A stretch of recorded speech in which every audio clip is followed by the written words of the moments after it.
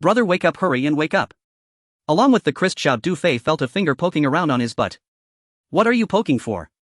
Be careful or he'll poke you back. Du Fei muttered impatiently. He opened his eyes and saw a youthful girl of about 15 or 16 in full bloom and was instantly stunned. Brother, you.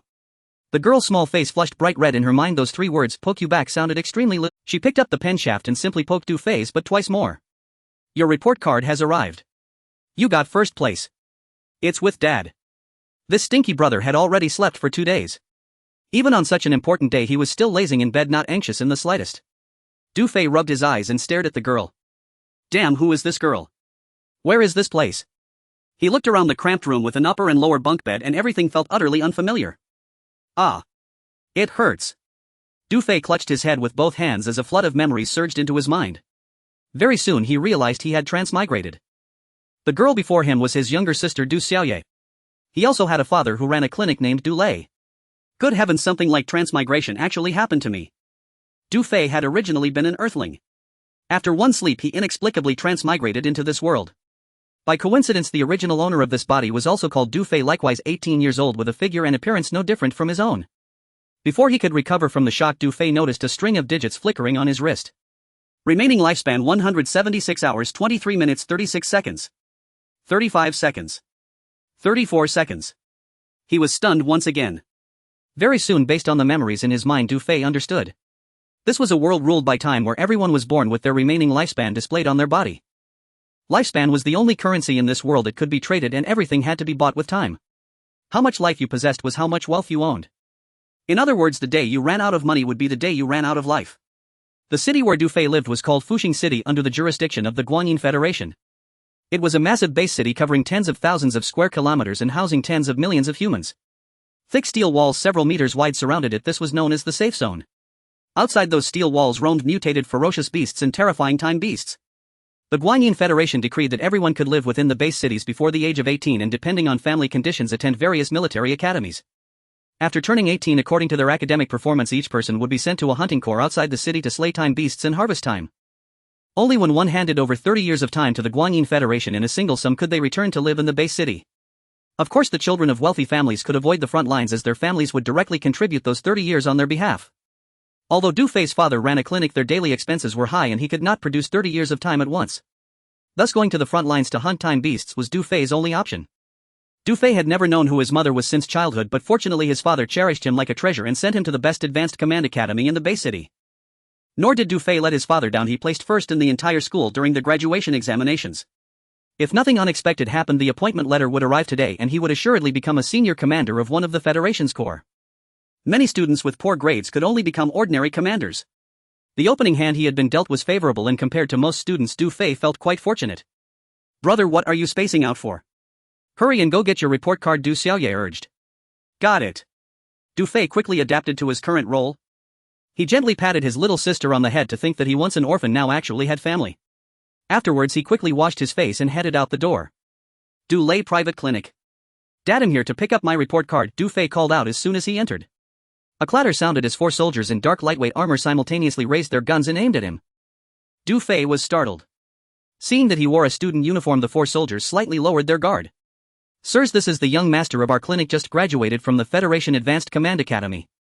The clinic assistant Uncle Chen hurried over to explain, then whispered to Du Fei, your father is in emergency treatment. Oh. Du Fei responded, and once the soldiers lowered their muzzles he sat on a long bench to wait. Over an hour later the emergency room door finally opened. Out walked a beautiful mature woman, her cheeks still faintly flushed. With elegant movements she pulled her collar up, covering several purplish marks on her chest and neck.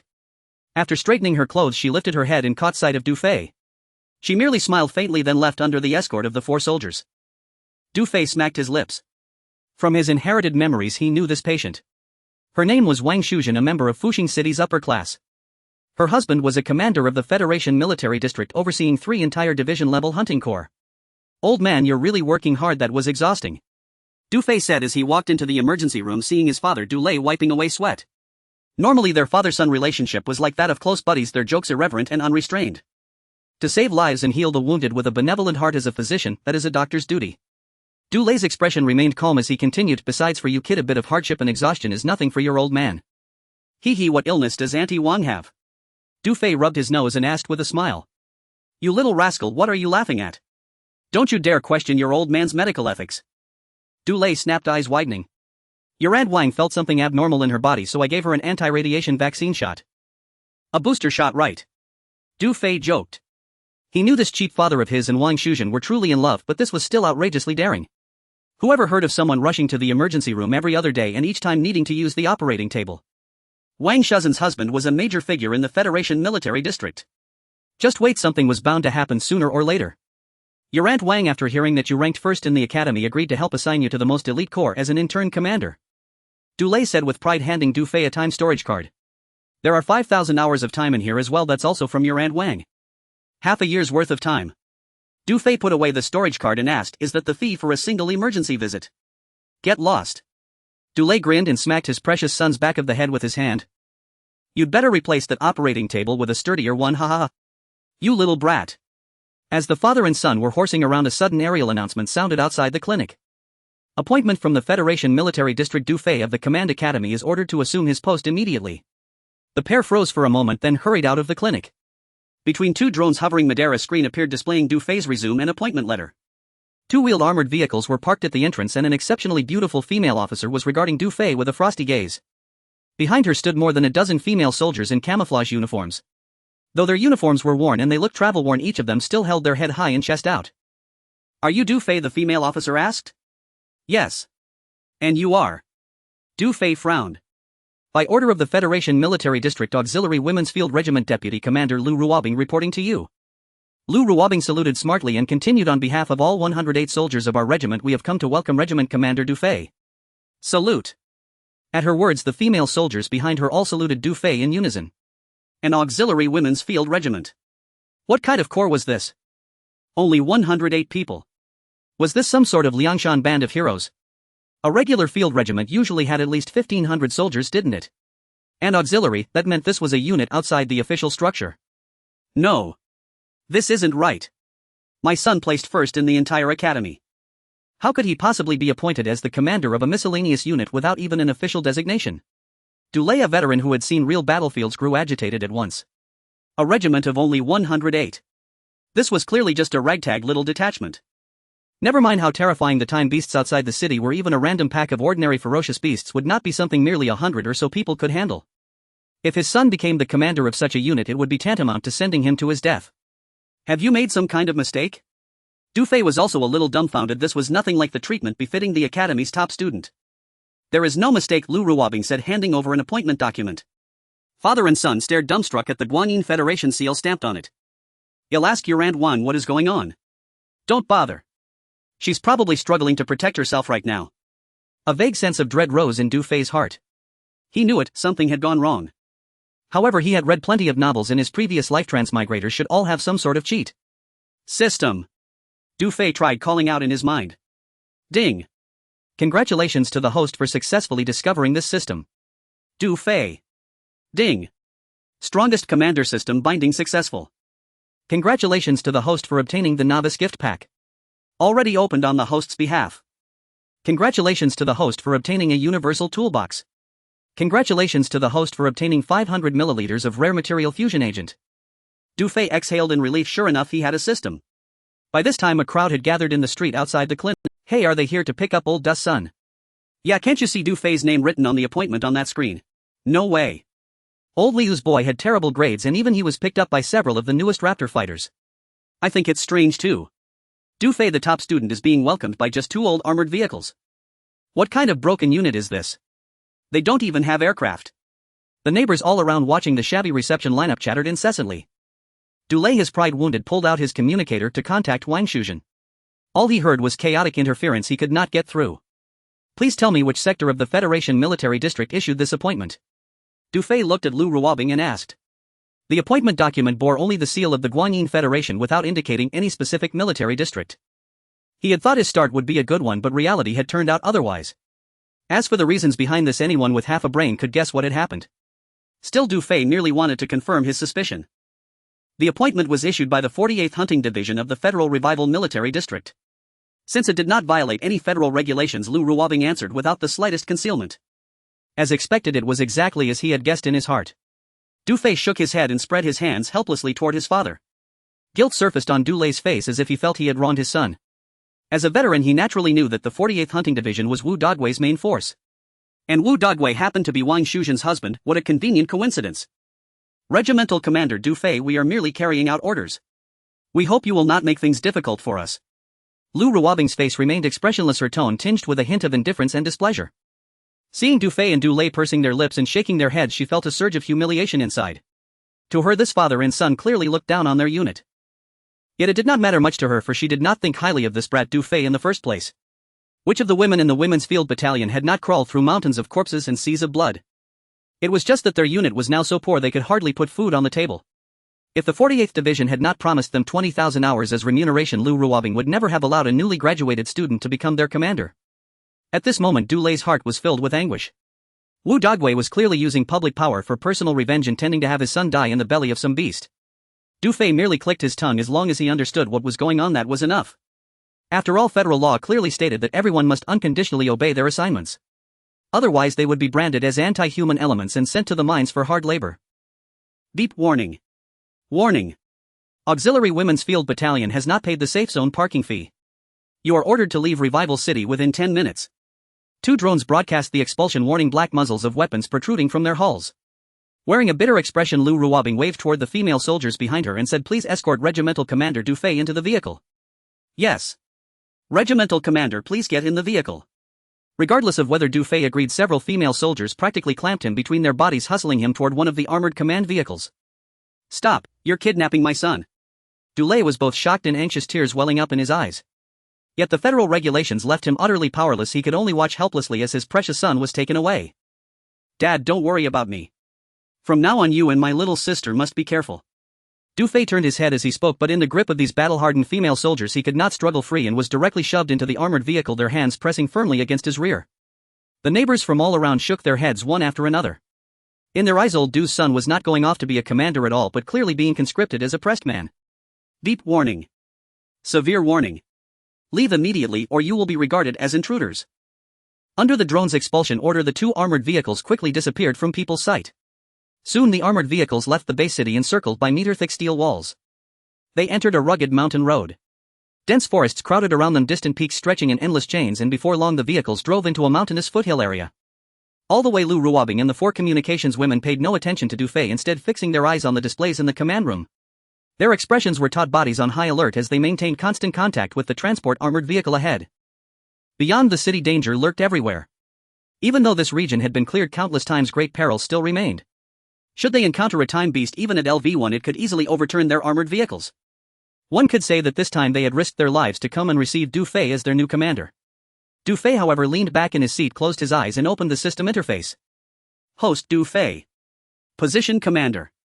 Legion Auxiliary Women's Field Battalion. Reputation 0. Affinity 0. Physique not enhanced, radiation exposure 30. Items: Universal Toolbox 1, Rare Material Smelting Agent 500 milliliters. The interface was simple and clear at a glance. It seemed the system had automatically bound itself to this unit and had already recognized him as their commander. There were also prompts regarding reputation and affinity. As long as Du Fei earned the recognition of his soldiers, he could obtain reputation and affinity from them. These values could then be exchanged in the technology repository for all manner of items and blueprints. However, having just joined and still unfamiliar with these women, both his reputation and affinity remained at 0 and the technology repository had yet to be unlocked. As for physique, in this world almost everyone had been exposed to radiation, the only difference being in the severity. Take these women who had long been operating outside the city for example, their radiation exposure was relatively severe. Although Du Fei's exposure was 30% compared with them, he was practically a healthy person others could only envy. Universal Toolbox. Du Fei opened the toolbox in the item inventory and countless tools appeared inside.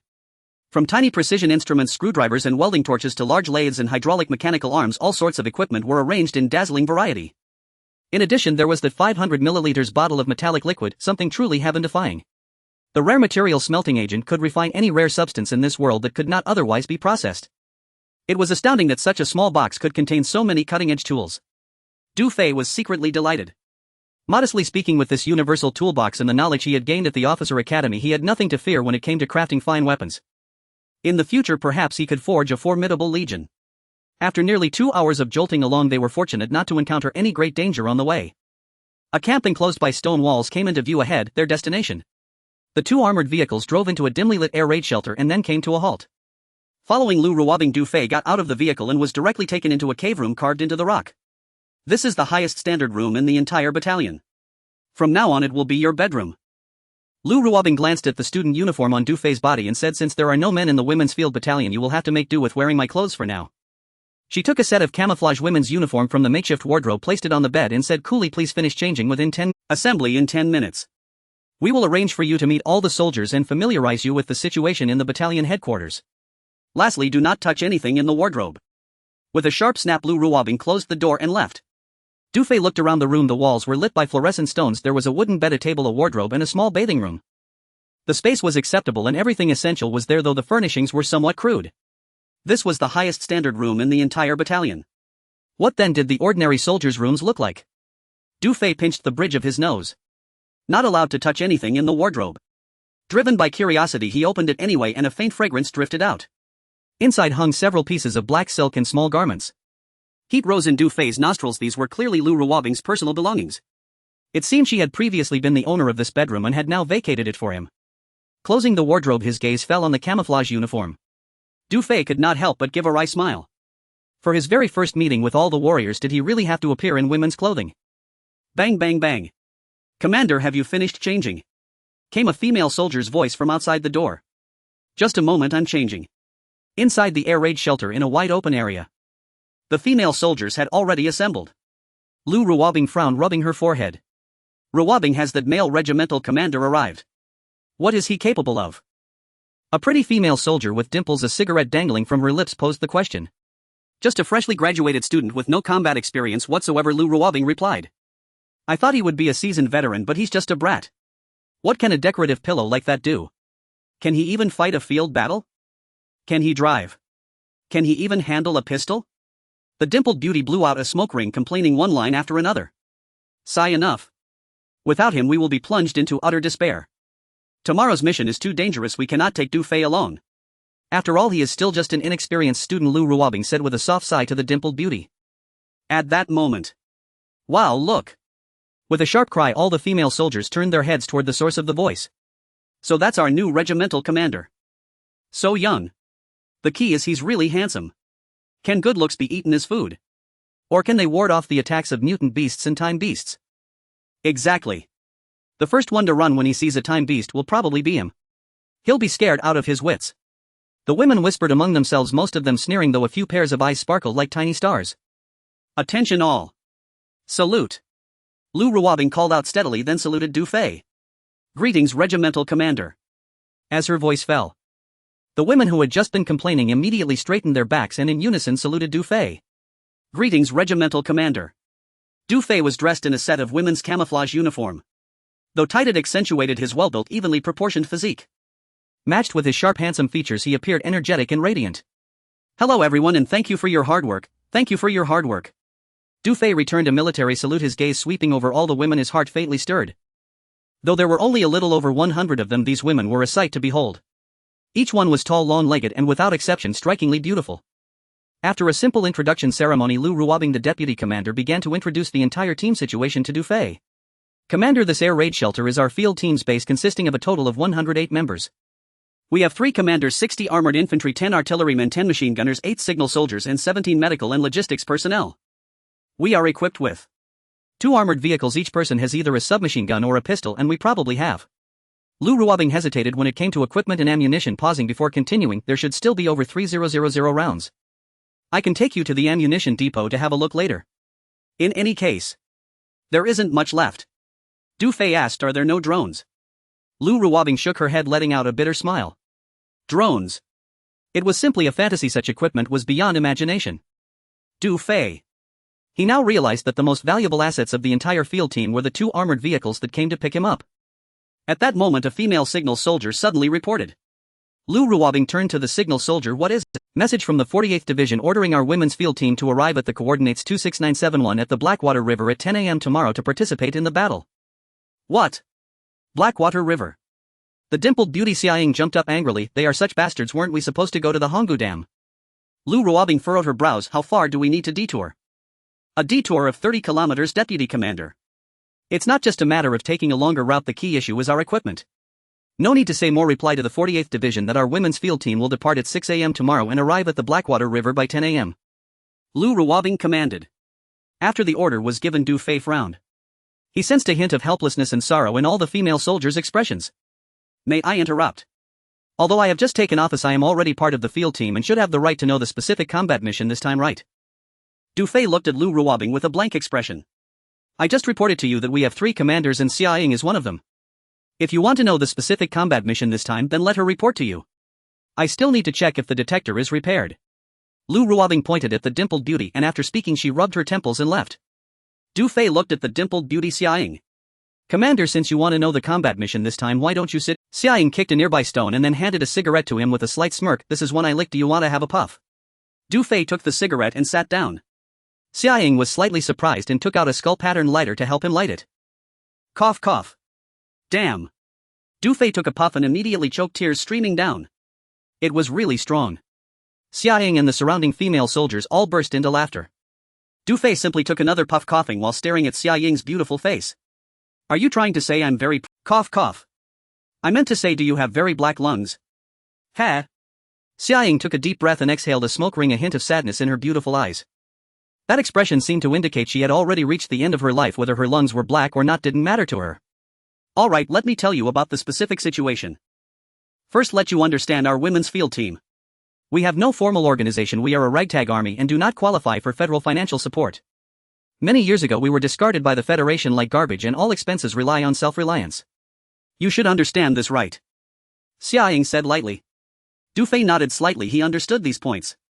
In this world-class, divisions were stark and there were basically no human rights. Especially for a ragtag army like this, the Chrono Federation wouldn't care about their survival at all. Our women's field team is in a very bad situation recently, which means we have reached the end of our rope and we are even on the verge of starvation. Fortunately, we received a mission from the 48th Division and we have to thank you for that. Xia Ying looked at Du Fei and continued, the 48th Division has appointed you as the commander and requires us to cooperate with their beast hunting operation tomorrow. After completing the mission we will be allocated to 0000 hours. They have 2 hunting zones tomorrow, one is the Honggu Dam and the other is the Blackwater River. At that time the 48th Division will carry out a purge, originally intending for us to assist in encircling the light beasts at the Honggu, but those bastards just ordered us to head to the Blackwater River instead. Du Fei interrupted and asked, what's the Xia Ying glanced at Du Fei, her beautiful eyes showing a look as if she were looking at a child. For us there's still a glimmer of hope at the Honggu Dam. At the Blackwater River it's certain death. The light beasts at Honggu Dam are of level 1 while those at Blackwater River are level 2. With our current weaponry, hunting level 1 light beasts is already quite challenging, let alone the level 2 light beasts at Blackwater River. Even though our task is to assist them in encircling the light beasts in a berserk state, do not fear gunfire. A single paw from a level 2 light beast could easily crush our armored vehicles, it is simply beyond terrifying. Du Fei fell into deep thought. Although he had never seen a light beast, he had learned a lot about them in the academy. In a berserk state, light beasts were indeed just as terrifying as Xia Ying described, if not more so. So does this mean the field team is essentially going to die in vain tomorrow? Du Fei looked up and said. At this moment Lu Ruobing, having finished her tasks, walked over and said, no matter what we have to give it a shot.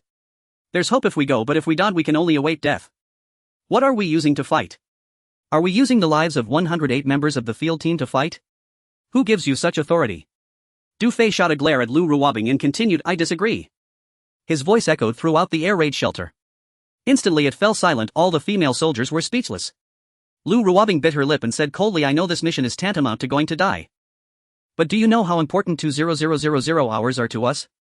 This is the only hope we have left to survive as a women's field team. You are a child of a wealthy family, you can directly parachute in as a commander and have no idea what we have experienced over the years. When we were 18 we left the base city just like you are now and joined the army. We once dreamed of saving up 30 years worth of time to offer to the Federation and then return to the base city to live a stable life. But in reality. Lu Ruobing smiled bitterly and continued, all I have seen are my loved ones dying tragically and my sisters falling one by one. Radiation, viruses and fierce beasts torment us at all times. For every light beast we hunt, 20 of the time gained is taken by the Federation, and for every transfer of time the Federation charges a 10 handling fee.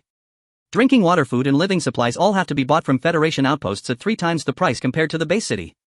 We really want to return to the base city to live, but we need to submit 30 years worth of time to go back. We have also hunted many light beasts and gained quite a bit of time, but up to now we have nothing. I want to ask, where has all the time gone? Lu Ruobing stared at Du Fei and asked, can you answer me? Du Fei was stunned and fell silent. Everything Lu Ruobing said was something he had never learned before, it meant he had not studied it in the academy. Where has all the time gone? Needless to say, all the time had been squeezed out by the Chrono Federation. At 18 everyone had to leave the base city except for those wealthy enough to afford 30 years worth of time. This meant that the children of poor families were destined to become tools for the Federation to extract time the moment they arrived in the outer city. Wanting to return to the city was tougher than ascending to heaven. At this moment Du Fei felt an inexplicable bitterness in his heart. He saw that all the female soldiers were bowing their heads, covering their faces and crying. Including Lu Ruobing and Xia Ying, tears were also streaming down their faces. After a while the female soldiers stabilized their emotions and quickly returned to their usual state. How about this? I still have some time I can spare for emergencies, so we won't have to risk our lives for 20000 hours. Du Fei said. Lu Ruobing's eyes revealed a hint of surprise, but it quickly faded and she shook her head, saying, it would have been great if you had said this 3 days ago. Now that the mission has been accepted, we must go whether we want to or not. You should understand the consequences of disobeying orders in the heat of battle, right? Du Fei slapped his forehead, worrying about the safety of his subordinates. He actually forgot this point. The Federation's regulations, damn regulations. It's dark now, dinner time is up, everyone disperse. Lu Ruobing waved her hand to the female soldiers and then said to a sweet-looking female soldier, Gonting, you go eat with the commander. After saying this she pulled Xia Ying away to discuss the battle plan. Commander, hello. Gonting came before Du Fei and saluted softly, saying, My name is Gonting, I'm a communications soldier, let me take you to dinner. One could tell that she was a relatively introverted and gentle beauty. Du Fei nodded and followed her to the logistics area. The dining area was a relatively large natural cave with wooden planks serving as dining tables and stones as benches. As Du Fei entered the cave he saw the female soldiers lined up in an orderly manner to get their food. He hadn't eaten anything since crossing over and was somewhat hungry. Commander, there's a stone, you sit first, you'll go get your food. Gonting said and directly walked over to a few cooks. Du Fei randomly found a stone to sit on, observing the meals of the female soldiers beside him. He saw that their bowls contained a thick porridge-like consistency with a small plate of dark brown side dishes. Commander, your food is here, eat quickly. Gonting placed Du Fei's food down and then picked up her own bowl, quietly starting to eat to the side. Du Fei looked at his food, which was a large bowl of scallion meat noodles and a sausage. Looking at Gonting's bowl, her food was the same as the other female soldiers, consisting of thick porridge and dark brown side dishes. Why is my meal different from yours? Du Fei asked. Originally everyone's meals were the same, but the vice commander instructed that your meal standard should be higher than ours. The vice commander bought some white flour, vegetables and meat when he went to pick you up in base city. After purchasing, now all of our time has only about 50 hours left. Du Fei frowned and then asked, how is time usually allocated in the field regiment? Time is shared equally among everyone. If there are expenses, we share them. The time we all have is basically the same. We live and die together. If we survive, we all survive. If we die, we all die. Gonting said. Du Fei fell silent upon hearing this. This meant that all the female soldiers now had less than 3 days left to live. It seemed that the situation of this female combat regiment was worse than he had imagined. Commander, hurry up and eat, Gonting said, then lowered her head to drink the porridge. Here, you eat mine. Ah. I want to taste your porridge. Commander. This is not appropriate. Follow orders. Without further discussion, Du Fei picked up Gonting's bowl of porridge and pushed his scallion meat noodles in front of her. Then Du Fei took a direct sip of the porridge and a bite of the dark brown side dish. Ugh. Du Fei nearly vomited. What is this?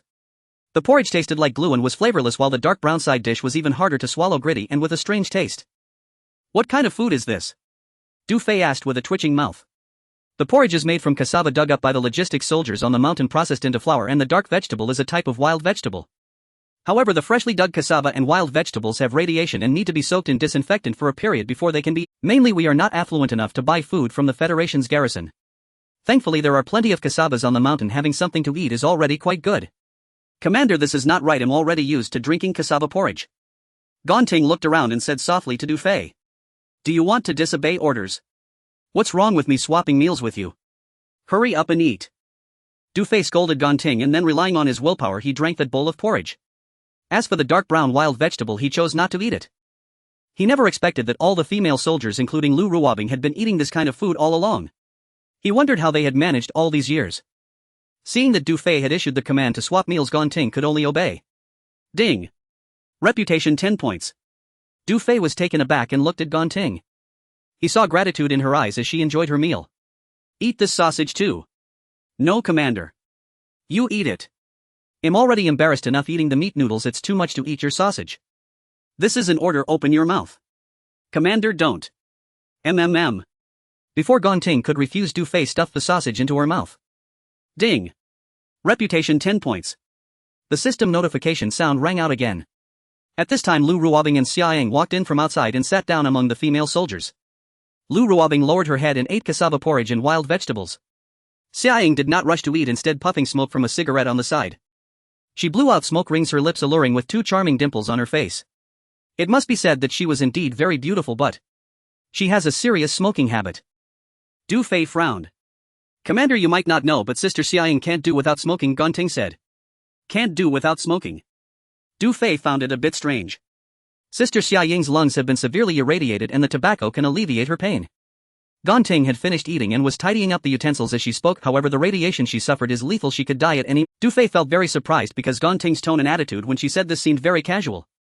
Seeing Du Fei's unusual expression, Gonting smiled bitterly. Too many sisters have died around us, we have become accustomed to it. The radiation in the wild is several times that of the base city and each of us has suffered different degrees of damage. For example, Sister Xia Ying has lung issues, Sister Ruobing has liver issues, and other sisters have shoulder and neck problems as well as abdominal issues. There are too many. Upon learning this, Du Fei truly began to understand the difficult circumstances these female soldiers faced. Their lives were simply inhuman. The reason they were so strong could only be said to be an infinite desire for life. Du Fei's heart was filled with mixed emotions as he looked at Gonting and couldn't help but ask, what part of your body suffered from radiation? Me. Upon hearing Du Fei ask this question, Gonting was slightly taken aback. After coming to her senses, her small face turned bright red and she stammered, Commander. I can't say it. Alright then, no need to say it. Du Fei expressed understanding. From Gonting's expression he could tell that the part of her body that had suffered radiation was surely difficult to mention. Thus he no longer pressed her to answer this question. After understanding the situation, Du Fei fell into silence. Although the irregular military units mostly acted like bandits without military discipline. Nonetheless, these female soldiers were not bad-hearted, they were a group of pitiful people. Moreover, the system had already bound this regiment, defaulting to this group of subordinates. Therefore, the first thing to address now was the crisis at Heishui River tomorrow. After making a decision, Du Fei stood up and said, who can take me to the ammunition depot? I want to take a look. The female soldiers who were eating turned their gazes toward Lu Ruobing and Xia Ying. Lu Ruobing rubbed her temples while Xia Ying extinguished her cigarette with a pout and remained silent. Captain, our area is the living quarters, the ammunition depot is in the adjacent air raid shelter. Lu Ruobing stood up feeling that Du Fei was being idle and said, it's dark outside now, it's not safe to go out. Let's wait until tomorrow to take you there. Du Fei fixed his gaze on Lu Ruobing with a frown, stating, I need to clarify the weaponry situation of the field regiment, don't forget I am the captain. Lu Ruobing was left speechless by Du Fei's strong attitude. Although Du Fei was just an inexperienced student, he was still the captain appointed by the Federation. With no other choice, Lu Ruobing turned to Sun Xiuqian, who was in charge of the ammunition depot, and said, since the captain wants to check, you should accompany him. Then she leaned close to Sun Xiuqian's ear and whispered, just show him a glance, those ammunitions are our lives. Sun Xiuqian nodded, then stood tall and said, Vice Captain, rest assured I will ensure the captain's safety. After speaking, she saluted Du Fei, saying, hello Captain, I'm Sun Xiuqian, please follow me. At the entrance of the air raid shelter, a heavy old-style password gate was tightly closed. Sun Xiuqian stepped forward and grasped the metal wheel, beginning to turn it. 3597. Due to the special circumstances, Du Fei could only remember the password in silence. With the password turned to the corresponding position, the gate clicked open. At this moment it was pitch black outside and the distant roars of beasts echoed. Due to the ferocity of the beasts at night, the field regiment had set up surveillance equipment outside the air raid shelter but had not stationed any soldiers to guard it. Captain, we need to move quickly, Sun Xiuqian said, holding a detector. Although it indicated safety nearby, she still reminded him cautiously. After speaking, she quickly headed towards the adjacent ammunition depot. Du Fei followed behind and while passing a pile of rubble inadvertently noticed something unusual about the stones. Many of the stones were covered in silver speckles faintly shimmering in the darkness. Ding! Secret silver or detected, can refine rare material, secret silver. Suddenly a system prompt sounded in his mind. Ha! These stones are secret silver ore. Description of secret silver: it is a magical metal that everyone in the world would fight over. It is indestructible. Can produce secret silver bullets or arrows which have lethal power against all living beings. Can create defensive armor that is as light as a feather and as strong as dragon scales. Its beauty is like pure silver and its luster does not fade with time. Click to expand more. Good stuff, definitely a rare material. Du Fei felt ecstatic inside. Seeing him stop, Sun Xiuqian impatiently urged, Captain, can you hurry up? Du Fei steadied his mind and followed her to the door of the ammunition depot. As Sun Xiuqian turned the metal wheel again, Du Fei silently noted the password. The gate opened. Click. Sun Xiuqian flipped the switch for the backup power, illuminating the large cave with a few wall lamps. Du Fei walked in to begin examining all the weaponry while Sun Xiuqian stayed close beside him. Is this all there is? After a round, he found the weapons to be old and cumbersome, extremely outdated. In the corner were 2 rugged mountain motorcycles, and apart from a few shoulder-mounted grenade launchers and a few functional machine guns, the rest were just a pile of scrap metal. The only valuable items were the few remaining ammunition. Over 500 rounds of 20mm cannon shells, more than 1,000 rounds of 7.62mm machine gun bullets, and 1,500 rounds of ordinary bullets, along with 150 kilograms of gunpowder. Du Fei felt utterly drained. They were not just poor but exceptionally so. This amount of ammunition was simply too meager. If they were to go to battle, it wouldn't last 5 minutes. However, Du Fei's mind raced and he quickly devised a plan. Although there are only over 3,000 rounds of various ammunition left, fortunately there are 150 kilograms of gunpowder which can be used to manufacture more bullets. The most important thing is that the stones outside can be refined into secret silver. With secret silver, ordinary bullets can be easily modified into secret silver bullets. In that case, there is hope for completing the mission at Heishui River tomorrow. Du Fei thought to himself. However, he could sense from Sun Xiaoqian's expression and demeanor that she was quite wary. What does this indicate? It indicates that in the eyes of the soldiers he was still just a young rookie, not authoritative enough. If he told them he could manufacture secret silver bullets, they would probably think he was insane. Because at present the world has not yet mastered the refining technology for secret silver. Although the Federation's top regiments possess a very limited amount of secret silver, it is merely naturally formed secret silver particles. Naturally formed secret silver particles are pitifully scarce, highlighting just how precious secret silver is in this world. It's a pity that I still lack the reputation, otherwise I could see what good things are in the technology vault. With no other option, he could only start making a batch of secret silver bullets himself. After a brief inspection, Du Fei quietly followed Sun Xiaoqian out. Inside the air raid shelter, the female soldiers had turned off the lights early and entered dreamland. Lu Ruobing and Xia Ying, who lived next to Du Fei, finally finalized their combat plan. Ying Bao, for tomorrow's mission I want. Lu Ruobing pondered for a moment and looked at Xia Ying, saying, given your physical condition, I want you to stay at the camp. What are you doing? Are you insulting me? Xia Ying rolled her eyes and blew smoke in Lu Ruobing's face, saying, my physical fitness is no worse than yours. I'm even more developed than you. If you don't believe me, let's compare. As she spoke, she directly pushed Lu Ruobing down, preparing to unbutton and compare sizes. Ah. You little brat, don't mess around. Who's bigger?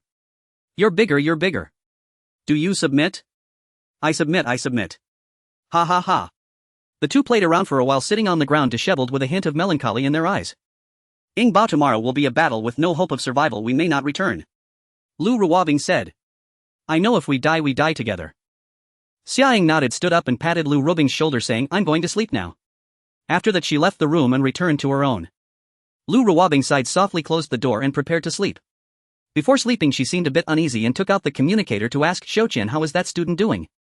Rest assured, Ruobing, I personally escorted him back to his room. He should have fallen asleep by now, Sun Xiaoqian replied. That's good. Get some rest, he's in your care tomorrow. Yes. In the dead of night, Du Fei appeared outside the air raid shelter. He planned to refine the secret silver first. However, to prevent an attack from ferocious beasts, he opened the ammunition depot's gate. If an emergency arises, he can quickly take refuge inside.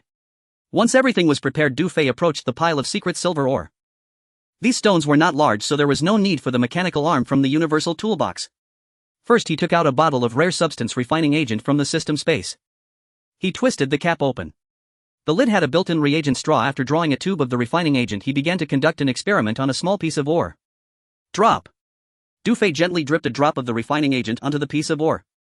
A miraculous event occurred. The ore rippled like water and the silver stars covering it began to gather and then slowly disappeared. Where did it go? Just as Du Fei was puzzled, a drop of shiny silver-white liquid flowed out from the interior of the ore, rapidly solidifying. In the next moment the ore lost its luster and a piece of silver metal appeared on the ground about the size of a fingernail. Is this the secret silver? Du Fei picked it up and found it almost weightless, as light as plastic. He squeezed it. It was very hard. Indeed, it was as light as a feather and as hard as dragon scales. Du Fei was overjoyed, not expecting the refining process to be so simple. Next he began the official refining. After refining several pieces, he thoroughly grasped the dosage of the refining agent. As long as the ore showed ripples, it indicated that the refining agent was effective. A small piece of ore only required 1 drop, while larger pieces needed 2 to 3 drops to show ripples. Half an hour later, Du Fei had gone through the entire pile of ore and finally completed the refining. He consumed about 30 milliliters of the refining agent and obtained over 40 pieces of secret silver ranging from the size of a fingernail to that of a bottle cap. The entire process went smoothly and he did not encounter any attacks from ferocious beasts, which made Du Fei feel quite pleased. After tidying up, he quickly walked into the ammunition depot and closed the door behind him. First, he'll coat the existing bullets with secret silver.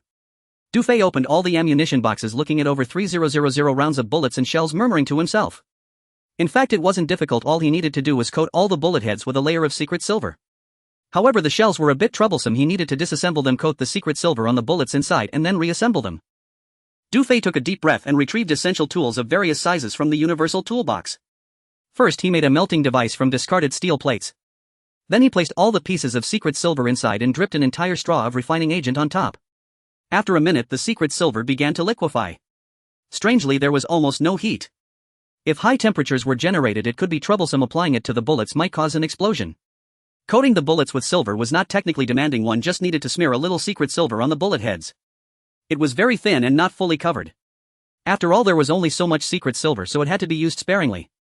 Although only a little secret silver was coated, these bullet heads would still be lethal when shot into the bodies of mutated beasts or time beasts.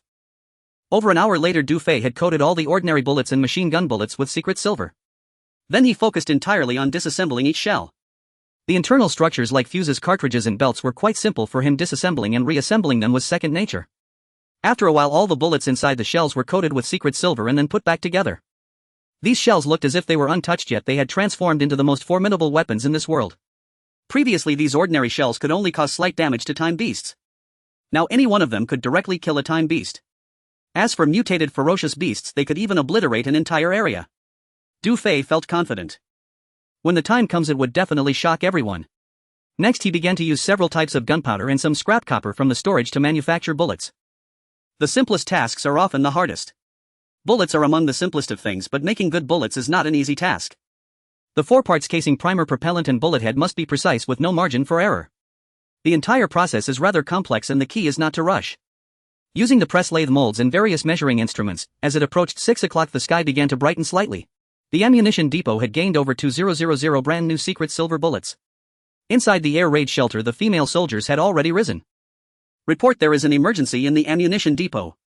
A female soldier was conducting a routine check of the surveillance monitor when she suddenly spotted a figure and immediately reported it to Lu Ruobing. What? Emergency assembly. Lu Ruobing and Xiaoying were alarmed. They rushed out quickly with all the female soldiers following closely behind as they poured out of the air raid shelter. Click. The gate of the ammunition depot suddenly opened. Du Fei was taken aback. He had been discovered. It's you. What are you doing in the ammunition depot? Upon seeing the dusty Du Fei, Lu Ruobing and Xiaoying were also taken aback. Du Fei smiled indifferently. It's nothing, I've just modified the ammunition. What the hell? What the hell?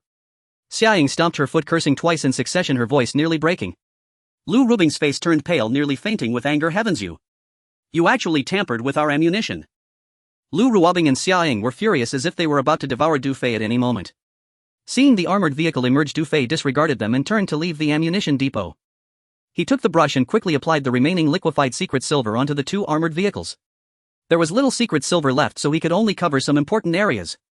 Xiaoying chased after him, gritting her teeth and saying, "You little brat, are you insane? Those ammunition are our lives." Lu Ruobing also questioned angrily, "What exactly did you do?" "I can't explain it to you for now, just follow my orders once we reach the Heishui River." Du Fei did not look back, quickly applying the secret silver on the armored vehicle, fearing they didn't even know what secret silver was. "Dare to call me a little brat? Just wait until you kneel and call me daddy." Xiaoying was extremely exasperated, her chest heaving. "Follow your orders. Just based on you." Lu Ruobing commanded Sun Shaoqian. "Here." Sun Shaoqian responded, drawing her gun and pressing it against Du Fei's forehead. "Don't move." Du Fei shivered. "What do you want?" Lu Ruobing frowned. "Take him back and keep an eye on him." "Yeah." Sun Shaoqian twisted Du Fei's arm and nudged his back with her knee. "Commander, please come with me to the room and cooperate obediently." An auxiliary military group, truly barbaric behavior. "Nonsense. You dare to imprison the highest commander." Du Fei struggled helplessly as Sun Shaoqian held him tightly, finally shouting, "Those bullets have been modified into secret silver bullets. Use them sparingly." As soon as he finished speaking, he was taken into the air raid shelter by Sun Shaoqian like an eagle capturing a chick. Furious, he's an unpredictable lunatic. What secret silver bullets? Stop talking nonsense. Lu Ruobing and Xiaoying shook their heads, then exchanged glances and quickly entered the ammunition depot, each grabbing a handful of bullets. They then loaded them into empty magazines, walking out one after the other. Bang! Bang! Bang! Wood chips flew from 2 distant trees. "Fortunately, there's no problem." Lu Ruobing sighed in relief. As the gunfire rang out, Du Fei, who was confined in the room, shook his head in silence, having said that they were secret silver bullets. "Foolish women. Do you want to try a few more shells?" Xiaoying asked. "No need, I see the shells haven't been tampered with and there's no time left." Lu Ruobing concluded, then commanded all the female soldiers, everyone prepare your gear. Yes. Report. A portion of bullets have appeared in the ammunition depot. Lu Ruobing paused in surprise and said, bring them all. Ruobing, is it appropriate to keep him locked up? After all, he is our commander. Xia Ying frowned. Sigh, this is for his own good, he is still just a child. Lu Ruobing sighed lightly and continued, don't worry, if we don't return by nightfall, Sun Xiaoqian will take him and find another way to survive. After hearing this, Xia Ying looked up at the gloomy sky and silently nodded. Target Heishui River, let's go. Yes. The two armored vehicles started up and the female soldiers ran alongside them, moving towards the Heishui River. In the next moment, the women's combat team left the camp. A gust of mountain wind blew by and two distant trees turned to ashes, scattering in the wind. The Revival Military District 48th Division. Commander, the auxiliary women's combat team has reported they have set off and are heading towards the Heishui River. An officer reported to the commander Diao Dek, who was dressed in a black uniform. Good. Diao Dek nodded, then commanded, notify the mobile brigade at Heishui River to evacuate completely and head towards the Honggu Dam hunting area. Then deploy drones to lure all the time beasts and mutated beasts at Heishui River to coordinates 26971. Commander, are we abandoning the Heishui River hunting area? The officer asked in confusion. This is the mission given to my 48th Division by the higher-ups. That madwoman formed the women's combat team initially, and it has always been a thorn in the side of the higher-ups. Now the remaining scourge must be eliminated along with an 18-year-old short-lived brat. After all, under the supervision of the Heavenly Eye, the higher-ups want us to execute this task flawlessly. Diao Dek finished speaking, revealing a sinister smile. The Federation stipulates that corps cannot kill each other, otherwise anyone involved will face severe punishment. However, letting the women's combat team perish at the hands of the time beasts does not violate the rules. Yes. The commander is brilliant. The officer turned and left to relay the orders. At 9:30 a.m. Deputy Commander, we will arrive at coordinates 26971 in 10 minutes. Command, proceed at full speed and arrive at the destination early. In the armored command vehicle, Lu Ruobing issued the orders. Yes. The female soldiers of the combat team did not stop increasing their speed. Report, an emergency situation has arisen.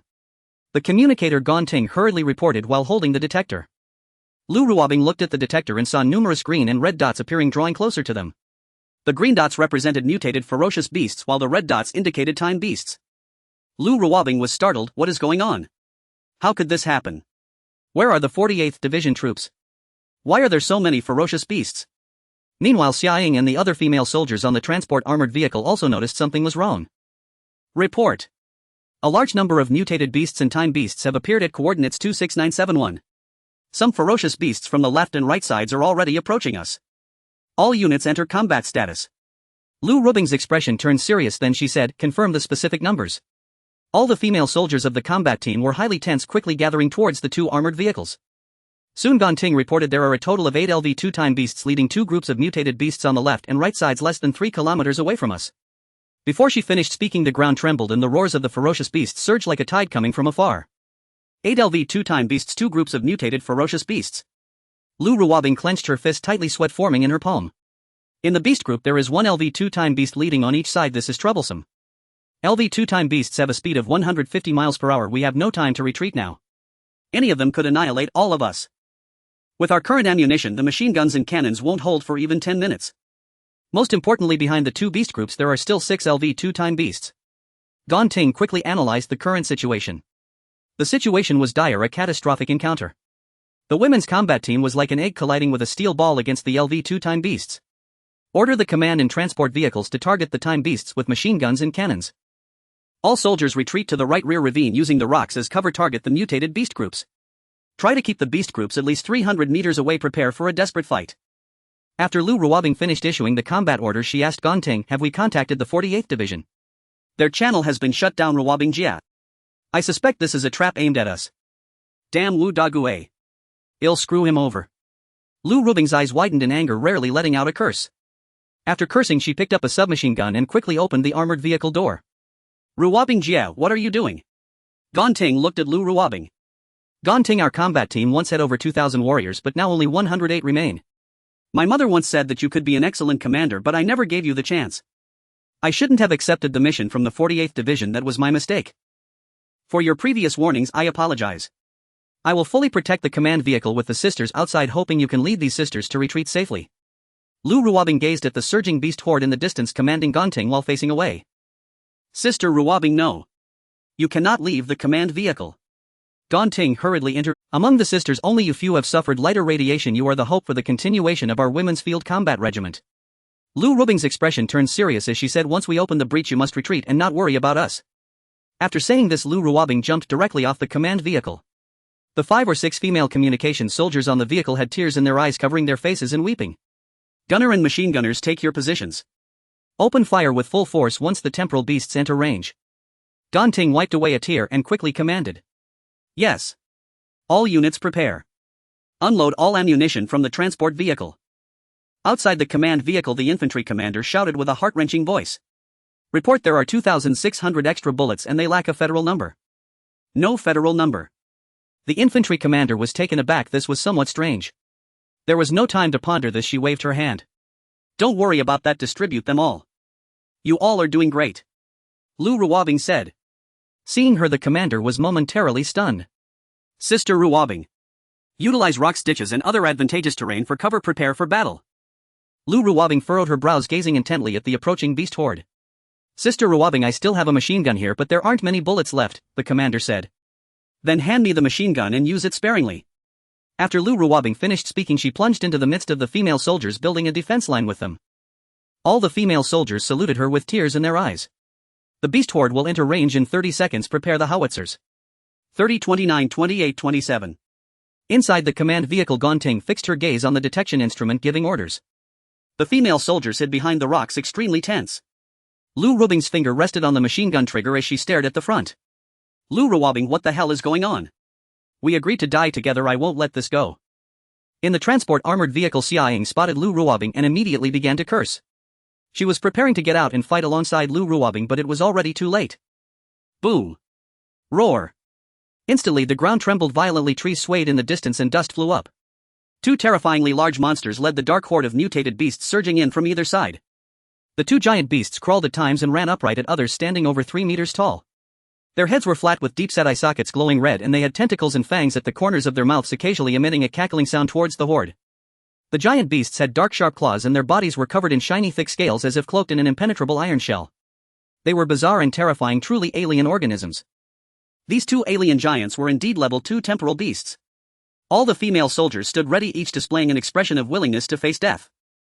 They knew that facing level 2 temporal beasts, the chances of survival were virtually zero. This would be their last battle in life. Although their weapons could hardly inflict any damage on the level 2 temporal beasts, they were determined to fight to the death. The beast horde has entered range. Fire the howitzers.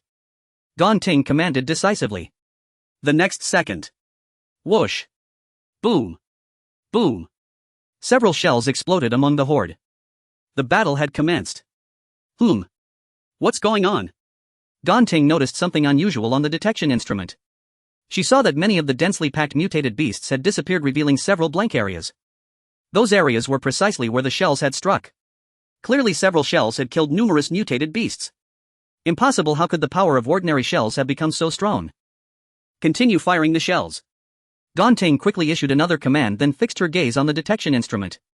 Boom. Boom.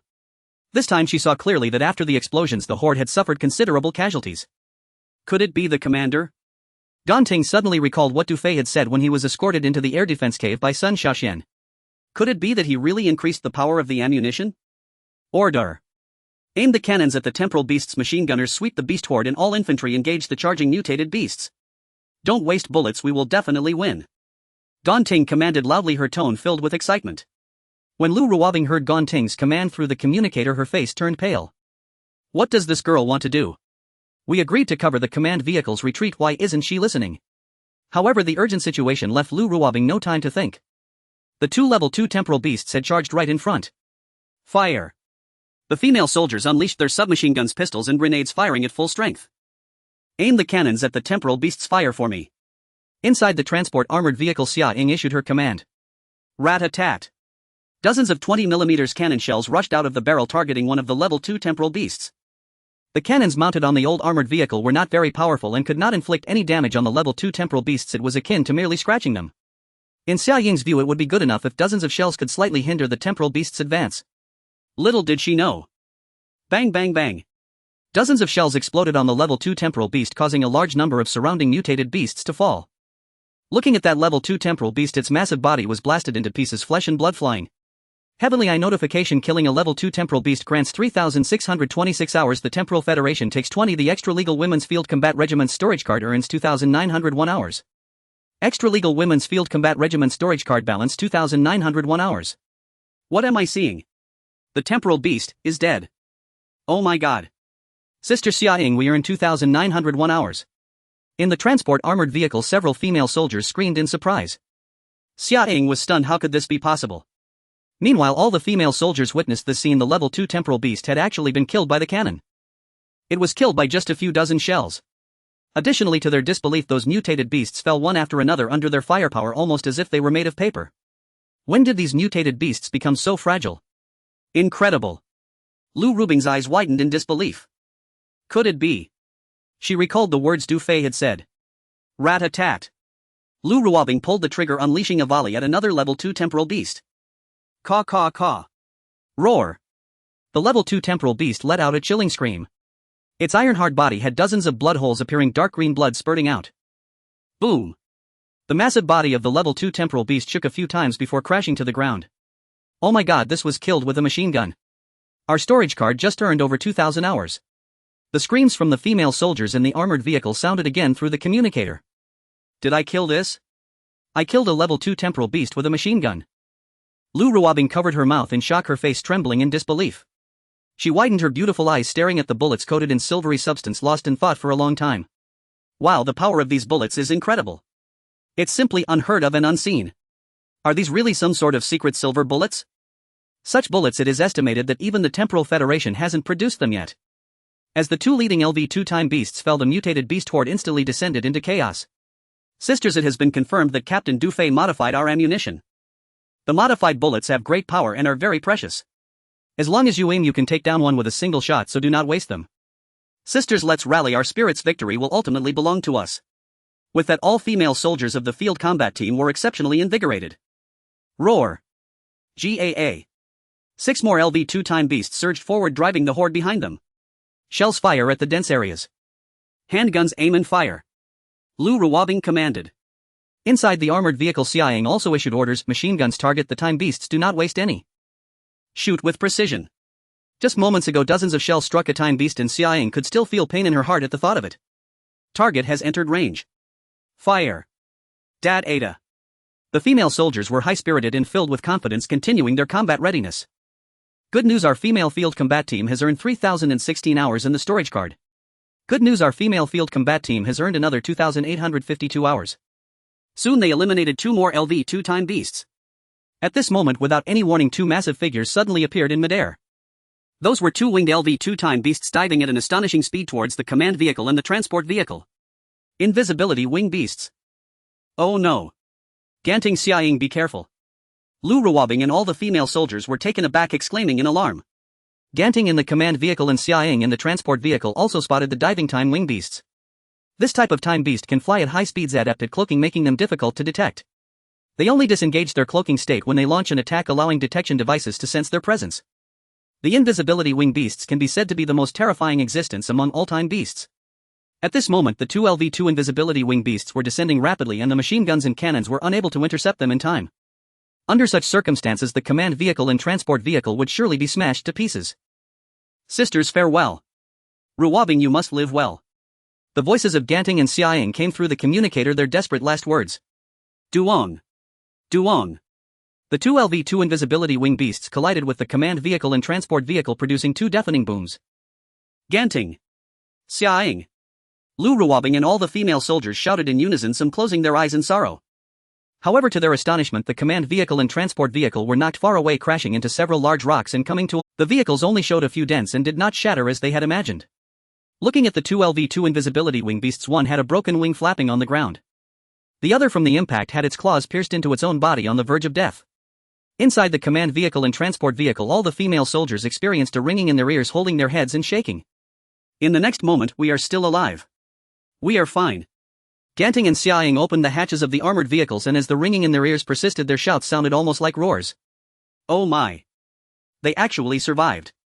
This is unbelievable. At the moment of the attack, the 2 armored vehicles seemed to shimmer with a layer of silver light. It must have been something on the vehicle that withstood the impact from the two LV-2 invisibility wing beasts, allowing Ganting and Xiaoying to escape disaster. In an instant, Lu Ruobing and all the female soldiers suddenly remembered the scene before they left where Du Fei was brushing something on the armored vehicle. Great, let's continue fighting. Lu Ruobing snapped back from her shock, raising her machine gun and firing at the struggling invisibility wing beasts. Heavily I-message killing LV-2 invisibility wing beast earns 3,954 hours. The Time Federation takes 20. The auxiliary female field combat team storage card earns 3,163 hours. Heavily I-message killing LV-2 invisibility wing beast earns 3,628 hours. The Time Federation takes 20. The auxiliary female field combat team storage card earns 2,903 hours. With the two LV-2 invisibility wing beasts killed, the female field combat team once again made gains. The battle intensified. The machine guns of the two armored vehicles were respectively damaged, and Ganting, Xiaoying and the communication female soldiers quickly opened the doors and joined the infantry ranks. Machine guns fire with all your might. Shells fire. Boom. Boom. The time beasts and mutated beasts lay scattered on the ground, their cries echoing in the aftermath of the field combat team's assault. Soon the remaining 4 LV-2 time beasts fell one after another, and the female field combat team's storage card continued to receive credits. 10 minutes later, the mutated beast horde without leadership scattered in disarray into the woods, fleeing in all directions. Cease fire. We have won. Well done. Lu Ruobing, Xiaoying and Ganting exchanged glances, their faces revealing a complex mix of excitement and emotion. That was exhilarating. So thrilling. It's simply unbelievable. Indeed, we actually hunted 10 LV-2 time beasts and defeated 2 mutated beast hordes. All the female soldiers embraced each other, tears of excitement streaming down their faces. It was incredibly uplifting. This achievement. They had never fought such a thrilling battle in their lives. Check the casualty situation and report the losses. Lu Ruobing commanded. Yes. 3 minutes later. Report. The command vehicle and transport vehicle have 13 soldiers with minor ear ringing, and apart from that there were no casualties in the entire team. Total remaining ammunition is 1,263 rounds. The machine guns on the command vehicle and transport vehicle are severely deformed, and parts of the vehicle and communication equipment are damaged, but it does not affect operations. Our female field combat team has eliminated 10 LV-2 time beasts and earned 27,875 hours. In this battle we achieved a great victory. Report completed. All the female soldiers of the field combat team cheered. A miracle. Lu Ruobing, Xiaoying and Ganting took a deep breath at the same time. For the first time they felt that the air tinged with radiation was so fresh. At this moment they all understood. The reason they could achieve a complete victory in the Blackwater River battle without losing a single soldier was entirely thanks to Du Fei. It was that little brat in their eyes who saved all the sisters in the field combat team. Ganting, Xiaoying, see if you can still contact Sun Xiaoqian, hurry. Lu Ruobing said as she jumped into the command vehicle first. Okay. Ganting and Xiaoying quickly took their positions with the communication female soldiers. Calling Sun Xiaoqian. Calling Sun Xiaoqian. After a moment, a crackling interference noise came from the communicator received. Sun Xiaoqian received. Sun Xiaoqian, how is Captain Du Fei doing now? Please respond. Report, Deputy Captain. I feared the little brat might misbehave, so I temporarily tied him up. Sun Xiaoqian's voice came through the communicator. What? I command you to quickly untie Captain Du Fei. Do not mistreat him. ZZZT. Lu Ruobing hurriedly shouted into the communicator. Signal is poor. Cannot hear. Please repeat. Please repeat. ZZZT. The signal cut off. This. Lu Ruobing, Xiaoying and Ganting exchanged glances, anxious and stamping their feet. Gather. Return to the camp at full speed. Must arrive by 2 p.m. In the Revival Military District, the 48th Division. It's about time the remnants of the Women's Field Corps and that genius from the Command Academy should have all fallen prey to the beasts. Division Commander Diao Dik sat confidently on a fur sofa, legs crossed. Killing 2 birds with 1 stone. Even if the Federal Eye detects the 48th Division's malicious actions, we would only have to pay a small fine at most. After all, a ragtag army like the Women's Field Corps contributes very little to the Federation throughout the year. The Federal Eye also judges based on appearances. Sometimes it turns a blind eye. Commander. We miscalculated. The adjutant rushed in anxiously. What miscalculation? Diao Dik was slightly taken aback. You need to check the latest news released by the Federal Eye. The adjutant opened the laser screen and entered the Federal Eye website. It displayed the situations of various military districts as well as the rankings and achievements of numerous military corps. A rather inconspicuous piece of news was gaining traction.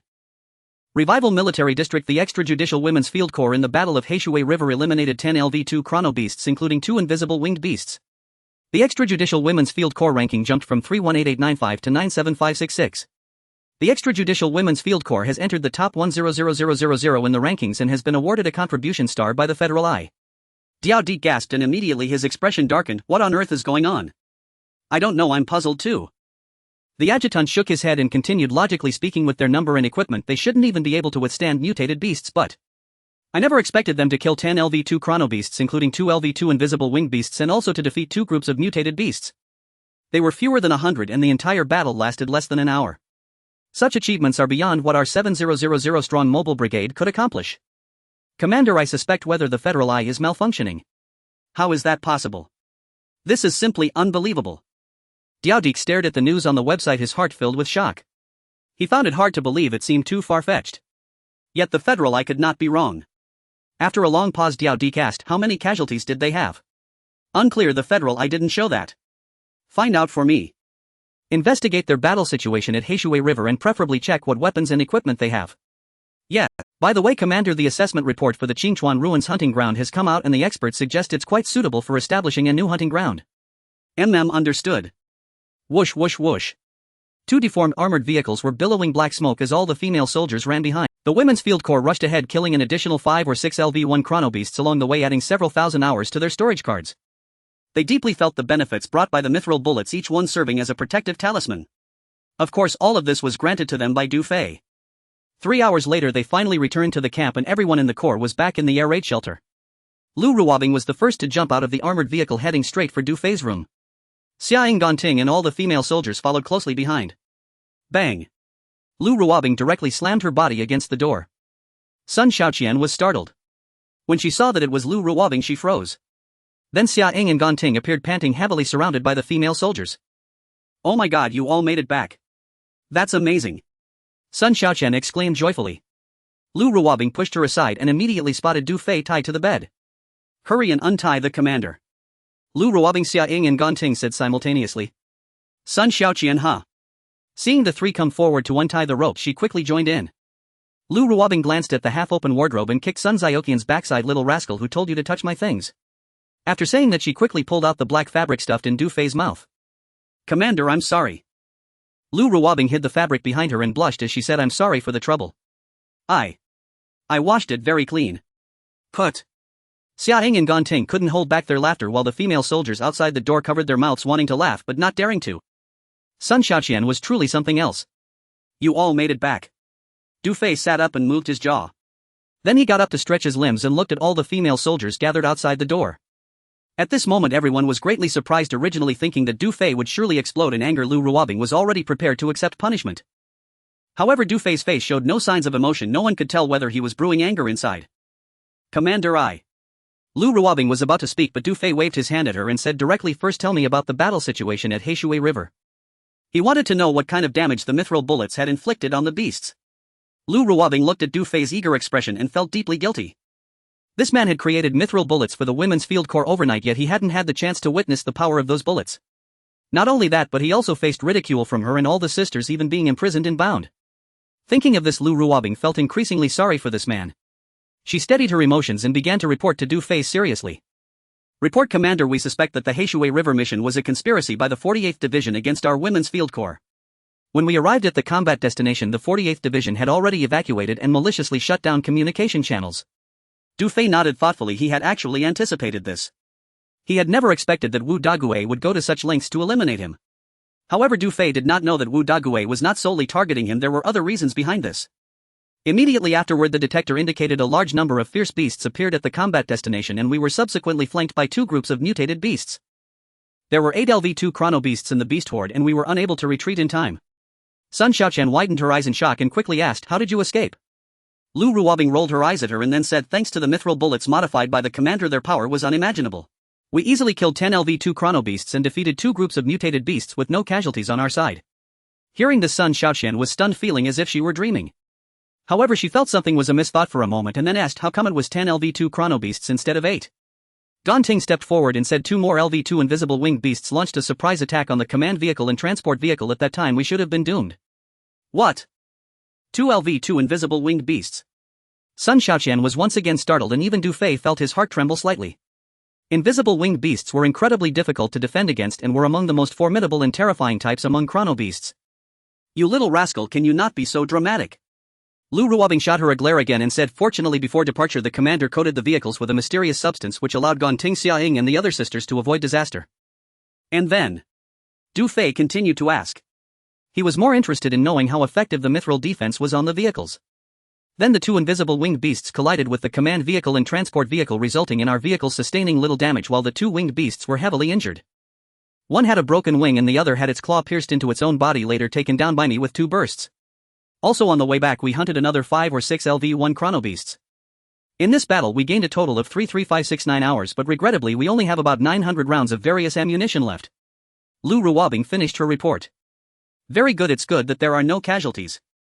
Du Fei nodded in satisfaction, his gaze sweeping over Lu Ruobing and all the female soldiers. Ammunition is meant to protect your lives. If you encounter a situation and deliberately try to conserve ammunition, then your actions can easily put your comrades in danger. Lastly, I solemnly want to emphasize I don't want to see any of the 108 of you harmed. The words fell. The scene was deathly silent. Lu Ruobing, Xiaoying, Gonting, Sun Xiuqian and all the female soldiers lowered their heads. At this moment each of them felt something deeper than just guilt for Du Fei. After a brief silence, Sun Xiuqian with a sense of guilt on her face lowered her head and said, I'm sorry, leader. I shouldn't have treated you that way, please punish me.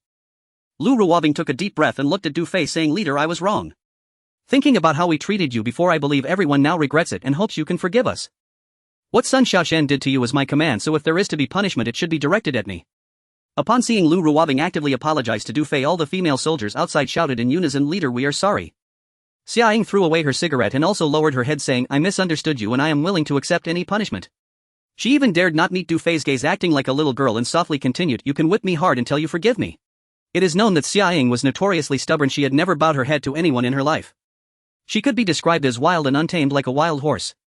As a child her stepfather once hung her up and beat her for 3 days and nights to make her admit her mistakes, and she didn't even furrow her brow. The fact that she is bowing her head to Du Fei now shows how much courage she mustered. Not for any other reason but for the battle at Heishui River. After this battle she had completely acknowledged Du Fei in her heart. None of her sisters were injured, they all returned alive. This man could create such powerful bullets, demonstrating just how extraordinary his abilities are. He saved the lives of the entire team, yet she had scolded him in front of so many people, thinking how heartbroken he must be.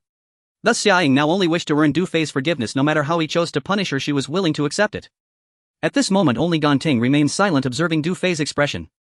Du Fei frowned, his face dark. Gonting felt a bit panicked, sensing that he was about to erupt.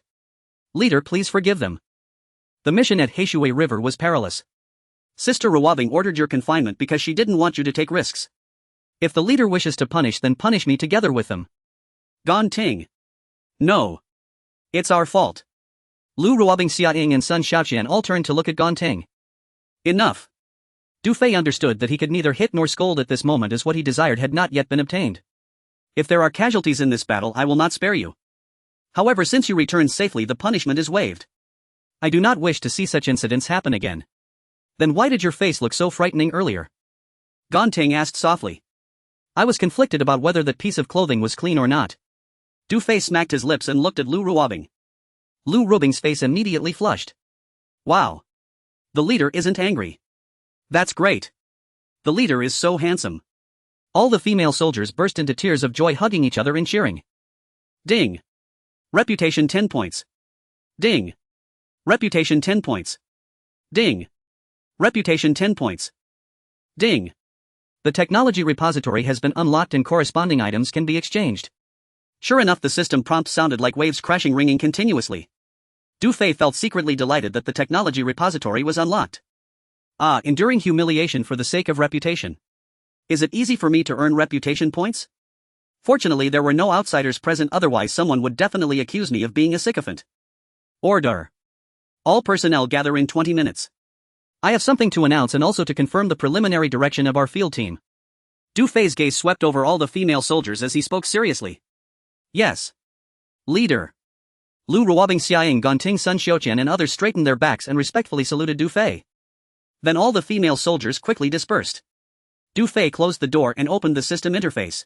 Post Du Fei position Commander Legion non-regular women's field team reputation value 1370 affection value 0 physique not strengthened suffered 30 radiation items universal toolbox 1 rare material refining agent 450 milliliters warm reminder technology repository has been unlocked corresponding items can be exchanged. Du Fei quickly skimmed through the system interface and eagerly opened the technology repository. A variety of items came into view, instantly stunning him. Rare material refining agent 500 milliliters requires 200 reputation points. Light armor blueprint requires 200 reputation points. Land King tracked vehicle blueprint requires 500 reputation points. Energy crystal system produced cannot be replicated can provide energy for 1 year requires 100 reputation points. Recovery pool blueprint requires 500 reputation points. Water purifier blueprint requires 200 reputation points. Predator stealth drone blueprint requires 1500 reputation points.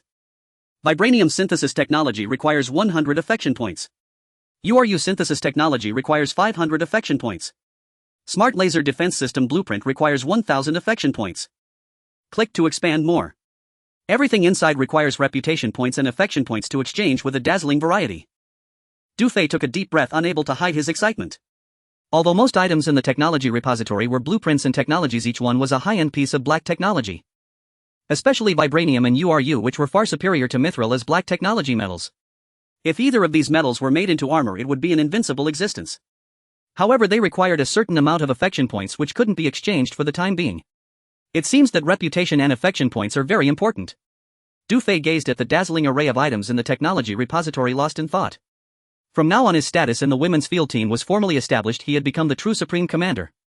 Thus he would build a powerful army, ensuring the female soldiers under him live healthily and happily. Moreover, his father and sister were also in an unsafe situation. After all, Wu Daguay was considered a mid-level figure in the Light Union, and with just a few maneuvers he could expel his father and sister from Revival City. He now realized that there was a stark contrast between the inside and outside of Revival City, as the Union's surveillance prevented communication between the two. People inside and outside the city could not contact each other at all, as if they were worlds apart. I must become stronger as soon as possible. Dufay clenched his fist and began to ponder. Currently with 1370 reputation points, what should I exchange for first? After some consideration, Dufay made a decision. Ding! Congratulations to the host for using 500 reputation points to exchange for a Land King tracked vehicle blueprint. As the system prompt sounded, various schematics, parameters and performance introductions for the vehicle appeared in Dufay's mind. Land King tracked vehicle equipped with a large caliber cannon with a kill radius of over 5,000 square meters, meaning an explosion radius of 36 meters, fully automatic defensive machine guns, light Gatling, etc. Long-range detectors, early warning devices, night vision devices, secure communication, can drive automatically, powered by energy crystals with a maximum speed of 150 km/h.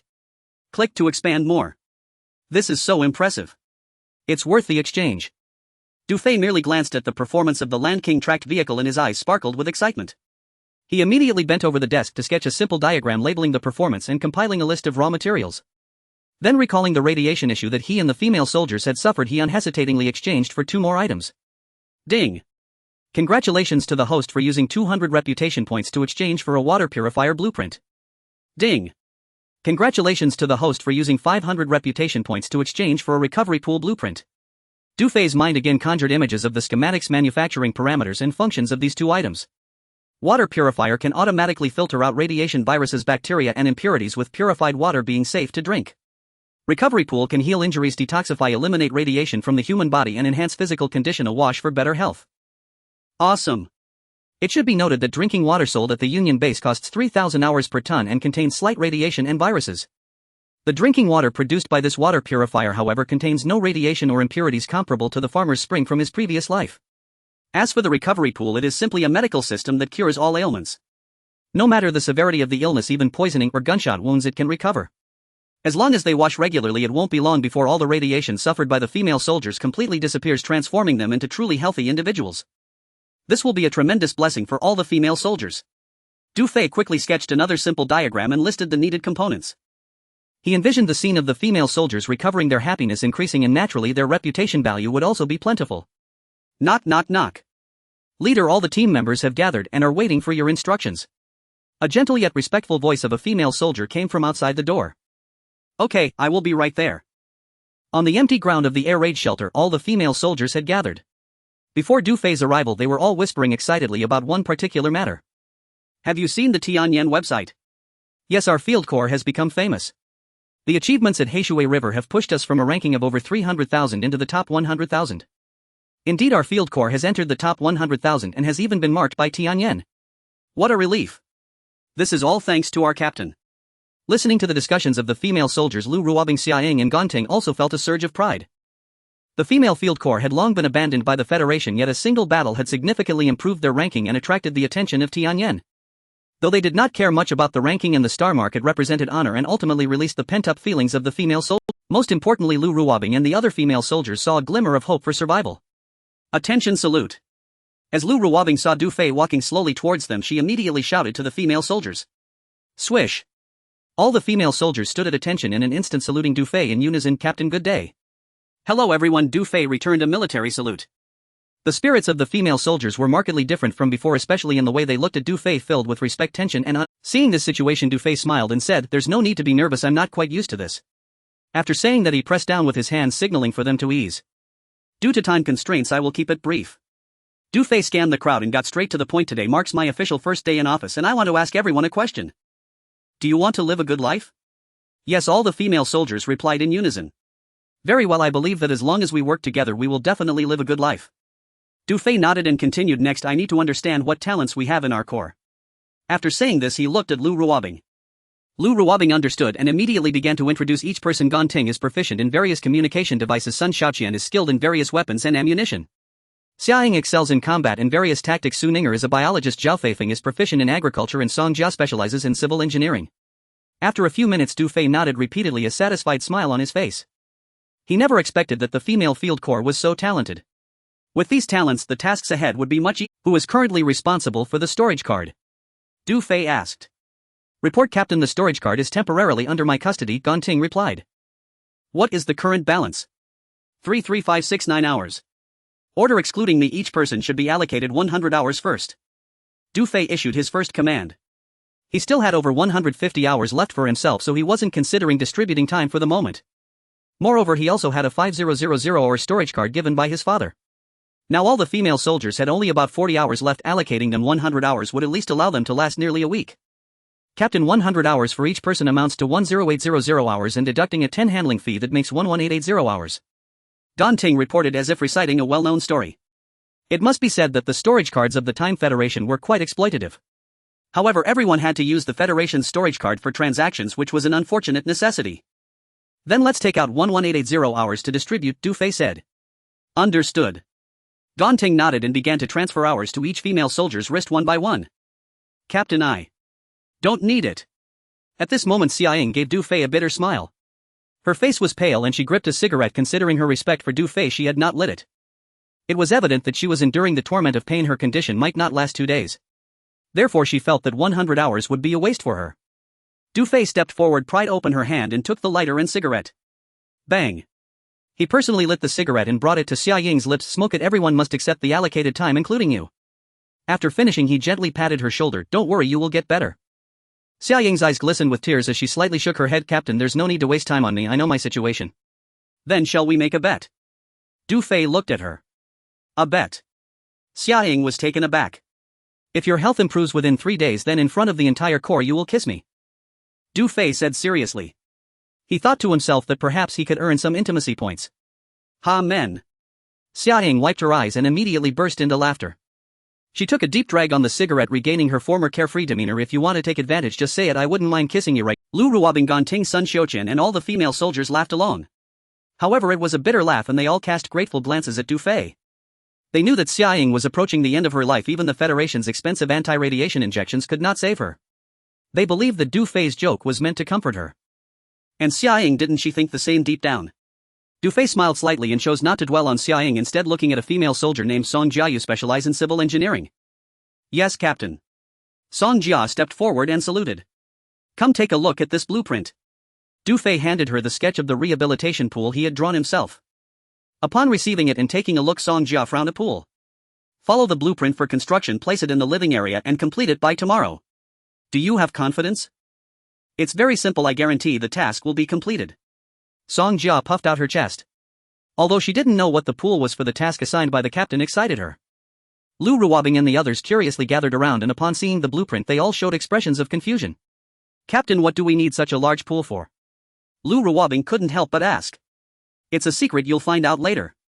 Du Fei smiled mysteriously. Lu Ruobing and the others exchanged glances and then shook their heads helplessly. After all, they had said that from now on everything would be decided by this man. If he wanted to keep it a secret, so be it. What they were looking forward to now was whether Du Fei could produce more mithril bullets. Where did that pile of stones next to the ammunition depot come from? Du Fei suddenly asked. Lu Ruobing was taken aback and answered 2 years ago there was a mudslide that washed down from the mountain. Understood. Du Fei secretly rejoiced. If he guessed correctly, this mountain likely contained a large amount of mithril ore. Du Fei could only speculate, and it had yet to be confirmed. If there really existed a secret silver mine on this mountain, then producing secret silver bullets would not be a problem. All that was needed was gunpowder and brass, but these items had to be purchased from the Federation outpost. Our command vehicle and transport vehicle are too outdated. The currently equipped weapons and communication devices have been destroyed. Du Fei looked at Lu Ruobing and the others, continuing, I suggest we eliminate these two-wheeled armored vehicles and replace them with the latest tracked combat vehicles. Upon hearing this, Lu Ruobing, Ganting Xiaoying and Sun Xiaoqian were all dumbfounded. Captain, you should know our situation. Ganting smiled bitterly and said the latest tracked combat vehicles are very expensive. The old-style tracked combat vehicles sold by the Federation cost at least 100,000 hours. If it's the latest tracked combat vehicles, one vehicle would probably cost around 500,000 hours. Ganting is right.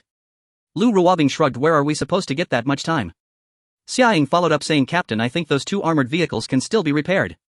They felt that Du Fei's ideas were too far-fetched, and this suggestion was essentially worthless and unrealistic. If the women's field combat team had 500,000 hours, why would they risk their lives to take on a task worth only 20,000 hours from the 48th Division? The latest tracked combat vehicles are very tempting, but how could they possibly afford them? Let me finish speaking. We definitely cannot afford to buy them. What I mean is we can build them ourselves, Du Fei said. What? Build them ourselves? Captain, did we hear you correctly? Only the Federation's top military industrial group can manufacture tracked combat vehicles. Even the major groups known for their time fortune do not have that capability. The key question is, where do we get the design drawings and manufacturing technology as well as a complete set of precise parameters? Yes, we know nothing. How can we build them? Lu Ruobing, Xiaoying, Ganting and Sun Xiaoqian all shook their heads and laughed. Are you crazy? To suggest we build them ourselves? Do you think this is like playing with clay? In their view, this was even less reliable than spending 500,000 hours to purchase them.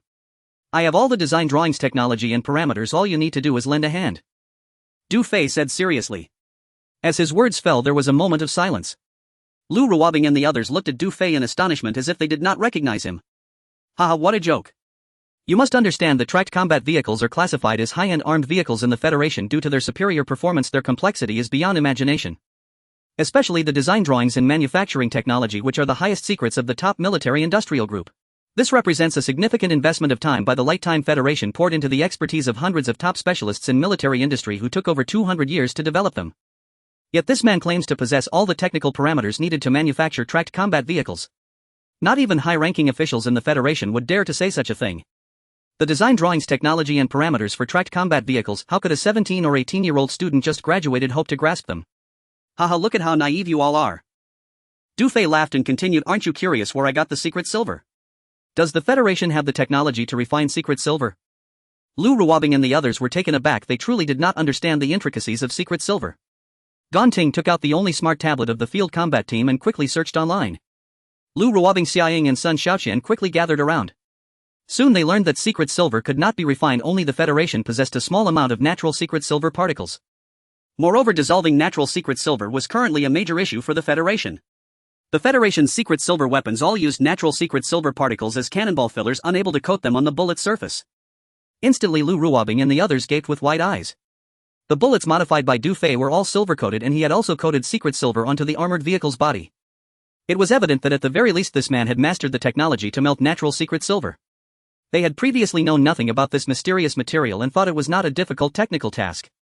But now they were completely astonished. Could he really refine secret silver? My God! Don't mention the technology for refining secret silver. Just selling the technology for dissolving secret silver to the Federation would ensure a lifetime of wealth.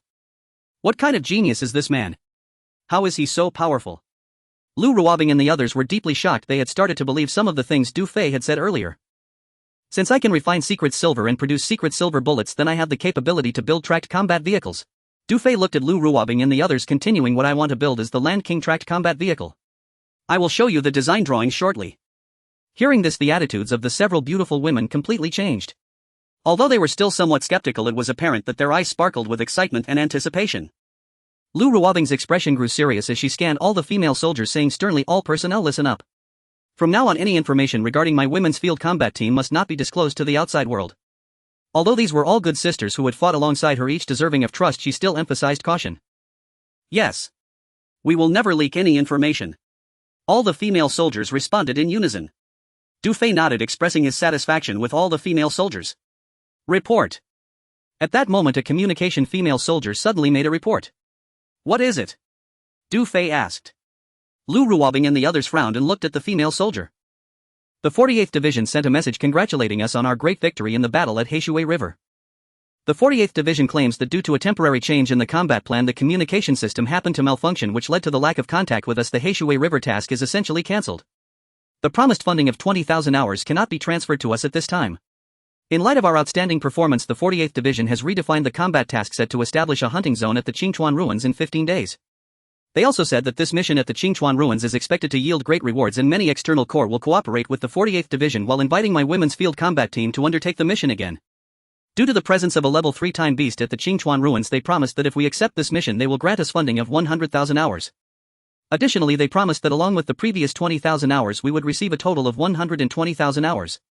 The communication female soldier finished her report. Bah! What a joke! The 48th Division is simply a bunch of bastards. They clearly don't want to give us funding. How shameless. They are truly audacious, trying to dig a pit for us to jump into. Suddenly all the female soldiers erupted in outrage. Lu Ruobing, Ganting, Xiaoying and Sun Xiaoqian were so furious that they trembled all over their beautiful eyes, seemingly ready to spit I spit. A bunch of bastards. Xiaoying cursed fiercely. What the hell is wrong with the communication device? Do they think I know nothing about communications? Damn it. How can they say they can't contact us? They clearly shut down the communication channels. Ganting said angrily, unable to hold back her curse. They're just despicable, they clearly want to cheat us. Lu Ruobing gritted her teeth. The women's combat team risked everything for those 2,000 hours and now they're just saying they won't give it to us. Alright, everyone quiet down for a moment. Du Fei pressed down on the excited female soldiers, speaking coldly, this all stems from me, they are targeting me. Everyone fell silent, stunned.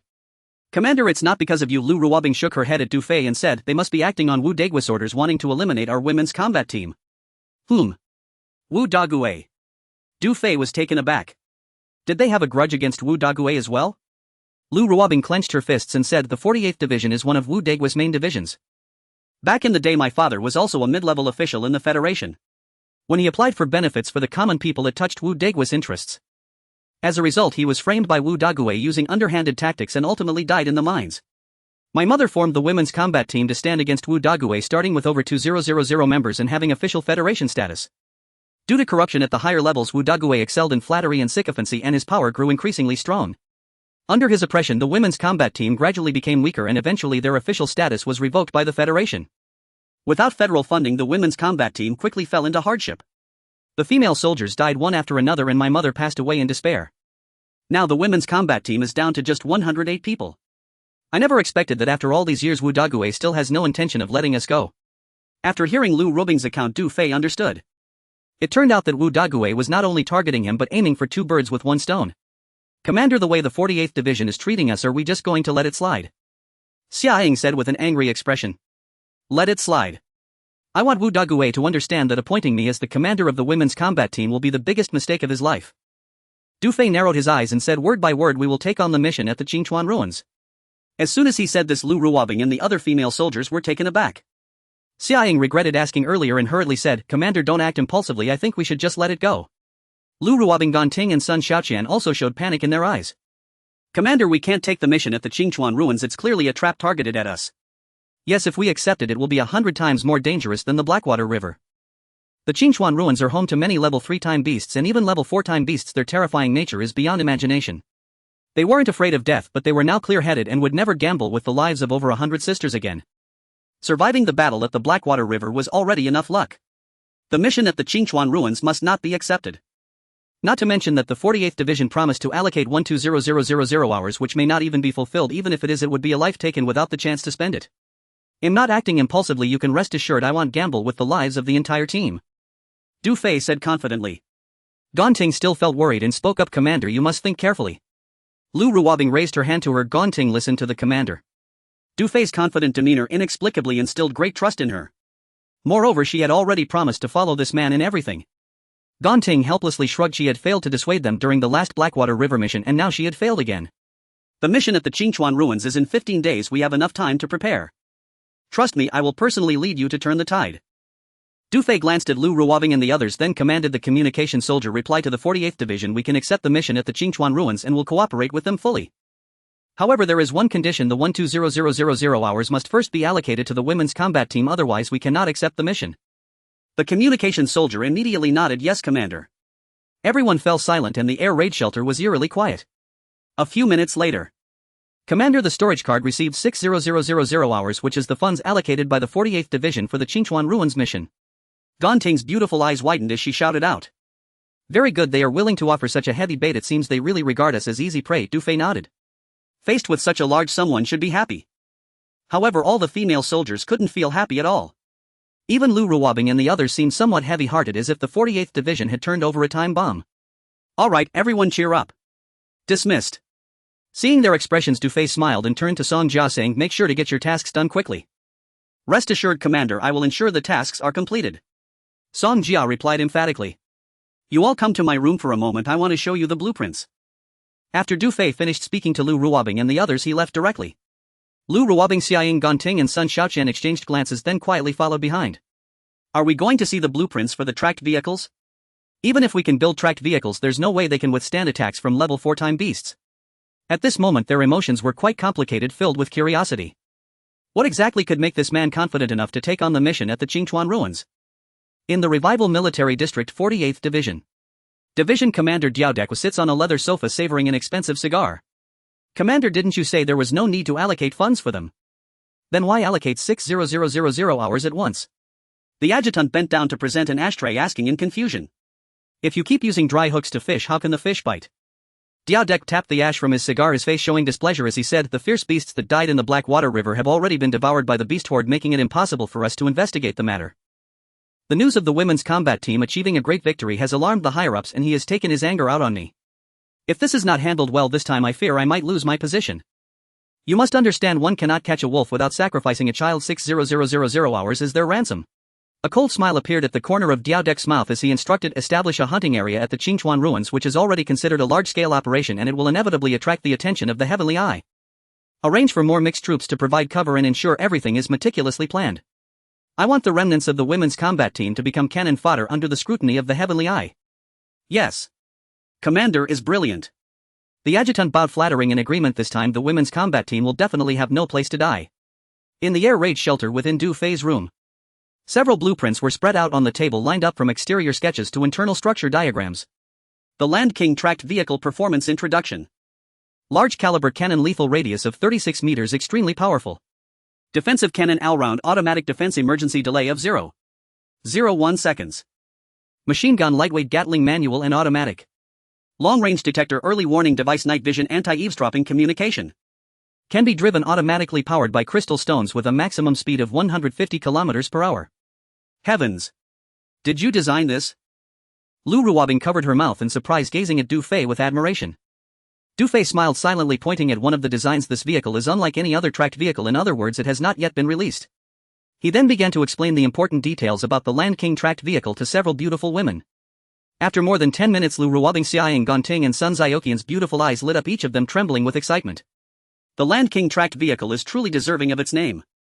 The various performances of this vehicle are perfect and far surpass the latest tracked vehicles of the Federal Military District.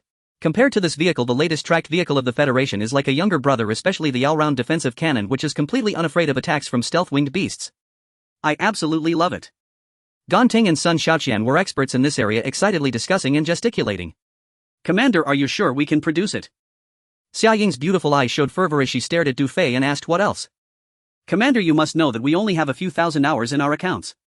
Lu Ruobing steadied her excitement and said, not to mention needing a workshop and mechanical tools, just the parts and raw materials would require a hefty sum. This vehicle is too advanced. The more advanced something is, the more expensive the parts and materials are. Although she desperately wanted to possess such a heavenly piece of equipment, they had to consider one major issue: they were too poor. With only a few thousand hours in hand, it is not enough to build a workshop, let alone various precision instruments and mechanical tools. After this reminder, Ganting, Xiaoying and Sun Xiaoqian's enthusiasm instantly diminished and they all began to worry. We can clear out the ammunition depot and convert it into a workshop. I will figure out various tools. As for parts and raw materials, that's simple. Du Fei pondered for a moment, then said, we can make the parts ourselves. We have blueprints for various components from engines to screws. Raw materials can be purchased from discarded items like old circuit boards, integrated modules, scrap steel and iron. I believe these things should not be expensive. After Du Fei finished speaking, the beautiful women stared at him with their mouths agape as if they were looking at a monster. Oh, is that even possible? Lu Ruobing asked. It is possible. Du Fei nodded confidently and then looked at Gonting and Sun Xiaoqian, saying, I plan to transform our 2 armored vehicles into this type of vehicle within 15 days. The communication equipment and weaponry may require your hard work. What? You mean to produce 2 within 15 days? The 4 beautiful women could not believe it. This was too crazy. Commander, it's not hard at all. We will definitely cooperate with you fully. We will follow your lead.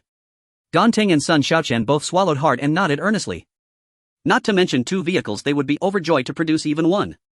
Lu Ruobing's emotions were also affected, showing a hint of excitement on her exquisitely beautiful face. However, Xia Ying amidst her excitement appeared slightly melancholic as she murmured, what a pity. I probably won't live to see the day of the test drive. She wished so much to personally drive such a vehicle in her lifetime. But she was well aware of her physical condition and could last no more than 3 days. All she could say was that it was a regretful wish. Don't worry, you'll be fine. Don't forget the bet we made. Du Fei smiled and comforted her. Seeing Xia Ying like this, Lu Ruobing changed the subject and asked Du Fei, can we produce more silver bullets? We should be able to, but we need to go up the mountain to check later. Du Fei pondered for a moment, then asked, how far is the nearest federal outpost from us? Less than 20 kilometers, Lu Ruobing replied. Are there any discarded items for sale there? Yes, I know. There is a market for used materials there. That's great, we shouldn't delay. I suggest we go take a look now. Du Fei glanced at the time and said, it's 3 p.m. now and we should be able to return before dark. Commander, the command vehicle and transport vehicle will probably not be usable. We only have 2 mountain motorcycles left. Gonting said. Motorcycles are fine, you 3 come with me. Du Fei nodded, then looked at Xia Ying and said, you stay behind and arrange for someone to clean out the ammunition depot. All right. Xia Ying smiled wryly, knowing that Du Fei was considering her physical condition and thus left her behind. Before we set out, take me to the mountain to have a look. Du Fei said. Lu Ruobing, Gonting and Sun Xiaoqian nodded.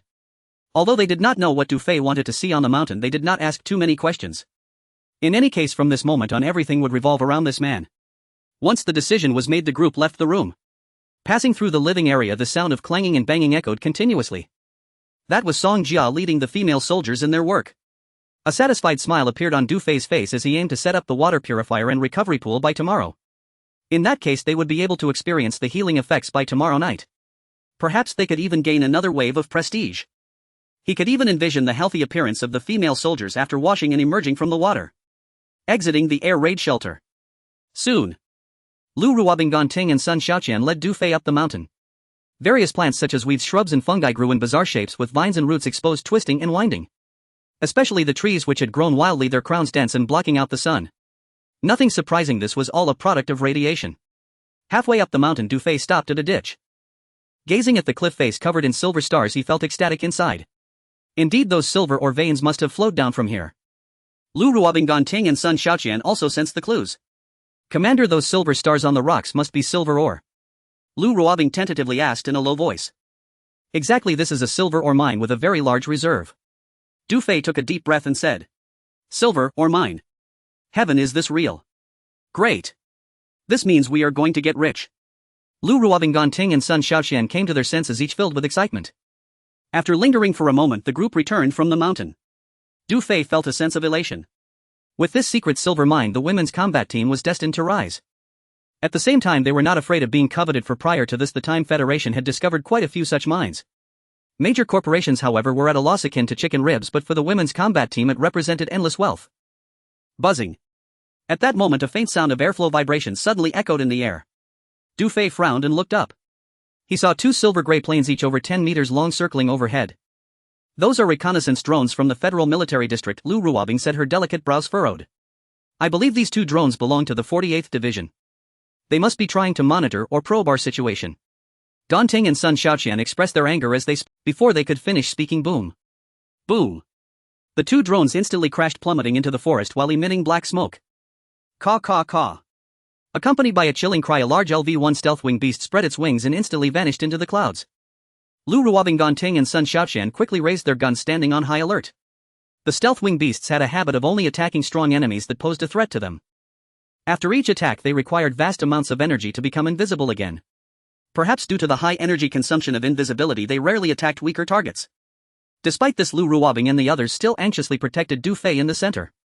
It wasn't until they confirmed that the LV-1 stealth wing beast had left that they finally sighed in relief. Du Fei looked at the place where the two drones had crashed, smiling at the prospect of valuable goods. Gan Ting informed the others to retrieve those two drones. Understood.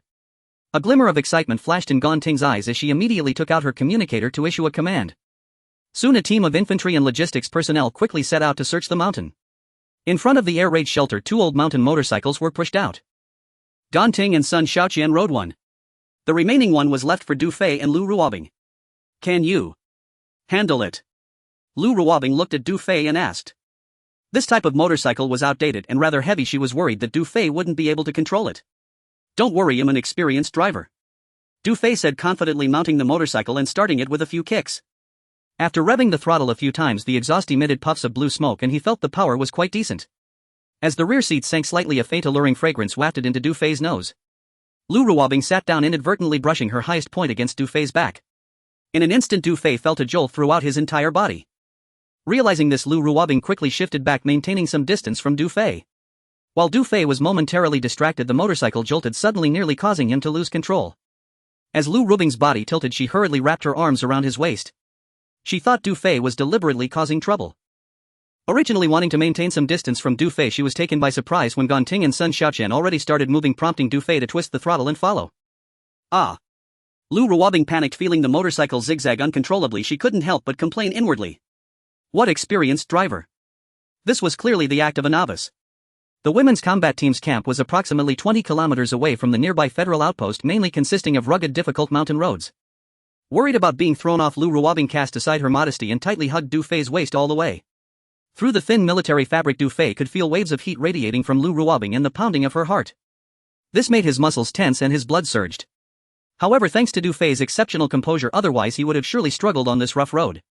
Half an hour later, a steel wall appeared ahead, stretching for several kilometers. Arrival at the federal outpost.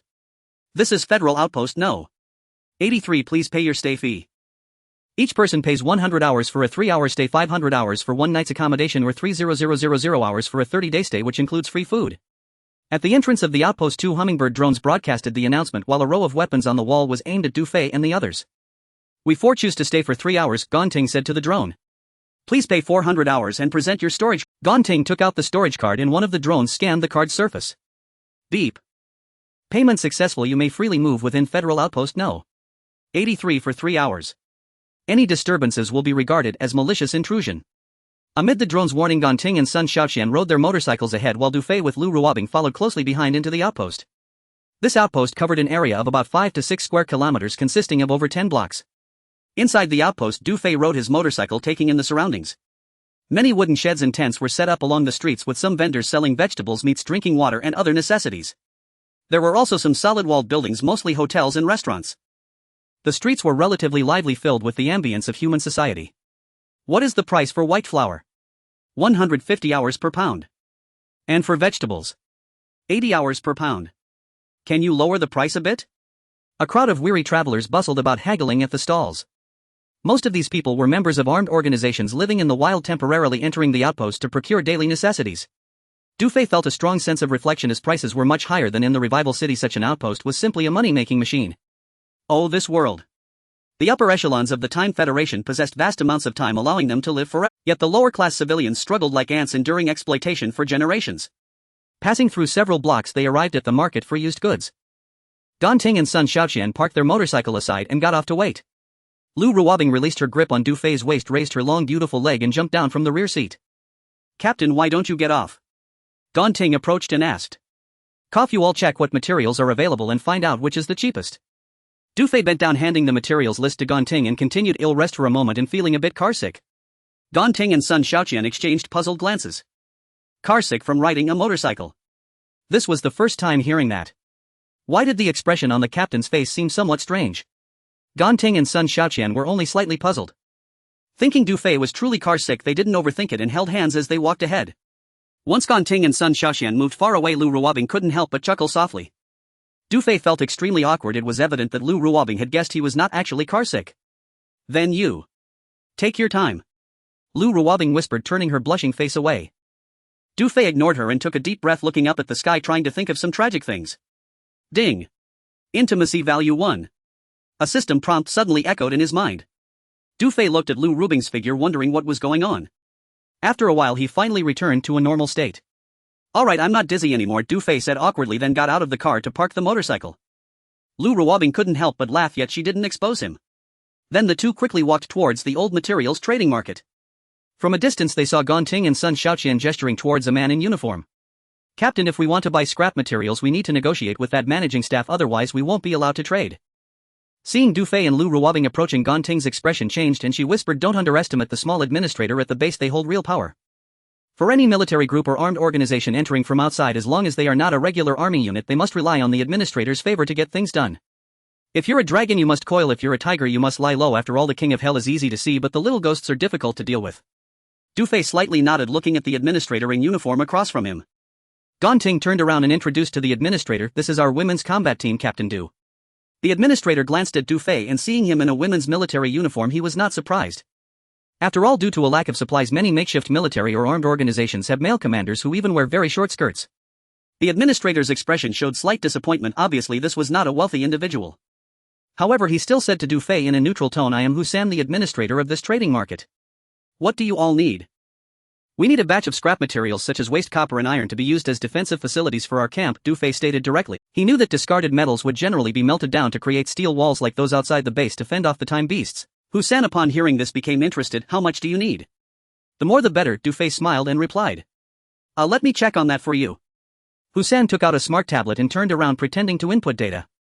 After a while he put away the tablet and said with slightly more enthusiasm, Captain Du, I've already checked for you. Would you like me to take you to have a look? Gonting hurriedly said, thank you, then let's go take a look. Husan ignored Gonting and smiled at Du Fei. Du Fei naturally understood what he meant. He turned around and took out the storage card his father had given him, extracting 4000 hours worth. After deducting a 10 handling fee he still had 600 hours left on the card. He then directly handed the storage card to Husan and said, thank you for your efforts, brother. Who now let's go take a look. Husan glanced at the storage card in his hand, seeing 600 hours displayed on it, and immediately broke into a smile. This is all for the service of humanity, it's no trouble at all. Captain Du, please follow me. After saying that he made a gesture inviting them to follow and enthusiastically led the way. Most of the armed organizations Husan usually dealt with were financially strapped, with the maximum benefits he received not exceeding 300 hours. He originally thought that Du Fei would give him a little over 100 hours, but he never expected this commander in a women's military uniform to be so generous. Giving 600 hours as a tip at once made him very happy. Lu Ruobing, Gonting and Sun Xiaoqian followed behind, each pouting. They felt it was unfair to give this guy so much as they hadn't even seen the goods yet. Du Fei, however, wore a smile, unbothered by it. Being greedy is fine. Money can make the devil push the millstone. This little tip won't be given in vain. As long as he establishes a good relationship with this administrator named Husan, he might save hundreds or even thousands of 600 hours in the future. Soon Husan brought them to a site filled with scrap materials. Captain Du, take a look at this pile, what do you think? Husan pointed at a heap of discarded items piled like a small mountain. Rusty engines, scrapped robots, armor circuit boards, integrated modules, old computers, waste copper and iron and more. This large pile of various items weighed several hundred tons. Goodness. Du Fei scanned the area with his eyes and couldn't help but feel secretly delighted. All these items could be put to use. Even if they were rusty and weathered, they could still be transformed from waste to treasure. Brother, who you have to understand, we are using these for walls. This pile of waste copper and iron is somewhat lacking and there are too many impurities, Du Fei said, deliberately frowning. The impurities he referred to were the circuit boards, integrated modules and old computers. In fact, what he truly needed were these impurities, as he didn't require too much waste iron. Lu Ruobing, Gonting and Sun Xiaoqian, seeing Du Fei say this, were initially slightly taken aback, then immediately understood his intention. They quickly cooperated, each pulling a long face, displaying their dissatisfaction. Captain Du, this pile of waste materials has been here for more than a year and the merchants wanting to purchase these materials are barely able to pay the management fees. To be honest, I have some connections with this merchant and he is also eager to sell. Seeing that Du Fei and the others were not very satisfied, Husan revealed the truth and continued, if Captain Du is willing to take some, the price is negotiable. Hearing this, Du Fei felt a surge of joy inside. The more the situation was like this, the more he needed to stay calm. He pretended to be troubled, frowning and remaining silent. Seeing this, Husan said, Captain Du, please consider. Brother, who I trust you enough to come here to look at the goods. To be honest, I'm really not very satisfied with this pile of items. I understand, no matter how much waste you can take. Just consider it as helping a brother out. Sigh, brother, who, since you said it this way, I can only say that we have a connection and both of us are loyal people. Seeing that the timing was right, Du Fei stopped dragging it out and gritted his teeth, saying, it's commendable that you can think of friends, and based on this point alone I'll help you with this favor. After saying that, he reluctantly nodded. Let's have the merchant come over to discuss the price. That merchant is truly fortunate to have a friend like you. Who would disagree? Hussein nodded in agreement, looking pleased, and said thank you for him in advance. I will contact him right away. Then he quickly took out a communicator and contacted someone. Nyodaba, where are you? Some unpleasant sounds came from the communicator. This old-fashioned communicator was similar to a walkie-talkie with a loudspeaker volume. Hearing those sounds, Du Fei frowned slightly. Lu Ruobinggonting and Sun Zioqian's cheeks instantly flushed. You brat, hurry up and come to your junkyard. I'm introducing you to a big business. What? A big business? I'll be right there. You bastard. You can't even afford a meal and still want to socialize. Hussein put away the communicator, cursing under his breath. However, in an instant he revealed a smile. Outsiders might not know, but as long as he facilitated this deal, he could earn at least a 30 commission from Nyodaba. It's easy to imagine why Hussein was so invested. A few minutes later, a lecherous-looking man hurried over.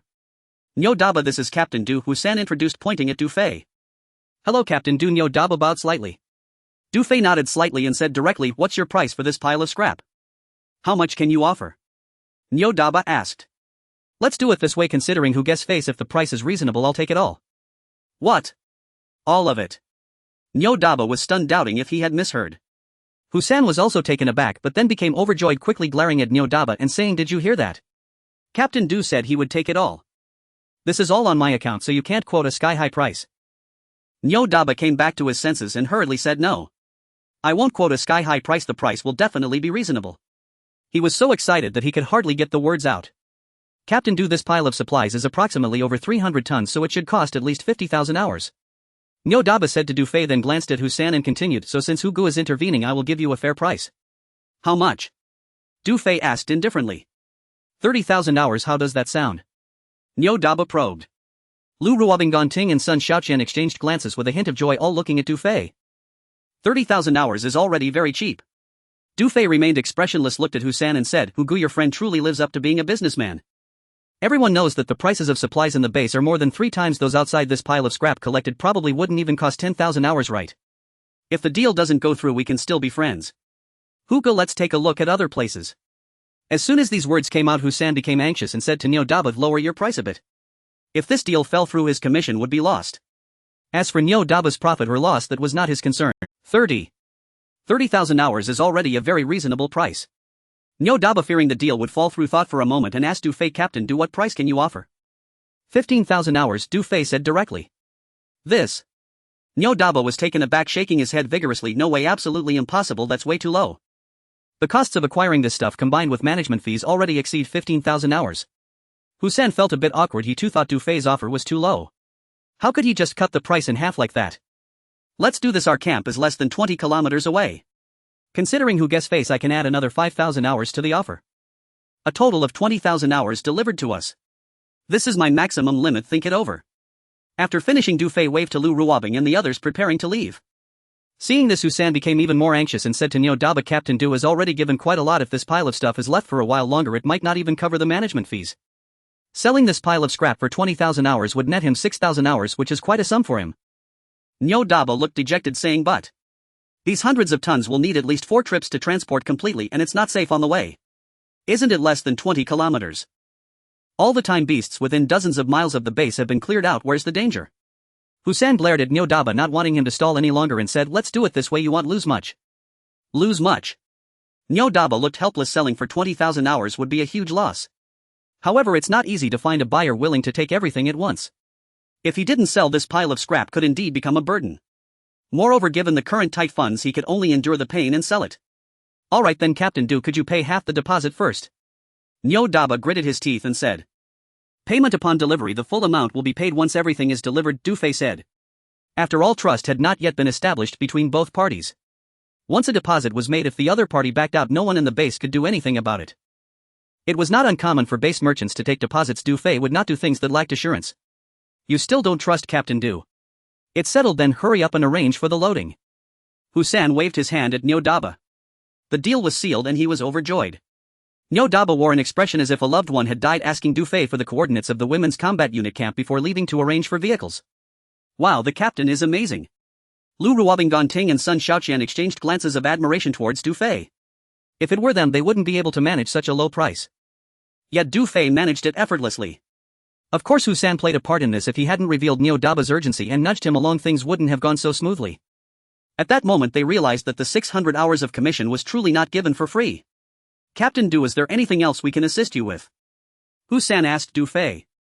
We also need to purchase a batch of daily necessities such as flour, vegetables and meat. Additionally, there are some other items. Could you help introduce a few reasonably priced merchants? After saying this, Du Fei took out a list and handed it to Hu-san. Hu-san took a glance and was secretly astonished. Besides a few accessories and water filters, the list mostly contained fine rice, white flour, vegetables and eggs, all kinds of food. There were many items on the list. Purchasing all this food would likely require tens of thousands of hours. Oh wow, you need this much? Hu-san said, but inside he was overjoyed. It should be known that regular military supplies are usually directly supplied by the Federation and rarely procured at the base. Most food in the base is sold to armed groups and the wild miners, scavengers and so on. These groups purchase high-end food very rarely, basically only mixing in some inferior food. Although food and other daily necessities in the base are strictly controlled by the Federation, the administrators can still make a little profit from it. However, this list from Du Fei was different. Even extracting 2 of the profit would amount to nearly 1000 hours. Hu-san initially thought the women's combat unit was a poor group, but he didn't expect them to be rich. Immediately his attitude towards Du Fei was noticeably different from before, treating him like an old friend. Captain Du is truly generous. He'll take care of all this and definitely give you a satisfactory price. Hu-san said, patting his chest. That would trouble you, Hu? Good. Du Fei smiled and nodded. It seemed that as long as there were benefits, the administrators in this base would fight to serve you. Lu Ruobing, Gonting and Sun Xiaoshan took the list and were all dumbfounded. There were over 80000 hours in the storage card. After deducting 20000 for the scrap fee, over 60000 hours remained. Yet Du Fei's list accounted for at least 5000 hours for purchasing food. Sister Ruobing, what do you think about this? Yeah, this is just too much. Gonting and Sun Xiaoshan felt a bit pained, glancing at Lu Ruobing instinctively. Listen to the captain. Lu Ruobing shot them a glance. She was reminding Gonting and Sun Xiaoshan that from now on everything should follow Du Fei's lead. The sisters had already expressed their stance, how could they not remember? However, after thinking for a moment, Lu Ruobing still leaned close to Du Fei and whispered, by a little less, we still have plenty of cassava and wild vegetables. In the future we shouldn't eat those things anymore. Everyone in the unit is malnourished now and needs to eat better food. Only with proper nutrition can the body improve, and thus the combat capability will increase, Du Fei said, adding, as the captain I must first improve the food quality for the entire unit. But this quality is just too high. Moreover, spending so much money on such expensive food won't last us long. Lu Ruobing reminded. After finally saving up a few tens of thousands of hours, if they spend it all they would have no funds left. Du Fei looked at the pile of scrap, his gaze firm, and said, don't worry, I am confident that the entire unit will have fine rice and white flour every day. Nyo de Bao's work was efficient. It didn't take long for him to arrange a heavy-duty truck with a high tonnage capacity capable of carrying over 100 tons. He planned to make 3 trips. While Nyo de Bao's was overseeing the loading, Du Fei, under Hu-san's guidance, began to procure living supplies and water purifiers along with the necessary components for the recovery pool. Boss, have you really decided to sell the vehicles and equipment? Are we really breaking up? 2 grimy men squatted beside a wooden shed at the street corner. 2 muddy trucks were parked by the roadside, filled to the brim with equipment and supplies. Specifically, one was a heavy-duty truck and the other a mining vehicle. Sai, now we have nothing to eat or drink and not even a place to stay. What else can we do? I can't just sit idly by and watch my brothers starve to death. One of the men in his 40s sighed and continued, these 2 vehicles and supplies should buy us some time. No matter how much we get, everyone will share equally and go our separate ways. After saying this, the man stood up, patted the mining vehicle's hood and revealed a reluctant expression. Old buddy, my brothers have reached a dead end, I'm sorry. His words were filled with melancholy, as if he were speaking to a family member. Du Fei was purchasing items in the wooden shed when the conversation between the 2 men caught his attention. He approached them and asked, brother, have you encountered some trouble? The man was taken aback. Seeing Du Fei in military uniform and taking the initiative to strike up a conversation made him wary. Sometimes extreme armed organizations would target those coming to trade at outposts for robbery. Of course, the outpost was relatively safe, but outside it was uncertain and many had fallen victim to robbery. Don't panic, I am Du Fei, the commander of the Women's Field Army in the Revival Military District. Du Fei smiled and introduced himself, then gently asked, may I ask what you are called, brother? Upon hearing that Du Fei was a commander of the Revival Military District, the man relaxed slightly and, feeling flustered, replied, Commander, I dare not claim that title. My name is Chen Yuanshan. Chen Yuanshan. Du Fei frowned, scrutinizing him for a few seconds before asking, do you know Chen Xinghe? Chen Xinghe was his father's assistant at the clinic. Uncle Chen. In his memory, Uncle Chen had a younger brother named Chen Yuanshan who had been mining outside the city, but he didn't know if this man was the same. Chen Xinghe is my brother. Chen Yuanshan was taken aback and asked, Commander, how do you know him? What a coincidence, he really was Uncle Chen's brother and he didn't expect to meet him here. I know him well, I should actually call you uncle. Du Fei chuckled and then explained the relationship between Chen Xinghe and his family. Upon hearing this, Chen Yuanshan's eyes brimmed with tears. Chen Xinghe was his only relative in this world and the brothers had a strong bond in their childhood. In comparison, his brother Chen Xinghe was fortunate he had once followed Du Fei's father Du Lei on the battlefield and saved the life of a high-ranking federal official's daughter. This high-ranking official's daughter was none other than Wu Dagui's later wife Wang Shuzhen. Because of this great merit, Du Lei and Chen Xinghe were granted special permission to return to Revival City and open a clinic. Chen Xinghe had also been working as Du Lei's assistant all this time. Chen Yuanshan, however, was not so lucky. Since he left Revival City at the age of 18, he had not heard any news about his brother. Upon hearing Du Fei's words, how could he not be excited? How is my brother doing now? Chen Yuanshan asked, his voice trembling. Everything is fine. Du Fei comforted him and then glanced at the mining vehicle beside him. Uncle Chen, I just heard you plan to sell the vehicles and equipment. What is going on? Chen Yuanshan took a moment to calm his emotions. Hearing Du Fei call him Uncle Chen, he was somewhat taken aback. With this relationship, Du Fei seemed like a family member to him. The situation is like this. Chen Yuanshan sighed and began to explain. It turned out that Chen Yuanshan had been leading a group of miners in iron ore mining. Their mining area was located 100 kilometers to the east at the border between Revival City and Guangming City. Chen Yuanshan and his team were employed by a private mine owner in Guangming City. They had long suffered exploitation to the point where even basic food and shelter became problematic. Just 2 days ago, their mining area was attacked by high-level-time beasts and numerous security personnel and miners were killed or injured. Even the private mine owner who employed them had perished in the beast's jaws. Chen Yuanshan was fortunate enough to escape with the remaining miners in 2 vehicles. With the mine owner dead, their unpaid wages naturally evaporated as well. Their time was also running out. Helpless, they could only come to the outpost intending to sell the vehicles and equipment to buy some time. After learning the situation, Du Fei couldn't help but inwardly sigh. How fortunate to find a pillow when one is sleepy. The secret silver mine on the mountain needed to be mined, and they just happened to be in need of workers. Wasn't this a stroke of luck? Uncle Chen, how many people do you have now? Du Fei asked. Including myself, there are 30 people, Chen Yuanshan replied. It's quite a coincidence, to be honest. We have a mining site that is ready to be developed. Du Fei looked at Chen Yuanshan and said, we are currently looking to recruit a group of miners. Would you consider it, Uncle Chen? Upon hearing this, Chen Yuanshan couldn't help but feel overjoyed. After all, he and a group of miners were currently without a place to stay and were preparing to disband. This news was undoubtedly a lifeline for him. The man beside him also showed a look of delight, his eyes filled with anticipation as he looked at Chen Yuanshan. There's nothing to consider as long as we have food to eat and a place to shelter us. That's all that matters, Chen Yuanshan said. Alright, the conditions may be a bit harsh for now. Once we reach the camp, you need to set up temporary accommodations in the mining area, and afterwards you will stay on the mountain. Additionally, our regiment is currently financially strained, so the salary we offer won't be very high. Each person will receive a reward of 30 hours a day, including 3 meals, and we will ensure your personal safety. All mining matters will be entrusted to Uncle Chen, and I will provide an additional 100 hours of subsidy daily for you to manage. What do you think? After finishing his words, Du Fei looked at Chen Yuanshan, waiting for his response. Sounds good. Chen Yuanshan nodded in agreement without hesitation. 30 hours a day for each person minus the 24 hours of personal consumption leaves a profit of 6 hours. Additionally, there's the 100-hour subsidy, and with 3 meals provided, at the very least they wouldn't have to worry about food and drink. Most importantly, Du Fei also promised to ensure their personal safety.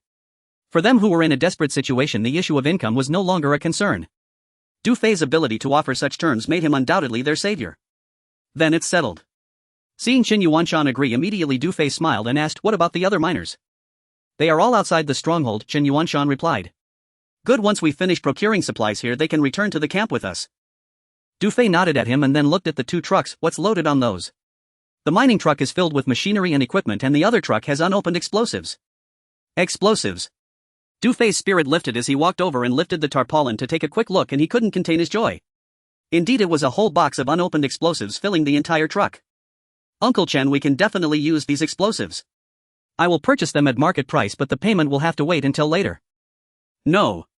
We don't need the payment. We are already incredibly grateful for your shelter. Since they can be used, just take all of it as our humble gratitude. Chen Yuanshan hurriedly waved his hand and said generously. Then I must thank you. Du Fei felt very pleased they wouldn't have to worry about ammunition. Just as they were talking, Lu Ruobing and the others walked over. Du Fei briefly explained the situation of Chen Yuanshan and the miners to them. After hearing this, Lu Ruobing and the 3 others smiled like flowers. Du Fei knew what they were happy about. After all, they had received a truckload of explosives for free, which was equivalent to saving a significant amount of money. All he could say was that their luck today was simply extraordinary. Commander Xiaoying sent a message saying they have cleared the ammunition depot. The manufacturing workshop is available, but where can we get various tools and precision instruments? Gan Ting, holding the communicator, quietly asked Du Fei. Lu Ruobing and Sun Xiaoqian also looked at him with concern. Manufacturing tools was a big issue. You don't need to worry about that, I'll figure it out, Du Fei smiled. What tools aren't in the universal toolbox? An hour later. Most of the supplies had been procured. Husan specially arranged for 2 trucks filling them with various foods and items and even offered free transportation. From the look of Husan's beaming smile, Du Fei could tell that this guy must have profited a lot from the middle. Before leaving, Du Fei deliberately had Lu Ruobing and the 3 wait aside and called Husan over to the side. Brother, I want to ask you about something else. Brother, just say what you need, Husan replied with a beaming smile, even changing how he addressed Du Fei. Can the stronghold communicate with the inner city of the revival city? Du Fei asked. After all, the cheap father and sister were his family in this world, and the 3 of them had a deep bond. Due to the merging of memories, Du Fei was still very concerned about their current situation and still didn't know if they had faced any threats. Meanwhile, Lu Ruobing and the 3 nearby thought he was asking Husan to help with the manufacturing tools. No way to communicate, Husan shook his head and frowned, saying, are you trying to contact someone in the city? Du Fei nodded, I want to inquire about the news of my family. This won't be easy.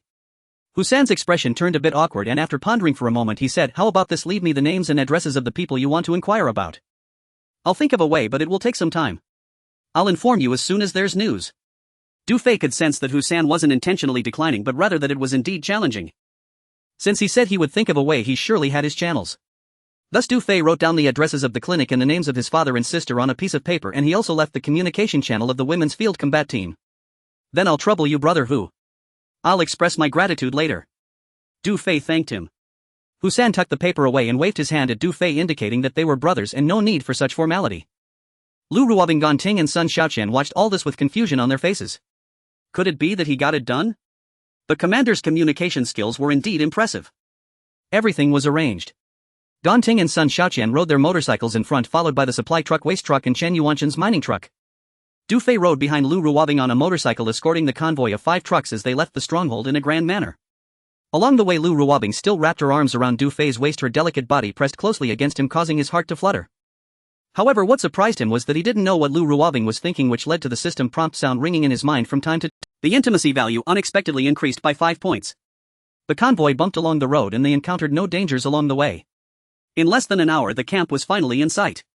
Xia Ying and the female soldiers had been waiting outside early. When they saw Du Fei and the others bringing back 5 trucks, their faces were all filled with astonishment. Ganting and Sun Xiaoqian jumped off their motorcycles and began to direct the scene. The female soldiers and Chen Yuanshan's group of miners started to get busy. Du Fei drove the motorcycle directly into the air raid shelter, and after parking, Lu Ruobing slowly got off from the back seat. What's wrong? Are you feeling unwell? Du Fei frowned, noticing that her face was a bit red and her expression seemed a bit unnatural. Seeing Du Fei staring at her and asking what was wrong, Lu Ruobing's face turned even redder and she stammered, no. I'm just going to your room to change clothes. After saying that, she turned and ran away. Change clothes. Du Fei was momentarily taken aback, and then he quickly remembered that there were her clothes in his room's wardrobe. However, they were all small black fabric. In an instant, Du Fei seemed to understand something. Could it be that she also gets car sick? As dusk descended, female soldiers began rotating guard duty at the women's field combat camp and the mountain mining site. The camp, situated relatively close to the Federation outpost, had already seen all level 2 or higher chronobeasts eradicated. Past conditions aside, the introduction of mithril ammunition had utterly transformed the situation. Even during nocturnal patrols, female sentries could now effortlessly subdue mutated ferocious beasts or level 1 chronobeasts, making such encounters little more than effortless prey. Several bonfires flickered across the mountain mining site, where activity surged with fervor.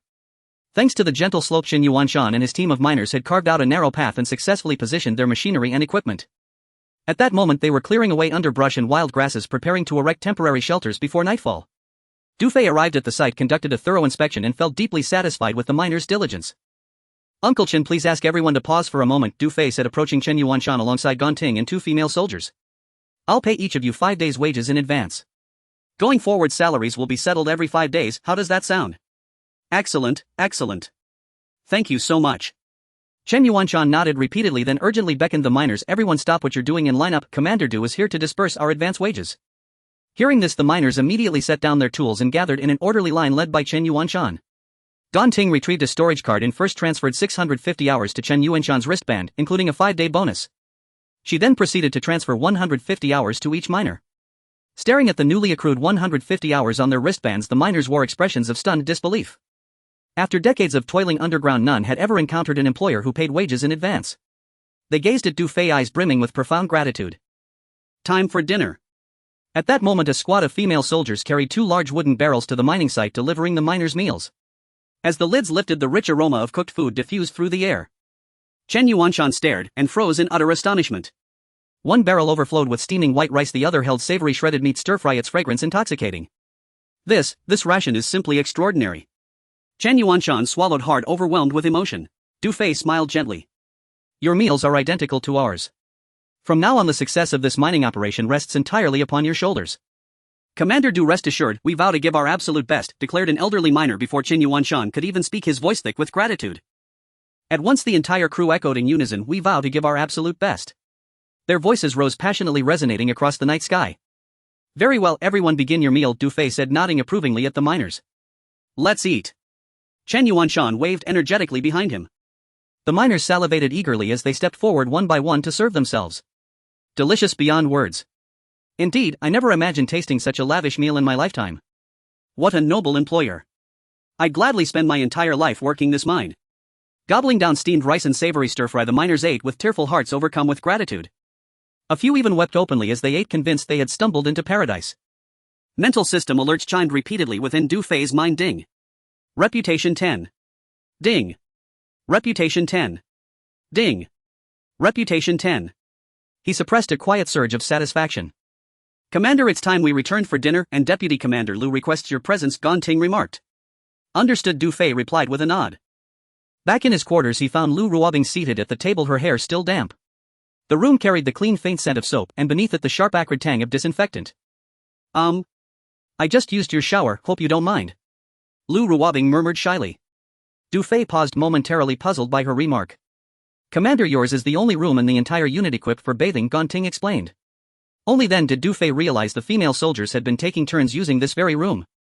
Since his arrival, Lu Ruobing had vacated this room for him, effectively granting him exclusive use of the unit's sole bathing facility. Is there no communal bathhouse? And why does the water smell like this? Du Fei frowned. He had yet to use the water from the bathroom faucet. Lu Ruobing shook her head with a wry smile. We were nearly bankrupt, building a public bathhouse was unthinkable. This water comes from the mountain springs stored in tanks. We add disinfectant to reduce radiation exposure. Understood. Gonting, notify Songjia once the reservoir is complete, construct a dedicated public bathhouse. Discontinue using this water immediately. Ask all personnel to endure just a few more days, we'll soon provide purified water for bathing. Are you out of your mind? Lu Ruobing and Gonting exchanged startled glances.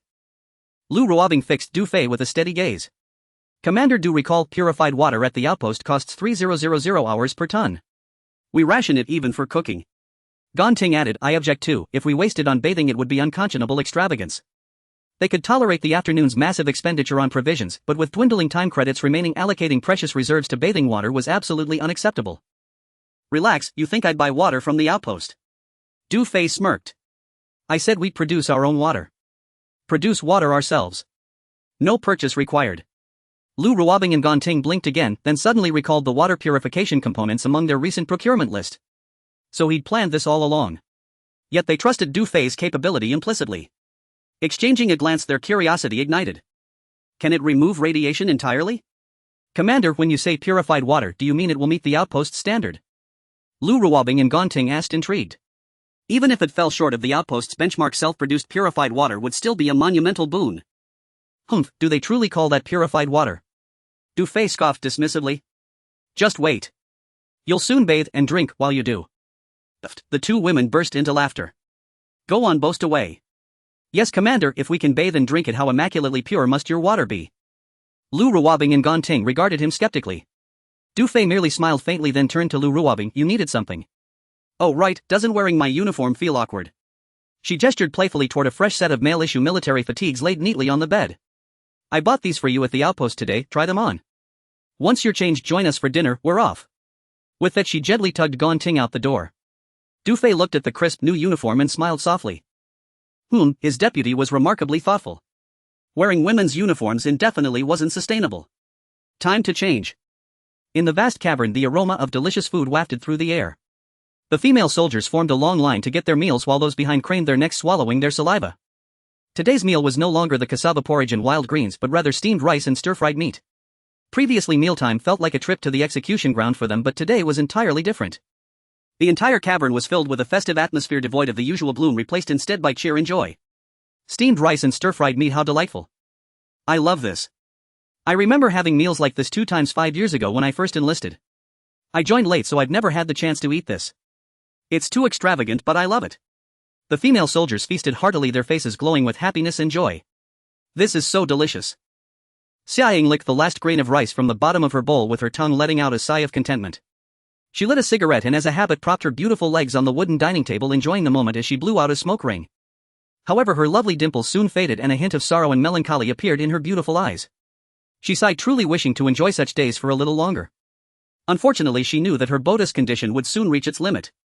Such food is indeed a rare delicacy, but our accounts are running empty. Beside her, Gonting finished her meal and licked her lips, saying, I think we should have this meal once every 3 days. If we eat like this every day, we won't last long. If the commander continues like this, he will surely spoil all the sisters. Sun Xiaoqian added, just wait, in a few days when they serve us that cassava soaked in disinfectant and wild greens again, no one will be able to eat it, including me. But I really want to live like this. As Gonting said, having steamed rice once every 3 days would be fine. Lu Ruobing, sitting among them, remained silent, shaking her head with a bitter smile. Indeed, if this continued, all the female soldiers in the regiment would surely be spoiled by Du Fei. By the way, where's the commander? At that moment, a female soldier asked. The commander is changing clothes and will be here soon. Really? Then he'll eat a bit slower. I heard Ruobing bought the commander a set of male military uniform, very handsome. The commander is already very handsome, okay? Yes, even if the commander wore women's clothing, he couldn't hide his masculine aura. Moreover, in male military attire, he's definitely a male deity. Keep it down. Is it appropriate for you to call him a male deity? Did you not see that Ruobing shot you a glare just now? I think only Ruobing is worthy of a male deity like the commander. Just learn from me. If you want to think about it, keep it in your heart or in your dreams, you all know what I mean. A group of female soldiers chatted and laughed while eating, whispering among themselves. Hearing the whispers of the female soldiers, Xiaoying, Gonting, Sun Xiaoqian and others could not help but break into mischievous smiles. Lu Ruobing's cheeks flushed as she looked at those female soldiers, playfully scolding, even during meals you can't control your mouths. If you keep gossiping, you'll tear them apart. Those female soldiers immediately quieted down, making faces and sticking out their tongues, ceasing their discussions. Just then a strong, well-proportioned and handsome figure walked in. Du Fei appeared before everyone in a brand new sharp male military uniform. In an instant the entire cavern fell silent, as if one could hear a pin drop. Bang bang. Bang bang. The female soldiers' breaths quickened and they could hear each other's heartbeats. So handsome. Xiaoying's beautiful eyes widened as she murmured first. She hurriedly placed her legs off the wooden table, quickly extinguishing her cigarette, and sat up straight like a gentle little girl. Wow. So handsome.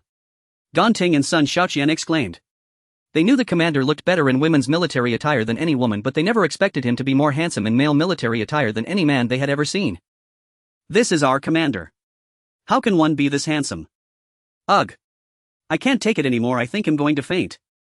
All the female soldiers had dazed expressions, feeling as if they were suffocating, and even a few had drool trickling from the corners of their mouths. Lu Ruobing was also in a daze, momentarily lost in the wind. Ding. Reputation 10. Ding. Reputation 10. Ding. Affinity 1. Ding. Reputation 10. Ding. Affinity 1. Ding. Reputation 10. As the system notifications echoed continuously in her mind, Du Fei smiled and approached Lu Ruobing, saying, this military uniform fits well, thank you. Oh. Oh. Oh.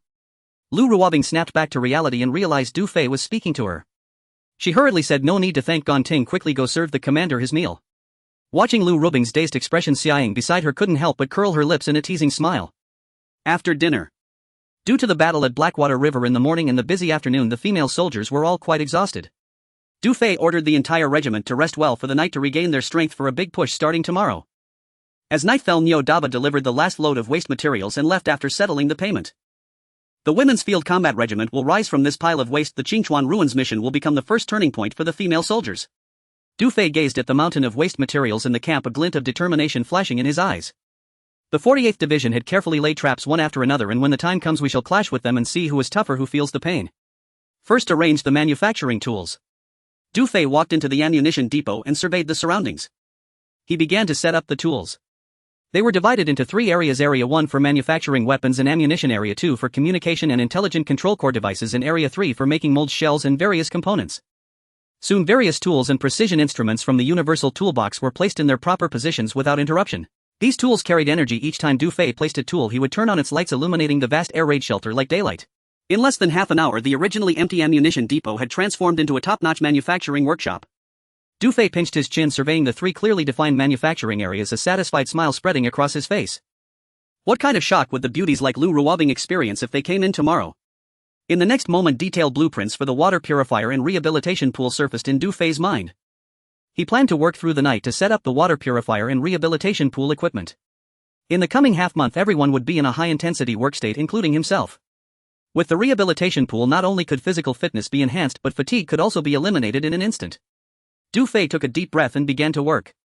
Some parts for the water purifier and rehabilitation pool were ready-made, while others could be manufactured according to the blueprints with relative ease. Cling-clang. As various devices and tools started operating, Du Fei became busy. In the mountain mining area, the generator hummed, illuminating the surroundings. Chen Yuanshan led the miners in a night battle as makeshift wooden shanties sprang up one after another. Despite being drenched in sweat, each of them was full of vigor. In the morning, the sky brightened. Du Fei exhaled. The water purifier and rehabilitation pool equipment had been completed, only installation remained. At that moment, a female soldier suddenly burst in, her face filled with panic as she saluted, saying, "Report." "What is it?" Du Fei frowned. "Report, Commander. One of the commanders, Xia Ying, is in critical condition." The female soldier's face showed sorrow, then continued, "The vice commander and the others are guarding the medical room, asking if you want to see Xia Ying for the last time." "What?" Du Fei was shocked. "Xia Ying seemed fine last night. How could it be so critical so quickly?" "Relay my orders. Get people here immediately and rush these devices to the poolside in the living area." "Yes, Commander."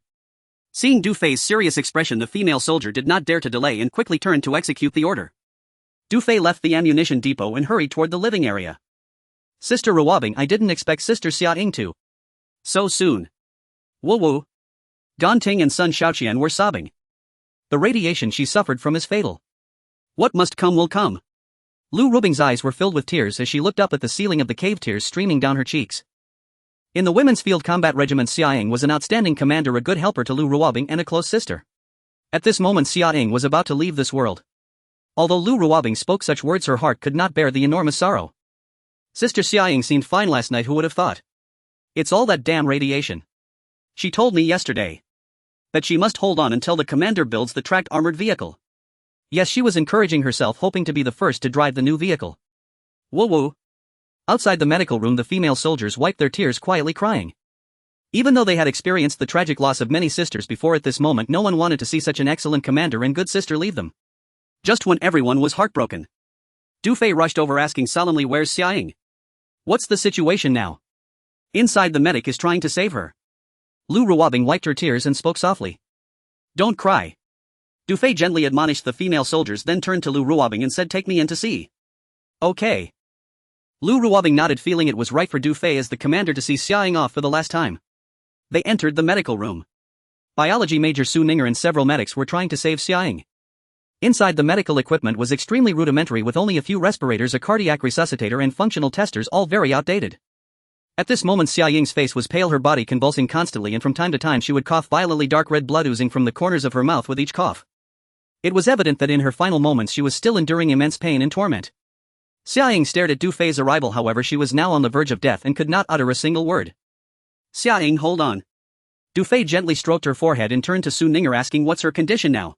"Report, Commander." "Xia Ying has gone into shock twice. Her condition is likely." Su Ninger hesitated to continue. "Can we delay for a while?" Du Fei asked gravely. "If we use all our anti-radiation injections and medications, it will only buy her about 2 hours." Su Ninger replied. "Good, as long as we can delay for 2 hours, I have a way to save her." Du Fei commanded Su Ninger seriously, "You must hold on, it's up to you." After saying that, he turned and left the medical room. "Yes." Su Ninger stared at Du Fei's back, stunned for 2 seconds. What did I just hear? She couldn't understand what the commander meant. It should be known that Xia Ying's radiation was in the late stages. There was no cure yet. The commander said he had a way to save her. Lu Ruobing, Gan Ting and Sun Xiaoqian all displayed expressions of surprise as they followed him out. Du Fei came outside the medical room, waved his hand towards the crowd. "Song Jia, stop crying and come with me." Seeing the commander summon her, Song Jia stopped crying. Though she didn't understand why she was being called, she quickly followed Du Fei as they ran towards the living area. In the living area at the recovery pool, Song Jia placed the distillation device into the right recess and connected to the main unit. "Yes. You several are responsible for installing the water outlets on the pool walls and bottom, and make sure to check every pipe." Yes. Du Fei was hurriedly directing the assembly with a blueprint in front of him. Song Jia led the engineers in their tense installation work while Lu Ruobing and others also lent a hand bustling back and forth. They did not know what purpose Du Fei's construction of this pool served, but having heard that it could save Xia Ying's life they did not dare to question it and all kept busy. More than an hour passed. In the medical room Su Ninger and several medics were sweating profusely. They injected the remaining anti-radiation serum and medications into Xia Ying one by one. Soon the usable serums and medications were nearly exhausted. Without the serum support Xia Ying's condition quickly worsened. Su Ninger furrowed her brow urgently calling into the communicator, "Commander, please reply if you receive this." "Received? What's the situation?" "Xia Ying can only hold on for another 10 minutes at most." "Order, bring her over immediately." "Yes." All the equipment of the recovery pool was installed and Du Fei breathed a sigh of relief as he put down the communicator. Only the final step remained, starting the main unit. He opened the technology database and exchanged 100 reputation points for an energy crystal the size of a walnut. Then he quickly placed it into the energy slot of the main unit. In the next moment, whir! The energy crystal emitted a layer of azure light. The recovery pool's main unit began to operate. Gurgle, gurgle, gurgle. Multiple water outlets at the bottom and sides of the pool began to emit wisps of white mist. After about a minute, azure recovery liquid began to flow out. Soon the flow increased and the pool quickly transformed into a deep azure. Lu Ruobing and the others widened their beautiful eyes astonished at this magical scene. "Commander, what is this?" Lu Ruobing could not help but ask. "This is the recovery pool and that liquid is the recovery fluid." Before he could finish, Su Ninger and several medics rushed over with Xia Ying. "Hand her over to me." Du Fei directly stepped forward, picked up Xia Ying and jumped into the recovery pool under everyone's gaze. He quickly laid Xia Ying flat in the water, allowing the liquid to cover her body and face, leaving only her nostrils exposed. "Commander, this is..." Su Ninger felt very puzzled. Could this pool water really save Xia Ying? Du Fei ignored her and frowned as he observed Xia Ying while also sensing changes in his own body. The technology database described the miraculous effects of the recovery pool. To be honest, he felt a bit anxious at that moment and did not have complete confidence. After all, this was the first experiment. 30 seconds. 50 seconds. 1 minute. 3 minutes. What is happening? Is it not working? Just as Du Fei felt lost and tense. Ding. Radiation eliminated by 5. Ding. Radiation eliminated by 5. Ding. Radiation eliminated by 5. Ding. Radiation completely eliminated. Ding. Physique 1. Ding. Physique 1. Wow. It worked. Du Fei was ecstatic.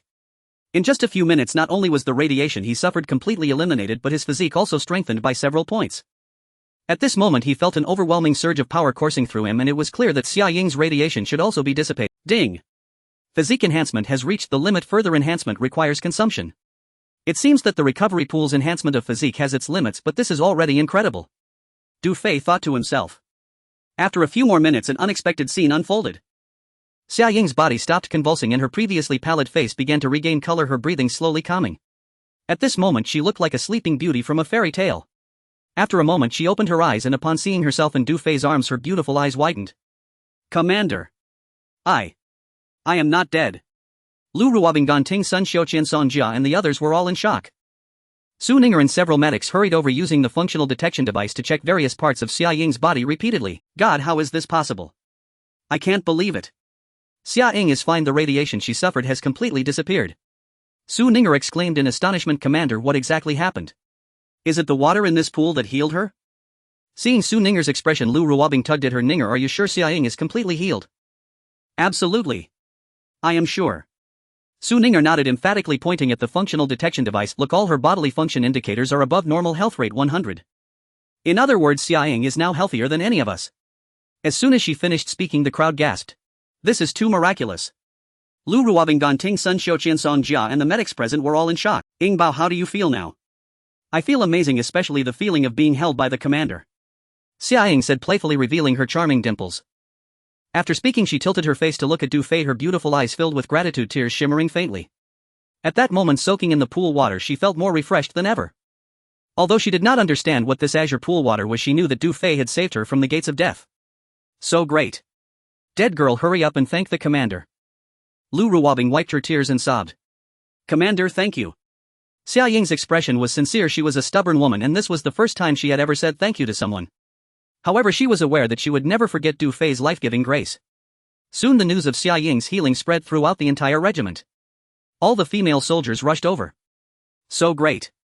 Sister Xia Ying is alive. Wow. Sister Xia Ying has resurrected. By the way, I remember the commander made a bet with Sister Xia Ying, a soldier reminded. Isn't that right? Kiss her. Kiss her. Hurry up. The soldiers began to shout one after another. Ying Bao, kiss her. Lu Ruobing and the others joined in the commotion. Under pressure, Xia Ying quickly gave Du Fei a light peck on the cheek. Ding. Intimacy 1. Not enough. A kiss on the cheek doesn't count. We want to see a kiss on the lips. Yes, it must be a tongue-involved kiss, the kind that entangles. The soldiers felt unsatisfied and began to cheer again. You bunch of little rascals, you are really naughty, leave some room for others, don't be too greedy. Xia Ying said. How could she? She had never kissed any man's lips, let alone the kind that involves entanglement. Why are you so hesitant? This isn't like our Ying Bao's character. Come on, Sister Xia Ying, hurry up. Are you even capable? The soldiers continued to press her, some even using provocation tactics. Come on, if you can do it, go ahead. Xia Ying pushed Du Fei forward and said. As soon as the words came out, it immediately caused a burst of laughter. Du Fei stood up, shaking his head in speechless disbelief. After a bit of playful chaos. Commander, this pool water is amazing. Can you tell us what effects it has? Su Ninger excitedly fluttered her eyes. Lu Ruobing, Ganting, Sun Xiuqian and all the female soldiers including Xia Ying eagerly looked towards Du Fei. This is the recovery pool I developed, capable of eliminating radiation and treating various injuries and diseases. Frequent use can even enhance physical fitness. There are really so many effects. As a biologist, Su Ninger secretly murmured in her heart. However, she quickly realized how foolish her doubts were. Xia Ying was a living example, wasn't she? She felt that her professional knowledge had been in vain, as the recovery pool before her completely overturned all her understanding of biology and medicine. The issue of radiation is currently a global challenge that has yet to be resolved.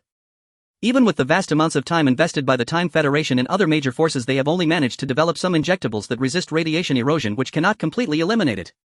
Yet the recovery pool developed by Du Fei can not only completely eliminate radiation but also heal various injuries and diseases. How incredible is that? One can only say that Du Fei, the leader before them, is an unparalleled genius. Su Ninger revealed immense joy in her eyes, excitedly saying, I believe that with this recovery pool, if we have enough time, we could achieve immortality. No, it should be eternal youth, Du Fei corrected with a smile and then added, there's one more effect I forgot to mention, which is the preservation of. As soon as this was said, a wave of astonishment erupted. Lu Ruobing and the other female soldiers were utterly they couldn't even dare to imagine immortality. What does eternal youth even mean? From what they knew, the highest rulers of the Time Federation created a radiation-free sanctuary. Even so, those rulers could only achieve immortality but not eternal youth. Yet now the recovery pool developed by the commander can grant people eternal youth and immortality. At this moment, Lu Ruobing and all the female soldiers felt their hearts tremble with excitement, as if they were dreaming. Commander, will the recovery liquid in the pool run out? No, the recovery liquid will evaporate after eliminating the radiation, and at the same time new recovery liquid will automatically replenish. Does that mean we can get rich selling the recovery liquid? Ganting asked excitedly. She was primarily worried about her empty account and had been considering financial issues. Having such thoughts is good, but you must understand the principle of bearing the consequences of possessing something precious, Du Fei said while looking at Ganting. Let's wait until we become strong enough to consider such ideas. The commander is right. Lu Ruobing nodded, then seriously scanned everyone, saying, I will reiterate once more, not a single word about the women's combat team can be leaked to the outside world. Right now we are not strong enough. If the Federation or other forces find out, the consequences would be unimaginable. From now on, everything revolves around the commander. If everyone wants to live well, just follow the orders given by the commander. Remember to obey and cooperate. Has everyone understood? Understood. All the female soldiers responded in unison, their voices echoing through the air raid shelter. As long as the commander is here, they could achieve eternal youth in the future. From this moment on, Lu Ruobing and all the female soldiers not only saw hope for survival but were also filled with beautiful aspirations for the future. This is just a small recovery pool for now, we will later construct a larger one. Du Fei looked at Lu Ruobing and continued, alright, now we can arrange for everyone to take turns and experience it. Also, it's better to take off all your clothes for a better effect. You have an hour to experience it. 1 hour later, all of you gather at the camp. I have tasks to assign. Yes. Lu Ruobing and all the female soldiers saluted Du Fei in unison. As Du Fei left, the female soldiers eagerly began to strip off their clothes and jumped in without a shred of modesty. Hey, why are you still soaking? Lu Ruobing said to Xia Ying. I didn't take off my clothes earlier, so I'm trying it out now. Xia Ying raised an eyebrow and lay back comfortably. It's so comfortable. I feel warmth spreading through my body. God, the radiation spots on my body are fading. My shoulder and neck pain is gone. This is amazing, I feel so full of strength. The female soldiers were soaking in the pool, each displaying expressions of surprise and gasping in awe. Ganting, your radiation exposure is quite special, spread your legs apart so you can soak thoroughly. Su Ninger reminded. Ganting, who was closing her eyes to feel it, blushed and said, mind your own business, I've already done that. Back in the room, Du Fei's once soaked clothes had become completely dry. The reason was that the recovery liquid quickly neutralizes and evaporates upon contact with radiation in the air. From this, Du Fei understood. Once the recovery liquid leaves the pool, it cannot be preserved. In other words, selling the recovery liquid alone is impractical. It would be better to sell the entire recovery pool setup. However, that is a plan for the future, he wouldn't consider it now. Looking at the blueprints for the terrestrial King tracked vehicle on the table, Du Fei fell into deep thought. Then he opened the system interface and noticed some changes. Host Du Fei. Position Commander. Legion Independent Women's Combat Team. Reputation 1967. Affinity 16. Physique Primary Enhancement 5 Primary Enhancement Advanced Enhancement Super Enhancement. Items Universal Toolbox 1 Rare Material Refining Agent 450 milliliters. Du Fei's reputation has increased to nearly 2,000 points and his affinity has also reached 16 points. It's important to note that reputation and affinity can be gained infinitely. As long as the people around him feel gratitude or admiration, he can earn reputation and affinity. Therefore, Du Fei pays great attention to the living conditions of the female soldiers, including those of Chen Yuanshan and the other miners. I didn't expect my physique to change after soaking in the recovery pool. Primary Advanced Super, it actually has 3 stages. Du Fei stared at the physique section, feeling somewhat curious. Now he only felt a surge of power within him and had no idea how strong the primary enhanced physique truly was. Driven by curiosity, Du Fei tried to reach out and grab a small stone protruding from the wall. He squeezed it hard. The next moment, crack. The hard stone on the wall was actually cracked by his grip. Du Fei was astonished. Damn. If a physique that is merely enhanced by 5 is this powerful, how formidable would it be to reach super enhancement? Wouldn't his female soldiers all become steel soldiers and iron maidens in the future? Next, Du Fei calmed his excited heart and opened the technology repository. Reputation points 1967. He recalled that there were 2 drones shot down by the invisible winged beasts in the storeroom and planned to exchange for another drone blueprint. Ding. Congratulations to the host for using 1,500 reputation points to exchange for a blueprint of the Predator stealth drone. The design, manufacturing parameters and functions of the Predator drone appeared in Du Fei's mind. Predator stealth drone anti-gravity device, all-round detection, artificial intelligence program capable of carrying various attack weapons and comprehensive control. In stealth mode, it can interfere with or steal enemy communications and conduct precise strikes on aerial, ground and maritime targets. Main materials: secret silver or vibration gold energy crystal. Not bad, killing enemies unseen from 1,000 miles away. It's truly an ambition-inflating weapon. Du Fei secretly praised. If vibration gold were used as the main material for the drone, it would be even more powerful. However, the synthesis technology for vibration gold requires 100 intimacy points to exchange, and he currently didn't have enough. For now, he could only use secret silver as the main material. It seems intimacy points are also very important. He needs to find a way to acquire more. However, a Predator stealth drone made from secret silver would still be quite formidable in the current world. With such an aerial killing machine combined with the Land King tracked armored vehicle, the Qingchuan Ruins mission was sure to succeed. The entire female combat team gathered together. Du Fei scanned all the female soldiers, each standing tall and proud, their spirits rejuvenated. Next, we will be working hard for half a month. Your contributions not only determine the victory in the Qingchuan Ruins mission but also mark the first step towards a bright future for the female combat team. Ganting, you are responsible for sorting out the communication equipment materials that can be used. Workshop Area 2 is yours to use. Sun Xiaoqian, you are responsible for sorting the manufacturing materials for weapons and ammunition. Workshop Area 1 is yours to use. Song Jia, you are in charge of the infrastructure work for the entire team, including installing water purifiers, constructing public bathrooms and building the camp walls. Additionally, ensure that clean water is delivered to the living area and mining area as soon as possible. You can go to Workshop Area 3 to make any tools you need. Yes. Xiaoying, you are responsible for forming a special operations team to hunt nearby time beasts while ensuring the living expenses of the entire team during this period. Yes. Team leader. As Du Fei's orders were given, Ganting and the others took various blueprints and began to get to work. The female soldiers of the female combat team began to busy themselves. Why haven't I been assigned a task? Lu Ruobing approached Du Fei and asked. Due to the hot weather, she wore a thin camouflage outfit. After soaking in the rehabilitation pool, she appeared even more alluring. Especially her curvaceous and full figure, perfectly shaped, radiating a mature and enticing charm. Du Fei couldn't help but feel slightly stirred and said, "Your task is very important. Come with me to the mining area." To the mining area. Yes, follow me to refine secret silver, Du Fei said. Given the large quantity of secret silver needed, he required a helper. Really? Lu Ruobing was slightly taken aback, her eyes revealing a hint of excitement. She had always been curious about how secret silver was refined and didn't expect Du Fei would entrust such an important task to her. Deep down, Lu Ruobing felt greatly moved. This showed how much Du Fei trusted her. Ding. Intimacy points 5. Du Fei felt a surge of joy inside. Previously he only gained 1 intimacy point and now it had already started at 5 points. It seems the more familiar they became, the higher the intimacy points gained. On the mountain, a dozen simple wooden huts were built, serving as the dormitories for Chen Yuanshan and the miners. Not far from the wooden huts there were 2 adjacent wooden houses. These 2 wooden houses were specially built by Chen Yuanshan at Du Fei's request and turned out to be quite unique. The 2 wooden houses had several steps elevated more than a meter off the ground with a wooden plank connection outside and a few rattan chairs placed there. Inside the wooden houses there were bedrooms, a simple bathing area and tables and chairs. The mountain was rich in trees and everything was sourced locally. One could only say that Chen Yuanshan truly put in a lot of effort. Upon arriving at the wooden house, Du Fei felt quite satisfied. Wow, such a beautiful wooden house. Lu Ruobing's beautiful eyes widened as she took in everything before her and looked at Du Fei. Did you have them build this? Without waiting for Du Fei's reply, she ran up the steps and into the wooden house. In the future we will be spending a lot of time working on the mountain. One of these houses is yours. Du Fei followed behind, glancing at her slim waist and rounded hips, smiling slightly. Really?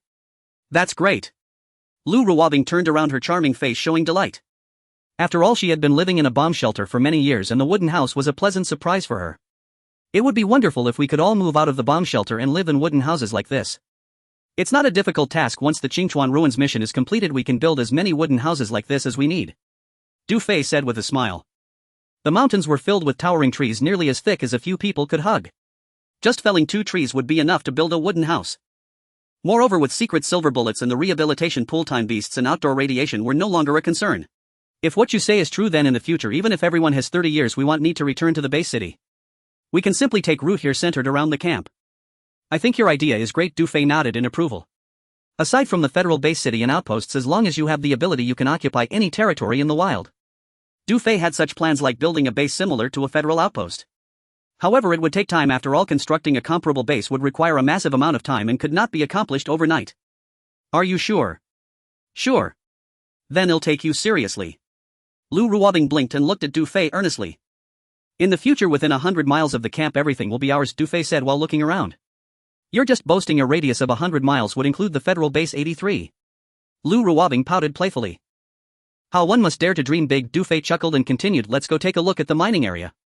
The drilling equipment roared beside the riverbank cliffs. Chen Yuanshan led the miners who had already begun their mining work, which was in full swing. Secret silver ore is not the same as secret silver. It merely contains trace amounts of secret silver material, making it not too difficult to mine. Currently, Chen Yuanshan and a group of miners had only 1 rock drill and the mined ore needed to be manually sorted and transported. Logically, crushers and rail-mounted ore transport vehicles are essential, but due to tight funds they had to make do for now. Even so, Chen Yuanshan and the miners were still full of energy, ensuring that the daily mined ore was no less than 100 tons. At this moment, within the designated area, 5 to 6 piles of freshly mined secret silver ore had already been stacked. According to Du Fei's instructions, these secret silver ores were all cut to similar specifications. This way they could save on refining agent, ensuring that a single drop of refining agent could completely extract the secret silver from one piece of ore. These ores have a good secret silver content. We need to start working now, Du Fei said after inspecting the piles of ore, revealing 2 bottles of rare substance refining agent in his hands. 1 bottle was left over from before and the other was exchanged from the technology repository for 100 reputation points. What's inside this?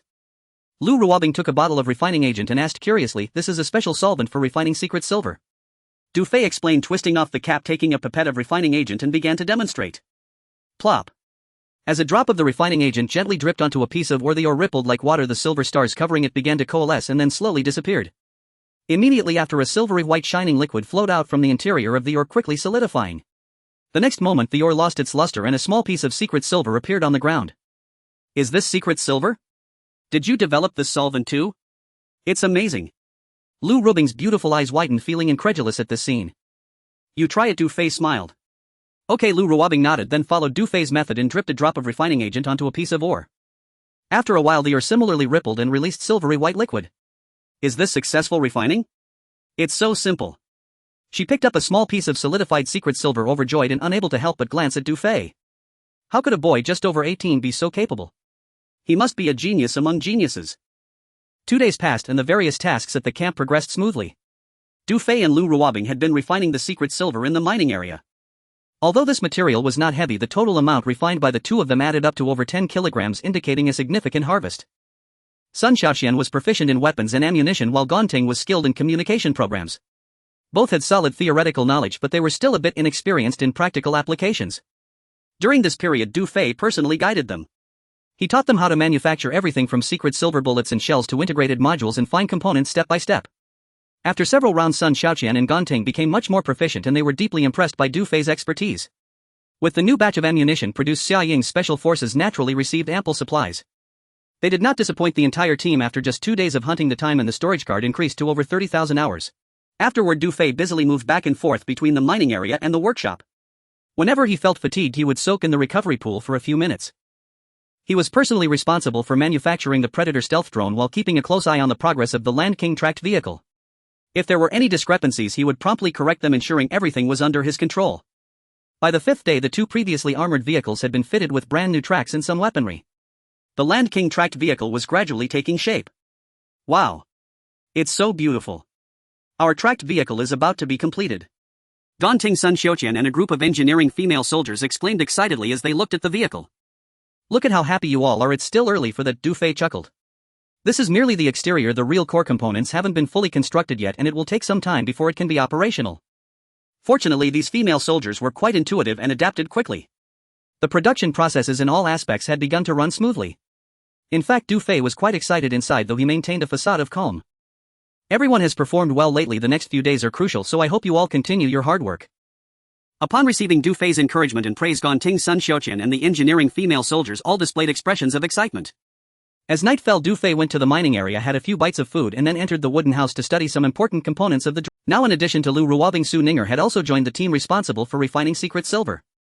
This work was not technically demanding, and the two of them could basically finish refining the extracted ore every day. Du Fei only needed to collect the finished secret silver. What are you studying? At that moment, a voice suddenly sounded. Du Fei was startled and turned to see Lu Ruobing standing behind him, having appeared unnoticed. Do you walk without making any sound? After Du Fei spoke, he looked down and realized she was barefoot, which explained her stealthy approach. As the two wooden houses were connected, Lu Ruobing often came over to report her work after finishing her tasks. They had become more familiar with each other, and their words and actions were less restrained than before. I love the feeling of lightly stepping barefoot on the wooden planks. It's simply too comfortable. Seeing that Du Fei seemed genuinely startled, Lu Ruobing raised one beautiful foot and smiled a little shyly. Then she curiously approached the table, bent down, and began examining the blueprints. Lu Ruobing was still dressed in a relatively thin camouflage outfit, and as she bent over, Du Fei couldn't help but swallow hard. Despite Lu Ruobing bending over and seriously reviewing those blueprints, Du Fei even began to suspect that she had come over intentionally to lure him. You might not understand these blueprints. They are for the core components and anti-gravity systems of the drone. No wonder I was baffled. It turns out it's for the drone. What? Drone? Lu Ruobing's eyes widened in surprise as she suddenly realized. Seeing Lu Ruobing straighten up, Du Fei almost wanted to slap himself twice. How could he have said she wouldn't understand? Shouldn't he have given her a serious explanation? This is the Predator stealth drone, and it should be completed alongside the Land King tracked vehicle in the next few days. Oh my gosh, does that mean we will have drones in the future? Lu Ruobing exclaimed excitedly, eager to know more. Can you tell me about the performance of this drone? Sure. Du Fei nodded, pointing at the blueprints. Come look at these designs. Just as Lu Ruobing was about to bend down again, a female soldier's voice suddenly rang out from outside. Deputy Commander, good news. The water purifier has been installed and your shower has been connected to pure water. Great. I'll be right there. Lu Ruobing responded, turning to Du Fei and saying, I'll tell you more after I finish my shower. You continue your research. The night was tranquil. The workers in the mining area had already fallen into a deep slumber. Female soldiers were on duty, sleeping soundly. Outside the wooden cabin, Du Fei sat in a wicker chair gazing at the mountains under the night sky. Is this drone really as impressive as you say? Lu Ruobing had just finished her shower, wearing a low-cut thin t-shirt, the wet ends of her hair still dripping. At this moment she had already understood the various functions of the Predator stealth drone, and her heart couldn't help but feel a wave of shock. You'll find out soon enough. Du Fei smiled calmly and continued. The Federation stipulates that there should be no conflicts between legions, otherwise the instigating party will be deemed anti-human. Hey, in the eyes of the Temporal Federation, humans are revered, but they only include the elite, the nobility, and the wealthy. As soon as the lower classes show any resistance or touch their interests, they are labeled as anti-human. Lu Ruobing did not understand why Du Fei suddenly shifted to this topic, and she lamented, yeah, it really isn't fair, but there's nothing we can do about it. Du Fei still wore a faint smile and continued, what I wanted to say is that there's another feature I forgot to mention. This drone can evade the Temporal Federation's heavily eye. What? The Predator stealth drone can escape the Heavenly Eye's surveillance. Lu Rubing's face once again showed a look of shock. Suddenly she thought of something and looked at Du Fei. You can't be thinking. The humiliation and bullying we suffered before can be overlooked, but constantly being bullied, isn't it excessive for us to retaliate? Du Fei said. Lu Ruobing clenched her fist, her eyes involuntarily revealing a hint of delight. She instantly understood Du Fei's intention. He wanted to use this drone against the 48th Division. Indeed, the Women's Assault Corps had endured oppression, humiliation and bullying for years, reaching a point where they could no longer tolerate it. A counterattack would definitely not be excessive. However, right now we can only produce 2 Predator stealth drones. Do we have the confidence to take on the powerful 48th Division? Although Lu Ruobing felt a bit worried inside, she did not show it. Instead, she excitedly looked at Du Fei. So you already have a plan to deal with the 48th Division? The 48th Division is just the beginning. The ultimate plan is aimed at Wu Dagui. Really? Upon hearing the name Wu Dagui, Lu Ruobing felt a deep-seated hatred. Her parents had died at his hands. She never expected Du Fei's plan was actually to target Wu Dagui. A look of gratitude appeared in her eyes. Thank you. No need to thank me. Du Fei looked up at the night sky, lost in thought. Lu Ruobing didn't speak again, her mind swirling with thoughts. Wu Dagui was a mid-level figure in the Temporal Federation, currently at the peak of his power. According to the Heavenly Eye website's assessment, he was likely to rise to a higher position soon. Not to mention he controls 3 divisions. Just his family background and intricate connections are not something an ordinary person can shake. The man before her was scheming to provoke Wu Dagui for her sake. Lu Ruobing felt a bit flustered. Her heart, does he have feelings for me? I am 23, 5 years older than him. Is that suitable? Thinking of this, she discreetly glanced at Du Fei, feeling her cheeks warm. After a while, Lu Ruobing calmed her emotions and couldn't help but ask, what are you thinking about? Thinking about my dad and sister. Du Fei replied. You're better off. At least you still have family to think about. Lu Ruobing sighed softly, wiping her damp hair, and said they should be very happy living in Revival City. The situation isn't optimistic. Wu Dagui will likely not let them go. What? Lu Ruobing was taken aback, puzzled. Wu Dagui. Did your family get involved with him? She then realized that Du Fei's plan to deal with Wu Dagui was not as she had imagined. Yes, my dad had an affair with Wu Dagui's wife and the matter was exposed. Du Fei smiled and recounted how Du Lei saved Wang Shuzhen on the battlefield along with their subsequent romantic escapades.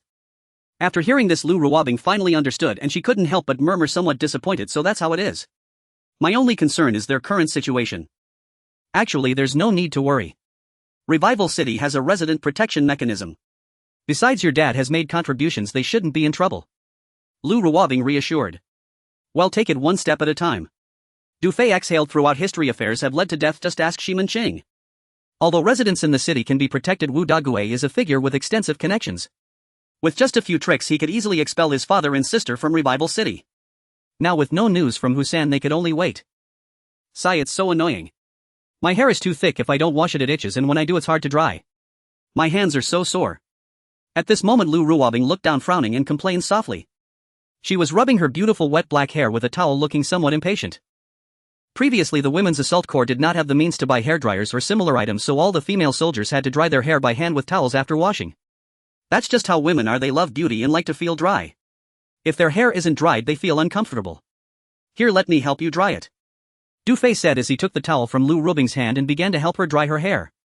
Lu Ruobing did not refuse. She was quite willing to enjoy such service and immediately bent down to cooperate with Du Fei. Ding. Affinity 10. Du Fei felt a rush of joy inside. Wow, 10 points. The service was. He sat beside Lu Ruobing, and as he brushed aside a strand of hair that had fallen across her chest. In an instant, Du Fei's mind went blank as if struck by lightning. Ha! Feeling Du Fei's unusual expression, Lu Ruobing glanced down towards her neck and gasped. She quickly realized she had exposed herself. Lu Ruobing hurriedly covered her neckline, stood up in a panic, and said, I'll go back to sleep now. After saying that, her face flushed as she snatched the towel from Du Fei's hand and fled in a hurry. In the following days, Du Fei focused entirely on his work, the production of the Land King tracked vehicle and the Predator stealth drone nearing completion. Additionally, through Husan's connections, he purchased 2 second-hand trucks at a low price from the base, bringing the total to 3, including Chen Yuanshan's truck loaded with explosives. All 3 trucks were coated with secret silver and modified into large infantry transport vehicles and container ammunition transport trucks. From then on, the female soldiers no longer needed to march on foot to the battlefield. Moreover, due to the timely supply of secret silver, the gunpowder was nearly depleted and various ammunition was being produced furiously. With sufficient reserves of secret silver bullets and shells, they were well prepared for a large-scale battle. Of course, this was also thanks to Sun Shaoqian leading the engineers tirelessly. At this moment, everyone was full of energy and the workshop was busier than ever. Du Fei had just poured liquid secret silver into the drone shell mold when Gonting and a group of female soldiers approached. Captain, I want to discuss something. Gonting stammered. What is it? Can we keep the cassava flour and wild vegetables we've stored instead of throwing them out? Gonting said. Nearby Lu Ruobing frowned and looked at Du Fei. Are you going to throw away our stored food? Is that even food? Throw it all out, Du Fei replied firmly. He had noticed that his meals were quite lavish while the female soldiers' meals included black wild vegetables soaked in disinfectant. He understood that the women's combat unit had become accustomed to frugal living, mixing wild vegetables into their meals to save a bit. However, Du Fei absolutely would not allow such a thing. How could he let his subordinates eat that? Moreover, a decrease in happiness directly affected the gain of reputation points. Fine, then throw it out, Gonting said, seeing that Du Fei was a bit angry and did not dare to argue. I was the one who instructed the cooking team to do this. After all, we are not wealthy right now. Lu Ruobing bit her lip lightly. If we can save, we can use the extra funds to produce more equipment. I know we are tight on funds and you are thinking of the whole team, but we cannot skimp on food. Don't let us have to eat that stuff again in the future. Du Fei looked at Lu Ruobing and said seriously, the more difficult things get, the more we need to make our soldiers feel warmth and hope in their hearts. Don't worry, in a few days our funding won't be tight anymore. After saying that, he turned to Gonting. Tell me, how much time do we have left in the account? The Xiaoying Special Forces have accumulated a total of 85630 hours in the past few days, plus the previous balance totaling 92590 hours. 10000 hours will be used to pay the miners for 10 days' wages, and each soldier will receive 200 hours with a 10 service fee deducted, leaving 57830 hours in the account. Gonting recounted every expense clearly. Du Fei couldn't help but smile inwardly. Gonting was indeed a very competent manager. I thought we had run out of funds, but it turns out there are still over 50,000 hours in the account. Du Fei deliberately tapped the workbench with his finger and said to Gonting, order take out 50,000 hours to purchase food completely. Ha! Purchase so much. Gonting was taken aback, immediately regretting that she had let the captain know there were funds in the account. Lu Ruobing smiled wryly and said, can we buy less? She genuinely felt a bit pained. It had been so hard to save this bit of time and now it would be consumed all at once. No way, I still feel like 50,000 hours of food is a bit insufficient, Du Fei said seriously, turning to Lu Ruobing and asking, how long will it take us to get to the Qingchuan ruins? Lu Ruobing was taken aback, not understanding why Du Fei suddenly asked this question. After a brief hesitation she replied, now that we have transport vehicles it counts as mechanized marching. It will take about a day and a night to reach the Qingchuan ruins. Exactly. Do you think the whole team will go without eating or drinking on the way? Du Fei squinted his eyes and continued, for the upcoming battle at the Qingchuan ruins the cooking team must allocate some personnel to ensure the meals for the entire team. As the captain, I must ensure that the soldiers have a meal of stir-fried vegetables and meat every time on the battlefield. As long as I am here I will never allow my soldiers to suffer even the slightest grievance. His words were resolute and powerful. Lu Ruobing, Gonting, Sun Xiaoqian and others were moved. They did not expect the captain to care so much for all the sisters of the team. All the female soldiers present felt deeply touched. Ding. Reputation 10. Ding. Reputation 10. Ding. Reputation 10. Ding. Reputation 10. The system notification sound echoed continuously in their minds. Du Fei smiled to himself, lowered his head and began to work earnestly again. Days passed in a flash. Outside the camp of the women's combat unit the female soldiers were immersed in immense joy. The previous two-wheeled armored vehicles had transformed into two brand new tracked vehicles. The two conventional drones that were salvaged were modified into two oddly shaped drones. Two Land King tracked vehicles, two Predator stealth drones and three transport vehicles glimmered with silver light under the sunlight. Is this our Land King tracked vehicle and drone? Xiaoying caressed the fully coated tracked vehicle, her eyes gleaming with excitement. Quickly, let me take a picture. Ing Bao, we want to join you. Lu Ruobing and several female soldiers hurried over to stand beside Xiaoying. The weapons and equipment are very complete and they look really impressive. It's so uplifting. Wow. How valuable. Sun Xiaoqian's eyes sparkled as she exclaimed, who would have thought this was made from a pile of discarded materials bought by the captain for 20,000 hours. Gonting added, but this is a secret silver tracked vehicle with performance far exceeding the latest models from the Federation. It can sell for at least 1,000,000 hours. Wow. That's so valuable. Sister Gonting, what about our drones? A female soldier asked. The drones are even more incredible. They were handcrafted from pure secret silver by our captain and we want to sell them for any amount of time. Gonting replied. What about the performance of these two drones? Performance is temporarily confidential. Gonting glanced at Du Fei not far away, her face revealing a hint of mystery and pride. Under Du Fei's guidance she had fully mastered the various capabilities of the Predator stealth drone. Du Fei had also said that these two formidable weapons would be entrusted to her for control. She would become the first person in the entire unit to operate a drone. How could she not be excited? With everything ready we now entered the debugging phase for the Land King tracked vehicle and the Predator drone. Du Fei exchanged 700 reputation points for 7 energy crystals powering everything, including 3 transport vehicles with these crystals. Each of these energy crystals can provide power for a year, completely eliminating the reliance on fuel. All personnel take your positions. Report on the vehicle's operational status. Report. The Land King no. 1 is starting normally, all data is running well, ready for action. Report. The Land King no. 2 is starting normally, all data is running well, ready for action. Xiaoying followed suit with her report. Activate the all-round defense system, test the autocannons, machine guns and Gatling guns. Du Fei commanded. Received. Whoosh. Bang bang bang. Boom. Boom. As the ground trembled violently, 2 Land King tracked vehicles crossed ditches surmounting hills at high speed. In the distance, the desolate mountains erupted with artillery fire, rocks flying, creating an extremely shocking scene. Report. The autocannon's lethality area exceeds 6,000 square meters and the machine guns and Gatling guns accurately hit over 300 targets. Report. The command system, encrypted communication system, vehicle speed, weaponry data are all testing normally, they can be fully deployed in battle. Very well. At this moment a weight lifted from Du Fei's heart as he exhaled steadily. He was eager to see the performance at that moment. It should be noted that the various blueprints exchanged from the tech vault are not one-time use, they have long been deeply etched in Du Fei's mind. If the Land King tracked vehicle performs outstandingly on the battlefield, he wouldn't mind producing a few more or even manufacturing them in large quantities. Guanting, please reply if you receive this. Guanting received. Guanting received. In a separate control room for the Land King no. 1 Guanting replied with her headset on. The next steps are up to you. Yes. Captain. Guanting took a deep breath and pressed the start button on the control panel. Buzz.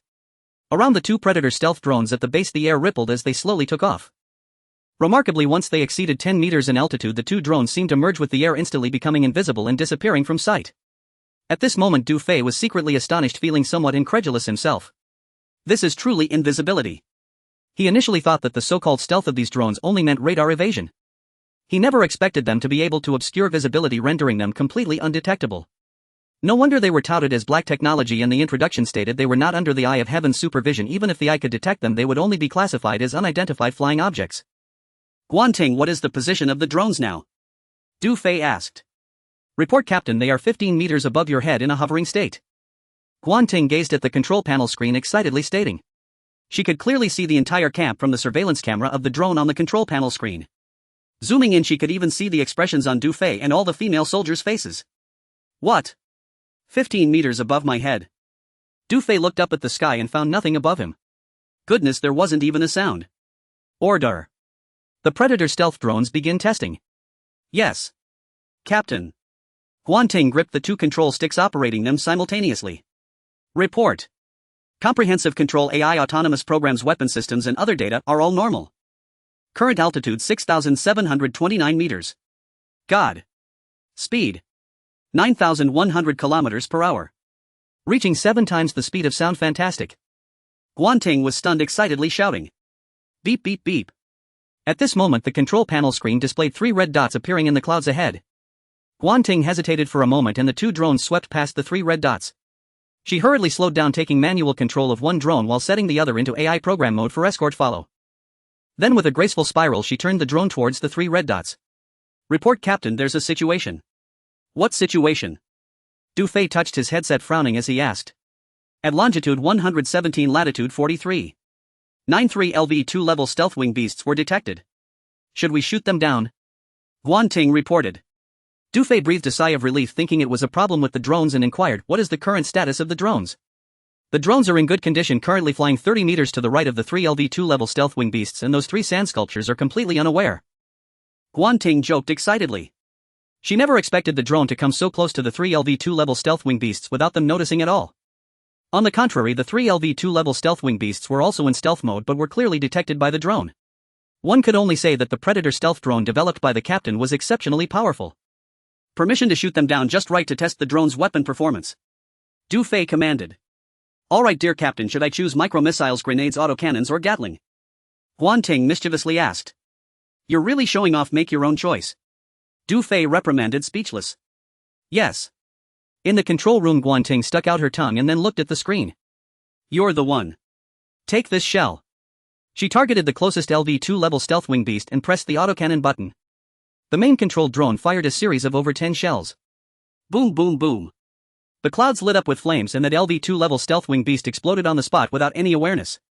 Killed a LV2 level time beast gaining 3,576 hours. The external women's mobile regiment storage card received 3,576 hours. Report Captain, we killed a LV2 level stealth wing beast and gained 3,576 hours, and we directly received 3,576 hours.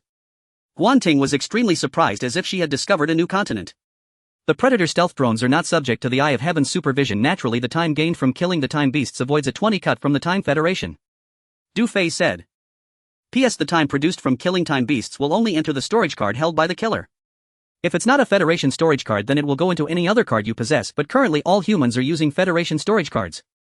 P.S. So tiring. Wow, there's this benefit too. Guanting's excited body trembled.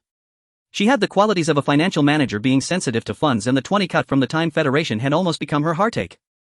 Previously, every time a time beast was killed, a portion of the time would be deducted, and she felt quite distressed. Now whatever time was gained would go directly into the account. With the Predator stealth drones, she would no longer be exploited by those bastards. Guanting felt a great sense of relief and joy, her heartache completely healed. Gaga. Roar. At this moment, the other two LV2 level stealth wing beasts were startled. One of the more aggressive time beasts roared, revealing its true form and entering a combat state. However, it flapped its wings but couldn't find a target to attack. So ugly, I will eliminate you on behalf of the captain.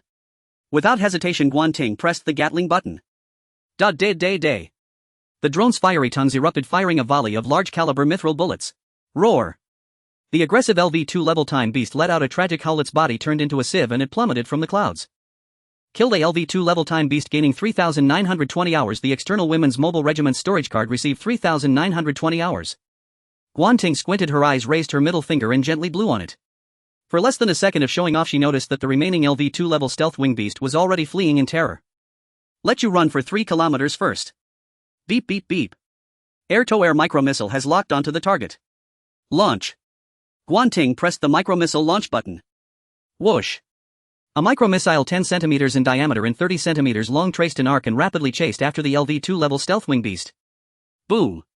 Killed a LV2 level time beast gaining 3,783 hours. The external women's mobile regiment storage card received 3,783 hours. Yay. Guanting clenched her small fist, feeling exhilarated. Report Captain. The Predator stealth drone test is complete. All data is normal and it can be deployed for combat. Very good, no need to land. Return to the camp's airspace and hover on standby. Du Fei commanded. Yes. The test concluded and 2 Land King battle vehicles rolled back to the camp with their silver treads exuding an impressive aura. Lu Ruobing, Xiaoying, Guanting and Sun Xiaoqian all jumped down from the battle vehicles. They stood tall and saluted Du Fei in unison, saying, "Good day, Commander." The tests for the Land King battle vehicle and the Predator drone were a success. Du Fei nodded at them and smiled as he looked at Xiaoying. Xiaoying, you are an excellent commander. How do you think the performance of the current battle vehicle compares to the previous armored vehicles? At this moment, Xiaoying was still exhilarated from the excitement. Hearing Du Fei ask for her opinion only made her more thrilled. Commander, the Land King battle vehicle you created is incredible. It is agile and movement sensitive in control, and the communication quality and detection vision are exceptionally clear.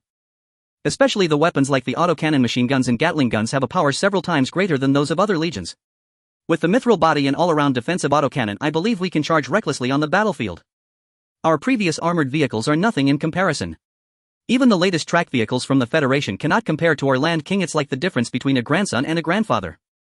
I dare say that the Land King battle vehicle you created is the most formidable battle vehicle in the world. It's simply invincible. Xiaoying finished speaking, her beautiful eyes shining just as her words fell. Applause erupted around them like thunder, with many female soldiers' small hands turning red from clapping. Xiaoying was not exaggerating. The performance of the Land King battle vehicle was indeed evident to all. How exciting! With the Land King battle vehicle, the Women's Assault Corps will surely win the battle at the Qingchuan ruins. Guanting couldn't help but smile slightly as she listened to everyone praise the battle vehicle. Is it really invincible? Is this enough to make you all so happy? Humph, I wouldn't trade 10 Land King battle vehicles for my 1 aircraft. If I said that 2 invisible weapons of mass destruction were currently hovering above your heads, it would probably shock you all. You must know that the performance of the Predator stealth drones is currently confidential, and Du Fei only informed Lu Ruobing and Guanting. It's no wonder the female soldiers only focused on the Land King battle vehicle. They had always believed that the 2 drones were only for reconnaissance and information collection. To them, those 2 drones were nothing more than useless trinkets. Du Fei smiled and patted Xiaoying on the shoulder. Since you feel it's great, then the no. 2 Land King battle vehicle will belong to you. That's wonderful. Thank you, Commander. Xiaoying was so excited that she nearly ran up to hug Du Fei and kiss him. In her excitement, she cast a proud glance at Guanting. Needless to say, the no. One Land King battle vehicle would surely belong to Vice Commander Lu Ruobing, leaving only No. 2. Xia Ying was afraid Gonting would snatch it from her. Now that Du Fei had promised the No. 2 Land King battle vehicle to Xia Ying, one can imagine how excited she was, while it was easy to imagine how dejected Gonting might feel. However, the next moment she noticed that Gonting was also looking at her with a proud expression on her face, as if to say, "I'm not going to compete with you." This made Xia Ying feel quite puzzled, sensing that something was off. "Commander, I won't even mention the No. 1 Land King battle vehicle you've given the No. 2 to Ying Bao. What about me?" Sun Xiaoqian was displeased and pouted, asking. She had put in a lot of effort with the weapon systems of these 2 battle vehicles along with various mithril ammunition. Du Fei laughed and said, "You are a great contributor. A position in the independent control room of the No. 1 battle vehicle has been reserved for you. One of Gonting's drones will be assigned to you. This is a very important position." This was mainly considering that Gonting would find it a bit strenuous to operate 2 drones alone, and having Sun Xiaoqian assist with one would be much better. This way the 2 Predator stealth drones could exert their maximum effectiveness and operate in single combat in 2 locations. "What? I prefer to operate a powerful battle vehicle to fight directly. You want me to operate a drone with no combat capability?" Sun Xiaoqian looked disappointed, her pouty lips capable of hanging a beer bottle. She saluted dejectedly, "Fine." Meanwhile Gonting smiled slightly at her, thinking, "If you look down on the drones you'll understand later." At this moment a communication female soldier saluted. "What is it?" Du Fei looked at her. "The 48th Division has sent the deployment plan for the Qingchuan Ruins mission and mentioned that other legions have already begun to act, urging us to prepare for pre-battle arrangements and reach the position within 3 days. Please provide the deployment plan of the 48th Division and the situation of our position." Du Fei instructed. "Yes, Commander." The communication female soldier opened the information sent by the 48th Division and began to report. The Qingchuan Ruins are located between the jurisdictions of the Revival Military District and the Holy War Military District. This hunting ground is divided into 4 major positions: east, west, south and north. In addition to the 48th Division and many auxiliary legions, there are also regular troops from the Holy War Military District participating. Our Women's Assault Corps belongs to the Eastern Front position, and there are 4 legions in total, including a regular troop from the Holy War Military District. However, the position where our Women's Assault Corps is stationed is a plain lacking rocky crevices for cover, putting us at a disadvantage. The communication female soldier finished reporting the situation of the Qingchuan Ruins hunting ground. "Bastards! How could they set our position on a plain? I knew the 48th Division had ill intentions. They placed our Women's Assault Corps in an exposed area intending to attract the time beast. The 48th Division is so shameless. This is a blatant attempt to make us cannon fodder." Lu Ruobing, Xia Ying, Gonting, Sun Xiaoqian and the others were all furious, gnashing their teeth in anger. Then let it be as they wish. Who becomes cannon fodder is still uncertain. Du Fei smiled lightly, then said seriously, "Relay my orders. Everyone organize their equipment and gather in 10 minutes. "Yes." The infantry commander responded. The commander orders all combatants to organize their equipment and gather at the camp in 10 minutes. Repeat, all combatants organize their equipment and gather at the camp in 10 minutes. With the command given, all the female soldiers of the Women's Assault Corps swiftly sprang into action. 2 infantry transport vehicles started their engines warming up. The rear doors of the container ammunition transport vehicle opened and various bullets and shells were continuously loaded. Lu Ruobing looked at Du Fei. "Do you plan to leave now?" "That's right, we're setting off now. Since the 48th Division and other legions have already acted, we cannot fall behind." Du Fei nodded, then smiled. "We promised to cooperate well in this operation, so we should arrive at the designated position in advance to reassure the 48th Division." After speaking, he walked to Gonting's side and whispered a few words to her. "Yes." Gonting's pretty face lit up with excitement as she grabbed Sun Xiaoqian's arm. "Come on, let's get in the vehicle." Sun Xiaoqian frowned, reluctantly being dragged into the independent control room of the No. 1 Land King battle vehicle. "P.S. I kindly ask for 2 things. 1. I hope you can leave a comment in the comments section, preferably 5 stars. 2. If you could take a few seconds to help promote this book in the Book Shortage Plaza, I would be exceedingly grateful." Inside the independent control room of the No. 1 Land King battle vehicle, Sun Xiaoqian gazed at the various buttons on the control panel and the clear images of female soldiers bustling on the screens, her excited body trembling slightly. In just a few minutes she had already grasped the various capabilities of the Predator stealth drone. "Look, this is what I harvested when you were testing the battle vehicle 400 kilometers away from the camp." Gonting opened the storage card balance, raised an eyebrow and boasted, "Oh my god, this is so awesome. I always thought this drone was just used for gathering information, but I never expected it to be a weapon far more powerful than the Land King tracked battle vehicle. Xia Ying has really suffered a huge loss this time, haha." Sun Xiaoqian laughed heartily, her 2 ample bosoms trembling wildly. "Tisk, the commander is so good to me."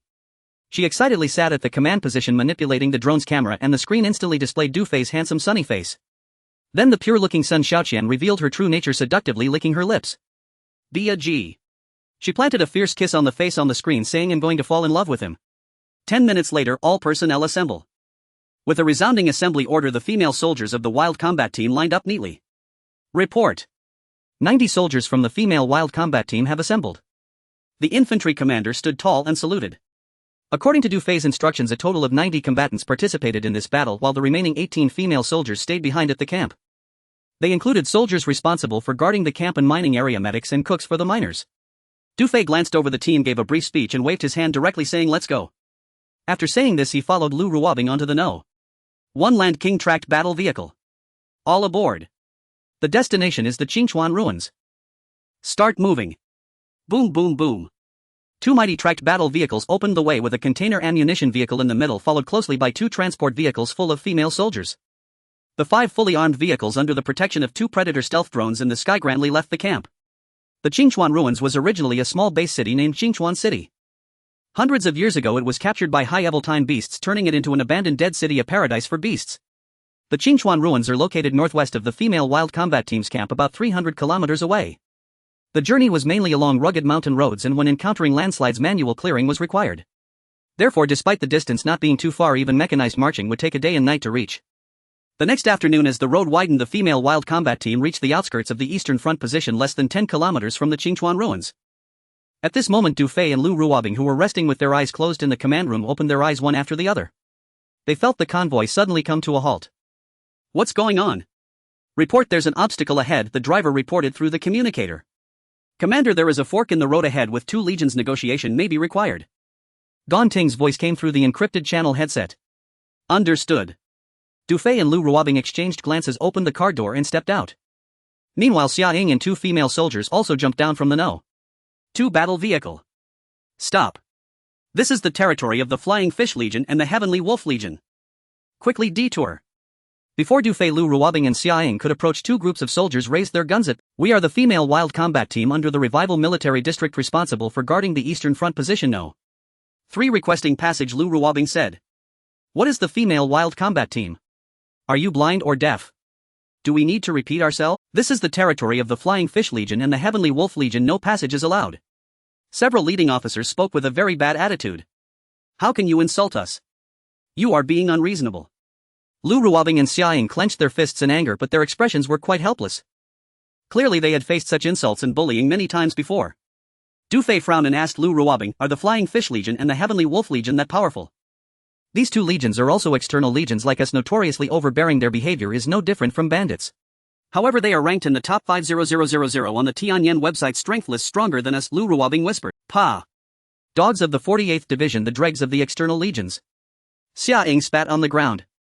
Dufay nodded, then stood with his hands behind his back addressing the officers. I am the commander of the female Wild Combat Team. We are here under the orders of the 48th Division to guard the Eastern Front position No. 3. You are not allowing passage, but if we miss the opportunity for battle, can you bear the responsibility? The officers were taken aback, finally noticing Dufay. They did not expect a male commander to emerge from the female Wild Combat Team. This guy looked even more attractive than a woman. After a moment of distraction, one officer said, we have orders from above, this is a sensitive area, no one is allowed to pass. Then call your superior over, otherwise I will contact the 48th Division, Dufay said. Seeing Dufay's firm attitude and bringing pressure from the 48th Division, the officers dared not act arrogantly. However, they still grumbled as they turned around and took out their communicators to report. Shortly after, 2 military vehicles approached. Several soldiers respectfully opened the car doors and 2 commanders from the Flying Fish Legion and the Heavenly Wolf Legion got out of the vehicles. What's going on? The commander of the Heavenly Wolf Legion swaggered over, glancing at Dufay and the others with arrogance. We are the female Wild Combat Team requesting passage through your legion's territory to enter position No. 3, hoping for your cooperation, Dufay said with a smile very politely. Our territory isn't something people can pass through casually, understand? The Heavenly Wolf Legion commander smiled insincerely, then waved the whip in his hand pointing to the mountains. You can detour around, go through the river valley at the foot of the mountain. The commander of the Flying Fish Legion smirked and added, who just said they would miss the opportunity for battle. If you don't arrive at the position on time, that would be missing the opportunity. You better hurry and detour. Lu Ruobing's face turned pale with anger, unable to restrain herself. You are bullying us too much. So what if we are? The Heavenly Wolf Legion commander spoke disdainfully, his expression darkening. Don't ask for face when you don't deserve it, quickly get as far away as you can. The Flying Fish Legion commander sneered, didn't you hear us telling you to leave? Do you think a mere female Wild Combat Team can stir up trouble? Boom boom boom. At this moment a large group of well-equipped troops appeared at the nearby fork with tanks, armored vehicles, transport vehicles and dozens of others stretching as far as the eye could see. One middle-aged commander frowned as he approached upon seeing this situation. Is this the quality of your commanders in the revival military district? The Heavenly Wolf Legion commander was startled, and upon seeing the opposing forces were regular troops he quickly stood straight and saluted. Then he forced a smile on his face and asked, "May I ask? Who are you?" "Commander of the 56th Division of the Holy War Military District, Chu Jingxiong," the middle-aged commander replied. After Chu Jingxiong reported his number and named the commander of the Tianlang Corps and the commander of the Feiyu Corps quickly smiled with a flattering demeanor revealing their obsequiousness.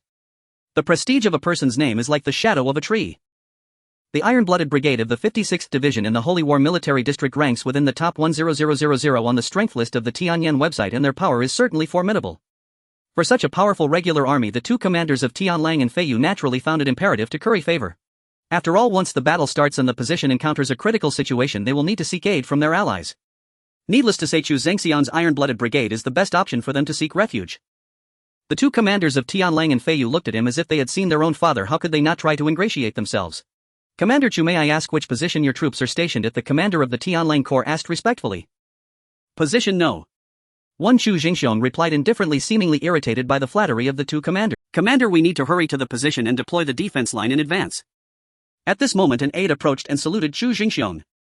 The Tianlang Corps commander hurriedly gestured to his men behind him, "Hurry and let the Iron-Blooded Brigade pass."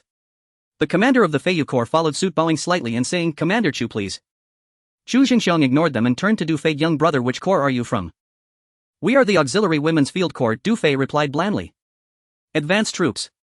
Chu Jingxiong glanced at the few vehicles behind Du Fei and asked. Du Fei answered, "No, the entire corps." "What?" Chu Jingxiong was taken aback. Is this even considered a corps? He truly doubted whether the Revival Military District had no one left to send a small squad to guard the position. If a battle breaks out, this small number of people wouldn't be enough to fill the gaps left by the ferocious beasts. At this moment the commanders of Tianlang and Feiyu and the soldiers all wore expressions of derision. "Young brother, I can only say your courage is commendable," Chu Jingxiong remarked. "Hee, since you are here, military orders are like mountains," Du Fei said with a smile. Chu Jingxiong nodded, his gaze sweeping over Du Fei and the female soldiers on the transport vehicle. He sighed, "You move me, reminding me of my youth. Let's go, come with us through the defense zone." Saying this, he extended his hand as an invitation to Du Fei. "Commander Chu, I'm really sorry, they do not have the qualification to pass through our defense zone. Indeed, we only allow Commander Chu's troops to pass." The two commanders of Tianlang and Feiyu glanced at Du Fei and the others, speaking in a sarcastic tone. In an instant Chu Zhengxian's face darkened, his brows furrowing into a frown. He wanted to explode in anger but felt it was inappropriate. He belonged to the Holy War Military District. After all, this was an internal matter of the Revival Military District and he could not interfere. "How about this? Here is my Iron-Blooded Brigade's communication channel. If you encounter any emergencies, you can seek aid from my army." Chu Jingxiong wrote down a string of numbers on a note and handed it to Du Fei. "You too, this is my Women's Field Corps communication channel. If you encounter any emergencies, you can also seek aid from us." Du Fei also handed a note to Chu Jingxiong, responding in kind. "Ha, this young man is quite interesting." Chu Jingxiong laughed heartily, casually passing the note to his aide, and then said, "I wish you all good luck." "You too," Du Fei replied with a smile. "Commander Chu, please clear all the obstacles and let them pass quickly." The commanders of Tianlang and Feiyu and the soldiers bowed and nodded, allowing Chu Zhengxian's Iron-Blooded Brigade to pass through the defense zone smoothly. Xia Ying's eyes widened in anger as she cursed, "Bastard." Lu Ruobing also trembled with rage, asking Du Fei, "What should we do?" "Eastern Front Position No. 3. Aside from a small elevated hillock, the terrain stretched flat and unbroken in every direction, utterly exposed, offering no concealment. Lu Ruobing and Xia Ying surveyed the surroundings, their brows furrowing with concern. With only 90 soldiers in the entire battalion, fortifying a defensive line across such open ground would be exceptionally difficult. The two exchanged helpless shrugs before turning their gaze collectively toward Du Fei. Du Fei understood well this was no conventional battlefield of human versus human but a war against beasts.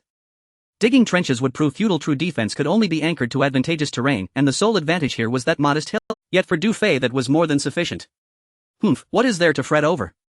Remember, we wield mithril-grade ordnance. When the enemy comes, we meet them heeding. When the flood rises, we raise our dam. Du Fei smiled faintly and issued his orders personally: deploy our base camp behind the hillock. Song-Jia, prepare firing positions for machine guns and grenade launchers atop the hillock. On the hillock's right flank, arrange 5 armored vehicles in a formation, with the Land King tank at the apex and the ammunition carrier at the rear. Aerial security is assured. The Iron-Blood Brigade holds the south while the Sky Wolf and Flying Fish Legions secure the north. Our sole responsibility is the Western Front. We shall maintain a 500-meter buffer zone between ourselves and the ferocious beasts. Beyond the threshold I expect to see a crimson wall of flesh woven from mutated beasts and chronobeasts alike. Yes, Commander. Move out. As Lu Ruobing and Xiaoyang led the female soldiers into swift disciplined action, Du Fei activated the encrypted channel on his headset. Gan Ting. Gan Ting receiving. Report on the deployment of the 48th Division and the entire hunting zone. Affirmative.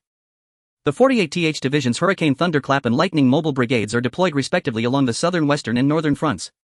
Each front is reinforced by 3 to 5 auxiliary legions. Though our eastern front hosts the Ironblood Brigade, the terrain elsewhere is markedly superior to ours. The 48th Division's command center lies northwest, positioned precisely between the Thunderclap and Lightning Brigades. Ganting. What about the interior of the Qingchuan ruins? Most chronobeasts within are level 3 or level 4. Sensing imminent danger, they've grown restless. Both chronobeasts and mutated beasts now stir uneasily within the ruins. Understood. From this moment onward, Drone No. 1 shall monitor and intercept all communications from the 48th Division's command center. Proceed with the original plan once hostilities commence. Also, ensure timely resupply of drone munitions. Affirmative. Though the Predator stealth drones were formidable, their sole limitation lay in limited onboard ordnance capacity. They were currently suited only for aerial defense surveillance and precision decapitation strikes. Commander, we've just detected something unusual. Sun Xiaoqian's voice crackled through the headset. What is it? Drone No. 2 experienced brief signal loss twice as it approached the inner perimeter of the Qingchuan ruins. I suspect latent energy interference. Are you certain? Absolutely. Signal dropout durations 0, 3 and 0, 6 seconds respectively. Withdraw immediately. Assume primary responsibility for our airspace defense. Affirmative. Du Fei frowned. What force could possibly disrupt the Predator's central neural array? The Qingchuan ruins were clearly far more perilous than they appeared. Caution would be paramount. Night deepened. From the direction of the Qingchuan ruins, piercing guttural roars echoed across the black sky, chilling, primal and unnerving. The 4 great fronts east, west, south and north encircled the ruins in a tightening ring of steel. The 48th Division's 3 mobile brigades and nearly 20 auxiliary legions listened to those monstrous cries, nerves taut, weapons primed, standing vigil. This was the first night before battle, a night destined to remain sleepless. For beyond this night no one could say who would live or who would die. Eastern Front Position No. 1. The Ironblood Brigade. Dozens of drones circled silently overhead. Below, among boulders and fractured earth, tanks, tracked assault vehicles, artillery batteries and infantry formations converged in dense, overwhelming might.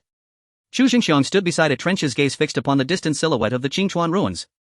After a long silence he murmured, "This will be a brutal fight." Brigade Commander. A young adjutant stepped beside him, eyes likewise drawn to the ruins. Brigade Commander, do you believe the 48th Division of the Revival Military District will achieve total victory tomorrow? Too early to tell. Warships like desert sands, no certainty exists until the final shot fades. Until then no victor may claim triumph. Chu Zhengxiang's gaze darkened as he added gravely, the ruins harbor no shortage of level 4 chronobeasts, uncleansed for centuries. Who knows what elder horrors may dwell within? Elder horrors. Higher tier chronobeasts. The young adjutant felt a chill crawl up his spine.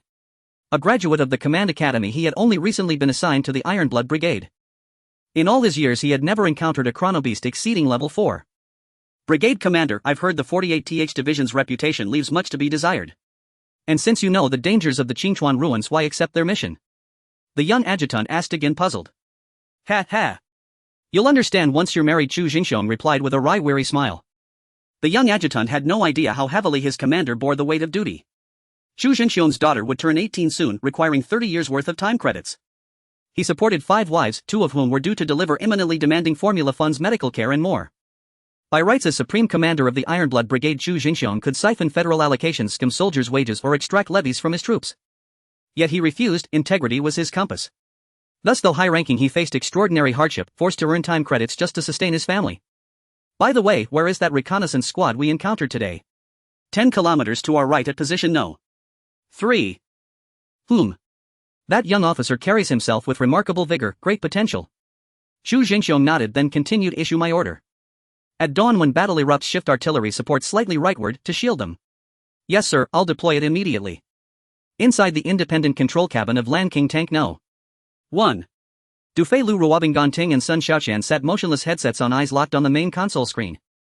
It displayed real-time video and audio feeds from the 48th Division's command center, crystal clear, unfiltered. Northwest of the Qingchuan ruins, nestled between the Thunderclap and Lightning Brigades, stood an abandoned power station. Decontaminated and refurbished, it now served as the 48th Division's headquarters. Division Commander Diao Dikue was thoroughly pleased with his personally selected command post. At that moment he sipped fine red wine while glancing at the 7-digit chronometer glowing on his wrist, calm, composed, utterly at ease. This operation promised not only mass slaughter of chrono beasts, but also abundant temporal yield. And it would eradicate the remnants of the Women's Field Corps, earning commendation from high command. His accumulated time credits would likely surge past 8 digits. That is over 10 million hours, equivalent to more than 11 centuries. All acquired through decades of systematic embezzlement and exploitation. He knew full well though a division commander he remained merely a pawn in the hands of his superior Wu Daguai, destined one day to be discarded. Thus Diao Dikue planned relentlessly for his own survival, waiting only for enough time credits to purchase rank within the Federation, perhaps even a position equal to Wu Daguai's. Even 8 digits, however, left him unsatisfied. Though his official rank was modest, Diao Dikue's ambitions were vast. He'd set himself a modest goal: 100 million hours. Ru-o-or. Then a shrieking, bone-rattling beast roar tore through the night sky. Listen, what a glorious sound. Diao Dikue raised his wineglass, squinting as he took a slow sip. Tomorrow, under the watchful eye of heavens, the last survivors of the Women's Field Corps and that prodigy from the Senior Command Academy will perish in the beast's maws. Such an exquisite plan wasted on mere insects, how terribly beneath me. Sir, shall I refill your glass? His adjutant accepted the empty glass with obsequious deference. Wine priced at 100,000 hours per bottle is still too crude for my palate. Diao Dikue waved dismissively, then commanded, order the main assault to commence at noon tomorrow. The Thunderclap and Lightning Brigades remain in reserve. The Hurricane Brigade shall strike first at the ruins' eastern gate, creating a breach.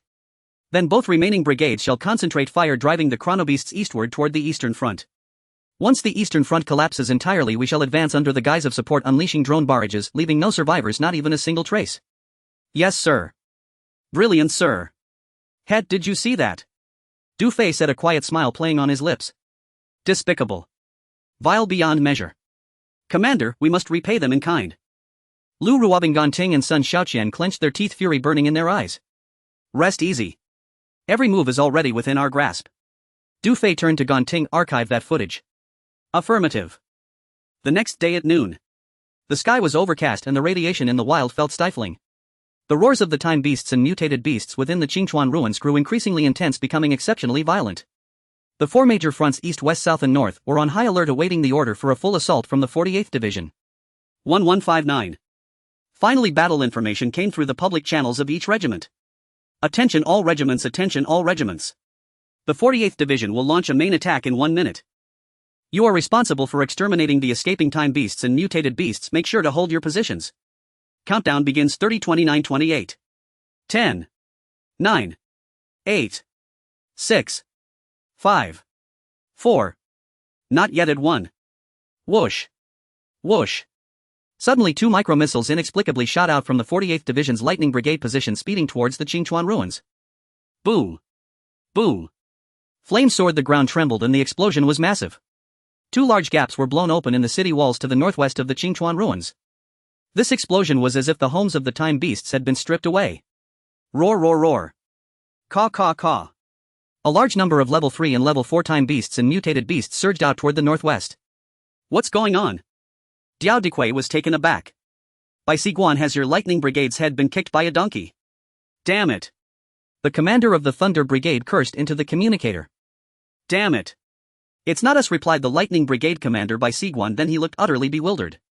We didn't fire a single shot, this is just unbelievable. Not good. The beast horde is charging towards the command center of the division. We absolutely cannot let the division be threatened. Hold your ground. Press them back. Push them back. After regaining their composure, the commanders of the Thunder Brigade and Lightning Brigade shouted into the communicator. The original plan for these 2 brigades to remain stationary was now completely disrupted. Division commander. What should we do? The commander of the Hurricane Brigade asked in confusion over the communicator. You wait for orders, I'll handle the situation here first. Diao Dikue shouted in frustration. Tat tat tat. Boom. Boom. In an instant, the machine guns, artillery, grenades, drones and various weapons from both the Thunder and Lightning Brigades unleashed their full firepower. At the command center of the 48th Division, items on Diao Dikue's desk were rattled about. Within a minute, the northwest was engulfed in a rain of fire, directly heating things up. In the independent control room of the No. 1 Land King battle vehicle, Ganting and Sun Xiaoqian exchanged smiles. The battle at the Qingchuan ruins kicked off, chaotically initiated by the 2 micro-missiles. Is it starting already? Yes, the main battlefield is to the northwest. Tisk, as expected of a regular army, they start off so fiercely. I didn't expect we would just be here to watch. Let's just hold our ground. In the public communication channel, many auxiliary regiments, while puzzled, still chimed in. At the No. 1 position on the East Front, the Iron Blood Brigade. Chu Jingxiong held a high-powered telescope watching the artillery fire from the northwest. In the sea of flames, fierce beasts were falling in droves and casualties were significant. It was quite brutal. Who would have thought? Although Chu Jingxiong was somewhat baffled, he couldn't help but exclaim, the 2 brigades of the 48th Division can take the lead. They are truly impressive. At the No. 3 position on the East Front, the Women's Field Corps. 2 Predator stealth drones activated their AI autonomous mode, hovering above the position. Du Fei sat on a small hill holding a bowl of stir-fried vegetables and meat, eating while smiling at the northwest. Beside him were Lu Ruobing, Xiaoying Ganting and Sun Xiaoqian, all holding bowls, eating and watching. Xiaoying remarked, the firepower of the 48th Division is truly fierce. They are really wealthy. The bullets and shells fired in just this short while must be worth hundreds of thousands of hours. Let them expend some of their resources, but don't underestimate the 48th Division. To them this is just a drizzle. Watch, they will suppress those time beasts within 2 hours. Hurry up and eat, it won't be long before we have a battle to fight. Since last night, Du Fei had been thinking about the series of time on Diao Dikui's wrist. What does it mean for a division commander to have over 7 million hours? This shows just how wealthy the 48th Division is. Commander, here, let me give you a piece of meat. Sun Xiaoqian picked up a piece of meat and placed it in Du Fei's bowl. If you're the only one who knows how to curry favor, well, I'll give you a piece too, Commander. Alright, that's too much, I'll give you guys the vegetables. Is it delicious? Really delicious, ha ha ha. Lu Ruobing and the others along with Du Fei were having a great time eating, with bursts of laughter coming from the small hill. At this moment, if other regiments saw this, they would surely drop their jaws. This is clearly not a battlefield for fighting, it's obviously a handsome guy taking a bunch of girls out for a picnic. 2 hours later. As Du Fei had predicted, the battle in the northwest gradually calmed down and the beast horde was suppressed back. It stopped for barely 3 minutes. Suddenly. Boo! Boo! With a series of deafening roars, a massive hole at least a kilometer wide was blown open to the east of the Qingchuan ruins. What the hell? What's happening? What is the 48th Division doing? Alert! Alert! Instantly there was chaos among the various regiments. Before the commanders could react, a tide of level 3 and level 4 time beasts surged out from the Qingchuan ruins. The mutated beast horde poured out in endless numbers as if a giant hornet's nest had been disturbed, or like locusts crossing. Then even more perplexing events occurred. Dozens of bombing drones appeared above the Qingchuan ruins. Whoosh whoosh whoosh. Boo! Boo! Countless bombs were dropped on the left and right sides of the beast horde, causing explosions everywhere. Meanwhile, the artillery from the 3 mobile brigades of the 48th Division opened fire, coordinating with the drones to drive the beast horde. The beast horde roared fiercely, surging towards the east front. Dozens of drones did not stop following the beast horde, continuously dropping bombs. Just at that moment, a large group of stealth-winged beasts suddenly appeared in the sky. Not good. Quickly retract the drones. The command center of the 48th Division was alarmed, but the order hadn't even been issued. Bang bang. Bang bang. Dozens of drones were smashed to pieces in an instant, with wreckage and debris falling everywhere. The 48th Division has suffered significant losses. Du Fei said with some pain, as if those drones were his. Without the drones to drive them, the beast horde immediately went out of control. Roar roar roar. The sky filled with swarms of stealth-winged beasts revealing their true forms, while the time beasts and mutated beasts on the ground roared and rushed in all directions. Now all 4 major fronts, east, west, south and north, were under attack from the beast horde. However, the situation on the east front was still quite serious as the majority of the beasts charged through. The beast horde is about to charge, prepare for battle. Du Fei commanded. Yes. Inside the No. 2 Land King tracked vehicle, Xiaoying stared at the countless red dots on the screen, her chest rising and falling. Sister Xiaoying, they're all level 3 and level 4 time beasts, so many. Several communication female soldiers were clearly anxious. This was their first time facing so many high-level time beasts. Yes, I encountered such a large number of time beasts once when I just enlisted, but they were all level 1. Xiaoying took a deep breath, her palms on the control stick slightly sweaty. Even if she had a bold personality, it was impossible not to feel nervous at this moment. The beast horde will enter shooting range in 1 minute. All personnel prepare.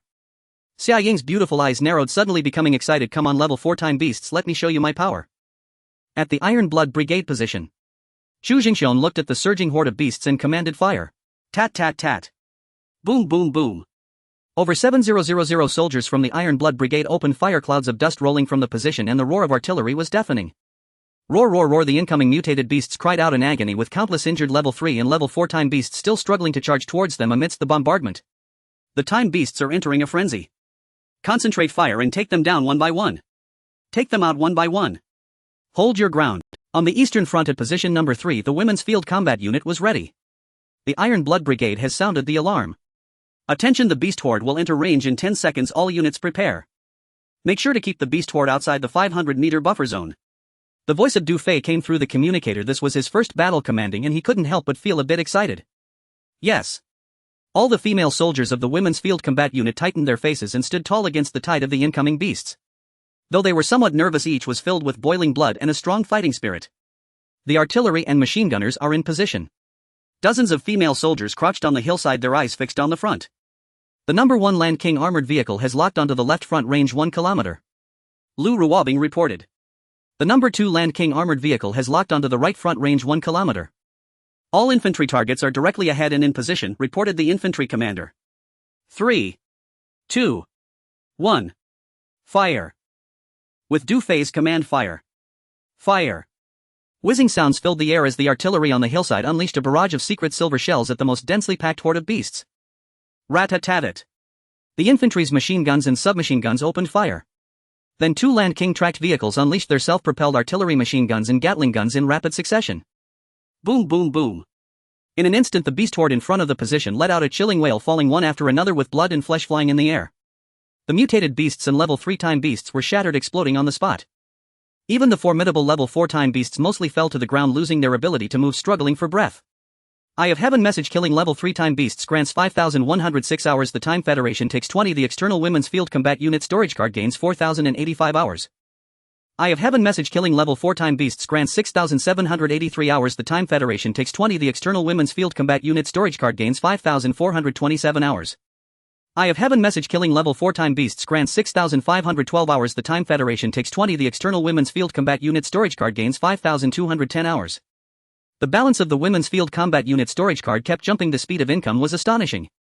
Currently, only the time gained from the Predator stealth drones killing time beasts was not subject to extraction. The time gained from the Land King armored vehicles was still subject to the Federation's 20 cut.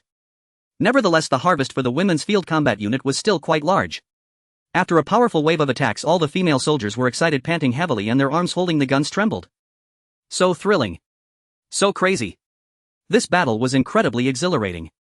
They witnessed once again the tremendous power of the secret silver bullets. The 2 Land King tracked vehicles equipped with various upgraded weapons were like 2-time harvesters. Report to the commander. 2 level 5-time beasts appeared behind the horde, seemingly summoning them to retreat. Sun Xiaoqin, controlling the No. 2 Predator drone, stared at the screen, reporting in astonishment. There are actually level 5-time beasts. They should be of leader grade. They are not foolish. Hold your fire for now.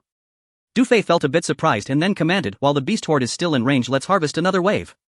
Yes. Continue firing. The second wave of attacks from the Women's Field Combat Unit commenced once again. The ammunition container truck stores were wide open as logistics soldiers continuously delivered ammunition. Fire. Hit them hard. The Women's Field Combat Unit was well prepared this time with plenty of ammunition. This is the first time I've encountered level 5-time beasts. I wonder if a shell can take it down. Darn it, too far away. Summering excitedly stared at the control panel screen, saying to the communications soldier beside her, give me a cigarette. Okay. The communications soldier quickly lit a cigarette and handed it over. Keep an eye on the control panel for me. Summering took the cigarette, walked out of the control room and climbed onto the top of the Land King armored vehicle. Tiger Girl, take a break for a while. I'll fire a few rounds.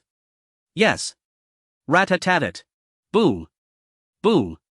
Cannons exploded everywhere and the beast horde within a 6,000 square meter area fell in droves, with surrounding beasts fleeing in terror. What a rush.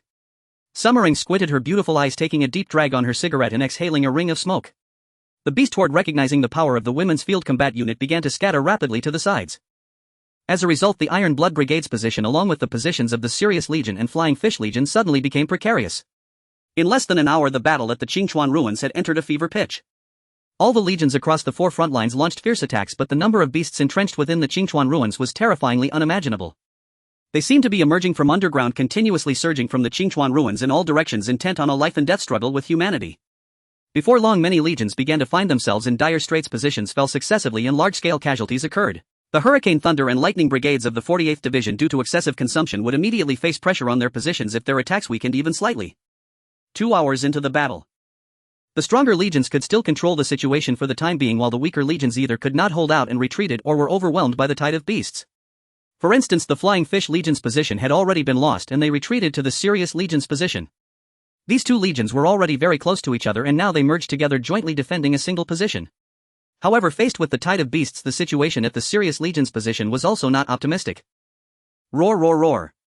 As the beast horde roared, the soldiers of the Sirius Legion stationed at the front line suffered continuous casualties, with tanks and armored vehicles being flipped and smashed.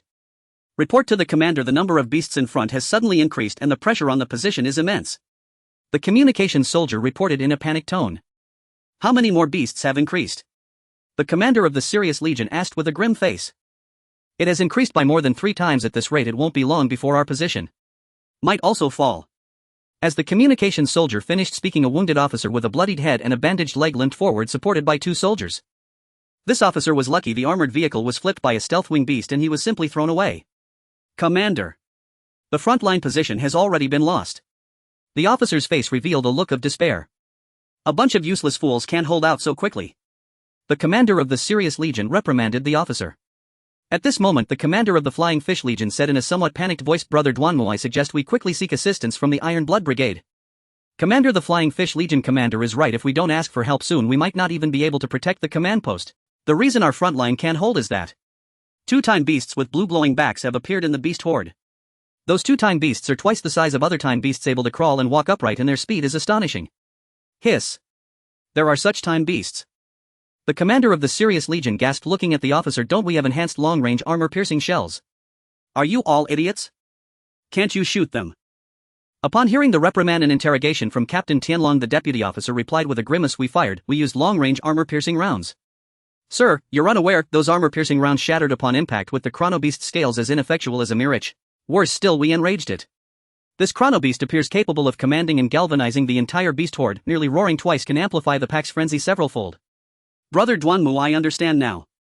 Captain Feiyu turned to Captain Tianlong, eyes wide with dread. "That is a level 5 chronobeast." The moment those words left his lips, every officer in the Tianlang Legion's command center flinched violently. What did you say?" Captain Tianlang recoiled in shock. "Are you certain it's a level 5 chronobeast?" "I am certain. The Black Dragon Legion encountered one such beast and was utterly annihilated."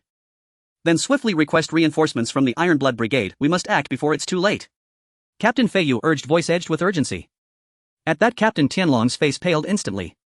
He knew well of the Black Dragon Legion, the preeminent auxiliary force of its era, its combat prowess rivaling even that of regular mechanized brigades.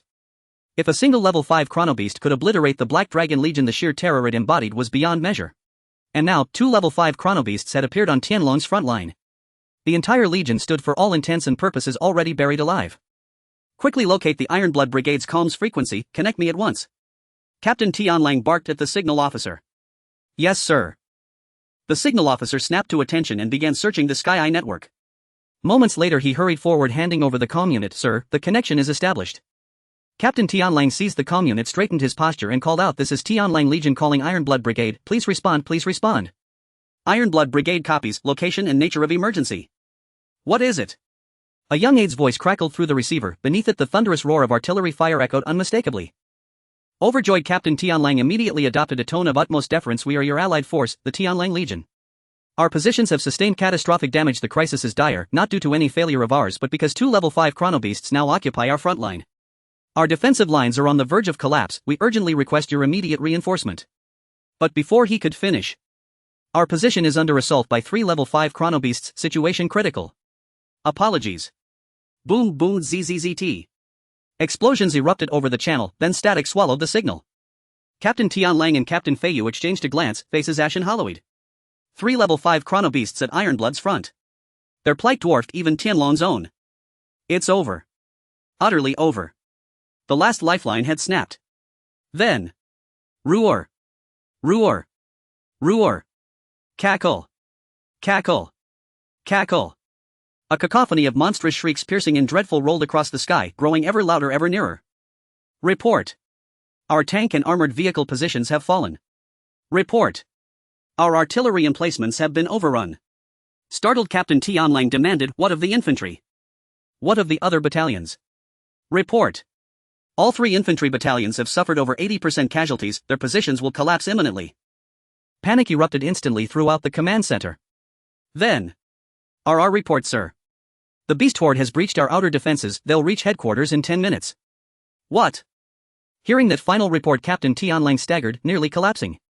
At that moment, not only he but Captain Feiyu and every officer in the command center broke down entirely. Only the wounded deputy officer remained feverishly engaged, tapping frantically at his scanner. Suddenly his eyes lit up. He lifted his head. Sir, don't panic. There's still time. I've located a viable evacuation route. What? A safe evacuation route. Hope flared in every pair of eyes. Are you absolutely certain it's secure? Captain Tian Lang asked. Yes sir, look here.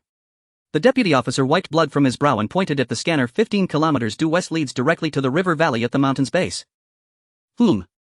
Why is there not a single chronobeast in that sector? Indeed sir, it's perfectly clear, the deputy officer exclaimed elated. If my memory serves, that sector belongs to the Women's Field Combat Unit. How could this be possible? Captain Tian Lang murmured, perplexed. Ha ha ha. This is hardly surprising. Captain Feiyu's expression darkened into a sardonic smile. Even a legion as formidable as ours couldn't hold the line. Those insects were surely devoured whole long ago. Precisely, Captain Feiyu, the deputy officer chimed in. After the horde consumed them utterly, finding no further threat, they simply moved on. Indeed, Captain Feiyu and Deputy Zhang's analysis is sound. That must be it. No flaw in the logic. Several other aides nodded in agreement. Ha ha ha.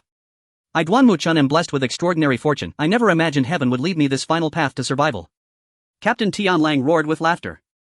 Sir, beast horde arrival at headquarters in 5 minutes. Your orders. Now assured of escape, the signal officer's voice regained its calm. Issue my order. Vehicles are limited. Abandon all heavy equipment. Evacuate light, swift and silent. Pausing, Captain Tian Lang turned to the deputy officer. Deputy Zhang, your injury. How severe is it? Thank you sir, I'm unharmed. Merely superficial wounds. The deputy officer beamed, convinced his discovery had earned him commendation and that the captain's inquiry signaled genuine concern. But Captain Tian Lang's expression shifted, subtle chilling. His smile turned glacial. Superficial wounds still bleed. And blood will draw the horde. Taking you would endanger us all. Still, I thank you for securing our escape. Rest easy, your 3 wives and daughter shall be cared for, by me. With that he drew his sidearm. Horror flooded the deputy officer's eyes. See, Captain, spare me. Bang. His plea ended mid-sentence, his skull bursting open. Deputy Liu, upon returning to headquarters, submit an official report. Deputy Zhang ergo undermined morale and deserted during combat. You know precisely how to frame it. Captain Tian Lang turned to another aide. Understood, sir. The aide smirked coldly. Captain Duanmu enforces discipline with iron rigor, a paragon among us. Traitors who flee the battlefield deserve nothing less than summary execution. A sly fox-like grin flickered across Captain Feiyu's face. Brilliant leadership, sir. All present echoed in unison. Enough, everyone to the vehicles. Immediate evacuation. With a sharp wave of his hand, Captain Tian Lang and Captain Feiyu climbed into a sleek armored command vehicle. Full speed westward. Yes, sir. 1 minute later, the entire Tian Lang Legion command staff, 6 vehicles strong, departed their crumbling frontline, racing toward the Women's Field Combat Unit sector. Brother Duanmu, I am truly grateful for our fortunate escape this time. My father has already made arrangements, and upon my return I may assume the role of commander of the Eagle Falcon Corps. At that time I will express my gratitude properly. Inside the luxurious military vehicle, Captain Feiyu looked at Captain Duanmu-chuan with a smile and said, haha, congratulations in advance. I still have to wait for the orders. I think the upcoming new corps won't be too shabby either. Indeed, after all, the students graduating from the Commander Academy have no combat experience.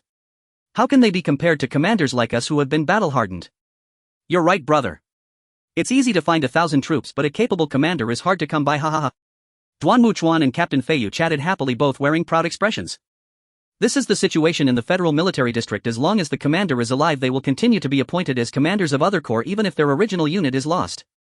For some corps commanders, this situation is a daily occurrence. Flowing corps solid commanders. Although Duanmu-chuan and Captain Feiyu have now become isolated commanders, they will soon dominate another corps once again.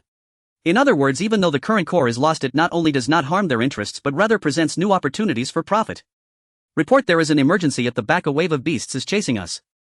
The communications soldier reported in a panic. Upon hearing this, Captain Feiyu's expression changed dramatically as he looked at Duanmu-chuan. Brother Duanmu, this is bad. No need to panic. Duanmu-chuan revealed a hint of a sinister smile and carelessly commanded into the communicator, Lieutenant Liu, leave the last 3 vehicles behind. We'll advance at full speed. Yes. Understood. The response from Lieutenant Liu came through the communicator. With Duanmu-chuan's command, the first 3 vehicles roared to life and suddenly accelerated. In the next second. Boom. Boom. With 2 loud explosions, a large pit was blown out of the road in the center of the convoy. What's going on? We can't get through. Commander. Don't leave us behind. The personnel in the last three vehicles looked at the first three vehicles that were speeding away, crying out in terror and despair. So Brother Duanmu had already prepared a backup plan. Clever indeed. Haha, those who achieve great things must know when to let go. Sometimes one must sever an arm to survive. Duanmu Chuan smiled darkly. Brother Duanmu is absolutely right. If one does not act for oneself, heaven will punish them. Captain Feiyu turned to look at the three vehicles that were about to be swallowed by the beasts, nodding in agreement yet feeling secretly astonished. He had thought his own methods were already despicable and shameless, but he never expected Duanmu Chuan's methods to be even more sinister and ruthless. Compared to Duanmu Chuan, Captain Feiyu felt as innocent as a white lotus. The remaining three vehicles of the Tianlang Corps sped along, and soon the view ahead opened up as they entered the plains. The position of the Women's Field Corps. The second wave of attacks once again resulted in significant gains. All the female soldiers wore smiles, their faces brimming with the joy of victory. Lu Ruobing and Xia Ying arranged all matters in the control room, then descended from the battle vehicle to join Du Fei. At this moment the southern, western and northern fronts were still roaring with cannon fire, remaining in fierce battle. Lu Ruobing and Xia Ying looked at the overwhelming artillery fire from the other fronts, then glanced at their side where not even a beast's fur could be seen, feeling immensely bored. Seeing Du Fei seemingly lost in thought, not issuing the next command, Xia Ying, unable to stand the silence, lit a cigarette. Lu Ruobing also couldn't hold back any longer and said to Du Fei, Captain, killing a LV 4-time beast grants over 5,000 hours. Why don't we pursue the victory? Indeed, if we can kill a LV 5-time beast, it's likely to yield even more time. I really want to try firing a shot at that kind of time beast. Xia Ying, with a cigarette in her mouth and a charming dimple revealed, playfully remarked, Captain, this beautiful lady wants to be the first goddess to slay a LV 5-time beast in the Women's Field Corps. Why rush? The Emperor is not anxious, the eunuch is anxious. We have matters to attend to later. Du Fei ignored them and gazed into the distance. Upon hearing this, Lu Ruobing and Xia Ying simultaneously stomped their feet and rolled their eyes at Du Fei in annoyance. What matters do we have later? Besides, how can we compare the two of us beauties to a eunuch? Xia Ying glanced at Du Fei, wrapped her arm around Lu Ruobing's neck and whispered with a laugh, he used the wrong term. He should have said the Emperor is not anxious but the Empress is anxious. Lu Ruobing's face flushed. Your analogy is even less appropriate. Do you want to be the Empress? Some people think they can hide their thoughts from me. Little brat, what are you talking about? How old is he? How do you know he isn't mature? Oh, could it be? Female hooligan, I'll tear your mouth apart. Ha ha ha. The two beauties began to playfully chase each other. Du Fei was unaware of what the two had just whispered about. He turned around to see them playfully fighting, looking quite perplexed. At this moment the voice of Sun Shaoqian came through the headset. Captain, as you anticipated, the Tianlang Corps and the Feiyu Corps have already collapsed. The two commanders are currently fleeing towards our position. Du Fei nodded. Understood. Go check on the situation with the Iron Blood Brigade. Yes. Sun Shaoqian responded and immediately maneuvered the Predator stealth drone towards the Iron Blood Brigade's position. Enough of the antics, come. Du Fei waved at the two beauties, smiling. The matter we discussed earlier has arrived. What matter? Lu Ruobing and Xia Ying quickly approached. Do you remember the Tianlang Corps and the Feiyu Corps? Now they are fleeing towards our position in 3 vehicles. Du Fei looked at them and continued, you should understand now why I said there was no need to be angry with them yesterday, right? The Tianlang Corps and the Feiyu Corps are heading this way to flee. Lu Ruobing and Xia Ying exchanged glances and a fierce glow flashed in their eyes. Recalling the scene from yesterday, they gritted their teeth in anger. They had been scolded by the Tianlang Corps and the Feiyu Corps, and that feeling still did not sit well with them. At that time Du Fei had told them not to be angry. How could they not be angry? While taking a detour yesterday they were still complaining. They were merely venting about their captain, who was the only man in the entire corps, was a straightforward ninja turtle type.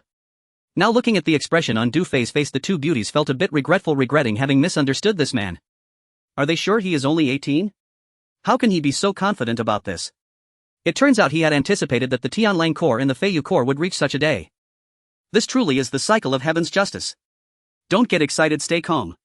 Du Fei smiled as he walked between Lu Ruobing and Xia Ying, patting their shoulders, and said, let's go, it's time for us to reclaim our dignity. All right. Lu Ruobing and Xia Ying nodded in unison. Then with a cold glint in their beautiful eyes they led a group of female soldiers alongside Du Fei towards the front line.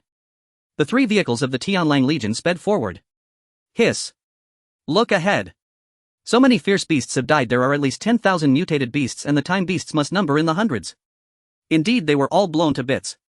Look at that large area of LV 3-time beasts, they were utterly shattered. I've never heard of any shell with such power, it's truly unbelievable. The officers in the 3 vehicles of the Tianlang Legion gasped in amazement. Before them lay a battlefield littered with the corpses of fierce beasts piled high like mountains, with severed heads and limbs scattered everywhere, dark blood flowing. Duanmu Chun and Captain Feiyu looked out the window, their brows furrowed, their hearts filled with shock. Logically speaking, even if the fierce beasts were blown to death their bodies should be mostly intact, yet the corpses in this area were in such a tragic state.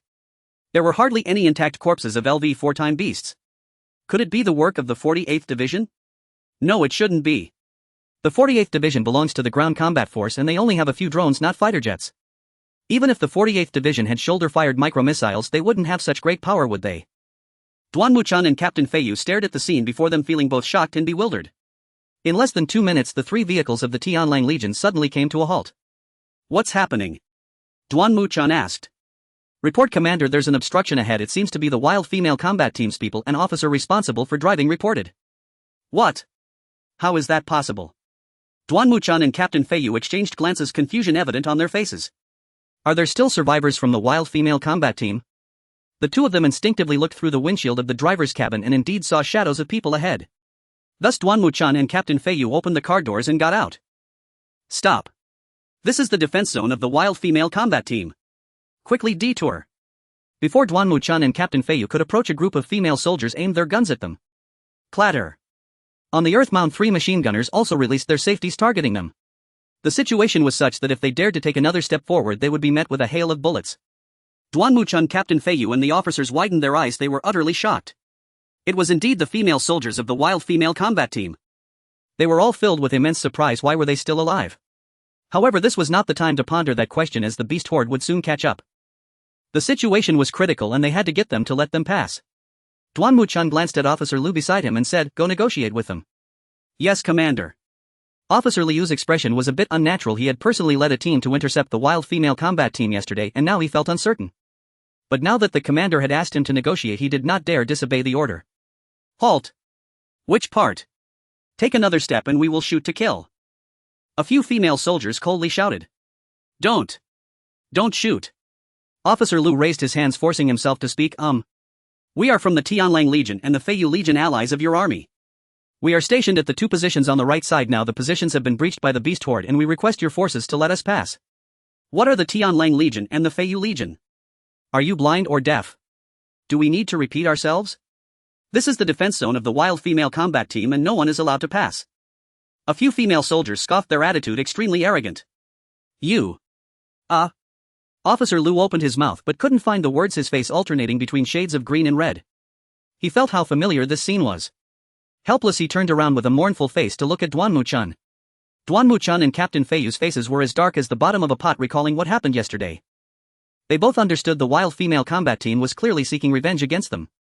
Brother Duanmu, time is pressing. When under the eaves one must bow their head. Captain Feiyu whispered.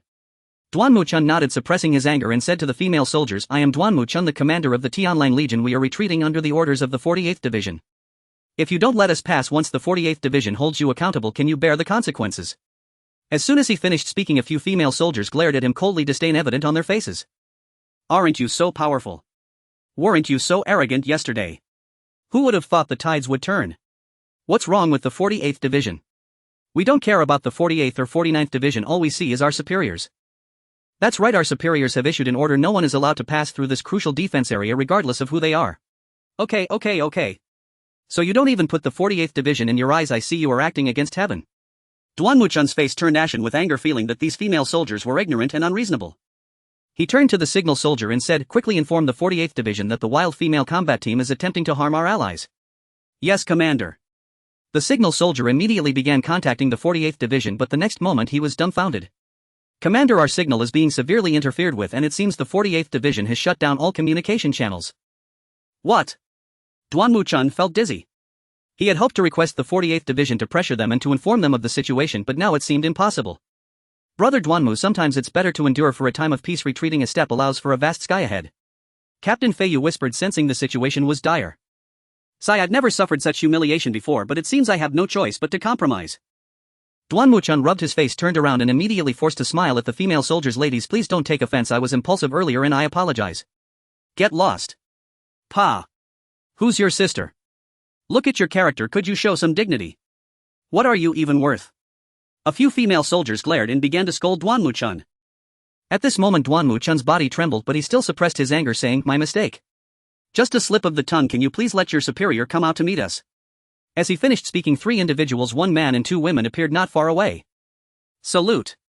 The female soldiers immediately stood at attention and saluted the 3 with great respect. What's the matter? Du Fei approached with Lu Ruobing and Xia Ying, glancing at Duanmu-chan and the others casually as he asked. The three carried themselves with an air of superiority.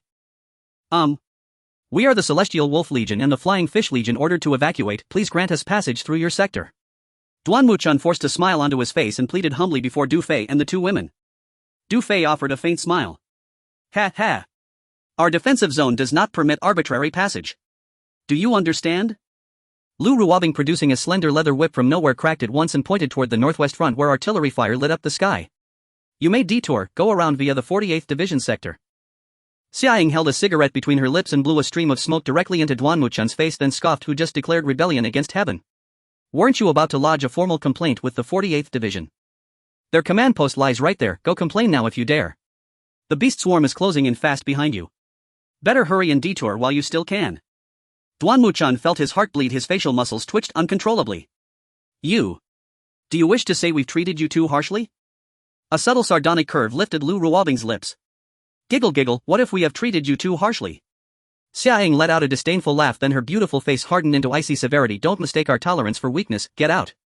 Now. And the farther the better. Did you not hear us tell you to leave? Lu Ruobing's exquisite eyes flashed with cold ferocity as she commanded, voice like glacial steel. Do the Celestial Wolf Legion and the Flying Fish Legion truly dare provoke hostilities? The moment her words fell silent. Clatter. Every female soldier surrounding them raised their rifles in unison. Get out. Just then. Roar. Cack cack cack. The ground trembled violently, dust billowed from the distance as piercing guttural shrieks tore through the air. 5 or 6 level 4 chronobeasts driving hundreds of mutated predators surged forward like a raging tide, frenzied, roaring, unstoppable. We're doomed. Duan Muchun, the Flying Fish Legion's commander, and half a dozen officers turned and froze. A chill shot down their spines, their knees began to tremble violently. Alert! On the earthen mound, 3 machine gunners and over a dozen grenade launchers snapped into position. Simultaneously, 2 Land King tracked combat vehicles swiveled, their turrets, weapons primed and ready. Please, let us pass. Let us through. Save us, please, I beg you.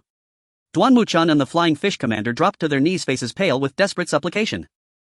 Seeing this, the officers collapsed beside them, bowing low, even kowtowing in abject terror. Yet several female soldiers stepped forward, rifles leveled squarely at their chests. Not one step closer, or you will be deemed hostile intruders. Exactly. Ignoring this warning means immediate lethal force. Ordinarily such pleas might stir compassion, but these women stood utterly unmoved, their expressions carved from ice. Such profound, unyielding coldness spoke volumes. The humiliation and suffering they had endured must have been beyond ordinary comprehension. The entire Celestial Wolf Legion stood paralyzed, chilled to the marrow, as they turned pitiful, pleading eyes toward Du Fei. Duan Muchun suddenly remembered something and frantically pulled a data storage card from his uniform. He shouted toward Du Fei, I have 300,000 hours stored here. If you save me, I'll hand it all over to you. The Flying Fish commander, seeing this, likewise produced a storage card and wailed, tears streaming, I have 250,000 hours, save us please. Du Fei said nothing, only turned his gaze toward Lu Ruobing and Xia Ying, awaiting their response.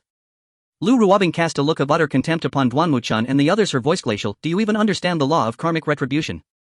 Leaving aside the legions you've already destroyed, had you shown us even a fraction of mercy before or allowed us safe passage yesterday, this catastrophe would never have unfolded today. Xia Ying flicked her cigarette aside and spoke coolly, this is measured proportional retaliation, do you grasp that? Any who forcibly breach the perimeter of our women's field combat regiment shall be executed on sight. The instant Lu Ruobing and Xia Ying finished speaking. BRRRRT. BRRRRT. BRRRRT. Several female soldiers opened fire, raking bursts across the ground just inches before Duan Muchun's feet. The Celestial Wolf Legion shattered, hopeless, broken, every man turning venomous, hateful stares upon Duan Muchun and the Flying Fish commander as though wishing to tear them limb from limb. Duan Muchun and the Flying Fish commander exchanged one final glance, ashen-faced, hollow-eyed.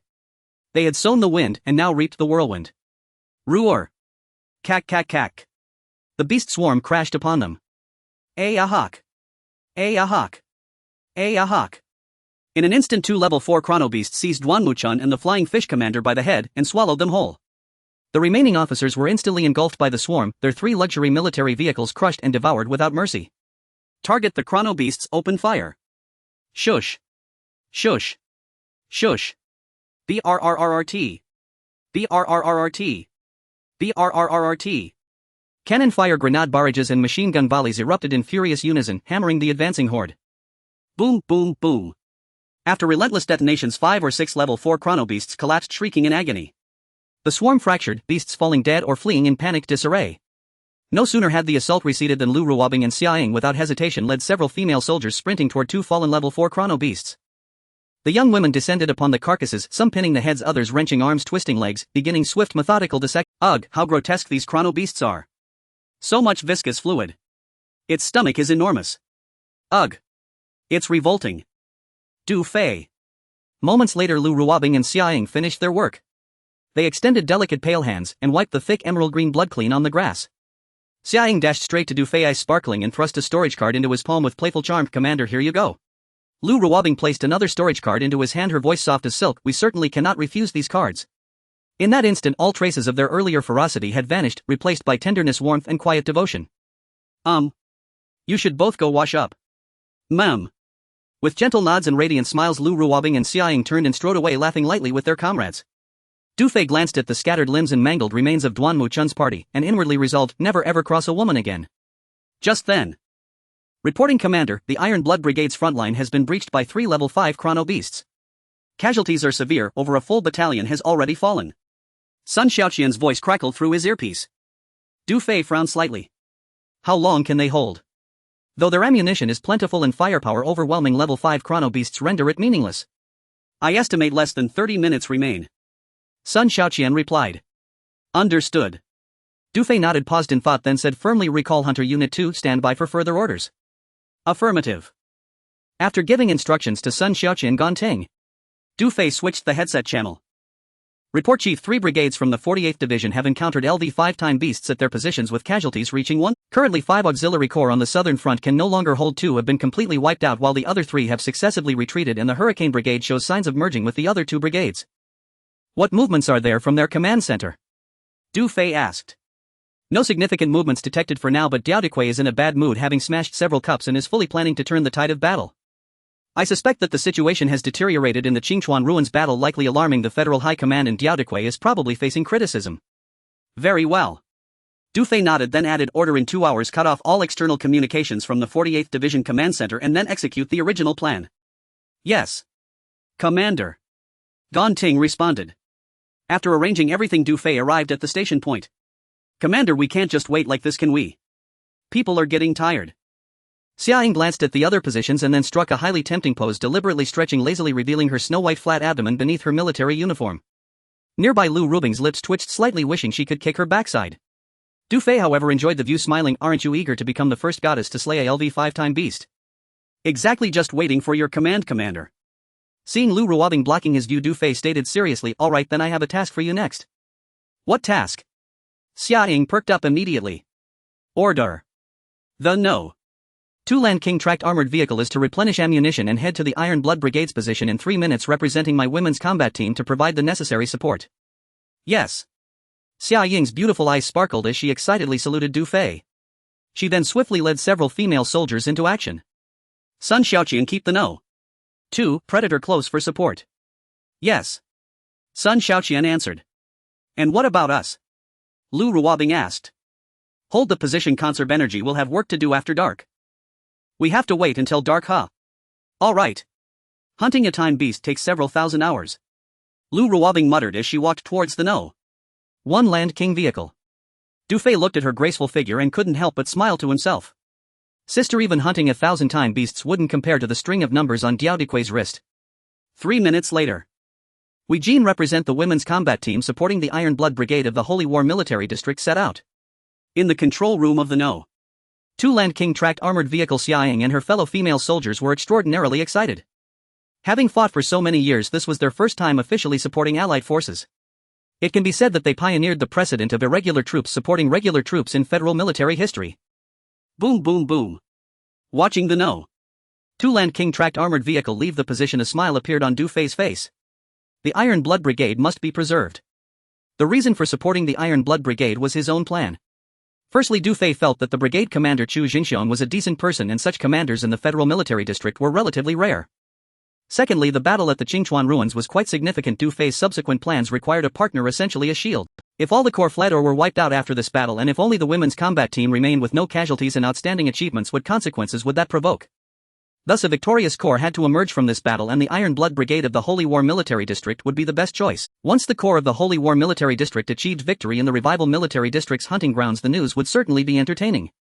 Du Fei could even foresee how large the psychological shadow area of the Revival Military District would be. Iron Blood Brigade's position. Report Brigade Leader. The beast horde has gone into a frenzy multiple times, with each wave more violent than the last. The situation at the front line is critical. What is the current damage situation? In the wooden command post, Chu Zhengxiang's brow furrowed tightly. We have lost 16 tanks and the armored vehicles are damaged. What about soldier casualties? Chu Jingxiong interrupted the report from his aide as he cared more about his soldiers than anything else. So far, over 360 men from the 1st Brigade have perished, over 530 from the 2nd Brigade and the 3rd Brigade. The situation is severe with over 800 casualties. The young aide reported cautiously. In just a few hours, over 1700 have perished.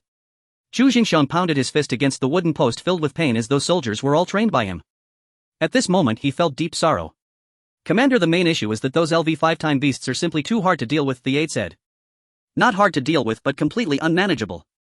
Sigh. Chu Jingxiong looked at the 3 larger red dots on the detector, sighing as he asked, what is the situation with the 48th Division now? All of their channels are closed, but scouts report that their situation is even worse than ours. I said this would be a tough battle. If things go poorly, both we and the 48th Division will suffer greatly. Chu Jingxiong smiled bitterly, then seemed to think of something, murmuring, I bet that small squad on the right has probably ceased to exist. It's a shame for those young people. After speaking, he looked at his aide. Contact them and see if anyone is still alive. The aide hesitated slightly and said sheepishly, Commander, I seem to have lost their communication channel. Lost it? However, seeing the young aide's expression, Chu Jingxiong quickly understood. Losing it was just an excuse. He probably just tossed it aside at the time. Forget it, such careless mistakes shouldn't happen again in the future. Chu Jingxiong waved his hand to the aide, not pointing it out. Such things can't be overly blamed on him. After all, this is how young people handle matters. Moreover, the Iron Blood Brigade consists of elites among regular troops. How could they seek help from a small auxiliary squad of less than 100? Such a situation would simply not occur. The young aide seemed to realize his mistake and lowered his head, saying, I will remember the commander's teachings. The task for this Qingchuan Ruins operation is 20 hours. We need to hold out until 8 a.m. tomorrow. Convey my orders. If necessary, we can abandon the forward positions to minimize personnel casualties. Chu Jingxiong stared at the detector, commanding. Yes. Commander. As soon as the aide's words fell, suddenly there was a loud boom and the watchtower built outside the command post collapsed. Creak, creak, creak. Following that, a terrifying, piercing shriek followed. Not good. Protect the commander. The aide immediately became alert, hurriedly shielding Chu Jingxiong while several soldiers quickly surrounded them, brandishing their weapons in a tense stance. It's an invisible wing beast. Chu Jingxiong looked outside the wooden shed, his expression turning grave. Alert! Alert! Protect the commander. We'll draw these beasts away. Outside, dozens of soldiers shouted while shooting at the sky. Rat-a-tat-tat. As gunfire erupted, 5 or 6 giant LV-3 invisible wing beasts appeared in the sky, each flapping their wings and letting out piercing roars, diving towards those soldiers at lightning speed. In the blink of an eye, 5 or 6 soldiers were killed under the sharp claws of the invisible wing beasts. Soon after, screams filled the air as soldiers fell one after another. Everyone in the command post panicked and scattered to avoid danger. The aide urgently called into the communicator, the command post is under attack, the command post is under attack. Before he could finish, boom! With a deafening roar, the entire wooden command post was directly overturned. Commander! The aide exclaimed. Thanks to the soldiers around protecting him, Chu Jingxiong was only hit on the shoulder by a stick and was not seriously injured. With the support of the aide and soldiers, Chu Jingxiong got up, his heart trembling. He saw a larger invisible wing beast, its eyes glowing red, circling above their heads. LV-4 invisible wing beast in a berserk state. Chu Jingxiong, the aide, and the dozen soldiers showed despair in their eyes. It was over. Creak, creak, creak. Before Chu Jingxiong and the others could react, that LV-4 invisible wing beast emitted a shrill scream and rapidly dove towards them. Roar! Just as the LV-4 invisible wing beast charged down, a terrifying beast roar suddenly came from the direction of the positions in the distance. The LV-4 invisible wing beast abruptly changed direction above Chu Jingxiong and the others, quickly flying towards the positions. At the same time, several LV-3 invisible wing beasts also stopped tearing at the soldiers and all swiftly flew towards the positions. Chu Jingxiong, the aide, and the soldiers were stunned. In an instant they realized. That beast roar just now was from a LV-5-time beast, and these invisible wing beasts had been summoned. At that moment a call came from the fallen communicator on the ground. Calling the command post, we have reinforcements at our forward position. Repeat, we have reinforcements at our forward position. Chu Jingxiong, the aide, and the soldiers were stunned again. Reinforcements? How could that be? Where could reinforcements come from? The young aide hurriedly picked up the communicator and replied, command post received. Command post received. Please respond, which unit do the reinforcements at our forward position belong to? Updating. Report to command. We currently cannot identify which unit this is, but the vehicle supporting us is a silver-tracked combat tank. Though only a single tank, its firepower is extraordinary. One LV-5 Chronobeast appears already eliminated. Our forward position stands ready for counteroffensive, awaiting orders from command. Over the comms, the voice of Colonel Dong Biao of the 3rd Battalion crackled with excitement and elation. What? Am I hearing this correctly? Only one tracked tank is supporting us. It actually eliminated an LV-5 Chronobeast. Chu Jingxiong, his aide-de-camp, and the soldiers exchanged incredulous glances. Dong Biao, this is Chu Jingxiong. Confirm, did your unit truly eliminate an LV-5 Chronobeast? Chu Jingxiong seized the comm device, urgently seeking verification. Sir, confirmed. That tank is now pursuing a second LV-5 Chronobeast. Requesting authorization to launch our counteroffensive. Hold position, await my command. Yes, sir. Chu Jingxiong drew a deep breath, surveying the shattered ruins around him. Quick, locate the scanner. Yes, sir. The aide and soldiers swiftly scoured the collapsed wooden sheds. Within moments, the scanner was retrieved and handed to Chu Jingxiong. Chu Jingxiong stared intently at the scanner, and his eyes widened in shock. A sharp intake of breath escaped, and 3 large red blips, each marking an LV-5 Chronobeast, had indeed dwindled to 2. Only the Federation's mithril grain artillery shells can effortlessly eradicate Chronobeasts above LV-5. Could this be a tank from one of the elite legions ranked within the Celestial I Top 500? No, that doesn't fit. A minor hunting ground like Qingchuan Ruins holds negligible significance for such top-tier legions, divine entities in their own right, utterly implausible here. Bewildered Chu Jingxiong waved sharply, prepare my vehicle. Proceed immediately to the forward position. Yes, sir. Within 5 minutes, Chu Jingxiong arrived at the front line, escorted by his aide and troops. Sir. Colonel Dong Biao of the 3rd Battalion reporting. A burly bearded man sprinted forward and snapped a crisp salute. Chu Jingxiong barely acknowledged him, his gaze locked transfixed on the spectacle unfolding ahead. Where did this tank come from? The young aide and soldiers stood frozen, jaws slack. To the right front of the position, artillery roared and bestial shrieks rose in chaotic waves, the entire beast horde thrown into pandemonium. An obsidian silver-tracked tank spewed fire, carving ruthlessly through the swarm, slaughtering without mercy. Where it passed, it resembled a reaper, its rotary cannon unleashing torrents of explosive fury across thousands of square meters, hurling mutated beasts and chronobeasts alike into gory disarray. In under 2 minutes, it had utterly purged a vast expanse of the horde to the left front. Sir. It's a woman crew. The aide stared blankly ahead, swallowing hard. The battered uniforms worn by the tank crew and the silver tank itself stirred faint, unsettling recognition. The Women's Field Combat Unit, that small detachment. Chu Jingxiong's lips twitched, disbelief etched across his face. The young aide might not have registered it yesterday, but Chu Jingxiong had deliberately observed the unit's 2 tanks closely. At the time, he'd assumed them scouts from some larger legion, hence the indelible impression left by that silver track tank. This track tank resembles ours superficially, but its speed and agility exceed ours by double. Indeed, watch the drift just now and the instantaneous acceleration and turn. Our tanks would have overturned instantly attempting such maneuvers. The firepower, that's what matters. That beautiful female soldier, cigarette dangling from her lips, unleashed a single burst, and down they fell row upon row. One almost suspects the beasts were cooperating. I've only seen such precision in elite military training videos. Now I understand, it must be a tank from a top 500 elite legion. With pressure easing at the front, soldiers exchanged odd murmurs while maintaining fire, eyes fixed on the Land King tank. Its destructive power dwarfs ours beyond measure, truly astonishing, the aide marveled. Uncle, yes, the tank is formidable, but have you overlooked the critical detail? Colonel Dong Biao turned to the aide and asked, what weapon is that last female soldier holding on the tank? Dong Biao and the aide belonged to the same clan, though younger, the aide held senior familial rank, obliging Dong Biao to address him as uncle. A pistol. Are you mocking me? The aide kicked Dong Biao squarely in the rear. Chu Jingxiong shook his head slightly and said to the aide, have you ever seen a pistol kill an LV-4 Chronobeast? The aide paused, stunned, for 2 seconds before realization struck the weapons. They're ammunition. Dong Biao, kick him back. Yes, sir. Dong Biao grinned at the aide. Uncle, I beg your pardon, but duty compels me. And with that he delivered a firm kick to the aide's rear. Just then, ROR. A towering LV-5 Chronobeast erupted in thunderous roar, its spine blazing with searing cobalt light. The horde surged wildly, howling with renewed frenzy, as if galvanized by divine wrath. Immediately afterward, cack. Dozens of LV-3 and LV-4 stealth wing beasts materialized overhead, shrieking madly as they plummeted toward the Land King track tank. Danger. The horde has gone berserk again. Stealth wing beasts, so many. There surely.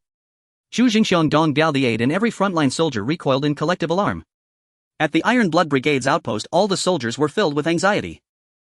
Inside the control room of the Land King tracked vehicle, an alert sounded, threat detected. All around, automatic defense cannons have been activated. In the next moment, a row of defense cannons emerged from the front and rear of the Land King tracked vehicle. Boom, boom, boom. More than 100 special cannonballs covered the area without delay, directly shooting into the sky above the vehicle, forming a net towards the diving stealth-winged beasts. The Land King vehicle passed through unscathed while the remnants of the stealth-winged beasts fell from the sky. The scene was extremely spectacular, truly shocking. Scream all you want, summon your minions, let's see how arrogant you can be. Xiaoying, with a cigarette in her mouth, fixed her gaze on a LV-5 beast glowing with blue light in the distance, immediately commanding through the communicator, Wainer, accelerate and catch up. Yes. A female soldier in the control room excitedly pushed the control stick. Bao, you crazy person, this is too thrilling. The thrill is just beginning. Today I intend to push all of you to your limits, ha ha. As Xiaoying laughed wickedly, the Land King tracked vehicle suddenly accelerated. Boom boom boom. The tracks rolled rapidly, chasing after the LV-5 beast at top speed. The automatic machine guns and Gatling guns fired wildly. The beast horde fell in large groups while some injured mutated beasts and time beasts fled in panic. This kind of vehicle was beyond the understanding of the beasts. Such an action was simply too insane. Roar! The LV-5 beast among the horde seemed to sense danger, immediately crouching down and swiftly crawling away.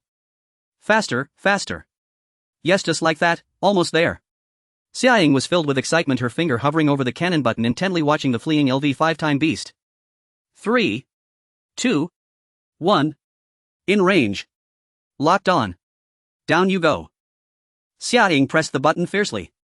Rat-a-tat, dozens of cannonballs erupted from the howitzer's barrel. Boom.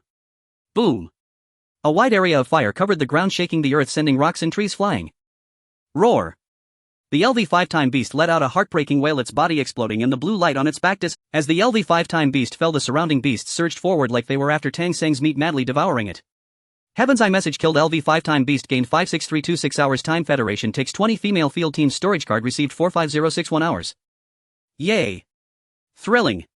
Bao, that's the second one. The female soldiers on the Land King vehicle cheered excitedly. There's still one left, but it escaped. That guy was too timid. Xiaoying took a deep drag from her cigarette, narrowing her beautiful eyes as she gazed into the distance. Originally there were 3 LV-5 beasts and now 2 were dead. The remaining LV-5 beast, likely frightened, had abandoned the horde and was fleeing towards the Qingchuan ruins. If it weren't for the ammunition running low on the vehicle, Xiaoying would have wanted to continue the chase. Just as she felt frustrated, whoosh, a small missile suddenly shot out from the top of the Land King vehicle, speeding towards the fleeing LV-5 beast. What the? Xiaoying and several female soldiers jolted. Where did that missile come from? The Iron Blood Brigade's outpost, where Chu Jingxiong and others were already shocked by the previous scene, was stunned once again. At that moment, upon seeing a small missile flying out from above the vehicle, everyone was once again left in astonishment. Was it an illusion? From which part of the vehicle was that missile launched? Boom! With a violent explosion, the small missile hit its target, striking the fleeing LV-5 beast accurately, its massive body exploding in an instant. In the next second, the communicator rang with a female soldier's astonished shout from the control room. Bao, storage card balance increased by 57812 hours. What? So much? Xiaoying and several female soldiers were dumbfounded. Could that small missile be ours? Hee, this beautiful lady is the second goddess to kill a LV-5 beast. At that moment, laughter came through the communicator. Sun Shao Qian. Xiaoying immediately realized, curiously asking into the communicator, was that missile fired by you? A drone. Indeed. Sun Shaoqian replied proudly. How could that be? Xiaoying looked up at the sky above her and then around, but aside from the gray clouds there was nothing else. Your mission is complete. Return to replenish ammunition. Du Fei's voice rang out. The drone is right above you. Stop looking. The cigarette but is about to burn your lips. Team leader. Xiaoying exclaimed, throwing away her cigarette butt. The drone is right above us. She and several female soldiers finally understood what was going on. Heavens, I didn't expect the Predator stealth drone to be completely invisible. This is incredible. So this drone is even more powerful than the Land King tank. No wonder Gon Ting didn't fight me for the tank. Xiaoying thought to herself, then waved her fist at the sky. Team leader, your bias, this beauty has suffered a great loss. However, although Xiaoying felt a bit aggrieved, she understood that she wasn't cut out for flying planes and her heart quickly found balance. After all, she still preferred the Land King track tank as it suited her tough and resilient character. Mission accomplished, it's time to return. Boom boom boom. No. 2 Land King track tanks' machine guns swept through the surrounding beast horde, crushing the corpses of ferocious beasts as it drove past the Iron Blood Brigade's front line. At this moment, a loud order rang out from the Iron Blood Brigade's position. All salute. All soldiers facing the Land King tank saluted in unison with utmost respect. Brigadier Chu Jingxiong the aide and the commanders of the 3rd Regiment Dong Biao, as well as the leaders of the 1st and 2nd Regiments, also saluted the tank together. Seeing this, Xiaoying and several female soldiers stood on the tank to return the salute, each standing tall and proud. At this moment their hearts were filled with excitement, joy and elation. The opposing force was a regular elite army ranked within the top 10,000 on the Tianyan leaderboard, and they had always been humiliated. They had never received such high-level respect. Watching the Land King tank leave Chu Zhangxiang's heart was beyond description, unable to calm down for a long time. Incredible. Brigadier, it's time for us to counterattack, said Dong Biao, the commander of the 3rd Regiment. Chu Jingxiong calmed himself and nodded, commanding, all-out counterattack, keep the beast horde suppressed beyond 1 kilometer. Yes. Artillery battalion, tank battalion, armored infantry battalion, strengthen firepower. Hit them hard. Boo. Boo.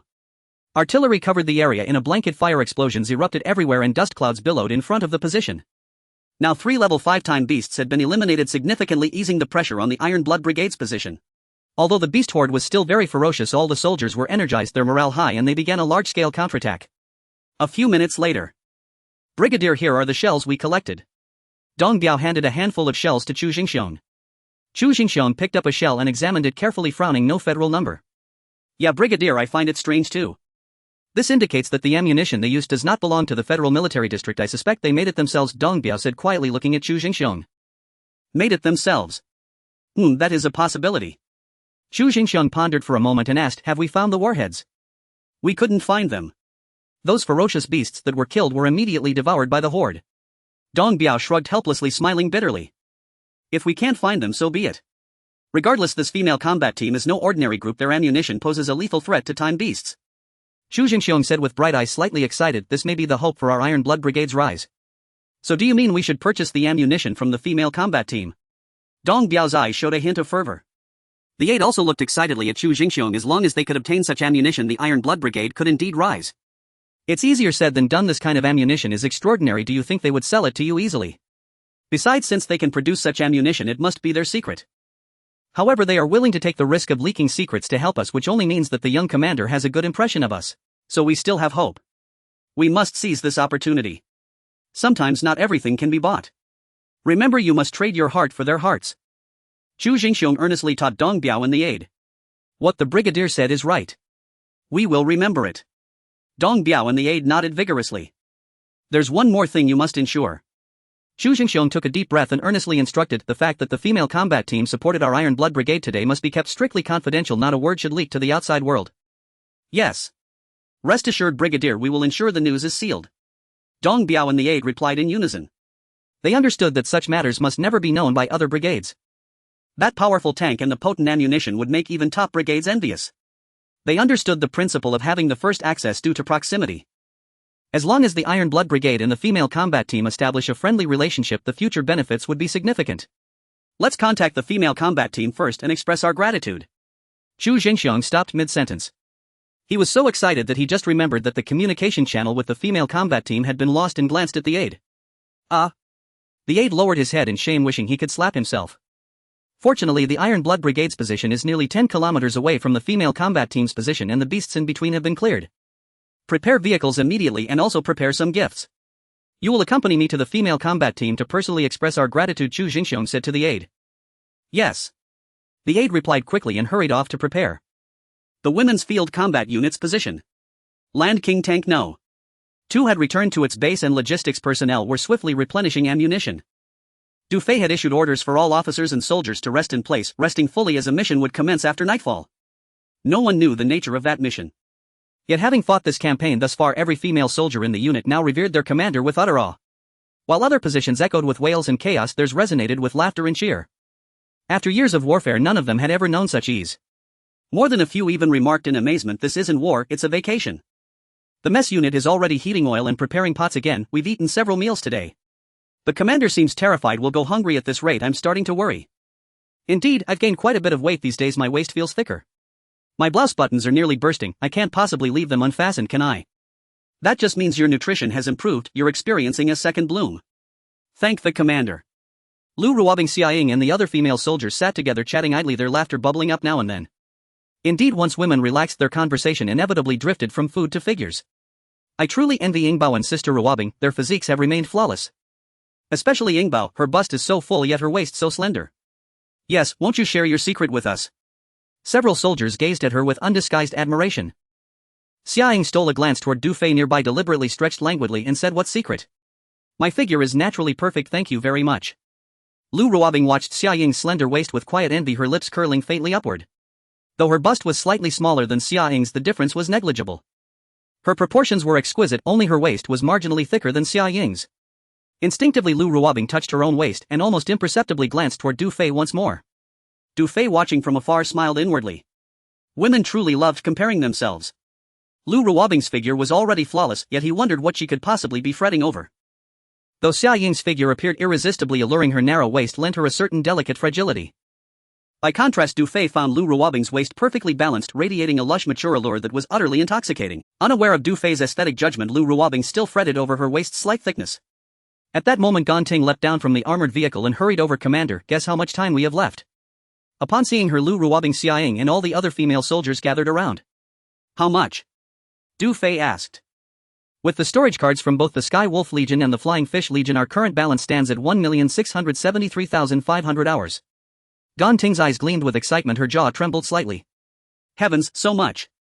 Nearly 1.7 million hours. Am I dreaming? Mother of mercy, we've struck it rich on the Qingchuan Ruins mission. Truly, the Women's Field Combat Unit has become overnight millionaires." Having focused solely on combat, the soldiers had no idea of their accumulated earnings, and upon hearing the staggering total they stood utterly stunned. 1.67 million hours, quite impressive indeed. Xia Ying pulled out a crumpled cigarette, her voice trembling with excitement. "Let me smoke one to calm my nerves." Lu Ruobing sighed softly. "Our unit's account has never held so much time before, we should be content." Du Fei chuckled inwardly. "Content? Not yet. Wait until tonight, then you'll know true fulfillment. Gan Ting, how much time does each person have remaining?" He recalled distributing 200 hours per person just days earlier and surmised their reserves must now be nearly depleted. "Each has roughly 60 hours left," Gan Ting replied. Du Fei nodded, then asked, "How long has it been since our unit last paid salaries?" Gan Ting blinked in confusion. "Salaries? Where would salaries even come from?" Lu Ruobing gave a wry smile. "You know our situation well, we've never received any." "Very well, my order is." Du Fei swept his gaze across the assembled soldiers and turned to Gan Ting. "Distribute 10,000 hours to each person, immediately." "What? What did we just hear? 10,000 hours, per person?" The moment Du Fei issued this order, every single person present froze in utter disbelief. Heavens above. 10,000 hours per person, that's over a year. A female soldier blurted out, her voice trembling with excitement, then realizing all eyes had turned to her, she hastily bowed her head and covered her mouth in embarrassment. "Commander, our account has finally accumulated a massive sum, but if we distribute it, that's 108 10,000 hour allocations. After deducting the 10% handling fee, the total disbursed would amount to 1,198,000 hours. In that case, only several 100,000 hours would remain in our account. Even under the Federal Regular Army's highest standard, each soldier's annual salary is merely 20,000 hours, you're handing out 10,000 at once." Gan Ting wore an expression of genuine anguish as she earnestly broke down the numbers for Du Fei. "More critically, funds will be urgently needed elsewhere in the near future. So much time barely warmed in our savings card would vanish almost instantly." She deeply regretted having impulsively boasted to the commander about the colossal sum at precisely this moment. "Oh. Other regiment soldiers receive only 20,000 hours." Du Fei appeared deep in thought, pinching the bridge of his nose. It seems 10,000 hours per person may indeed be too modest. We'll have to begin with this amount for now. But I guarantee next time the disbursement will be significantly larger." "Ha! Did he not even comprehend what I just said? How terribly mischievous the commander is, he's doing this on purpose." Gan Ting opened her mouth, growing increasingly flustered. She stamped her foot repeatedly, then turned pleadingly toward Lu Ruobing. "Deputy Commander, say something please." "Well, Commander, didn't you say we'd be putting down roots here at the camp?" Lu Ruobing met Du Fei's gaze and spoke softly. "Think about it, the camp's construction alone demands enormous investment. We ought to proceed with prudence and sustain our resources steadily. I know your heart lies with the soldiers, but if military stipends must be distributed, I suggest beginning with several hundred hours per person. Besides, our current rations are already exceptionally generous, there's truly no need to allocate so much." No sooner had Lu Ruobing finished speaking than the assembled female soldiers began voicing their agreement. "Commander, Deputy Commander is absolutely right, we don't need so much. Yes, several hundred hours would suffice. With such excellent rations, we're already more than satisfied. Precisely, we're living far better than before. If soldiers from other regiments learned of this, they'd surely storm our gates, desperate to transfer in. Commander, please retain more funds in the savings card." Every female soldier present turned to Du Fei, unanimously affirming there was no need for such generous disbursements. After all, until recently each of them possessed scarcely any time at all, most hovered perilously close to complete depletion. Each day brought dread fear that time would halt mid-sleep, leaving them unable to awaken. In truth, they longed inwardly for thousands, tens of thousands, of hours. Merely possessing such abundance would dispel their terror and bring profound peace of mind. Yet now they deemed the allocation excessive and voluntarily urged Du Fei to reduce it. The reason behind this reversal was simple. Having endured lifelong scarcity, they found their present circumstances deeply fulfilling. Each woman fervently wished the stability would endure, dreading the day it might vanish without warning. Thus they sought to conserve resources for their regiment. Enough, no further discussion. 10,000 hours per person. This is in order. Du Fei's tone brooked no dissent as his gaze swept across the ranks of female soldiers. I know your intentions are for the regiment's sake, and I recognize you've already embraced this regiment as your home. For that I commend you, all of you. Only through unity can we ascend ever higher. But tell me, most of you still have family, don't you? I ask you, how are they faring? His words fell like silence upon still water. The entire base fell utterly hushed. Lu Ruobing Xiaoying Gonting and every female soldier stood wordless, eyes lowered. Du Fei's sudden mention of family pierced their composure. Grief and sorrow flickered across their faces, because he spoke the truth. Most did still have kin. Their families dwelled beyond the city walls, some toiled building federal fortifications, others scraped by in scavenger encampments, still more labored as indentured miners. In short, nearly all lived in perpetual hunger, meals uncertain, bellies perpetually hollow. Some female soldiers had even been born in the mines, shipped shortly after birth to the Fuxing City Talent Cultivation Center, remaining there until age 18 before deploying into the regiment. Thus, though these miners' daughters knew they had blood relatives, many had never laid eyes upon them, not once in their entire lives. Indeed, every woman of the female field combat regiment was a soul forged in the crucible of society's deepest margins. At that very moment, without another word from Du Fei, Gonting silently withdrew her savings card, tears glistening unshed in her eyes. And the entire assembly dissolved into sobs. Lu Ruobing and Xiaoying alike wept openly, hands covering their faces. What? Are you truly this distraught over receiving 10,000 hours each? Is it not enough? Du Fei deliberately hardened his expression as he addressed them. No, rejoice instead. With surplus time you may share some with your loved ones. Lu Ruobing wiped her tears, her laughter breaking through like dawnlight. Quick, thank our commander. Thank you, Commander.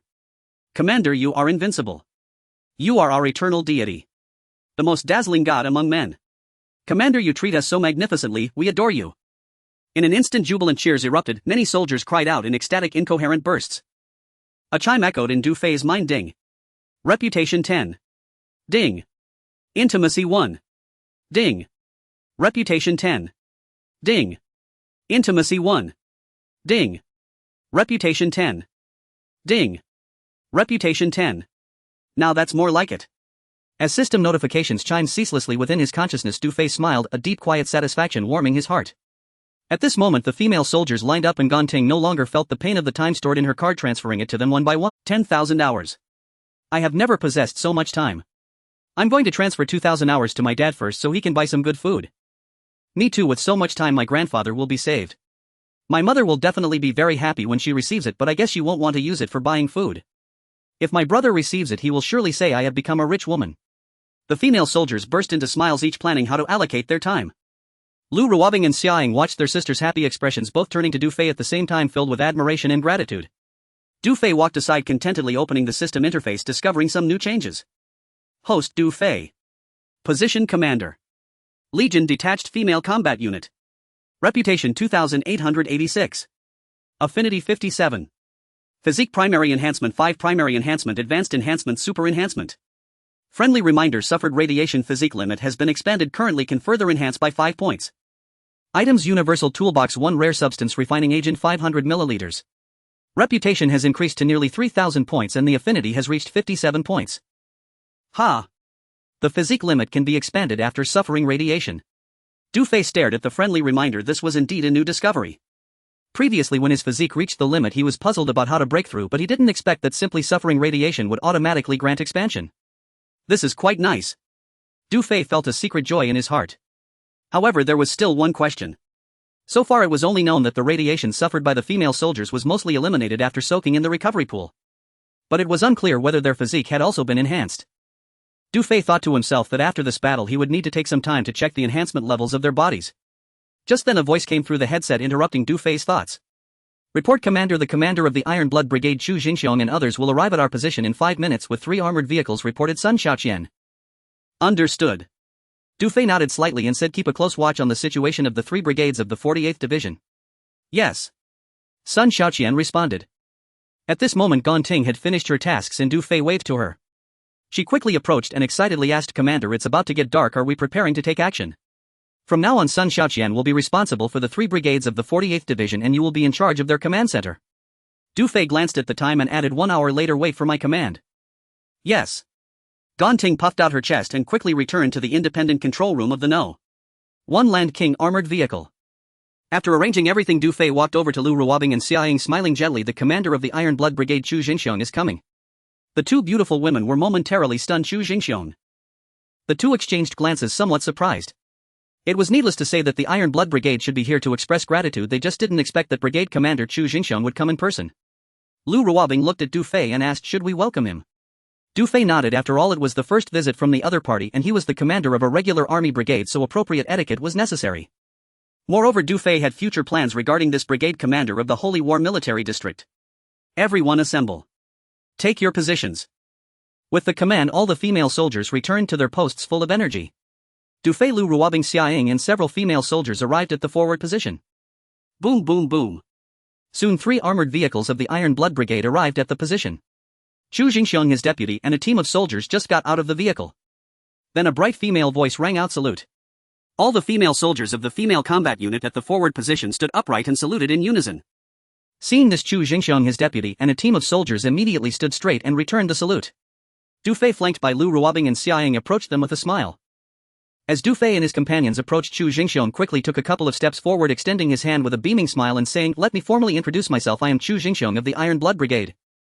I am Du Fei from the Women's Field Combat Team. Du Fei smiled and shook hands with Chu Jingxiong. The adjutant beside them saluted and said, I am Dong Jia, the confidential secretary of the Iron Blood Brigade. Du Fei nodded at him and returned a military salute. After a brief meeting ceremony, Chu Jingxiong displayed sincerity and gratitude, saying, your regiment's tremendous support for our Iron Blood Brigade is something we will never forget. On behalf of all the soldiers of the Iron Blood Brigade, I would like to express my gratitude to your regiment. Chu Jingxiong said, you are being too modest. Our two armies are allies on the same front. It is only natural that we support each other. Du Fei smiled lightly and said, I didn't expect that a simple gesture would prompt Commander Chu to personally visit us. Just those 2 simple sentences made Chu Jingxiong secretly admire him. This young commander was poised and gracious in demeanor. His calm and steady attitude did not resemble that of a mere 17 or 18-year-old youth. Moreover, he was just a commander of an auxiliary regiment, yet he stood before the brigade commander of a regular army without any sign of inferiority or self-deprecation. This clearly indicated that this young man possessed extraordinary abilities, and the women's field combat team he commanded was certainly not as simple as it appeared. Commander Du, please do not say that your army saved the lives of thousands from our Iron Blood Brigade. Such a life-saving grace cannot be taken lightly, and I, Chu Jingxiong, must express my thanks in person. Moreover, ever since our first meeting yesterday, I felt an instant rapport with Commander Du. How could I let such an opportunity slip by? Chu Jingxiong laughed openly, clearly expressing his intention to befriend Du Fei. Then, without waiting for Du Fei to speak, he ordered the soldiers to unload a large pile of gifts from the vehicle. This is just a token of appreciation, nothing significant. There were fine red wines, specially made cigars, and various federal specialty drinks, among others. Besides the cigars, most of these were favorites of women. Xia Ying's eyes lit up. She loved cigars. Seeing this, Du Fei did not decline and exchanged a few pleasantries. Since they were here, he naturally wanted to invite them to tour the defense area.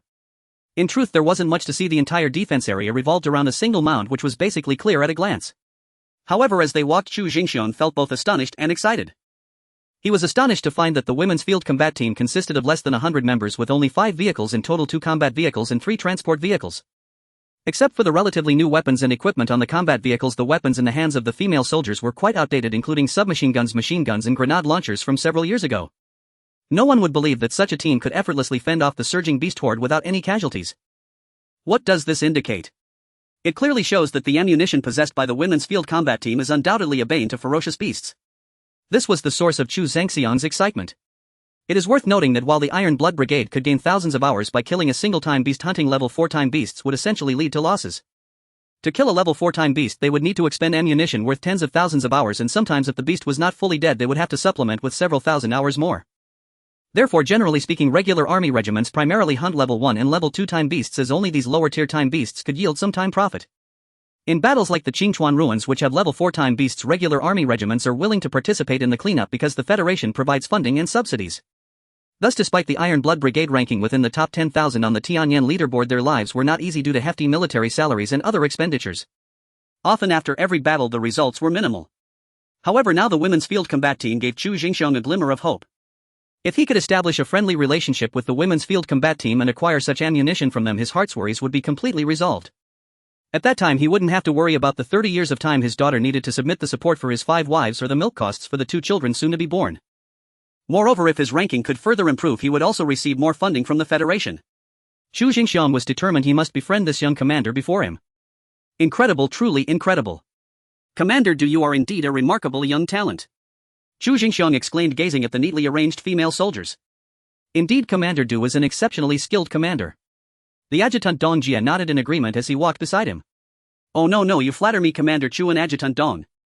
Du Fei responded courteously, secretly amused, thinking that perhaps yesterday you did not think so. Throughout the conversation, Chu Jingxiong maintained a very humble demeanor while Du Fei was laid back. Both had their own agendas, engaging in light chatter, and they seemed to be enjoying the conversation. During this time, Chu Jingxiong was very eager to see what kind of ammunition the female combat unit possessed. However, despite several attempts to broach this request, he ultimately held back from speaking it aloud. After all, those special munitions were a secret of the female combat unit. How could he expect to inquire about their treasures on a first meeting? Patience is a virtue. Chu Jingxiong felt that he should not rush the matter concerning ammunition. He planned to build a good relationship with Du Fei first, and once that was established, everything else would fall into place. The battle at the Qingchuan ruins has been quite difficult so far. Du Fei casually remarked. Yes, most of the legions have suffered heavy casualties. Those who can withdraw have already retreated to the periphery. Chu Jingxiong sighed slightly and then with a furrowed brow said, if it weren't for the 48th Division holding strong, this cleanup mission would have likely ended in failure long ago. It is important to know that if the Federal Regular Army wishes to improve their ranking on the Tianyan leaderboard, they must organize a hunting ground mission. Successful completion will yield significant funding and subsidies from the Federation. Of course, if the mission fails, not only will they not receive funding and subsidies, but it will also adversely affect their ranking on the leaderboard. Therefore, different levels of legions will choose corresponding hunting grounds for cleanup based on their strength. For instance, top-tier or high-level legions equipped with secret silver particle ammunition often organize large-scale hunting grounds, which are typically nests of time beasts at level 5 or higher. In contrast, a nest of time beasts like the Qingchuan ruins is only suitable for regular legions. The 48th Division is the organizer of this cleanup mission at the Qingchuan ruins. If the mission fails, any regular army participating will not only miss out on federal funding but will also see a drop in their ranking on the Tianyan leaderboard. The Tianyan ranking is crucial for regular legions as it determines the amount of federal funding they receive. Thus Chu Jingxiong was somewhat worried. After all, the Iron Blood Brigade had fought through bloodshed for many years to finally break into the top 10,000. If the Qingchuan ruins mission fails, the ranking of the Iron Blood Brigade will surely drop, which would undoubtedly add insult to injury for Chu Jingxiong. The 48th Division also did not want this mission to fail, hence the 48th Division Commander Diao Dequei was in a panic, desperately trying to salvage the situation. Commander Chu, what is your view on the eventual outcome of this cleanup mission organized by the 48th Division? Du Fei looked at Chu Jingxiong and asked deliberately. One can only say that human plans cannot match the heavens. The existence of a hunting ground with level 5 time beasts is probably something the 48th Division did not anticipate. The high-quality weapons and equipment they possess are more than enough to deal with level 4 time beasts, but facing level 5 time beasts is like an ant trying to stop a chariot. Chu Jingxiong shook his head helplessly and then bitterly smiled, saying, my view is that there is no chance of success for this mission. It would be quite good if the 48th Division could retreat unscathed. To be honest, he somewhat regretted taking on this task for the 48th Division. However, after a moment of thought, he looked at Du Fei and added, if the 48th Division wants to achieve victory in this mission, they only have one way. What way? Du Fei asked. Seeing Du Fei pretending to be oblivious, Chu Jingxiong smiled and frankly stated, of course, it is the female combat unit led by Commander Du. I have personally witnessed the lethal power of your special ammunition against time beasts. However, while he said this, he secretly hoped that the female combat unit would not come into contact with the 48th Division. Everyone has their selfish motives, and Chu Jingxiong was no exception. Once the 48th Division establishes a good relationship with the female combat unit, the hopes of the Iron Blood Brigade would be dashed. Du Fei, seeing that they had finally arrived at the main topic, also looked at Chu Jingxiong and said, Commander Chu has mentioned that we seem to have a good rapport. I deeply resonate with that. The reason my female combat unit extends a helping hand to the Iron Blood Brigade is precisely because we believe that the Iron Blood Brigade is a rare, virtuous army. Upon hearing this, Commander Du's evaluation of the Iron Blood Brigade is far too high. I am truly flattered. After saying this, Chu Jingxiong exchanged a glance with his adjutant Dong Jia, both revealing a joyful expression, feeling quite pleased within. What does this imply? It implies that fostering a good relationship with this young commander holds promise. Du Fei observed the reactions of Chu Jingxiong and his companion intently. He then continued, to be honest, that special ammunition is something we have just developed and it is still in the experimental phase. What I mean is, before we officially announce it to the outside world, I would prefer not to let too many corps know. I believe Commander Chu can understand my point, right? Understood. Got it. Chu Jingxiong and his officer Dong Jia nodded simultaneously, as this was precisely what they had in mind. Fearing that Du Fei might not trust him, Chu Jingxiong solemnly promised, rest assured, Commander Du, the Iron Blood Brigade will not disclose a single word about the women's field corps secrets to the outside world. I naturally trust Commander Chu. Du Fei smiled at Chu Jingxiong, saying, how could we not say that we are fated to meet? I was just about to say that. Chu Jingxiong laughed heartily. Additionally, there is one more thing I would like to clarify. Du Fei looked northwest and continued, my women's field corps has no connection with the 48th Division. The reason we took on this mission is to hunt the time beast to gain time. Therefore the success or failure of this Qingchuan Ruins mission is inconsequential to us. With these words, Chu Jingxiong and his officer Dong Jie understood. Du Fei's message was quite clear: the Women's Field Corps was not familiar with the 48th Division and would not assist them. Moreover, the Women's Field Corps was not a regular military unit and did not receive federal funding or subsidies. Whether or not the Qingchuan Ruins mission could be completed was of no concern to the Women's Field Corps. At this moment, after hearing Du Fei's words, Chu Jingxiong felt both happy and worried. The happiness stemmed from the fact that the 48th Division had no opportunity to foster a good relationship with the Women's Field Corps anymore. The worry was that if the Qingchuan Ruins mission were to fail, the Iron Blood Brigade would not receive funding and their ranking would drop. It could be said that the losses would be severe and the situation would be disastrous. Chu Jingxiong and Dong Jie could not help but feel envious. Probably only the Women's Field Corps would profit most from this Qingchuan Ruins mission. While they were both frowning in distress, unexpectedly Du Fei said, however, my Women's Field Corps does not mind cooperating with the Iron Blood Brigade. Chu Jingxiong and Dong Jie were taken aback, but as they came to their senses, their eyes brightened simultaneously. Does Commander Du intend to assist my Iron Blood Brigade? Then Chu Jingxiong would be immensely grateful. Chu Jingxiong exclaimed excitedly. After all, as the commander of the Iron Blood Brigade, the honor of the corps was even more important to him than his own life. If the Women's Field Corps could assist, then setting aside the 48th Division, the Iron Blood Brigade alone would definitely be able to achieve victory in this mission with ease. Haha, Commander Chu is too modest. The Iron Blood Brigade is an elite corps among regular troops and is the main force in the eastern front of this Qingchuan Ruins mission. Meanwhile, my Women's Field Corps is merely an auxiliary team of less than 100 members equipped with outdated gear. How could we have the capability to assist the Iron Blood Brigade? Du Fei smiled and continued meaningfully, we can only say we will assist. We will merely follow the Iron Blood Brigade under your leadership to sweep through the Qingchuan Ruins. I believe Commander Chu understands my meaning, right? I understand. Chu Jingxiong was so moved he could barely speak. How could he not understand? Du Fei was unwilling to reveal the true strength of the Women's Field Corps. They were willing to let the Iron Blood Brigade take the lead while the Women's Field Corps remained an unnamed auxiliary force. However, this meant that the ultimate fruits of victory and honor would all belong to the Iron Blood Brigade. Because in the mission, the Federation only recognizes regular military units. Once the mission is successful, the achievements will be credited primarily to the regular troops and those auxiliary teams will only receive a symbolic boost in the rankings. What? How can my Iron Blood Brigade express our gratitude? Chu Jingxiong was filled with gratitude. It must be known that after a successful mission, the Iron Blood Brigade's ranking on the Tianyan leaderboard would certainly see a significant increase. Not to mention the federal funding and subsidies, just the rewards from the Holy War District where the Iron Blood Brigade is located could be overwhelming. For the Women's Field Corps to willingly serve as a humble helper to the Iron Blood Brigade is a tremendous favor to them. Commander Du, Chu Jingxiong won't say anything more. After the victory, just wait and see my intentions. Chu Jingxiong even changed his address as this was related to the rise and fall of the Iron Blood Brigade, making him extremely grateful. Let's talk about it after the victory. As I said, it's fate that brought us together. Du Fei smiled. You're right, brother Du. I love hearing that. Ha ha ha. Chu Jingxiong laughed heartily. Now it was clear that the commander of the Iron Blood Brigade had started calling Du Fei brother. Their relationship had instantly become much closer. At this moment, Officer Dong Jie was also filled with excitement, deeply admiring his commander. Meanwhile, Chu Jingxiong and Dong Jie were unaware that Lu Ruobing and Xia Ying nearby were secretly giving Du Fei a thumbs up. The shield had been secured. In their eyes there was admiration and they were utterly impressed by their handsome and charismatic commander. Next, Du Fei, Lu Ruobing, Xia Ying and Chu Jingxiong briefly discussed the battle plan. The 48th Division's Hurricane Brigade had already converged towards the Thunder Brigade on the western front and the southern front was essentially lost. The plan was set for 8 o'clock in the evening, with the Iron Blood Brigade advancing towards the southern front coordinated with Xia Ying's Type 2 Land King tracked vehicle.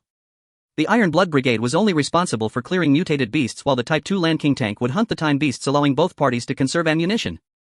Du Fei would lead the Type 1 tank and the female soldiers of the Women's Field Corps to reclaim the lost positions of the Tianlang and Feiyu legions. After regaining the positions, the two armies would unite and then collaborate with the 48th Division to launch the final assault on the Qingchuan Ruins. The plan was simple yet perfect, achieving a win-win situation. Previously, the Iron Blood Brigade had been losing money while killing time beasts, but now they only needed to clear ordinary ferocious beasts to earn money for the Federation. In other words, the Iron Blood Brigade only sought to complete this mission for the sake of their ranking on the Sky Eye list and federal funding. Meanwhile, the Women's Field Corps only needed to hunt time beasts to gain time. In this way, both sides benefited. Commander Chu, what do you think? Du Fei asked. I think it's feasible. Chu Jingxiong said without hesitation. Killing only ordinary ferocious beasts was no longer such an easy task for the Iron Blood Brigade. Chu Jingxiong even thought to himself that if this battle ended in victory, the 48th Division would completely benefit from the Iron Blood Brigade's efforts. Wouldn't it be wonderful if the 48th Division couldn't hold on and abandoned all positions at this time? At that point, the federal funds would not merely be divided, with the Iron Blood Brigade receiving only 30, but would instead belong entirely to the Iron Blood Brigade. However, Chu Jingxiong felt that such thoughts were overly ridiculous. After all, the 48th Division was a division. How could they possibly? Du Fei nodded and said, "Then it's settled. We can discuss the specifics in the communication channel." The communication channel for the Women's Field Corps will remain open to the Iron Blood Brigade for continuous contact at any time. As soon as this was said, a hint of awkwardness appeared on Chu Jingxiong and his adjutant Dong Jia's faces. Just as Chu Jingxiong was about to speak, Dong Jia interrupted, "Commander, let me explain." Then he first turned to Du Fei and said he was sorry before recounting the incident of him losing the communication channel of the Women's Field Corps. "Commander, I was blind before. I hope you can forgive me," Dong Jia said with a sincere attitude, showing a hint of shame on his face. Through this incident he had realized something and felt that the commander was right. One should exchange sincerity for sincerity. He knew that the Women's Field Corps would be the most reliable ally for the Iron Blood Brigade in the future, and they were the hope for a better future. Although he was a key secretary in the regular army's headquarters with a rank 2 levels higher than Du Fei, this was no longer about rank. Through brief interactions he was greatly impressed by Du Fei's charisma. If the commander could lower himself to befriend this young commander, he felt he should more sincerely admit his mistakes to Du Fei. At this moment Chu Jingxiong looked at his adjutant with a hint of relief. The young man had made progress. Du Fei, however, was unbothered, smiling as he wrote the communication channel on a note again. He then personally handed it to Dong Jia, half-jokingly saying, "The Women's Field Corps lacks everything but not paper." Once this was said, everyone present laughed. "Make sure to keep it safe and don't lose it again," Chu Jingxiong said. "Rest assured, Commander, if I lose it again, just kill me." After saying this, Dong Jia carefully tucked the note into his pocket. Du Fei and Chu Jingxiong exchanged smiles. The plan was finalized and time was of the essence. Chu Jingxiong and the others did not delay, and Du Fei, Lu Ruobing and Xia Ying escorted them to the forward position. They shook hands to bid farewell. As Chu Jingxiong and the others departed, both beautiful women turned their gaze towards Du Fei. Xia Ying spoke first, saying, "Commander, if we follow the battle plan you just set, wouldn't that benefit the 48th Division?" Lu Ruobing frowned and followed up, "Are you really planning to let the 48th Division win? Remember I once told you Wu Daguay appointing me as the commander of the Women's Field Corps will be the biggest mistake of his life." Du Fei's eyes flashed with a cold glimmer before he looked at them and smiled, saying, "I say the 48th Division won't survive tonight. Do you believe it?" Upon hearing this, Lu Ruobing and Xia Ying exchanged glances, their beautiful eyes revealing surprise. It turned out the commander had another plan, feigning one thing while secretly doing another. Night fell. In front of the Iron Blood Brigade's position, the rocks and trees were filled with green light and countless fierce beasts lay on the ground emitting deep muffled growls. The beast horde was poised to strike, preparing for the next wave of assault on the Iron Blood Brigade's position. Meanwhile, thousands of soldiers on the Iron Blood Brigade were also ready for battle. Report. The artillery regiment is in position standing by. The tank regiment is in position standing by. The armored infantry regiment is in position standing by. As the reports from various camps concluded before the beast horde could launch an attack, the counteroffensive operations of the Iron Blood Brigade had commenced on time. All units prepare. Target the beast horde ahead. 3, 2, 1. Fire. Fire. With a whoosh, artillery shells and various heavy weapons unleashed a relentless barrage upon the beast horde ahead as if there was no cost. Boom. Boom. Roar. The sound of explosions shook the ground and flames soared into the night sky.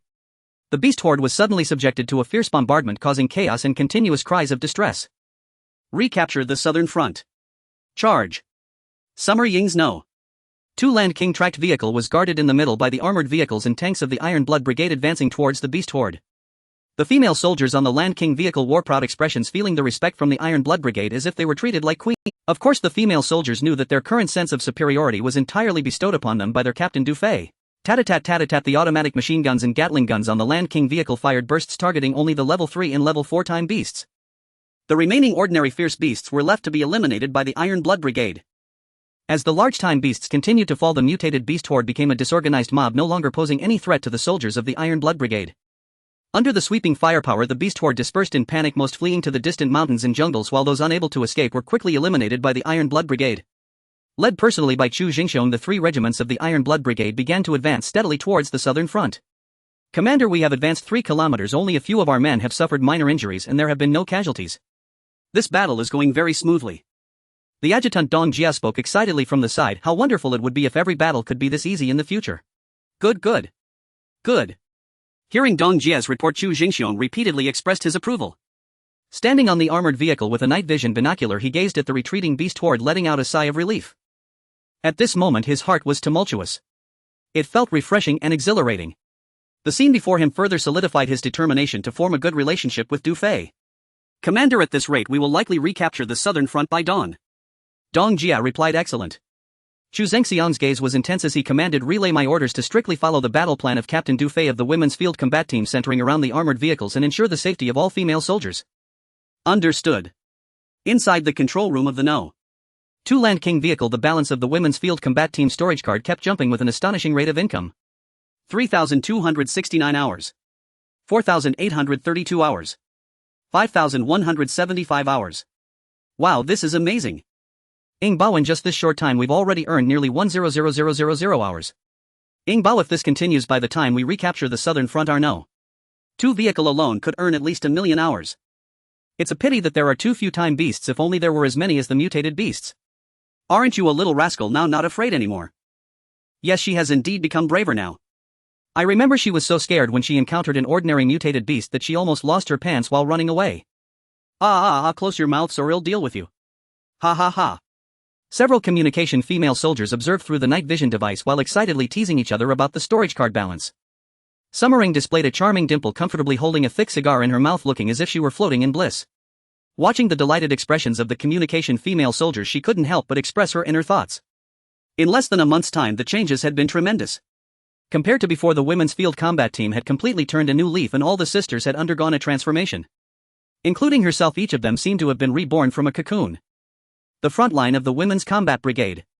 Vehicle No. 1, the Land King armored vehicle along with an ammunition transport vehicle and 2 fully loaded transport vehicles with female soldiers are all set to depart. However, at present Du Fei has yet to issue commands and all the commanders and soldiers are still unaware of where they are heading. Report, Commander, the Iron Blood Brigade has successfully advanced towards the southern front. A report comes through the earpiece. Currently the beast horde at the southern front is starting to show signs of chaos, with 2 level 5 time beasts leading a portion of the horde towards the western front. I must say, Commander, you truly have a knack for foresight. I am in awe of your wisdom. Stop flattering me, quickly report on the situation at the western front. Lu Ruobing scolded while touching her earpiece, frowning. After speaking she shot a glance at Du Fei nearby, realizing how he had spoiled them. Du Fei gave an innocent smile, feeling helpless. The Vice Commander is listening too. Sun Xiaoqian did not expect Lu Ruobing to have activated the drone's encrypted communication, so she immediately adopted a formal tone. Report to the Commander and Vice Commander, the situation at the western front is as follows. The Hurricane and Thunder Brigades are already under significant pressure in combat, and after their previous heavy losses with the sudden surge of the beast horde at the western front, they are not expected to hold out until dawn. Very well. Du Fei nodded slightly and then asked, how is the Lightning Brigade at the northern front? The Lightning Brigade at the northern front is fighting relatively conservatively with less consumption compared to the other 2 brigades. Currently there are no level 5 time beasts at the Lightning Brigade's position, and while the battle is still quite tense the situation remains optimistic. Sun Xiaoqian reported. Have we located the ammunition depots for the 3 brigades? Du Fei asked again. They were found long ago, just waiting for your orders. Order.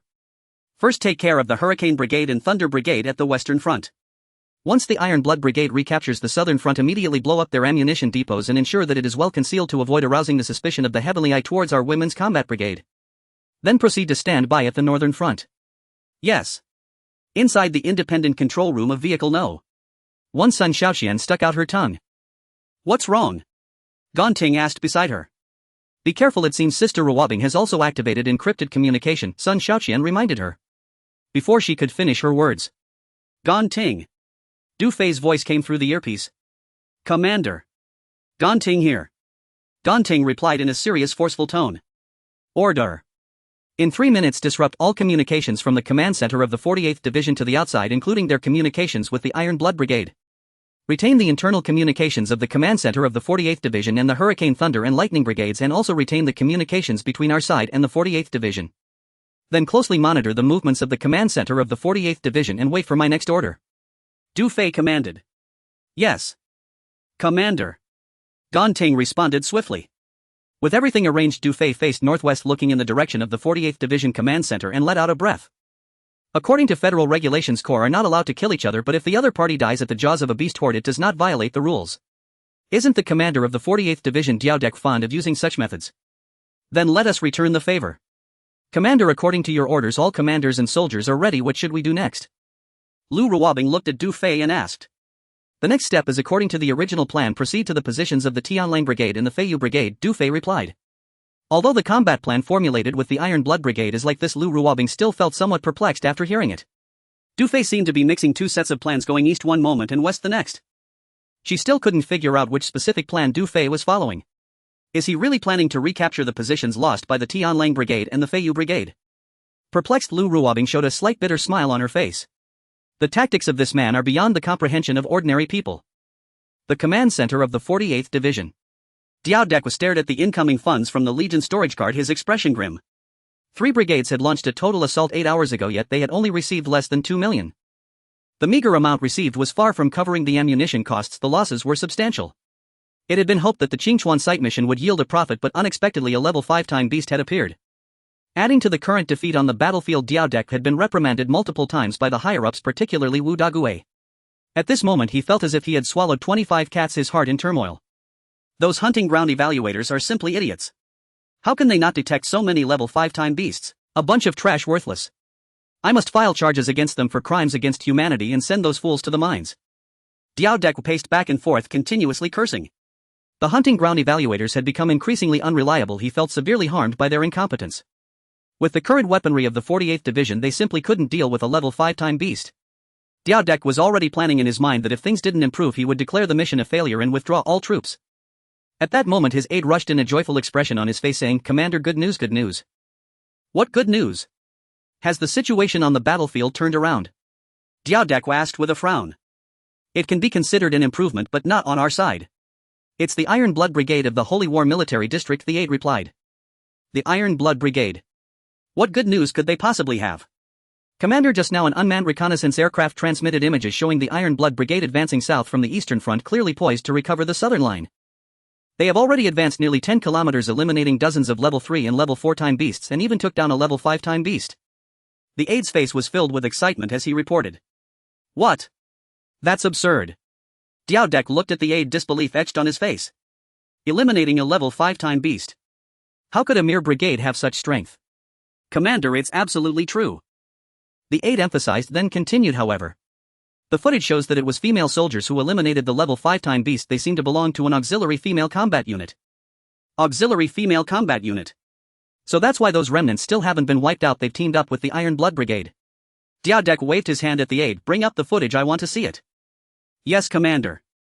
The aide complied, activating the laser screen to display the footage sent by the unmanned reconnaissance aircraft.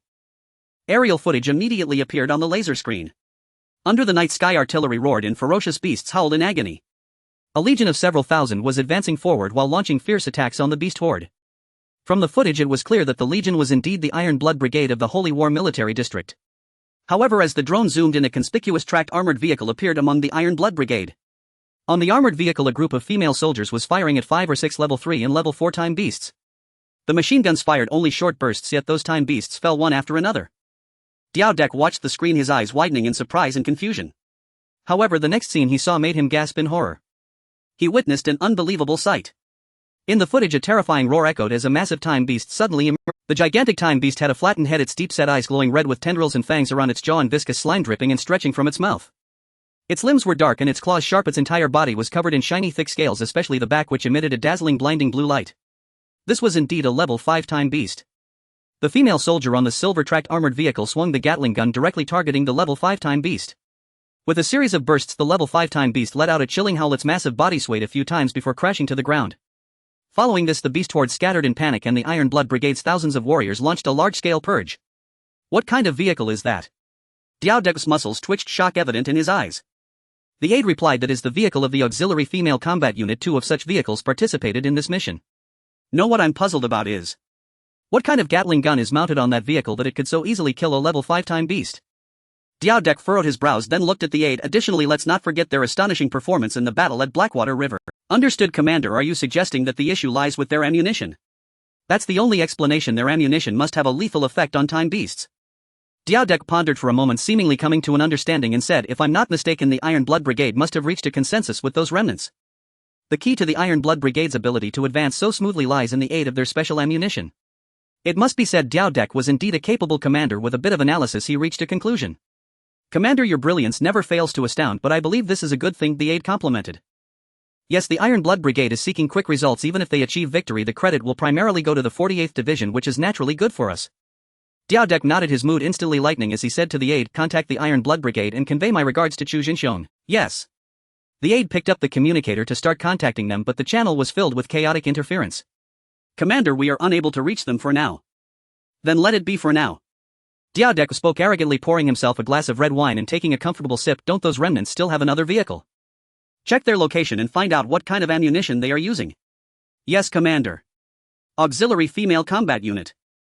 At this moment the No. 1 Land King tracked vehicle was slowly making its way towards the fallen position of the Tianlang Legion. Following behind were container ammunition trucks and 2 transport vehicles filled with female soldiers. Inside the control room of the armored vehicle, Du Fei received a report from Gong Ting. "Report, Commander, the fish has taken the bait." "Very good," Du Fei nodded. Seeing a hint of a smile on Du Fei's lips, Lu Ruobing touched her earpiece, her pretty face displaying confusion. "What fish has taken the bait?" 5 minutes later. The position of the Wolf Legion loomed in the distance. The ravines, jungles and rocky hills were filled with time beasts and mutated ferocious beasts. 2 level 5 time beasts led nearly 100 level 3 and level 4 time beasts, as well as a large group of mutated beasts fiercely and greedily gnawing at the corpses of the soldiers on the position. On the positions of the Wolf Legion and the Flying Fish Legion, they were completely oblivious to the fact that they had already had their fill several times. At that moment, buzzing with a slight vibration from the airflow, 2 unmanned reconnaissance drones appeared over the Women's Field Combat Team's convoy under the cover of night. "Report to the team leader, 2 unmanned reconnaissance drones from the 48th Division have arrived," Gong Ting reported. "Understood." Du Fei nodded and then asked, "Has Su Ninger sent over the video?" "She has sent it." "Great, continue to return to the 48th Division Command Center and keep a close watch." "Yes." Gong Ting responded. Listening to their conversation, Lu Ruobing felt increasingly puzzled. Unable to contain herself, she quietly asked, "What exactly are you planning?" Du Fei smiled slightly and asked, "If I wanted to obtain your time, what method would I need to use?" Lu Ruobing was taken aback, unsure why this man would ask such a simple question, but she still replied, "I would transfer it to you." "Are there any other methods?" Du Fei asked again. "Yes, that would be to store it in a time storage card and then give it to you." Du Fei nodded and said, "Diaodek has over 7 million hours." "What?" "Diaodek has over 700,000 hours." Lu Ruobing's beautiful eyes widened, her astonished voice trembling slightly. She seemed to have understood that this man wanted to obtain the time that Diaodek possessed. Such a colossal amount left her momentarily unable to calm down. "Over 7 million, that's a sum too immense to even contemplate." Lu Ruobing suddenly became excited and looked at Du Fei. "I understand now, you want to rob him." "Robbing sounds so harsh, it should be said that we want him to willingly give it to us," Du Fei said. "It should be noted that humans are different from time beasts. The time of a time beast may be a gift from this world to humanity. Killing a time beast can yield its time, but killing a person does not yield their time. Because once a person dies, the time they possessed will disappear or return to the river of time." It is precisely because of this that Du Fei had reservations and had not used the Predator's cloaking drone to carry out a decapitation operation on Diaodek. As Lu Ruobing said, if one wants to obtain a person's time, there are only 2 methods.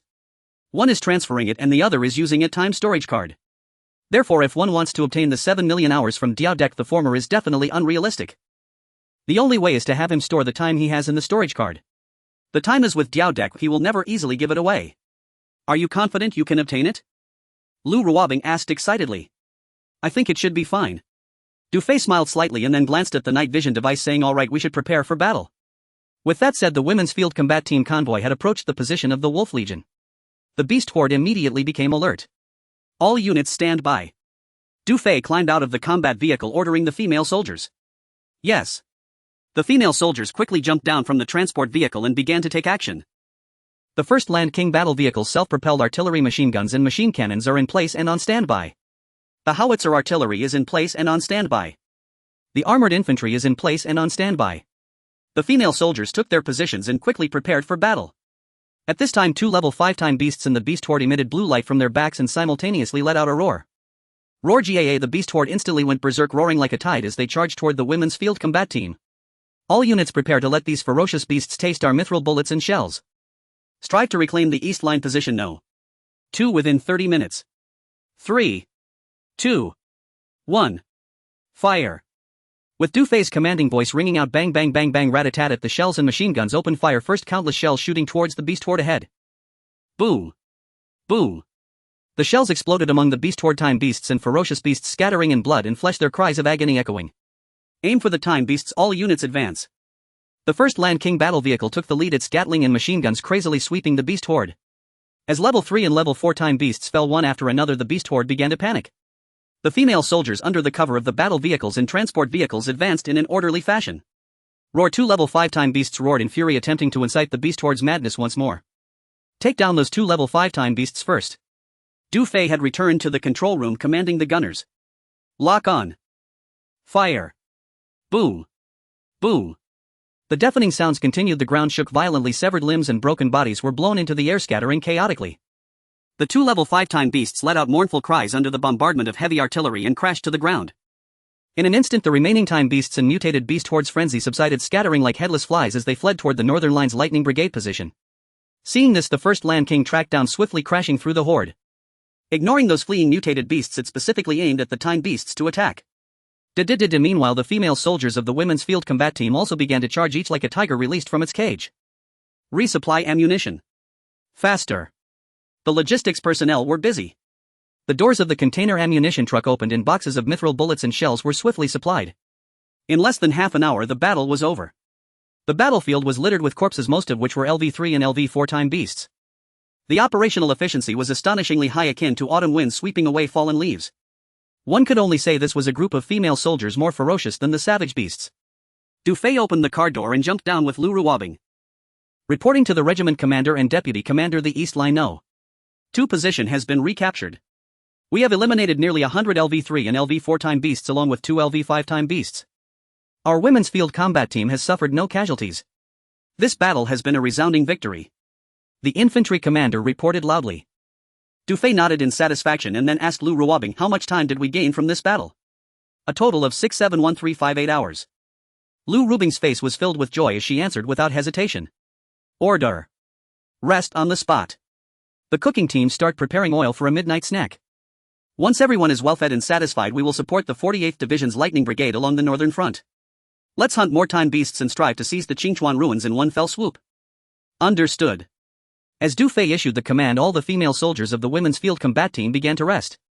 One by one they relaxed and started chatting and laughing. Soon footage captured by unmanned reconnaissance drones appeared on the laser screen. A little over 10 minutes later, Commander, their bullets are incredibly powerful, simply unbelievable. Dozens of shells directly eliminated 2 LV5 time beasts, and those LV3 and LV4 time beasts were utterly helpless in the face of their bullets. In less than half an hour they recaptured the East Line No. 2 position, not only gaining nearly 600,000 hours but also with 0 casualties. The adjutant spoke with excitement, looking almost frenzied. Mystic silver bullets. Where did these remnants get their mystic silver bullets? Diao Dik froze the screen, his gaze fixated on the opened boxes of bullets and shells, deeply attracted by those silvery projectiles. He felt an overwhelming shock within, unable to calm down for a long time. Previously their victory in the Blackwater River battle had come in less than an hour. Now they were assisting the Iron Blood Brigade in advancing smoothly towards the southern front. Just now they recaptured the East Line No. 2 position in under half an hour. All of this was related to the mystic silver bullets they possessed. No wonder. Diao Di came to his senses and revealed a sly smile. These remnants are living quite comfortably now. Commander, if we could have those bullets, we would definitely leap to become a top-tier legion. The adjutant remained incredibly excited. Diao Di cast him a glance as if to say, do you think I don't know? Is that something you need to tell me? Go immediately find a few military research personnel to come over. Yes. Commander. The adjutant turned and quickly left. Commander, based on our in-depth analysis of the footage, these bullets and shells all lack federal numbering, and the silver substance on those projectiles should be coded. In other words, the ammunition on the other side is self-manufactured. One of the researchers pointed at the footage and said, self-manufactured. Diao Dik's eyes narrowed slightly, then he asked, is the silver substance on these projectiles mystic silver? Just now we reviewed some images of natural mystic silver particles, and compared to these the color, luster and patterns match closely. However, we cannot be certain yet, as the techniques for extracting and refining mystic silver remain a significant challenge that the Federation has not yet conquered. Nevertheless, based on the injuries these bullets caused to the time beasts, only mystic silver could possibly have such lethality. Therefore, we unanimously believe that the opposing side is very likely to have mastered the techniques for extracting and refining mystic silver, the researcher said excitedly. Very good. Diao Dik's eyes flashed with a glimmer, then he said to the adjutant, they have worked hard, arranged for them to enjoy some time in the social camp. Yes, Commander. Thank you, Commander. Many thanks, Commander. Several researchers smiled widely, continuously expressing their gratitude. As the adjutant led several researchers away, Diao Dik took a deep breath. At this moment he felt an indescribable excitement within his hands, gripping the corners of his clothing, almost tearing them apart. He muttered with trembling lips the techniques for extracting and refining mystic silver. I just hope that the big shots can send a few more gifts to power my love. I would be immensely grateful. Currently working late to update. Before long the adjutant arranged a few researchers and returned to the command center. Commander, I think the researcher's analysis makes sense. That kid is a genius from the Federal Senior Command Academy of Revival City. The adjutant cautiously said as he noticed Diaotichuan was lost in thought. You reminded me. Diaotichuan paused the screen looking at Du Fei's confident demeanor during the battle. Then he murmured to himself, so it must be the secret silver refining and dissolving technology developed by that kid. I think so. Ever since that kid took office, the Auxiliary Women's Combat Unit has achieved remarkable results, the adjutant agreed.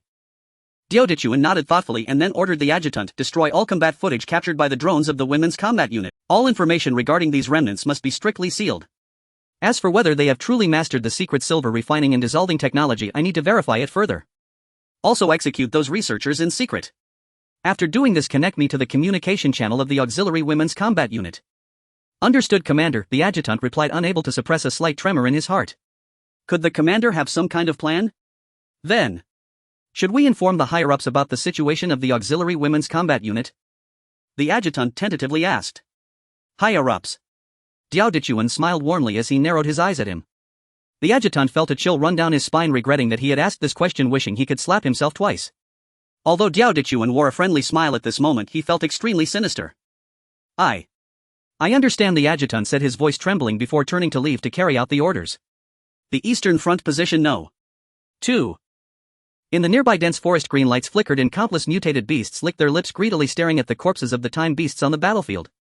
Perhaps the corpses of those time beasts were extremely enticing to the mutated beasts, causing them to return repeatedly. Despite their overwhelming desire to devour the delicious meat before them, none dared to show themselves, only watching from afar. At this moment, all the members of the Women's Combat Unit had finished their meal. Previously, Du Fei had said they would head to the northern front to support the Lightning Brigade after the midnight snack. The female soldiers had long been ready to go, but they had not received the order to depart, making them feel somewhat puzzled. Even the mutated beasts waiting nearby seemed a bit impatient. Inside the control room of the No. 1 Lan King tank, Du Fei was currently deep in thought with his eyes closed and brows furrowed, lightly tapping his fingers on the armrest of the seat. Lu Ruobing, feeling bored, leaned over and rested her chin on her hand, watching him with interest.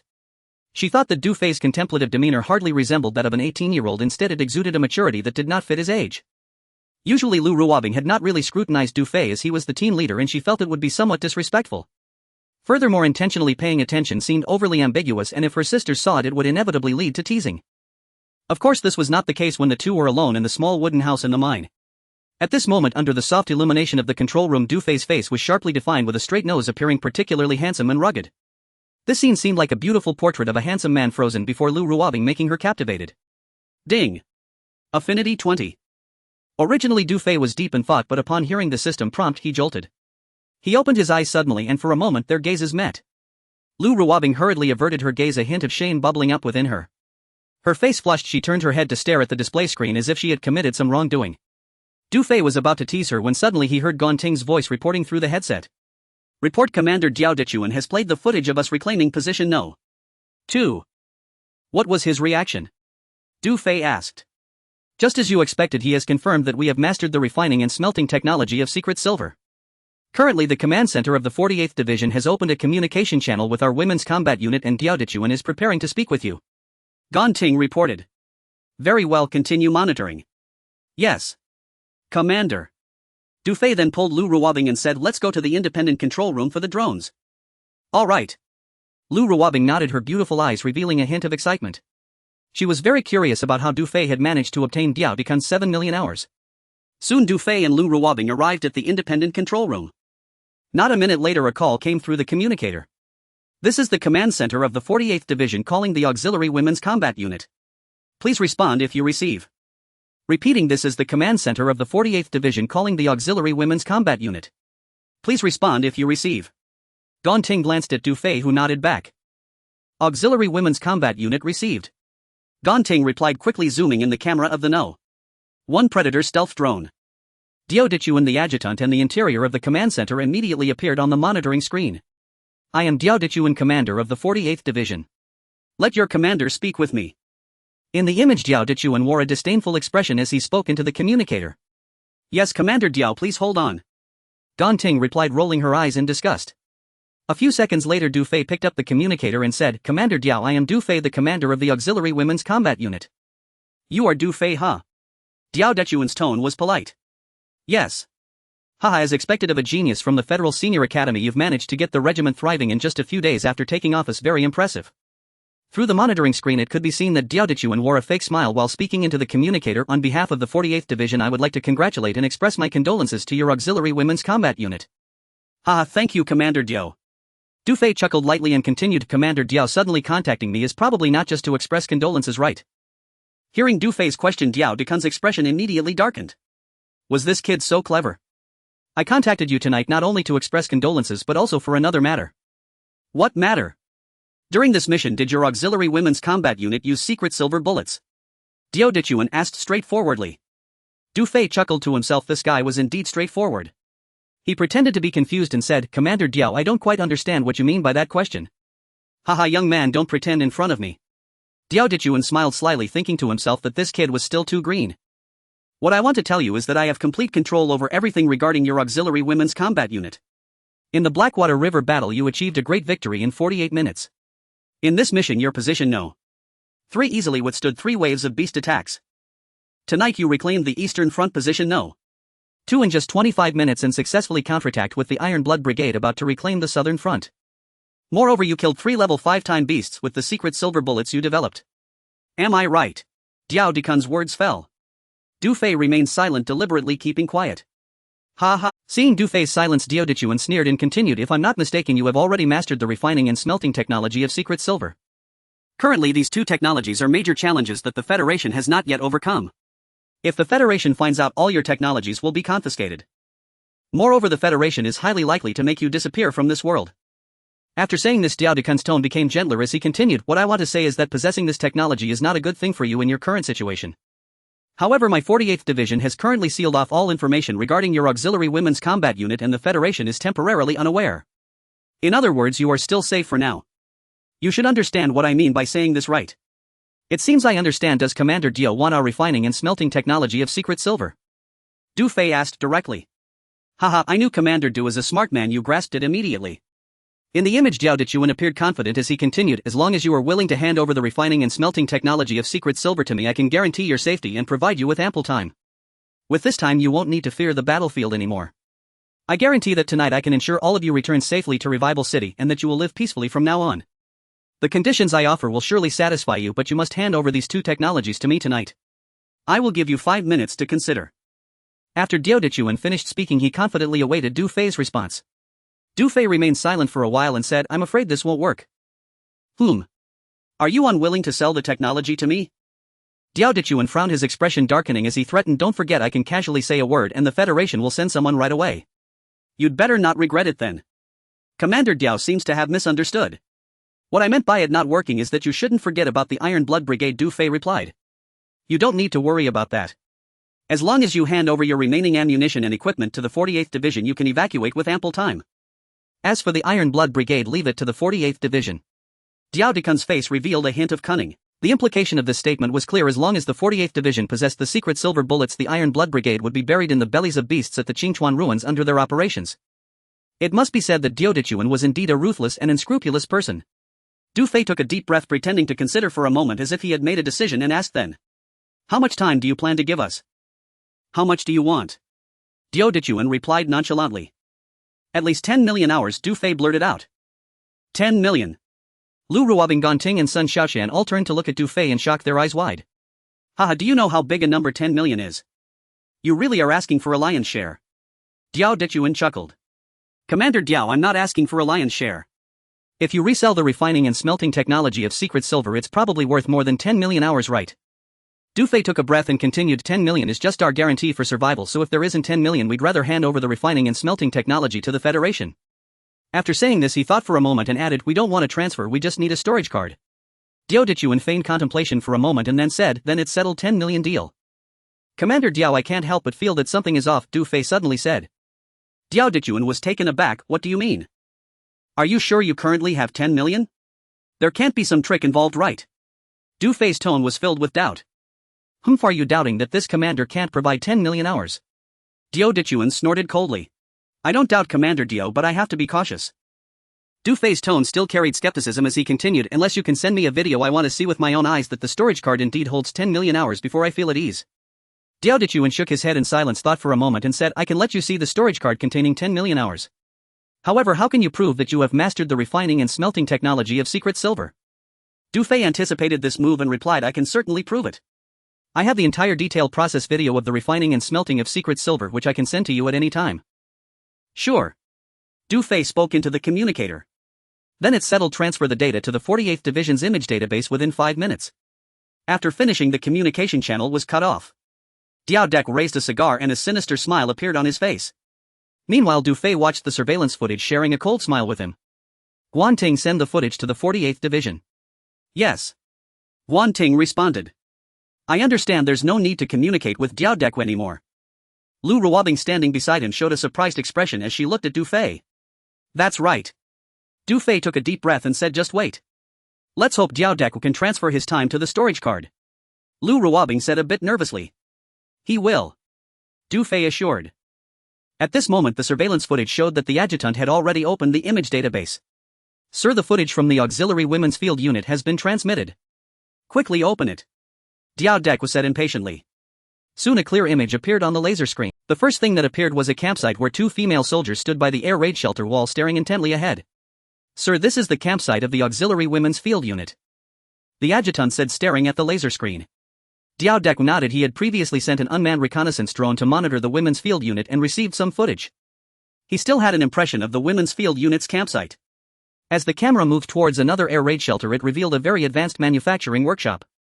Weapon and ammunition manufacturing, intelligent control core equipment manufacturing, and comprehensive manufacturing were divided into 3 areas. Especially in the ammunition manufacturing area, piles of semi-finished bullets and already made secret silver bullets were displayed. Diao Dek and the adjutant widened their eyes and surprised, their faces filled with disbelief. As the camera moved towards the mountain, a mining area came into view where dozens of workers were busily working. No wonder their campsite has a secret silver mine. Diao Dek muttered, staring at the piles of ore sparkling with silver stars. At this moment, a beautiful female soldier appeared in front of the pile of ore. It was Su Ninger. She took out a bottle of refining agent and dropped a drop on a piece of ore, and a miraculous scene instantly unfolded. From the ore, a drop of silvery liquid flowed out, quickly solidifying into a small piece of secret silver. With this operation, she soon refined 5 or 6 pieces of secret silver.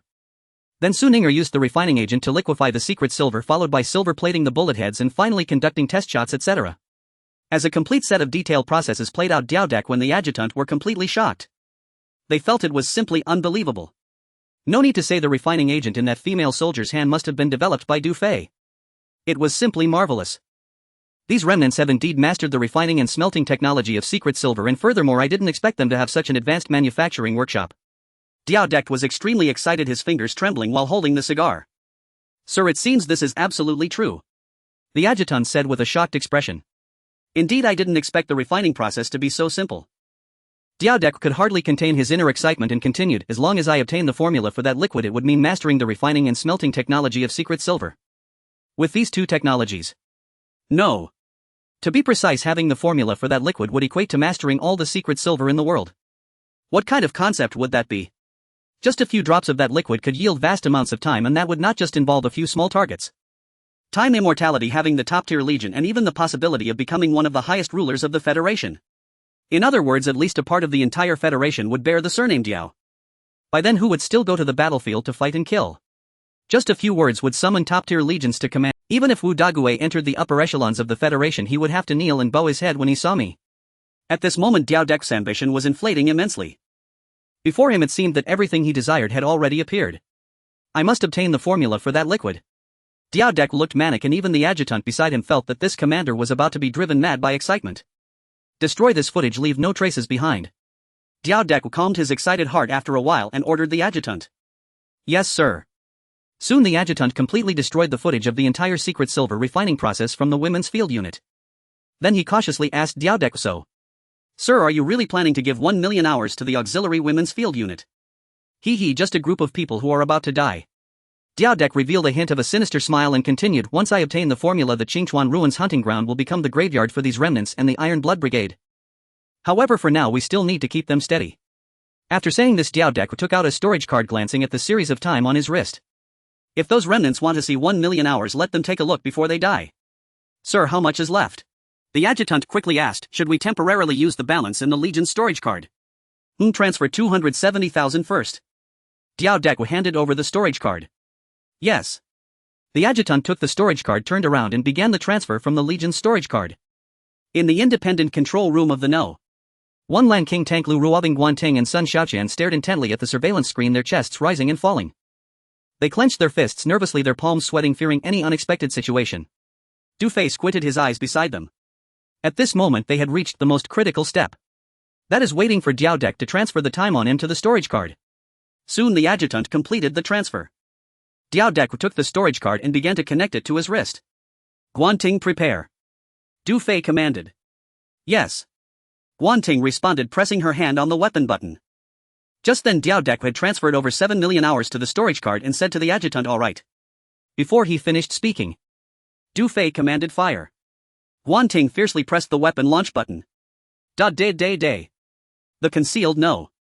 1 Predator aimed at Diao Dek when the adjutant unleashing a hail of bullets. Ah. Ah. Diao Dek when the adjutant screamed in anguish, their bodies instantly riddled with bullets, dying on the spot. They had it coming. As she looked at the two fallen in the pool of blood, Lu Ruobing revealed a hint of satisfaction. Thud.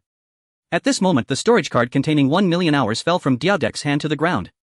The command center is under attack. Alert. Alert. Request immediate assistance. Suddenly the command center of the 48th Division erupted into chaos. Guard the storage card, don't let anyone get close. Du Fei said to Guanting. Yes. Guanting nodded.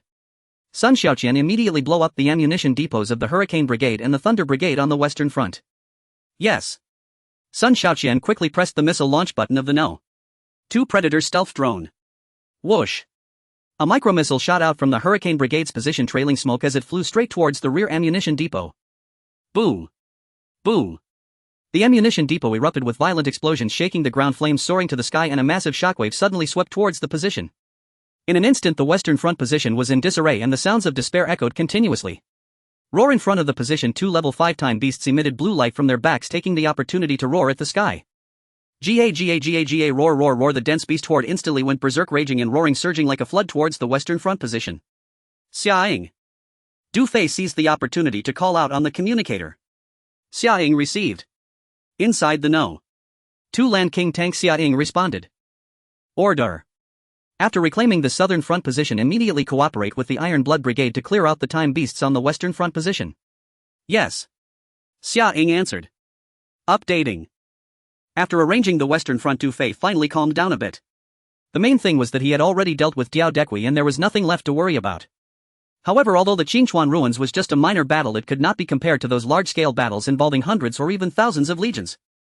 Nevertheless, it was still possible that it would attract the attention of the Heavenly Eye. Therefore, as long as they could utilize the beast horde, the female combat team should try to avoid direct confrontation with the 48th Division. At this critical moment, the Predator stealth drone was about to play its real role. Now the Hurricane Brigade and Thunder Brigade on the western front had become disorganized, and with 2 ammunition depots blown up, they would be annihilated in no time. The only remaining force was the Lightning Brigade on the northern front. Although there were no level 5 time beasts in their position, level 3 and level 4 time beasts were enough to obliterate them. So in the end it was just a matter of clearing the time beasts. Once the time beasts in the Qingchuan ruins were eliminated, the mutated beast horde would naturally disperse. In other words, once all the time beasts were hunted down, this battle would be considered a victory. Du Fei quickly organized his thoughts and immediately issued new orders. Sun Xiaoqian, destroy the ammunition depot of the Lightning Brigade on the northern front in 3 minutes. Then assist Ganting in clearing the command center of the 48th Division. After it's cleared, start bombarding the interior of the Qingchuan ruins, aiming to complete the task by dawn. Yes, Commander. Sun Xiaoqian turned the Predator stealth drone No. 2 around and swiftly flew toward the Lightning Brigade on the northern front. Order. All personnel except for the No. 1 Land King Tank advance toward the northern front. Focus on driving away the time beasts with hunting as a secondary objective. Yes. The infantry commander finally received the command from the commander. Advance toward the northern front, let's go. With the order given, 2 transport vehicles filled with female soldiers and an ammunition truck headed toward the northern front. Next, following the shortcut that Ganting had prepared in advance, the No. 1 Land King tracked vehicle rushed directly toward the abandoned power station in the northwest. 3 minutes later. Boom. Boom. The Lightning Brigade's position echoed with violent explosions and the sky was lit up with flames reflecting red against the night. Sun Xiaoqian completed her task and the Predator drone No. 2 circled around before heading straight for the command center of the 48th Division in the northwest. At this moment the various commanders and soldiers at the Lightning Brigade position were in a state of panic, completely thrown into chaos. Lightning Brigade calling the command center, calling the command center. Our position's ammunition depot has exploded, the situation is urgent. Requesting support. Requesting support. Commander, the command center is not responding. The communication soldier said to the commander of the Lightning Brigade. Damn it, did all the communication soldiers at the command center die? The commander of the Lightning Brigade, in a state of desperation, grabbed the communicator and shouted, I am by Sigwan, the commander of the Lightning Brigade. Please respond if you receive this, respond if you receive this. In the next second. Gaga gaga roar roar roar, dozens of level 3 and level 4 time beasts along with a horde of mutated beasts had broken through the position, baring their sharp teeth and slaughtering indiscriminately. Report. The infantry regiment has suffered heavy casualties. Report. The artillery regiment has been overwhelmed by the beast horde. Commander, our position has completely fallen. Hold the line. Everyone hold the line. Commander, we are out of ammunition. We can't hold on. Ah. Ah. The time beasts and mutated beasts roared and howled while the Lightning Brigade's position was filled with screams. If there were ammunition supplies it would have been fine, but at this moment the Lightning Brigade was utterly powerless against the level 3 and level 4 time beasts. In an instant even the command center of the Lightning Brigade was overwhelmed by the dense beast horde. In the northwest at the command center of the 48th Division, Sun Xiaoqian in coordination with Gong Ting was conducting a thorough sweep. Day. In midair the machine guns were roaring and most of the guard troops at the command center fell to the ground without even realizing what had happened. The entire abandoned power station was filled with cries and many officers and soldiers were panicking, fleeing to the outside. However, those who managed to escape had become easy prey for the ferocious beasts outside. In less than half an hour the gunfire at the command center of the 48th Division ceased, leaving behind an eerie silence. Report, Commander, the command center of the 48th Division has been thoroughly cleared. Gong Ting reported. Very good. Du Fei nodded and then commanded Sun Xiaoqian, go check the current situation at the western and northern front positions. Yes. No. One Lanking tracked vehicle drove directly into the abandoned power station and slowly stopped in front of the command center where Diao Dekui was located. Du Fei opened the car door and jumped down. 2 minutes later, Du Fei returned to the vehicle with a smile on his face. Did you get it? Lu Ruobing asked in a hushed voice, her beautiful eyes wide as she grabbed Du Fei's arm. Du Fei nodded. Yay. Lu Ruobing clenched her fist, her excited chest slightly heaving, almost throwing herself onto Du Fei. Drive. Yes. With Du Fei's command, the No. 1 Lanking tank quickly left the abandoned power station. The next moment. Whoosh. Whoosh. Too many missiles shot out at high speed. Boom. Boom. With 2 thunderous explosions the command center of the 48th Division where Diao Dekui was located collapsed into ruins, instantly turning into a sea of fire. Report, Commander, the western front and northern front positions have all fallen and all 3 brigades of the 48th Division have been annihilated. Currently there are 2 level 5 time beasts and over 100 level 3 and level 4 time beasts on the western front. There are more than 50 level 3 and level 4 time beasts on the northern front. The Iron Blood Brigade has recaptured the southern front and is heading to the western front for a sweep. All infantry of our female combat team is approaching the northern front. Sun Xiaoqian finished her report. Predators No. 1 and No. 2 resupply ammunition and prepare to bombard the interior of the Qingchuan ruins. Yes. In the control room Du Fei let out a sigh of relief. From this moment on the 48th Division of the Revival Military District no longer existed. It should be noted that the 48th Division was one of Wu Degui's main divisions, which meant that a part of Wu Degui's power had been weakened. However, this was just the beginning. Through the action of killing the commander of the 48th Division Diao Dekui, Du Fei immediately thought of Wu Dagui. Although it was also possible to use the Predator stealth drones to carry out a decapitation operation against Wu Dagui, the risk was currently too high. Someone like Diao Dekui was just a small character and dying on the battlefield was normal. But Wu Dagui was different. He was currently riding a wave of success and was about to enter the federal high-ranking positions. The Time Federation was a colossal entity, and if one acted rashly, who knew what kind of consequences it would bring? The root cause was still that their own side was too weak. Thus the female combat team needed to grow stronger first. To avoid being bullied or to do as they pleased, one must have sufficient strength. Report, Commander, we are approaching the northern front and there are dozens of level 3 and level 4 time beasts in the beast horde ahead. The communication soldier reported to Du Fei while monitoring the detection device. Charge and cooperate with the infantry and start the sweep. Yes. North line position. As Du Fei issued the command, begin the sweep, countless shells erupted from the machine guns. The No. 1 Lanking tank first unleashed all its firepower on the densely packed area of level 4 time beasts. Boom. Boom. The loud explosions continued with countless shells carpet bombing the beast horde. The dark mass of time beasts and mutated beasts let out piercing howls, their flesh flying in all directions amidst the thick smoke, and in an instant a large number fell. After opening a gap, the No. One Land King tank swiftly charged into the beast horde with machine guns and Gatling guns, unleashing a furious barrage. As the level 3 and level 4 time beasts fell around, the mutated beasts began to scatter, fleeing in panic. On the other side of the beast horde, invisible wing beasts. Watch for aerial surveillance. Those creatures have revealed themselves in a frenzy. Once they enter range, shoot immediately. The female infantry of the wild combat group, upon encountering the invisible wing beasts, took cover behind transport vehicles, gazing at the night sky above. A dozen level 3 and level 4 invisible wing beasts had revealed their forms, hovering in midair just outside the reach of the female wild combat group. In the distance, another swarm of invisible wing beasts was rapidly heading towards the position of the female wild combat group. Report to the commander: the infantry has encountered a large number of invisible wing beasts at coordinate 72639. The infantry commander sensed the urgency of the situation and immediately picked up the communicator to report to Dufay. I am aware of the situation, do not worry. In the control room of the No. 1 tank, after responding, Dufay said to Lu Ruabing, open a gap from the front right and move towards the infantry convoy.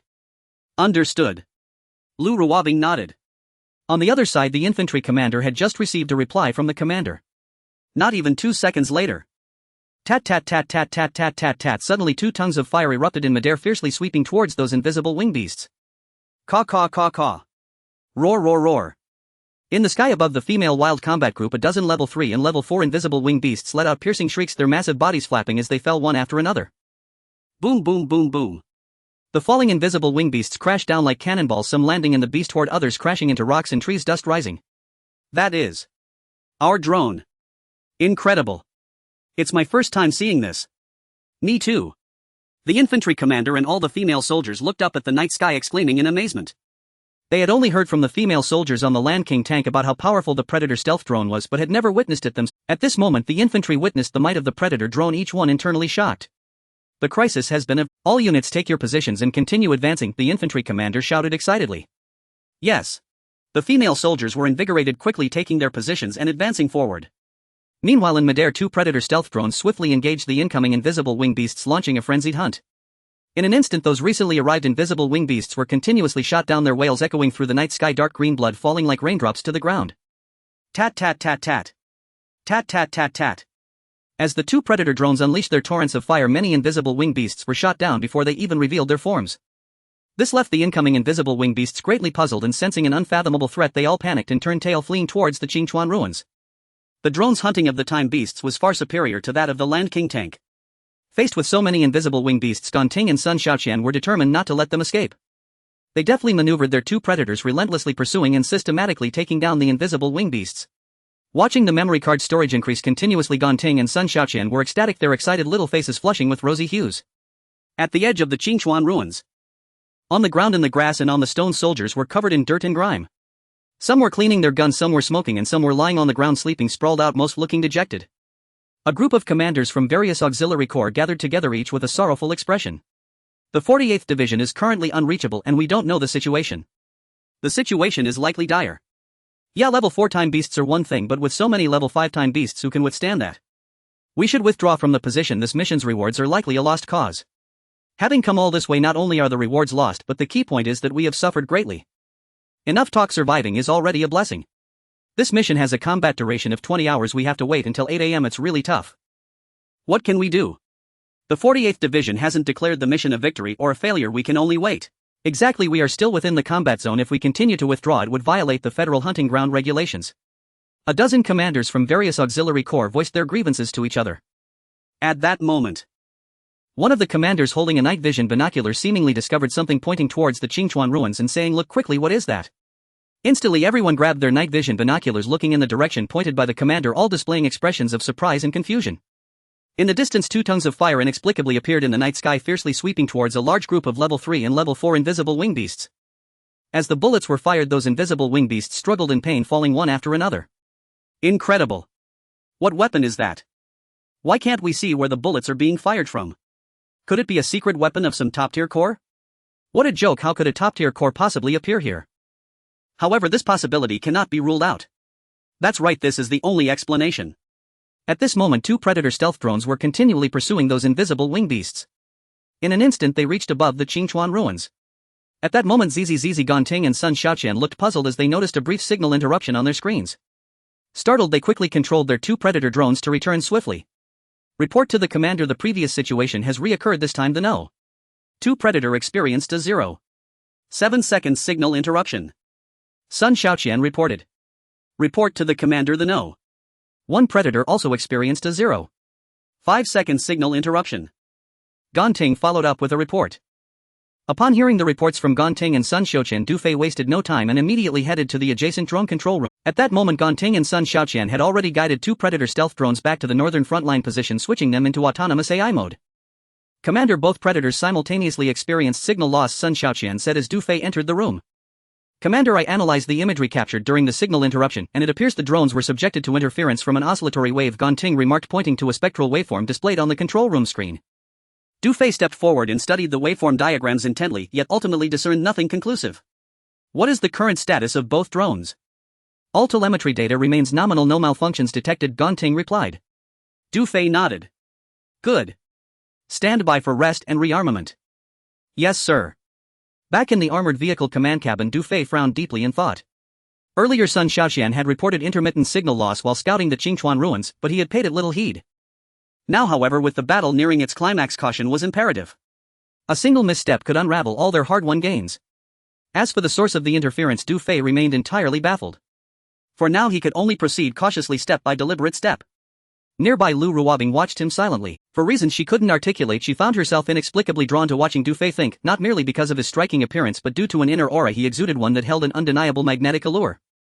That allure defied description, yet she sensed it could become addictive. Over the past 2 days, Lu Ruobing had even begun to feel strangely entranced. A system prompt chimed unexpectedly in her mind. Ding. Intimacy 20. Du Fei's thought snapped back. He lifted his gaze to Lu Ruobing and smiled. Is there a flower blooming on my face? Or perhaps you'll need to pay admission for another glance. Who was looking at you? Lu Ruobing flushed quickly, averting her eyes. Then she straightened her posture, collected herself and asked earnestly, is something amiss inside the Qingchuan ruins? Likely, but the specifics remain unclear. Du Fei replied thoughtfully, rubbing his face with his palm. We'll address it when the time comes. Boom, boom, boom. Barreling forward without restraint, Land King Tank No. 1 soon rendezvoused with the Women's Field Regiment's transport vehicles. Look, the commander's back. At the sight of the Land King tank, the female soldiers beamed with unmistakable relief. Without Tank No. 1, they'd felt hollow, an unsettling void. Though separated for only a short while, they'd missed him terribly, as if lost girls had just returned to their father's embrace, radiant with joy. In truth, his presence alone anchored their sense of security. Orders. As the tank drew near, Du Fei issued commands over the comms. All personnel, coordinate with the Land King tank to disperse the mutated beast swarm and eliminate residual Guanyin beasts. Yes, sir. The infantry commander acknowledged sharply and relayed, take your positions. Target Guanyin beasts with grenade launchers. Fire. Fire. In the next instant, boom, boom, boom, boom, shoulder-fired grenade launchers erupted in synchronized bursts of flame. Thunderous detonations shook the air as over a dozen grenades exploded amidst the beast horde. With the Land King tank leading the charge, the Women's Field Regiment launched a sweeping large-scale clearance operation across the northern front line.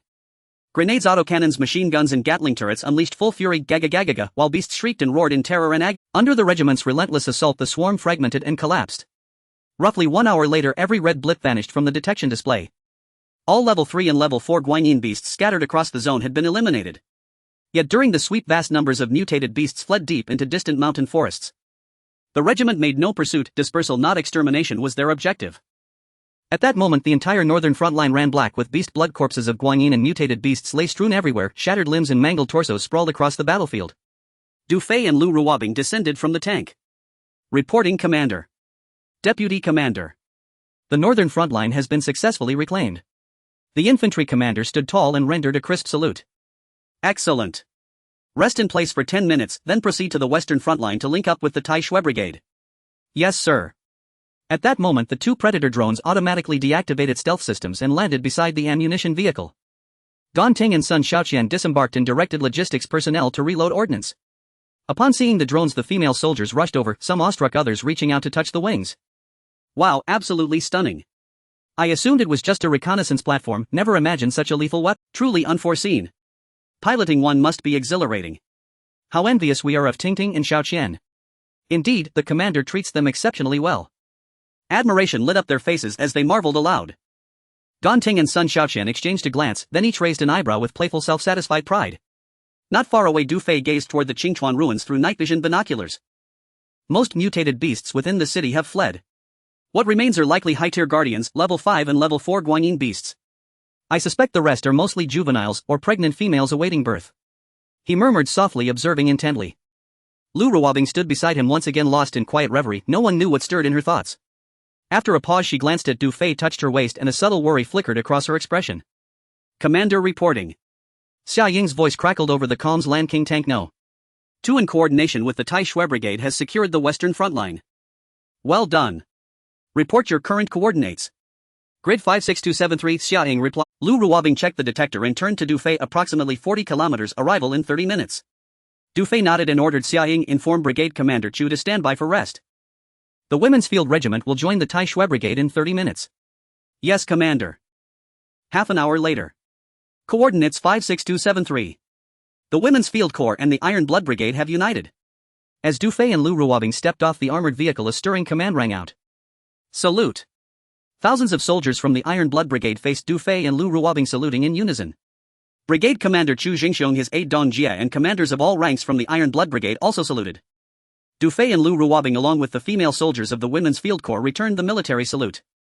After a moment of pleasantries, Chu Jingxiong spoke. Brother Du, Commander Xia Ying may have already informed you. When our forces arrived at the Western Front, the Hurricane Brigade and the Thunder Brigade of the 48th Division had already been completely annihilated, Chu Jingxiong said, looking at Du Fei with a sigh. It's truly heartbreaking. He shook his head slightly. Brigadier Chu, I have just learned about the situation on the Western Front as well. I had hoped they could hold out until the Iron Blood Brigade arrived, but I didn't expect the position to fall so quickly. Du Fei nodded in agreement. Indeed, the main issue is that the beast horde on the Western Front is twice that of other fronts, putting immense pressure on them. Coupled with the appearance of 2 level 5-time beasts, this ultimately led to their complete collapse. In such a situation, if it weren't for the strong assistance of your army, the Iron Blood Brigade would likely have followed in their footsteps. Chu Jingxiong looked at Du Fei with gratitude in his eyes and continued, the 48th Division has been out of contact and we don't know what the situation is. Brigadier Chu, this is exactly what I wanted to discuss with you. Du Fei looked up at the night sky, a pained expression on his face. The situation of the Lightning Brigade on the Northern Front is the same as that of the Western Front. By the time we recover the East Line No. 2 position and rush to support them, it will be too late. Not only was the Lightning Brigade completely wiped out, but the most heartbreaking part is that the entire command center of the 48th Division was also engulfed by the beast horde. Chu Zhengxian's body trembled, his face revealing great shock. The command center of the 48th Division has fallen as well. No wonder we couldn't get in touch. So an entire division has been annihilated. How tragic, how lamentable. As Chu Zhengxian's voice fell, Du Fei looked despondent and nodded silently. Yes, it is indeed tragic and lamentable. Lu Ruobing, watching the expression on Du Fei's face, nearly burst into laughter. How can he act so well? At the same time, she was secretly astonished. She only knew that this man was a genius, but she didn't expect him to plan so perfectly in terms of strategy. The destruction of the 48th Division was meticulously planned by him and everything seemed so logical. How can he be so smart? In an instant, Lu Ruobing felt immense admiration, a strange look appearing in her eyes. Ding! Favorability 20. Du Fei was initially engulfed in sorrow when the system notification caught him off guard. Seeing Lu Ruobing staring at him with a slight daze, Du Fei thought to himself that it seems this big sister has broadened her attention towards. I didn't expect that even performing a tragic scene could increase the favorability by 20 points. If it were a passionate scene, wouldn't it increase even more? At this moment, Chu Jingxiong had already recovered from the bad news of the 48th Division. Seeing that Du Fei was still in silence, he spoke softly. Brother Du, I know your army and the 48th Division are part of the Revival Military District and I can understand your feelings at this moment. However, every day thousands of legions in the Federation perish on the battlefield. This is unavoidable. The deceased have already passed and I hope Brother Du will not be too sorrowful. Du Fei nodded in agreement. What Brigadier Chu said is right, there is no need to worry about me. I am merely touched by the scene. Upon hearing this, Chu Jingxiong felt deeply moved. Such a kind-hearted person at such a young age is truly rare. All right. Du Fei rubbed his face and said, since the 48th Division of our Revival Military District no longer exists, the command of this mission naturally belongs to the Iron Blood Brigade. Whether we can achieve victory next will entirely depend on the Iron Blood Brigade. Brother Du, you are too humble. Chu Jingxiong said politely, but inside he was extremely excited. He had originally only had a thought, but he didn't expect the 48th Division to truly collapse. This is too uncanny. Brother Du, how should we proceed with the upcoming battle? Chu Jingxiong suppressed his excitement and asked Du Fei. Du Fei glanced toward the direction of the Qingchuan ruins and said with a frown, we are left with the siege assault. I think we should discuss this together. Good. Good. Chu Jingxiong nodded repeatedly. The four of them, Du Fei, Lu Ruobing, Chu Jingxiong and Dong Jie, gathered together to begin discussing the combat plan for assaulting the Qingchuan ruins. Half an hour later the plan was basically finalized. Considering the limited number of infantry in the Women's Field Corps, the gaps to the north and west of the Qingchuan ruins were small, so the female soldiers would be responsible for blocking those two directions. The No. 1 and No. 2 Land Kings would cooperate with the Iron Blood Brigade to block the eastern and southern approaches to the Qingchuan ruins. At the start of the battle, heavy artillery would cover the entire interior of the Qingchuan ruins. After clearing out the fleeing time beasts, the 4 sections would simultaneously advance into the city from the east, west, south and north. When the 4 sections meet, it will also declare the victory of the Qingchuan ruins mission. The general plan is like this, and specific details will be adjusted during action. Du Fei looked at Chu Jingxiong and said. As for the abnormal situation inside the Qingchuan ruins, Du Fei did not inform Chu Jingxiong as he himself was still unclear. Therefore they could only start with a round of artillery bombardment to see what kind of response there would be before making further decisions. Good. Chu Jingxiong and his aide nodded, simultaneously exchanging glances filled with more than just gratitude.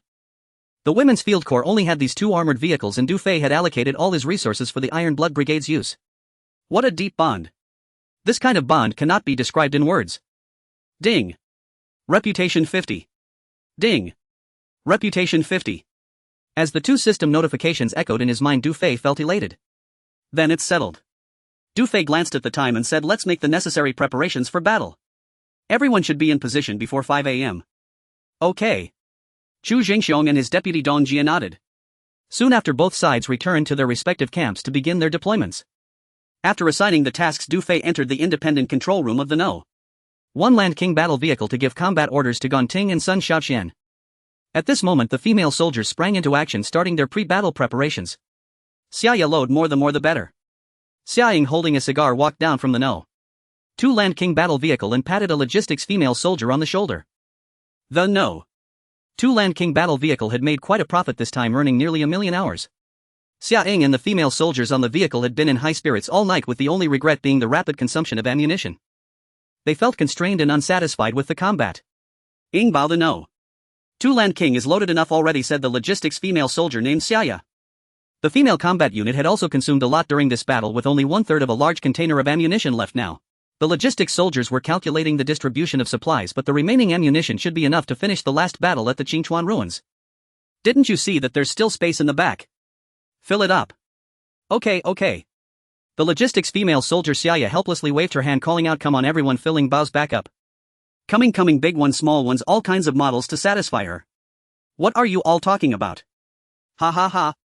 Xia Ying and the logistics soldiers were joking around when they casually spotted Lu Ruobing. At this moment Lu Ruobing was sitting on a rock, resting her chin on her hand, lost in thought. Xia Ying quietly approached her from behind and hugged her neck, saying, are you feeling lovesick? Lu Ruobing was startled, snapped back to reality, and her cheeks instantly turned red. You little brat, you scared me. Why is your face so red?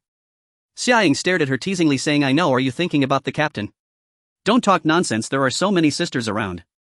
Lu Ruobing shyly glanced at the female soldiers nearby. Come on, what's there to hide about? If you want to act, just act. You should take action early while you can. Think about it, with so many sisters in the regiment and the captain being so handsome, those little girls must be eyeing him, dreaming of taking a bite. With so many wolves and so little meat, you have to at least secure your position as the top one. Xia Ying said. What are you talking about? Can't you be serious? Lu Ruobing rolled her eyes at Xia Ying, but her face turned even redder. In front of her best friend she felt completely exposed. Alright, that's enough said. You can listen or not, but just a reminder.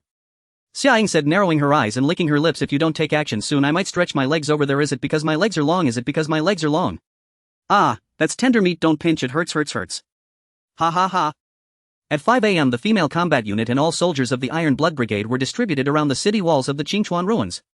All soldiers were in position in the east, west, south and north, ready to launch the final assault. Report. The howitzer is in position, standing by. Report. The self-propelled artillery is in position, standing by. Report. The tanks and armored artillery are in position, standing by. All ready. The siege assault on the Qingchuan ruins is in countdown. 3, 2, 1. Fire. Du Fei commanded over the communicator with a single order. Whoosh whoosh whoosh. Bang bang bang bang. In an instant artillery from the east, west, south and north fired simultaneously, sending countless shells racing towards the interior of the Qingchuan ruins like raindrops. Boom boom boom boom. The ground shook and the sound was deafening. Inside the Qingchuan ruins explosions occurred everywhere, thick smoke rose, igniting a sky full of fire. As the first round of shelling ended before Du Fei could give the order for a second round of bombardment, suddenly roar an extremely terrifying and piercing howl echoed through the night sky. Immediately after, a massive creature shot up into the sky from the interior of the Qingchuan ruins, creating ripples in the surrounding air. It was evident that the creature's head was 2 or 3 times larger than that of an ordinary time beast, with deep-set eyes glowing red and its plump large abdomen covered in spiky scales. A pair of bare wings spread open along with a long tail behind it, making its size at least 20 to 30 meters. God! What kind of time beast is that? It's so huge. This is too terrifying. All personnel stand guard. All soldiers in the east, west, south and north looked up at the sky dumbfounded and quickly went on high alert. Stealth wing, fall back. Chu Jingxiong was startled, nearly falling to the ground. Damn. Meanwhile, inside the No. 1 and No. 2 Land King battle vehicles, Lu Ruobing, Xiaoying, Gonting, Sun Xiaoqian and others all changed color. Du Fei's eyes suddenly narrowed, secretly shocked, not expecting such a giant to emerge. Chu Jingxiong came to his senses and immediately shouted into the communicator, "Captain Du, we're in trouble, that's a stealth wing. I apologize to everyone, I've been running a fever for the past 2 days and my head feels a bit foggy, but I will try my best to overcome this and update more." In the communicator, Chu Zhengxiang's voice had not yet faded away. Roar! Suddenly behind the massive cloaked wing, a mouth slick with mucus revealed 2 rows of sharp teeth, letting out a thunderous roar. In an instant its bare wings violently flapped, stirring up a bizarre and furious airflow as it charged swiftly towards the No. 1 Land King war chariot. Ka roar roar roar! Immediately a large group of remaining time beasts surged out from all directions of the Qingchuan ruins, including clusters of cloaked wing beasts appearing in the sky. On the ground and in the sky there were easily 200 of them, among which over a dozen were LV5 time beasts while the rest were all LV4 time beasts. Captain, be careful. Captain, do be careful. The female soldiers such as Xia Ying in the No. 2 war chariot along with various commanders including Chu Jingxiong all exclaimed in alarm. No one expected that the cloaked wing would first attack the war chariot where Du Fei was located. Fire! Fire! At the same time, all the combat personnel in the 4 directions of the Qingchuan ruins launched a fierce fire suppression against the rushing time beasts. Just as the cloaked wing charged towards the No. 1 Land King war chariot. Beep beep beep. Air raid warning. Detected that the war chariot is under threat. All directional automatic defense cannons have been activated. The front and rear of the No. 1 Land King tracked war chariot instantly revealed a row of defensive cannons. In the next second. Boom boom boom boom. Boom boom boom boom. Countless specially made cannon shells continuously erupted, shooting in a net-like fashion towards the diving cloaked wing. Bang! Bang! Bang! In midair, countless secret silver cannon shells exploded like a carpet in the night sky, successfully intercepting the cloaked wing. Inside the control room of the No. 1 Land King war chariot, Du Fei and Lu Ruobing had their eyes fixed on the detection instrument. However, in the next second both were startled. They saw that the cloaked wing did not fall as they had imagined, but instead instantly entered a cloaked state, disappearing from view. Report to the captain. The surface of that cloaked wing seems to have a layer of defensive energy. Our secret silver shells only inflicted slight damage. Report to the captain. It seems to have realized the danger and is currently turning to flee. The missile lock is about to disengage due to strong signal interference. Gonting and Sun Xiaoqian quickly reported. Zizizi, the drone control screen kept flashing. The large red dot that had been locked by 2 predators appeared and disappeared. Gonting and Sun Xiaoqian stared intensely at the screen, their small faces tense, feeling extremely anxious. It was the first time they had seen a time beast of the level of a wing. Launch multiple missiles. Du Fei commanded decisively. Yes. Gonting and Sun Xiaoqian responded in unison, pressing the buttons to launch multiple missiles. Whoosh whoosh whoosh whoosh whoosh whoosh! 2 predator stealth drones each launched 16 mini-missiles, rapidly pursuing the cloaked wing from different angles. Boom boom boom boom. Roar roar! With the violent explosions in midair, several mournful cries echoed amidst the fiery clouds. Immediately after, a severed limb rapidly fell into the city of Qingchuan ruins, stirring up a cloud of dust. The commanders, including Chu Jingxiong, who were directing the battle, were all stunned in shock at the scene. Report to the captain. The cloaked wing has escaped the range of Qingchuan ruins, only dropping a portion of its tail. Gonting reported feeling somewhat pained after launching 32 specially made mini-missiles at once. Report to the captain. The signals from the 2 predator drones have returned to normal. Sun Xiaoqian followed up with a report. Order. Predator No. 1 to support the southeast position. Predator No. 2 to support the northwest position. Yes. Captain. In the control room, Lu Ruobing looked at Du Fei, her expression revealing surprise. I never expected that there would be a wing lurking in the Qingchuan ruins. Yes, it's certain that this guy interfered with the drone signals before. Du Fei nodded, recalling the knowledge he had learned about such creatures back in the Advanced Command Academy. The cloaked wing is different from other time beasts belonging to the Beast King boss level. Boss level time beasts come in all varieties, fierce and powerful with exceptional combat strength and a certain level of intelligence. In addition to these characteristics, the cloaked wing has a strong reproductive ability. It often dominates a group of male time beasts to serve it, and its territory is devoid of female time beasts. Once a female time beast or an inadequately capable time beast hatches, it will be devoured entirely. The greatest characteristic of the cloaked wing is its promiscuity, as it loves to breed tirelessly day and night, stopping only when faced with lethal threats or when it needs to relocate. This is what Du Fei remembered about the cloaked wing. So many secret silver shells and missiles couldn't kill it. This guy is really tough. Du Fei murmured, pinching the bridge of his nose.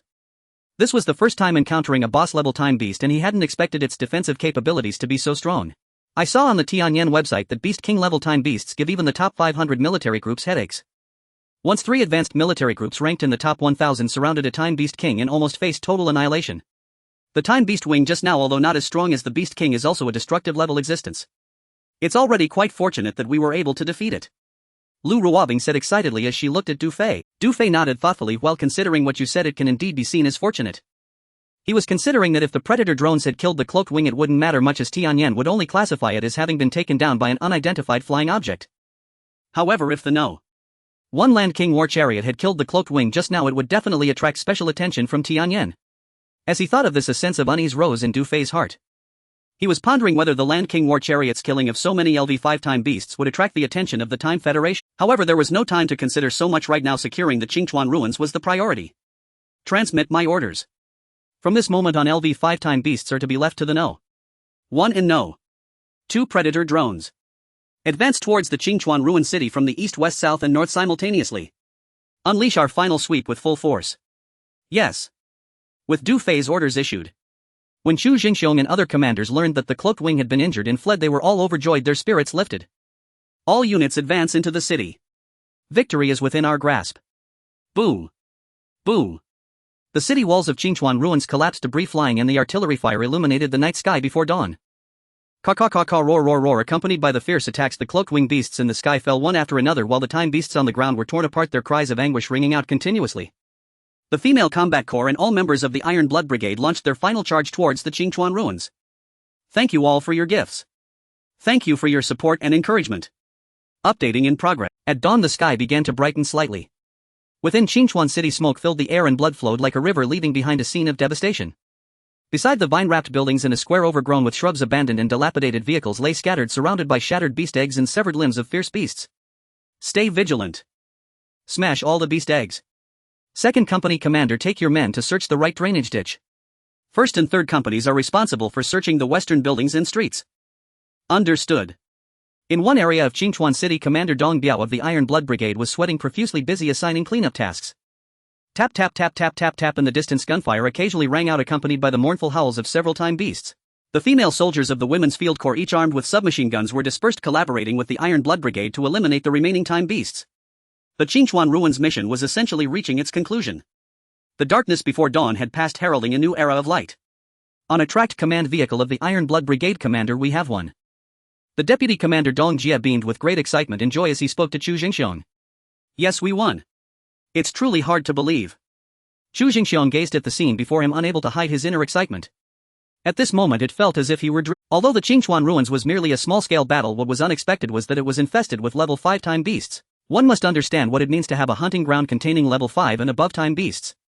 Such missions are not something brigades like the Iron Blood Brigade can handle. Only high-level brigades ranked within the top 1000 on the Heavenly Eye leaderboard would be capable of completing tasks in such hunting grounds. However, what was even more surprising was that the Qingchuan ruins not only housed level 5 time beasts but also a Beast King level invisible wing. Thus the actual level of the mission escalated another tier. Even if a top 1000 ranked brigade were to arrive, they would likely suffer total annihilation. A Beast King level hunting ground mission could only be accomplished by those top tier brigades with a godlike status. Yet at this moment the Iron Blood Brigade had succeeded. The most critical factor was that this hunting ground, established by a main force division of the Revival Military District, was completed by an independent brigade of the Holy War Military District. Incredible. For the Iron Blood Brigade, which had fought for many years, this was a miracle among miracles. Xu Zhangxiang's feelings at this moment were beyond words. Of course, all of this was granted by the Women's Field Corps. Through this battle he had witnessed the true strength of the Women's Field Corps. Most importantly, it was that young Commander Du Fei whom Chu Jingxiong admired sincerely from the bottom of his heart. Although the number of participants from the Women's Field Corps in this operation was less than 100 under Du Fei's leadership, their combat power was comparable to that of 1,000,000 troops. If they were to develop and grow in the future, comparing with the top 500 brigades on the Heavenly Eye leaderboard, they would certainly be on par or even surpass them. With such a strong ally before him, it would be foolish not to embrace it. If the Iron Blood Brigade wanted to stand out, they had to seize this unseen-a-lifetime opportunity. Thus the first step was to build a closer relationship with the Women's Field Corps and then gradually deepen their bond to become steadfast brothers. At this thought, Chu Jingxian was filled with excitement. He even began to consider that his daughter was about to turn 18. Why should he devote so much time to the Federation? It would be better to save 30 years and send her into the Women's Field Corps. In the control room of the No. 1 Land King Tang Xiaoying, how's the situation on your side? Du Fei asked through the communicator. Report, Commander, the cleanup is nearing completion. Qingchuan City should be entirely cleared in about 30 minutes. Great. Inform Commander Chu to converge at the eastern breach after the cleanup. Yes. Commander. As Du Fei finished arranging things for Xiaoying, another report came in from Gonting over the earpiece. Report, Commander, the severed tail behind the invisible wing has been found. The Predator drone still encounters slight interference as it approaches. Hearing this, Du Fei frowned, finding it a bit strange. After pondering for a moment, he said, report the specific location where the tail fell. A square west of Qingchuan City, coordinates 731256. Got it. Du Fei replied, turning to Lu Ruobing, head to 731256. Yes. Lu Ruobing nodded. Her delicate face displayed a smile expressing a hint of excitement. That was the tail of the wing captured by the Women's Field Corps. She was very curious to see what it looked like up close. About 5 minutes later, the No. 1 Land King track tank rolled over the remains of fierce beasts and dense thorns, arriving near the coordinates 731256. Du Fei and Lu Ruobing disembarked from the tank with 2 Predator drones hovering overhead, guiding them forward. Soon an aged pyramid came into view, covered in entwined vines and peculiar plants. Beneath the pyramid was an area resembling a gladiatorial arena overgrown with weeds and branches. However, at the center of the arena a large pit had formed with rippling air faintly emitted outward. Du Fei and Lu Ruobing navigated through the vines, descending the stone steps of the arena. They quickly reached the edge of the pit, looking down to see a 5 to 6 meter long tail before them. The tail was as thick as 2 people could embrace, covered in dark gleaming scales, giving it a somewhat eerie appearance. Lu Ruobing couldn't help but swallow hard, her beautiful eyes filled with curiosity and a hint of trepidation. Du Fei frowned, but soon he noticed some unusual phenomena. The severed end of the tail was clearly filled with dark green blood, yet it did not flow out. The blood seemed to be suspended as if wrapped by something. Ding! Detected beast remnants containing special energy rare substances can be refined. Control element. A system notification suddenly echoed in his mind. Du Fei was momentarily taken aback. Control element. What on earth is that? Description of control element: one of the mysterious elements unknown in the current world, often found in boss-level beasts. Possessing extraordinary oscillating properties, capable of emitting oscillation waves of specific frequencies and wavelengths. Synthesizing the miraculous metal vibranium, an indispensable mysterious element. Exhibiting sound absorption, interference, oscillation, retaliation, and super strong defense, etc. Click to expand more. Control element is a necessary element for synthesizing vibranium. Wow, what good luck! Du Fei's eyes lit up, unable to contain his inner joy. Thanks to all the generous readers for their support. Currently updating. In the next moment, Du Fei took a deep breath, suppressing the excitement in his heart. Stay here for now, he said to Lu Ruobing before grabbing the surrounding vines and walking towards the pit. Be careful, Lu Ruobing said with some concern. Du Fei waved his hand to reassure her not to worry. According to the system prompt, while simple elemental control could highlight its characteristics, it posed no harm to the human body if not fully utilized. Du Fei was still aware of the safety issues. Soon he arrived in front of the severed tail behind the invisible wing. He squatted down and began to examine it closely. The severed tail was covered with a thick layer of scales, glossy and black, looking very solid. Each scale was about the size of a palm, with sharp spikes over 2 inches long, incredibly sharp. Out of curiosity, Du Fei reached out to pry at the spikes on the scale. Hiss. So hard. Du Fei was secretly astonished. He knew that his current physique was at a basic enhancement of 5 and he could crush any stone effortlessly. However, no matter how hard he tried to pry at the scales and spikes on the severed tail, they remained immovable, as hard as steel. Originally, Du Fei planned to take the severed tail with him and extract the elemental control from it in chunks, just like extracting secret silver. But it seemed that this method was not feasible. The severed tail behind the invisible wing was simply too hard, making it difficult to cut. After thinking for a moment, Du Fei took out a bottle of rare substance refining agent from the system space. Then, following the system prompt, he spent 50 reputation points to exchange for a container to store elements from the technology library. Indeed, he planned to extract some on-site to try it out. After preparing, Du Fei dripped a drop of the refining agent onto the severed tail. After a minute, there was no reaction. So he dripped a few more drops. However, after another 2 minutes, there was still no reaction. What was going on? Du Fei frowned and re-examined the 5 to 6 meters long severed tail. Finally, he gritted his teeth. Dun dun dun dun. He poured the entire 500 milliliters bottle of refining agent over the severed tail, soaking it from the break to the base of the tail. Now there was a reaction. He saw ripples like water waves appearing on the severed tail, gently undulating and stirring. Soon a miraculous scene unfolded. At the break of the tail, changes occurred as the dark green blood was swiftly pushed to the sides by a force. Following that, a drop of crystal clear liquid resembling egg white slowly seeped out, causing the surrounding air to stir instantly. Was this the elemental control? Without hesitation, Dufay immediately used the elemental storage container to collect the liquid. Ding! Extraction successful. Ding! Congratulations to the host for obtaining 1 milliliter of elemental control. Just this little bit. Dufay looked at the tiny bit of elemental control at the bottom of the container and couldn't help but silently complain. After spending 500 milliliters of refining agent, I only extracted 1 milliliter of elemental control from such a large tank. He understood Lu Rubing's feelings and smiled, saying, "If you want it, there will be plenty in the future." "It's useless now," Dufay replied, understanding her thoughts. He couldn't help but reach out again as he did before, wanting to see how it felt. Ha! It felt very soft. He poked it and his finger went right in. Dufay was secretly astonished. This severed tail had just been as hard as a wolf's fawn, but now it was as soft as a sea cucumber. He suddenly understood. The severed tail had become this way because it had lost its elemental control. What did this imply? It indicated that elemental control was incredibly powerful. Dufay couldn't help but think that if those boss-level beast kings lost the elemental control within them, perhaps they would turn into soft-bodied creatures like snails.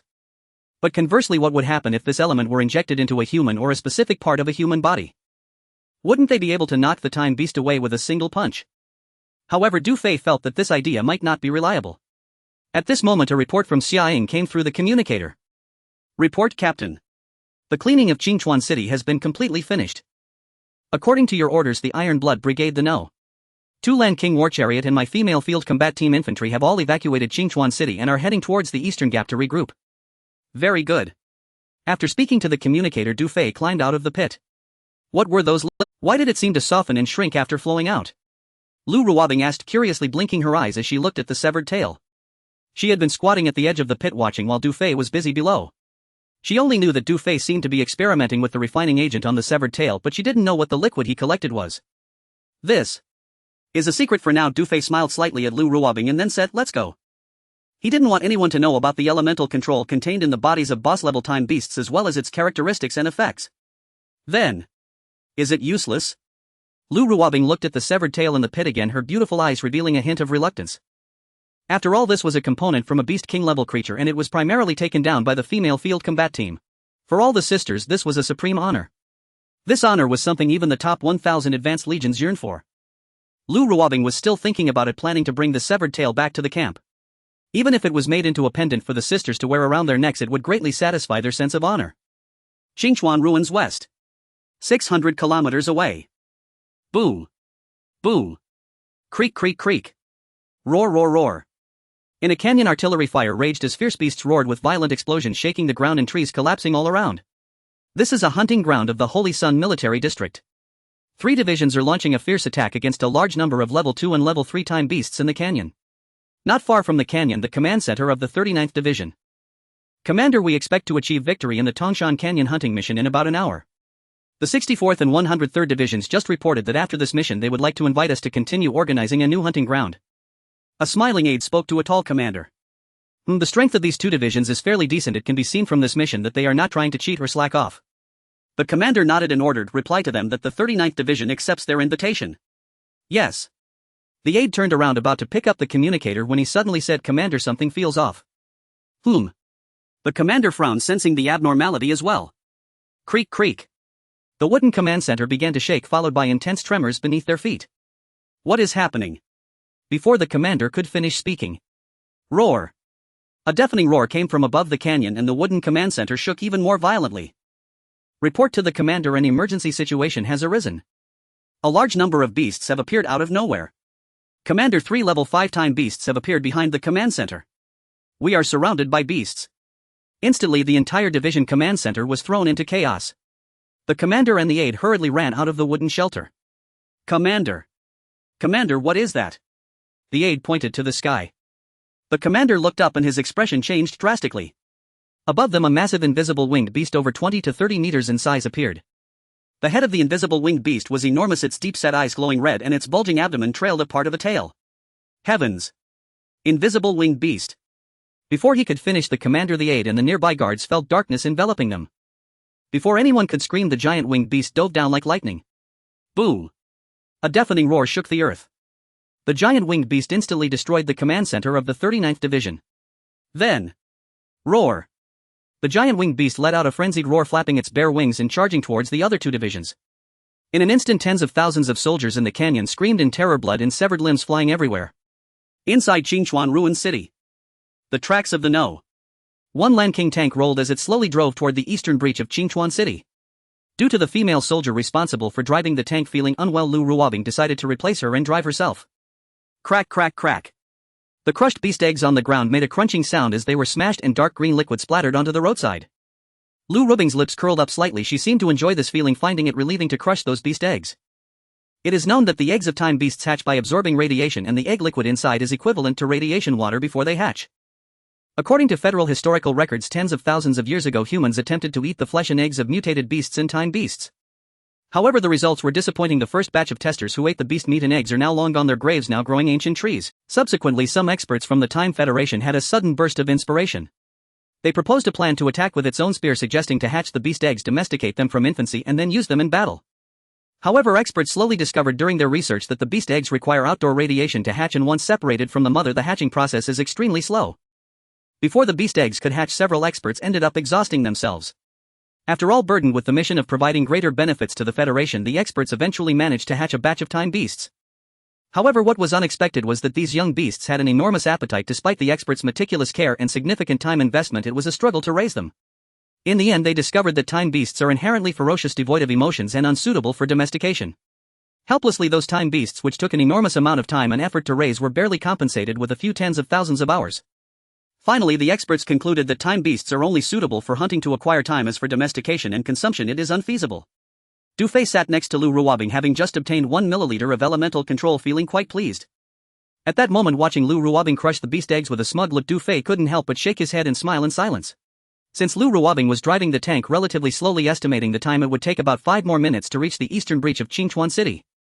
Thus Du Fei leaned back, opened the system interface, and found that there were some new changes. Host: Du Fei. Position: Commander. Legion Auxiliary Women's Field Unit. Reputation value 6,620. Intimacy value 126. Physique: Primary Enhancement 5, Primary Enhancement, Advanced Enhancement, Super Enhancement.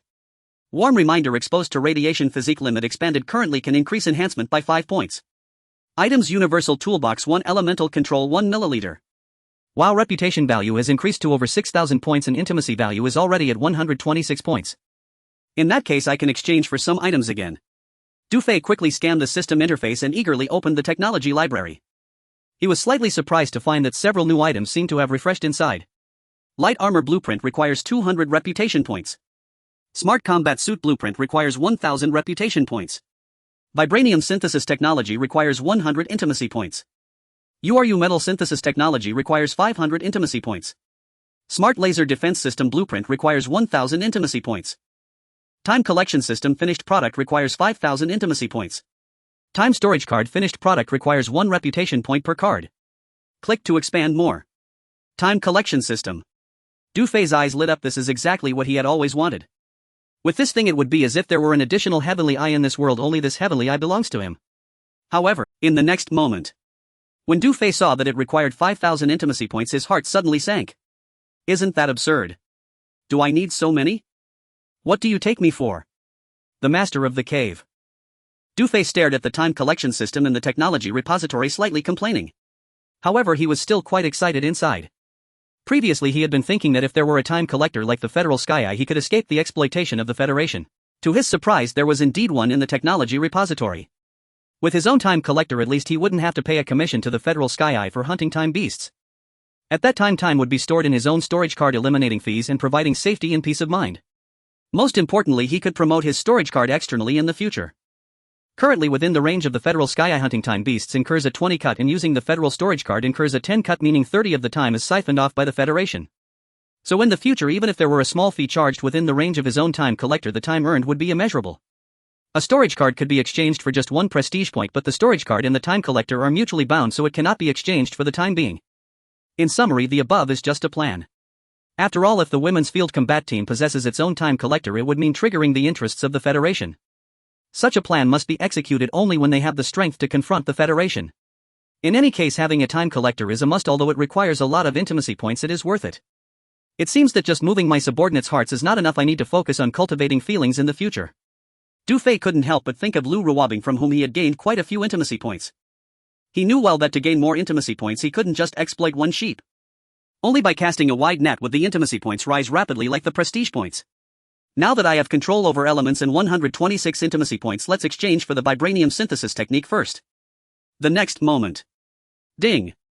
Congratulations, host, for successfully exchanging 100 intimacy points for the vibranium synthesis technique. The system's notification sounded. In Du Fei's mind appeared the performance introduction of vibranium, the required raw materials, detailed synthesis steps, and so on. Vibranium, also known as Nirvana steel, a remarkably magical metal.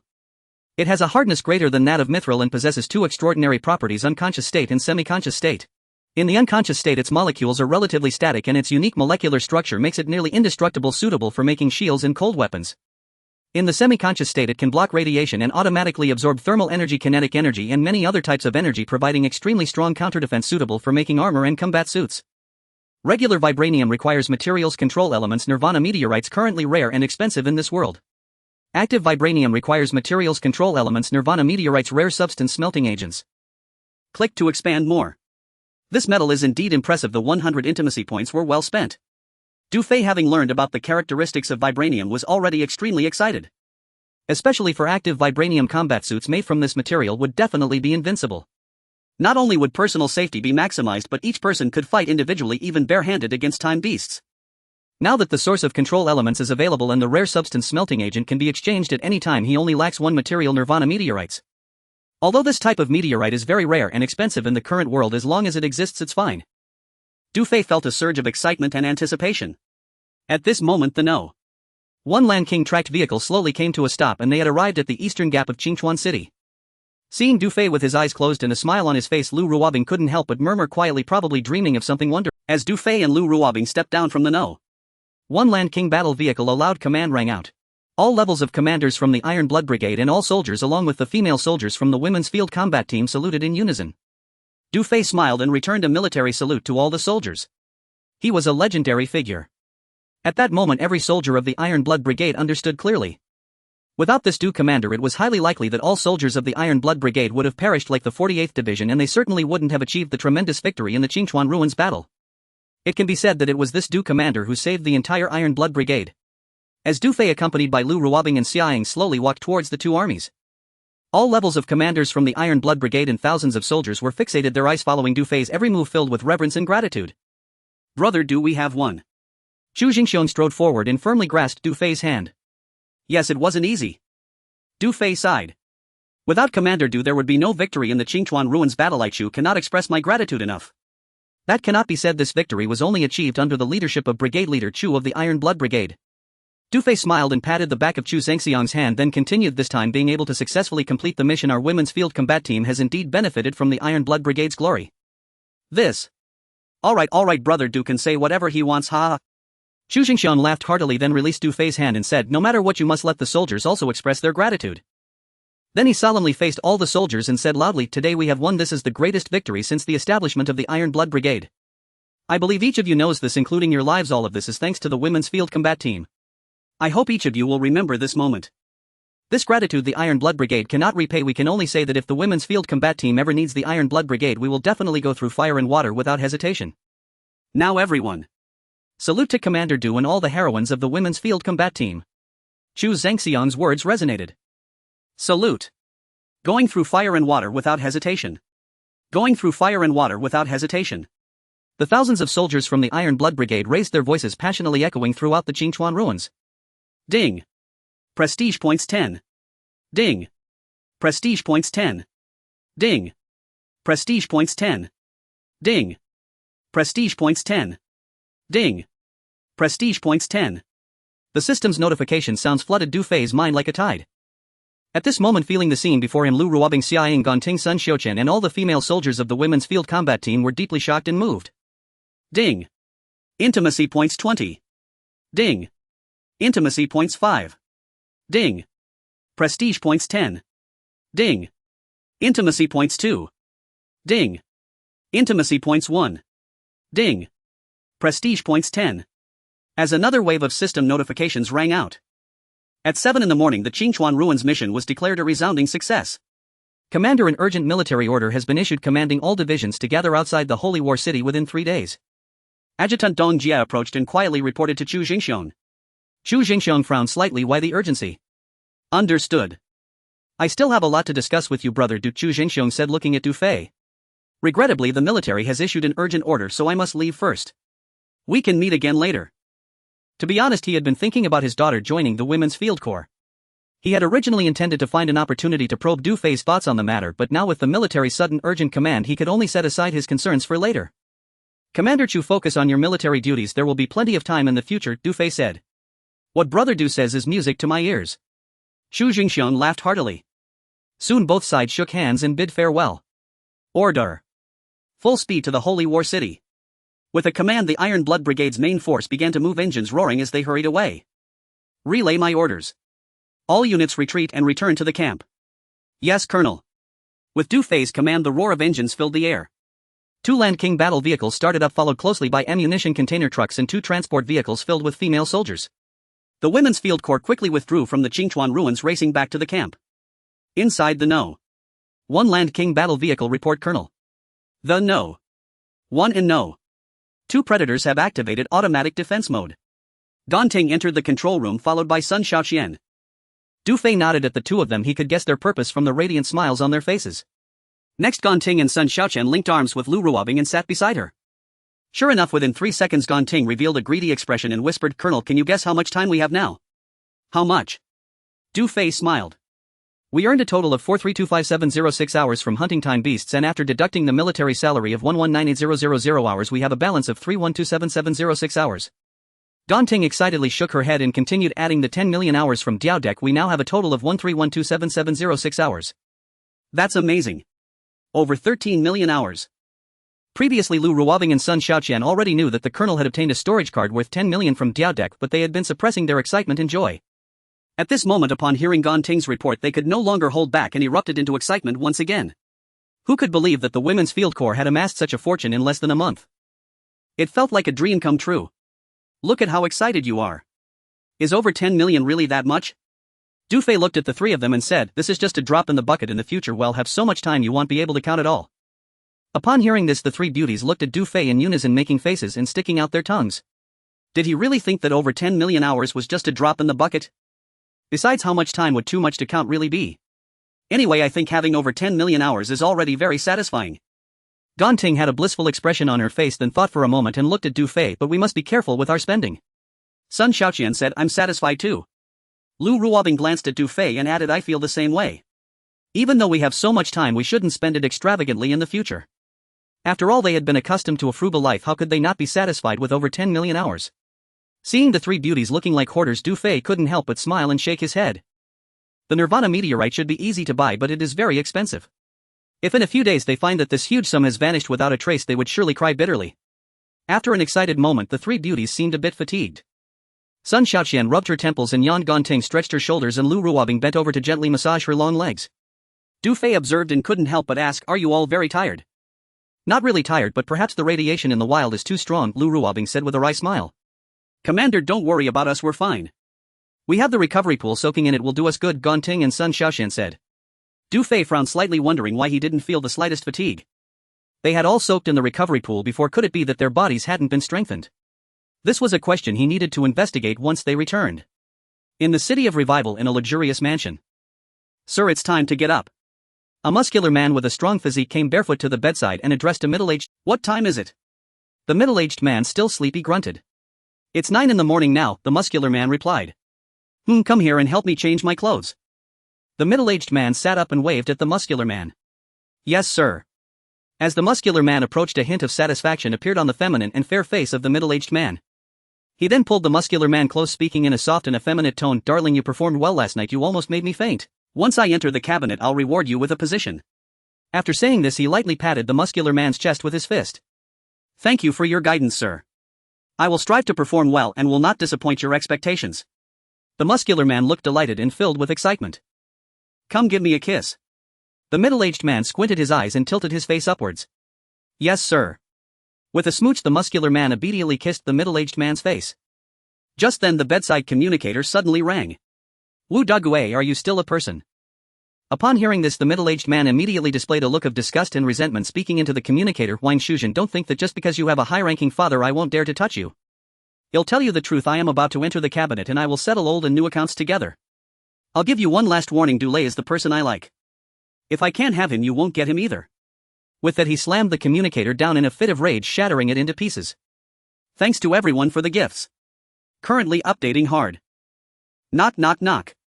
Reporting. A voice called from outside the door. Enter. Wu Dagui, being dressed by a muscular attendant, sat with lingering resentment etched across his face.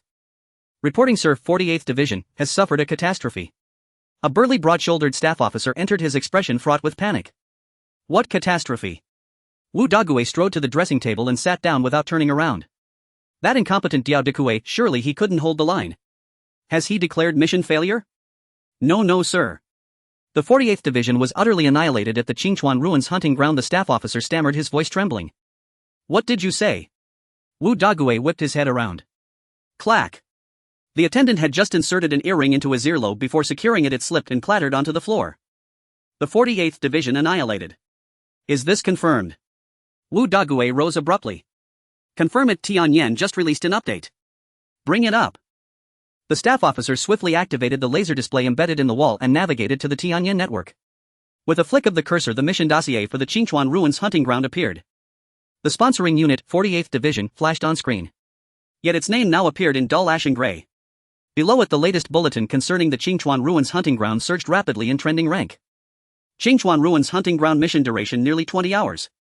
Sponsoring unit, the Fuxing Military District's 48th Division, suffered total annihilation.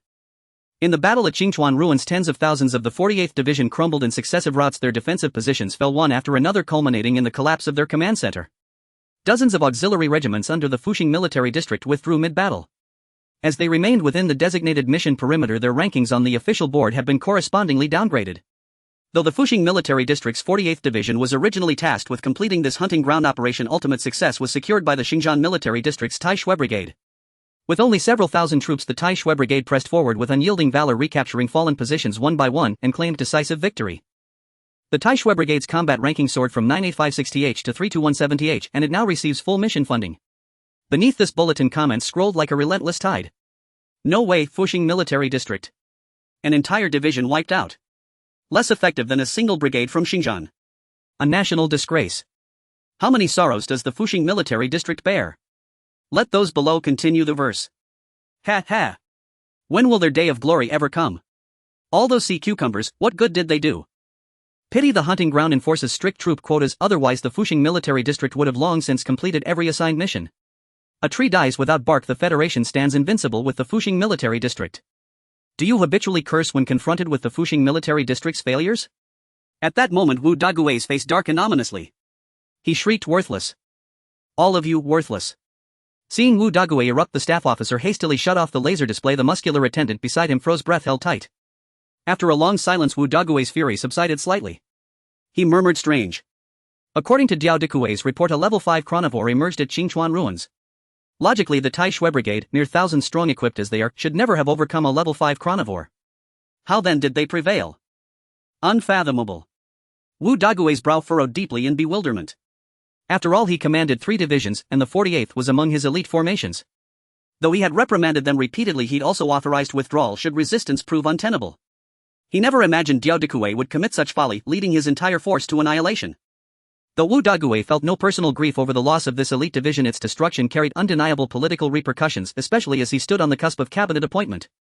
Prepare a gift, I shall visit the General Staff Office of the cabinet shortly.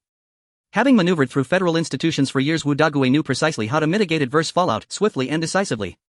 Yes, sir. The staff officer bowed and turned to leave. Wait. Wu Dagui halted him. Connect me to Yuan Shiji of the 109th Division. Understood. Instantly, the officer retrieved his comlink and established the connection. This is Yuan Shiji, commander of the 109th Division. What are your orders, sir? A voice crackled through the comlink. Have you completed the task I assigned you? Yes, sir. As instructed, the father and daughter have been transferred to the cabinet's high crime mining facility. Excellent. Wu Dagui nodded, then severed the channel. Under his breath he whispered, "Senior brother, this lifetime if I cannot have you I shall renounce the surname Wu." The muscular attendant observing this flashed a glance of quiet resentment, then stepped forward offering hollow comfort. "Sir, beauty blooms everywhere beneath heaven, why cling to a single blossom?" Silence. Wu Dagui's expression hardened instantly. He snapped at the attendant, "What are you even worthy of standing here? Remember your place. You are nothing more than a tool." "Yais." "Yes, sir." Sweat broke across the attendant's brow as he bowed repeatedly, voice quavering. "In the Revival Military District within a grand base. Minister, everything has been handled as per your instructions." A calm and capable secretary walked into the office and spoke softly to an elderly man. "Whom?" The elderly man nodded slightly. Dressed in a black uniform with graying hair, he exuded an aura of authority without needing to be angry. At this moment he stood with his hands clasped behind his back gazing out the window. "Minister, you have been standing for half an hour, let me assist you back to your bedroom for a rest," the secretary said. "It's nothing." The elderly man waved his hand at the secretary remaining motionless in front of the window, a trace of astonishment still evident on his weathered face. "Su Zhong, you are a talented individual in the field of weaponry, what is your opinion on that small squad?" "Well, it's hard to say, I still have no clues." Secretary Su Zhong shook his head with a bitter smile, then continued logically, "With their numbers and equipment it should be quite difficult to kill mutated beasts, but I didn't expect them to have killed so many level 5-time beasts, and even more astonishing is that they injured an invisible winged beast. We can only say that their weaponry has a lethal effect on time beasts, especially those two unidentified objects in the air which the heavenly I could not even identify as a type of aircraft. Despite their seemingly outdated weapons, their actual power has surpassed the Federation's secret silver particle weapons. I suspect that small squad has mastered some advanced weapon manufacturing technology, the level of which far exceeds that of major military industrial groups. Moreover, Minister, I checked just now. That external women's field combat team had no combat capability before. Ever since a commander was airdropped into their ranks, they won a decisive victory in a battle the very next day. That battle propelled their combat strength ranking from over 300,000 to the top 100,000. That commander graduated from a high-level military academy of the Federation. I suspect everything is related to him." Secretary Su Zhong analyzed. That kid was a genius back at the academy," the elderly man said. Secretary Su Zhong was slightly taken aback and could not help but look at the elderly man, saying, "Minister, do you know that commander?" "Not just know that kid is the son of Dulé." A hint of a bitter smile appeared on the elderly man's face. "So that's how it is, I understand now," the subordinate replied. "Sigh, it seems a storm is coming. However, that kid truly has the fearlessness of a young calf." The elderly man shook his head, then turned to the secretary Su Zhong, solemnly instructing, "From now on closely monitor that kid's team. Any sensitive records and data the Heavenly Eye has on them must be deleted immediately." "Yes, Minister." Secretary Su Zhong nodded earnestly. At that moment a surprised voice came from outside the door. "Miss. Report to the Minister, the lady has arrived." Before the guard could finish, a beautiful woman hurriedly walked in. "Miss Yu. You are here." Secretary Su Zhong's face showed surprise. The beautiful woman appeared to be in her 30s with willow-like eyebrows and phoenix-like eyes, her lips red and teeth white, incredibly beautiful. Her long legs were adorned with a luxurious gown, and although she was nearing middle age, she was well preserved, exuding an elegant and noble demeanor. Especially in that thin dress, it tightly accentuated her perfectly proportioned figure, radiating the charm of a mature woman. However, there was a cloud of worry between her brows, appearing somewhat sorrowful and resentful with a hint of helplessness. This beautiful woman was none other than Wang Shuzhen. "Dad." Wang Shuzhen entered and gently called out to the elderly man. Hearing his daughter's call, the elderly man's body trembled. Immediately his weathered face quivered slightly and a glimmer of surprise and excitement shone in his eyes. This elderly man was Wang Shuzhen's father, Wang Jianqing, minister of the 9th district of the Time Federation. It had been 10 years. He never expected to hear his daughter call him dad again. "Jeonere you. You have come." Wang Jianqing's lips twitched and his eyes began to cloud with tears. Memories surfaced vividly in his mind. Many years ago, a young soldier named Dulé saved Wang Shuzhen on the battlefield. From then on, Wang Shuzhen fell in love with Dulé and frequently visited him. However, due to their differing social classes, Wang Jianqing naturally opposed his daughter's relationship with Dulé. Later, young Master Wu Daguai from the Wu family learned of this and crazily tried to stop Wang Shuzhen from associating with Dulé, even proposing multiple times.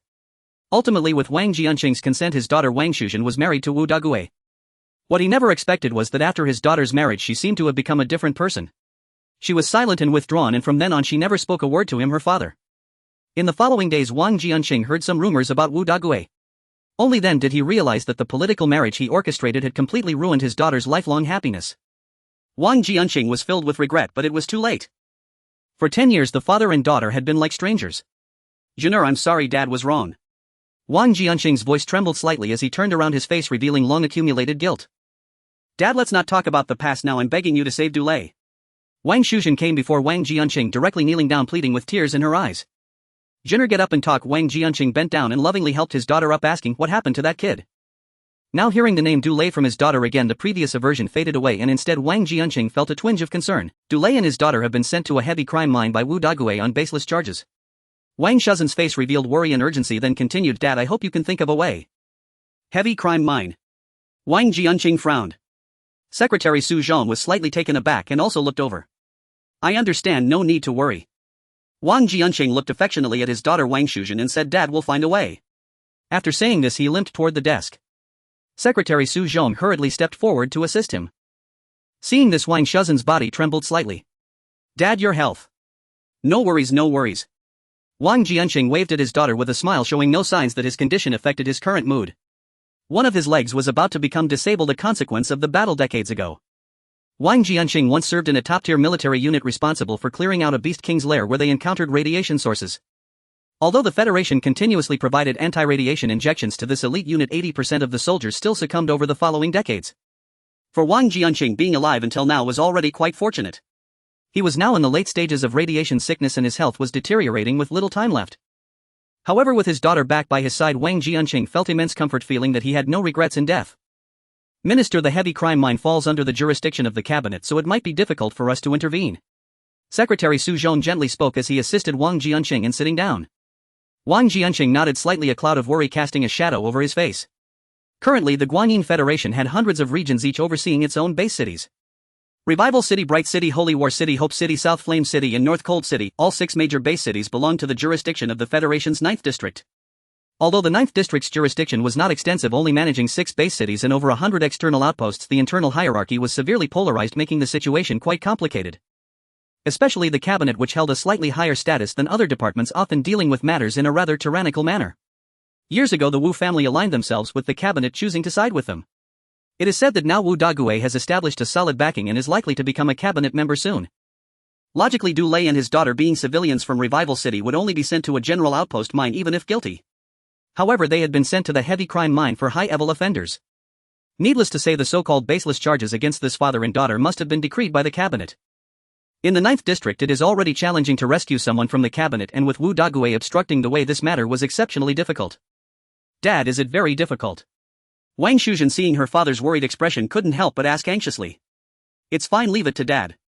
Wang Jianqing wore a gentle smile, comforting Wang Shuzhen. For the sake of his daughter, he decided to send Su Zhong to represent him in the cabinet, believing that his former comrades would definitely show him some face. Boom, boom, boom. The female combat team's convoy sped swiftly along the bumpy mountain roads. Calculating the distance, they estimated they would reach the camp in about 10 more hours. Inside the control room of the No. 1 Land King battle vehicle. "Do you have a needle?" Lu Ruobing quietly asked Gonting and Sun Xiaoqian. Perhaps it was due to the excitement from having over 10 million time, or maybe it was because of wearing this old military uniform for too long. Suddenly a button on Lu Ruobing's chest popped off. "You don't have any right. There are no outsiders, let's sew it back when we get home." Gonting and Sun Xiaoqian chuckled, shaking their heads at her. Then they both glanced at Lu Ruobing's ample chest and then looked down to compare with their own. Both couldn't help but sigh, inwardly feeling outdone. "Sister Ruobing, you are too well endowed." "Sister Ruobing, I feel like you've changed in the past couple of days, is it possible?" Gonting and Sun Xiaoqian hugged Lu Ruobing from both sides and whispered in her ear. "Go away, what are you two brats talking about?" Lu Ruobing pinched each of them on the waist and then shyly stole a glance at Du Fei beside her. "Ah. That hurts. Can't we say something wrong?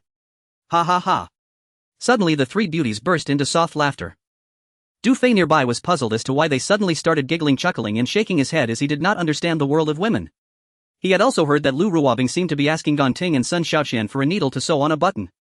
What needle doesn't he have in his versatile toolbox? However, since Lu Ruobing didn't ask him, he was too lazy to take it out. Just then, several female communication soldiers were discussing among themselves. "Quick look, the latest news from the Qingchuan Ruins battle has come out. The Iron Blood Brigade's ranking has jumped from 9856 to 3217, entering the top 5000. Tisk, the Iron Blood Brigade is impressive now." The comments below exceeded 99.99. Many are criticizing the Revival Military District. "Ha! Why isn't the name of our female combat team mentioned above? Let me see, indeed, how strange. Yeah, our ranking remains at 97,566, neither dropping nor rising. What a broken Tianyan. This is infuriating. The few female communication soldiers pouted angrily, continuously complaining. They knew that without the female combat team the victory at the Qingchuan Ruins battle would have been impossible. They believed their unit's performance was outstanding and deserved the honor. Not to mention their high hopes, at least the ranking should have risen significantly. Unexpectedly, it didn't even display their name. This was clearly discrimination and insult against the female combat team. At this moment, Lu Ruobing, Gan Ting and Sun Xiaoqian stopped their playful banter. They opened their smart tablets and quickly accessed the Tianyan website. Then the three checked out the latest news, exchanged glances, and their beautiful eyes all showed confusion. It really is. The latest news didn't mention the female combat team at all. What was going on? The Qingchuan Ruins battle was much larger than the previous Blackwater River battle. Logically, Tianyan should have a record of it. However, Lu Ruobing, Gan Ting and Sun Xiaoqian soon breathed a sigh of relief. They had been worried that once the news of the Qingchuan Ruins mission was released, certain secrets of the female combat team might be exposed. Unexpectedly, the latest news said nothing about the female combat team, as if they had never participated in this battle. Although this matter was puzzling, the three beauties felt a weight lifted off their chests. Don't discuss this any further, it's a good thing for us, can't you understand? Lu Ruobing looked at the communication soldiers. Understood. Several communication soldiers nodded in unison. Regarding the secrets of the female combat team, they naturally understood, but they just couldn't accept the fact of losing their honor, which led them to vent a little. Lu Ruobing nodded at them, then approached Du Fei, bending over to place the smart tablet in front of him. Captain, what do you think is going on? Lu Ruobing held her chest tightly with one hand and asked. What do I think? Seeing Lu Ruobing's expression, Du Fei frowned slightly, as this was clearly not the attitude of someone asking a question. If it weren't for Gan Ting, Sun Xiaoqian and the communication soldiers all looking over, Du Fei would have wanted to pry her hand away. About this. Du Fei pondered for a moment and shook his head at Lu Ruobing. Currently it's still unclear. After saying this, he focused on the latest news about the Qingchuan Ruins, feeling quite puzzled. He even found it a bit eerie. Du Fei's brows furrowed, unable to comprehend. How could such a phenomenon occur? Is Tianyan blind? Du Fei stared at the latest update regarding the Qingchuan Ruins mission, lost in thought for a moment. Had Tianyan expelled the women's field combat team from the Federation? That couldn't be right, their ranking remained unchanged on the leaderboard. This was utterly perplexing. No clue emerged, no thread to follow. Still, for the women's field combat team, this phenomenon was undoubtedly favorable. Yet amid his confusion, Du Fei felt a subtle prickle of wariness rise within him. Right now the utmost priority is locating Nirvana meteorite, only then can we swiftly synthesize vibranium, he mused inwardly. He placed his smart tablet on his thigh and opened Tianyan's official supply trading platform, beginning his search. Nirvana meteorite, the ultimate shield against radiation, grants longevity. Nirvana meteorite as symbol of prestige and love. Nirvana meteorite, you deserve it.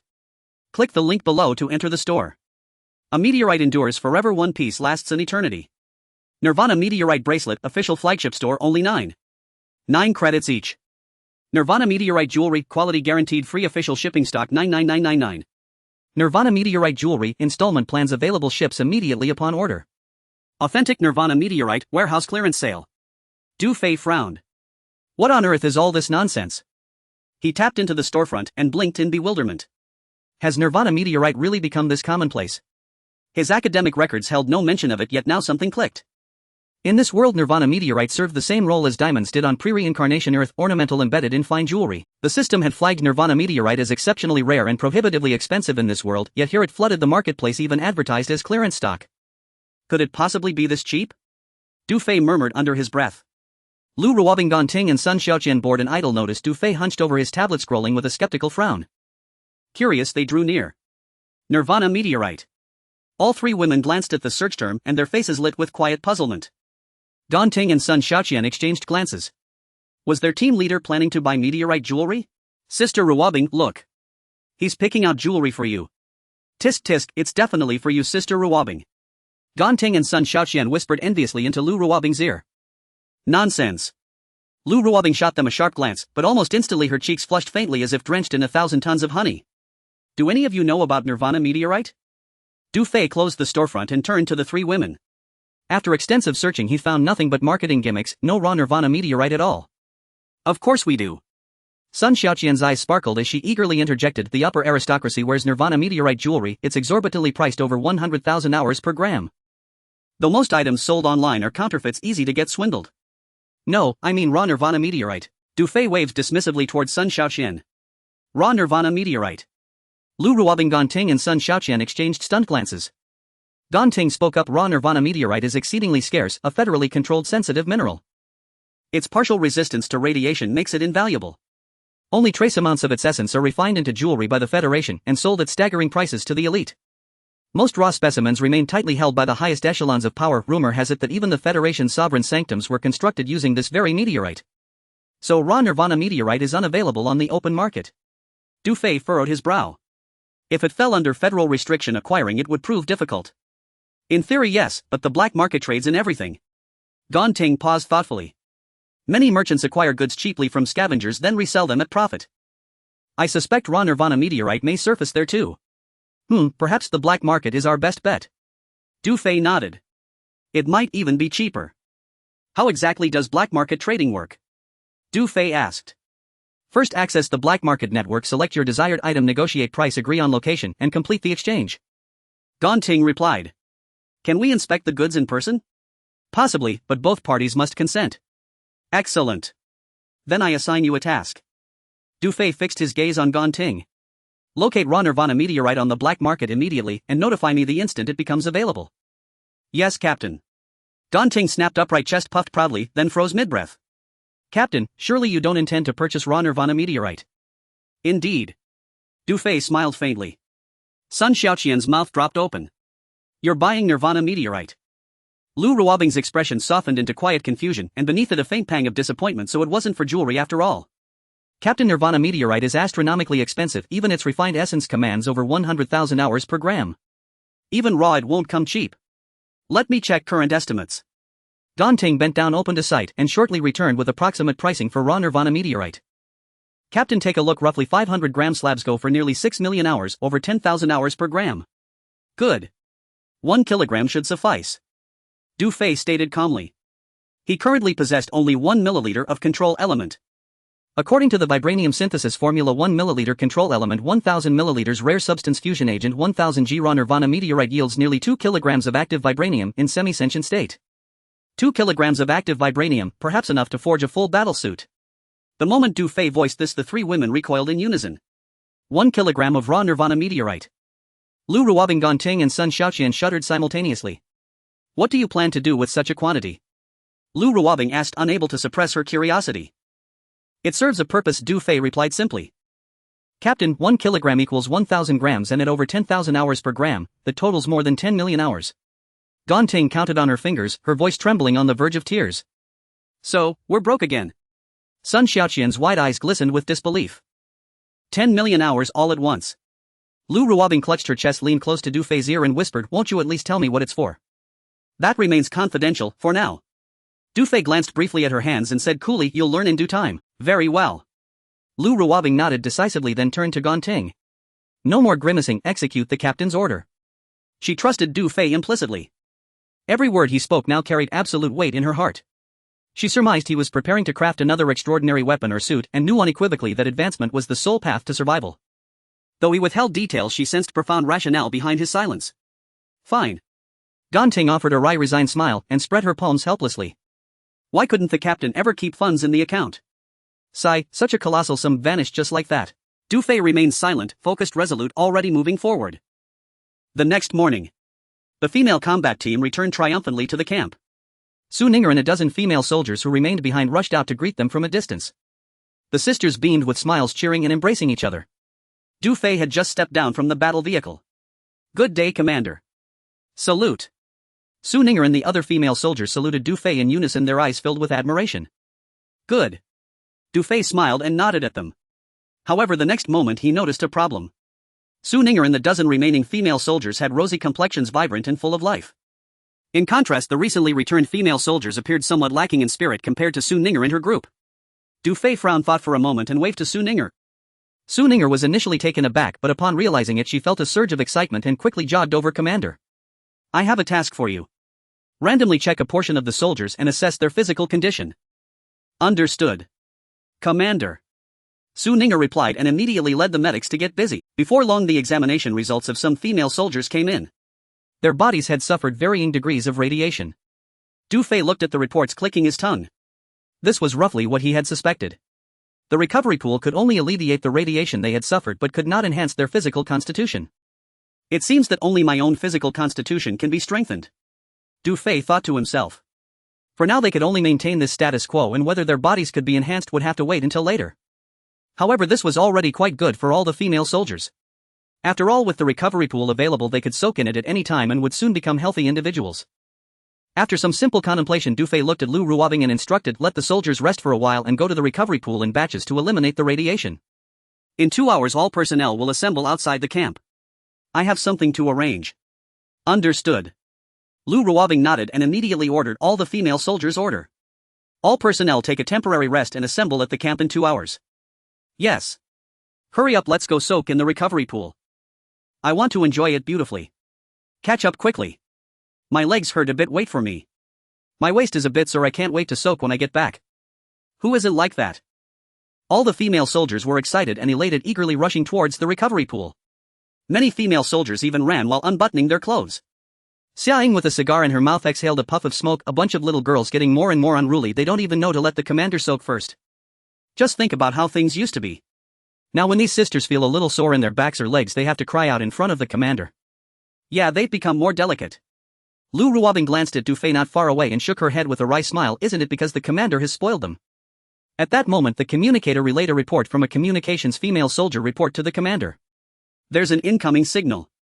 From where? Du Fei asked the communicator. The other party is from Outpost No. 83. Du Fei frowned slightly. Husan. Previously, when procuring supplies at the outpost, he had asked Husan to help inquire about his father and sister situation, leaving the communications channel of the female combat team with him before leaving. Could it be that there is news? Connect them and switch to the encrypted communication channel, Du Fei said.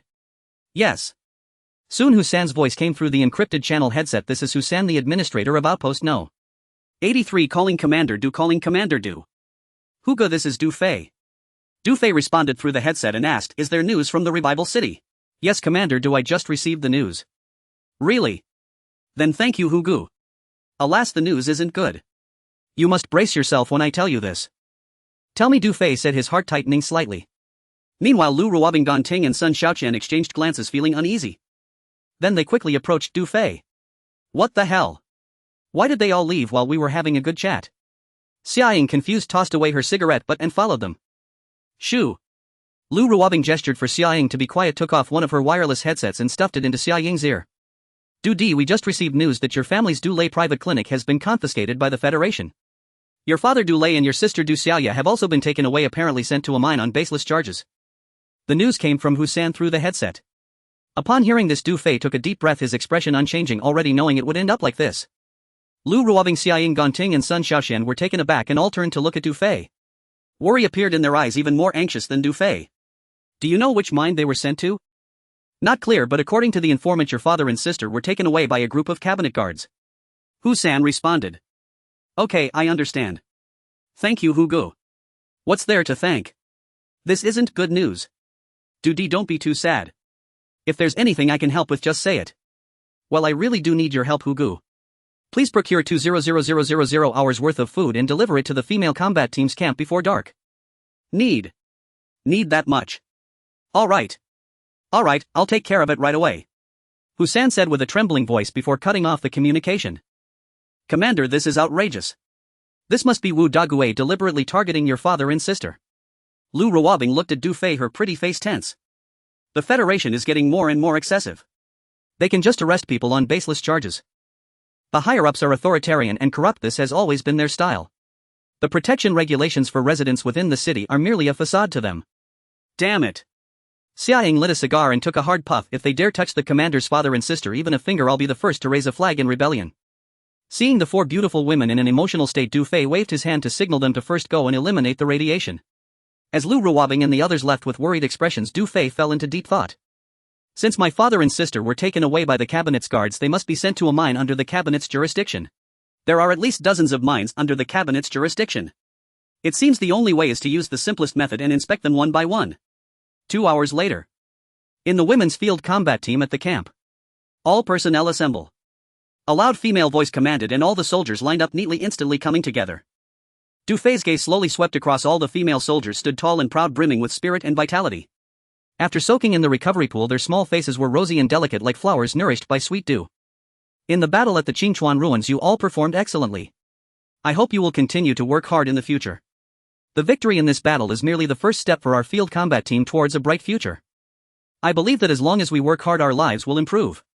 Regarding the construction of the camp, I have made some preliminary simple plans and now I will assign some tasks. Guanting, you are responsible for contacting Husan at the base to customize 2 sets of uniforms for each soldier and procure some daily necessities. Additionally, procure a batch of necessities for the camp and the mining area such as crushers, track mining carts and logging tools, etc. After finishing, Du Fei handed over a procurement list. Yes, Commander. Guanting took the list and saluted. Song Jia, once the track transport vehicle returns, you will be responsible for leading the workers to lay down the tracks using the refined waste or to first build a wall, after which I will inform you of the outer reinforcement methods. Moreover, during your free time you will be logging to build houses. Here is a planning diagram. Song Jia took the planning diagram, her face showing surprise and excitement. Commander, are we preparing to build a city? This is just a small-scale inner city. After Du Fei spoke to Song Jia, he swept his gaze over all the female soldiers. Once our city is built, your families will have the priority to become shopkeepers. Upon hearing this, the atmosphere erupted. Really? That's great. This is incredible news. Are we dreaming? Long live the commander. The female soldiers were ecstatic and applause rang out incessantly. Ding. Reputation 20. Ding. Affinity 1. Ding. Reputation 20. Ding. Affinity 2. Ding. Reputation 20. Ding. Reputation 20. As the system notifications echoed in his mind, Du Fei pressed his hand down to calm the female soldiers, saying, however, I need to remind you that this is just our preliminary plan. It must remain confidential until it is completed, including from your families. Yes. All the female soldiers answered in unison. At this moment, Lu Ruobing, Xia Ying, Guanting and Sun Xiaoqian exchanged glances, deeply moved. Xia Ying was even more touched, her eyes reddening. She touched the cigarette in her pocket, wanting to smoke but feeling it would be disrespectful to the commander, ultimately holding back. Ying Bao, I know what you're thinking. Don't be sad, Xia Lan is definitely still alive. Lu Ruobing gently wrapped her arm around Xia Ying's shoulder, comforting her. I believe we will surely find her in the future and she will also live in our city. Oh, I hope so. Xia Ying forced a smile, biting her lip to keep the tears from falling. Seeing Xia Ying on the verge of tears was rare. Lu Ruobing felt a bit sentimental, unable to help but glance at Du Fei. This man was more than just great. Sun Xiaoqian, you will continue to be responsible for ammunition production. I also have a revised detailed parameter for the grenade launcher. Get rid of the previous grenade launcher. Du Fei continued assigning tasks. Considering the physical condition of the female soldiers, the previous grenade launcher was too cumbersome and heavy. To reduce the burden, Du Fei specifically exchanged a lightweight grenade launcher design in the technology database for 100 reputation points. Yes. Sun Xiaoqian responded, taking the blueprint. Zhao Feifeng stepped forward. Du Fei looked at the team. He remembered all the elite talents introduced by Lu Ruobing in the women's field combat team. A female soldier with delicate features and phoenix eyes trembled slightly when the commander suddenly called her name. She hurriedly stepped out of the line, faced Du Fei, eyes full of respect, standing tall and saluting, reporting in. Du Fei was slightly taken aback. Such a beautiful girl. Her looks were on par with Lu Ruobing and the others. Perhaps it was because Du Fei rarely interacted with the female soldiers, combined with Zhao Feifeng's worn-out military uniform, she had never caught his attention before. Du Fei smiled and nodded at Zhao Feifeng. In fact, her looks were not what mattered but her talent. Are you proficient in agricultural planting? Yes. Commander. Zhao Feifeng's chest heaved with excitement, almost unable to stand. She never expected the commander would remember her. Ding. Affinity 5. Very good. The next step might involve developing agricultural planting. Although the current environment is not suitable, we still need to prepare. You are responsible for cooperating with Su Ninger to study the soil, selecting areas with lighter radiation for cultivation within the planned range and clearing them in advance. Du Fei considered that since the Federation could create radiation-free land, perhaps they could also create it here in the future. Yes. I will ensure the task is completed. Zhao Feifeng answered excitedly and returned to the team. As Du Fei finished issuing commands, the team dispersed. Song Jia, Sun Xiaoqian and others held various blueprints, starting to study and arrange tasks. After the division of labor, all the female soldiers received their respective tasks and became busy. Seeing the female soldiers full of energy, Du Fei revealed a hint of a smile. Guanting, come here. Du Fei waved to Guanting. Commander. I'll assign you another task. Du Fei looked at Guanting and said, use the No. 1 predator to locate all the mining areas under the Federation's cabinet jurisdiction and inspect them one by one. Guanting immediately understood, her pretty face showing excitement. Once we find them, are we preparing for a rescue? Du Fei nodded and continued, then I will send you their photos. Additionally, we must expedite the implementation of the Nirvana meteorite raw stone matter. Yes. Guanting replied and quickly headed to the drone control room. Seeing that Du Fei had arranged for Guan Ting to prepare for the rescue of his father and sister, Lu Ruobing and Xia Ying beside him breathed a sigh of relief, their worried hearts slightly eased. Commander, what should we do? We can't just leave two beautiful women idle, right? Xia Ying's charming dimples appeared as she looked at Du Fei and joked, how about we keep you company for a chat? After saying this, she slightly pouted her seductive lips and deliberately pointed at Lu Ruobing. Lu Ruobing's face flushed as she slapped her on the rear. Be serious. How could I let you both be idle? Du Fei smiled and said, in the past 2 days a lot of ore has been mined and you two will be responsible for refining the secret silver. All right. Lu Ruobing nodded happily. She had been missing the wooden house on the mountain. Then. Well, go up the mountain to prepare first. Lu Ruobing glanced at Du Fei, then wrapped her arm around Xia Ying's slim waist and turned to leave. Tonight we will stay in the wooden house. Is the bed big enough? It's okay, we can squeeze in. I meant to ask if the commander's bed is big enough. You little girl, what are you thinking? Ha ha ha. As Lu Ruobing and Xia Ying playfully ran up the mountain, Du Fei watched the graceful figures of the two beauties unconsciously rubbing his nose and murmured, I need to strengthen my body first. Thank you for the gifts. Thank you for your support and encouragement. Updating in progress. In the air raid shelter, the living area. Du Fei was soaking in the rehabilitation pool. His constitution improved by 1. The next moment a system interface appeared in his mind with some changes. Host Du Fei. Position Commander. Legion External Women's Field Corps. Reputation 58,350. Affinity 119. Constitution Primary Enhancement 10. Primary Enhancement, Advanced Enhancement, Super Enhancement. Reminder, after the next expansion of Constitution limit you can increase the enhancement by 10 points. Note, at each stage after each expansion of the Constitution limit the enhancement points gained will be the total of the previous enhancement points. Items Universal Toolbox 1 Element Control 1 milliliter. Du Fei looked at the system interface feeling quite pleased. His reputation had already exceeded 50,000, most of it gained from the Iron Blood Brigade. Du Fei planned to save his reputation points. The technology repository still had many unexpected good items such as finished intelligent machinery and armed guards. However, even a class armed guard requires at least 8,000 reputation points, while class and a class require tens or even hundreds of thousands of reputation points to exchange. Currently, although he had over 50,000 reputation points, it was still far from enough. The Intelligent Defense System Blueprint requires 1,000 affinity points. Intelligent Laser Defense System Blueprint requires 1,000 affinity points. This set of blueprints was what Du Fei wanted the most. Now that the camp construction plan had been launched, it was essential to have a comprehensive defense system, especially for aerial defense. Only after establishing a solid foundation could the plan for the time collector be implemented. However, this intelligent defense blueprint required 1,000 affinity points to exchange, and he was still far from that. The increase in affinity points is a bit slow. I need to speed up to obtain at least 1,000 points. Du Fei thought to himself. The Constitution enhancement has reached 10, and this enhancement rate is quite impressive, similar to incremental growth. Once the Constitution limit expands again, I can increase the enhancement by 10 points, bringing it to 20. With this growth method, my Constitution will undergo a tremendous enhancement. It won't be long before I become impervious to blades and bullets. After a while, Du Fei stepped out of the rehabilitation pool feeling that his internal strength was even more abundant than before. After dressing, he looked around.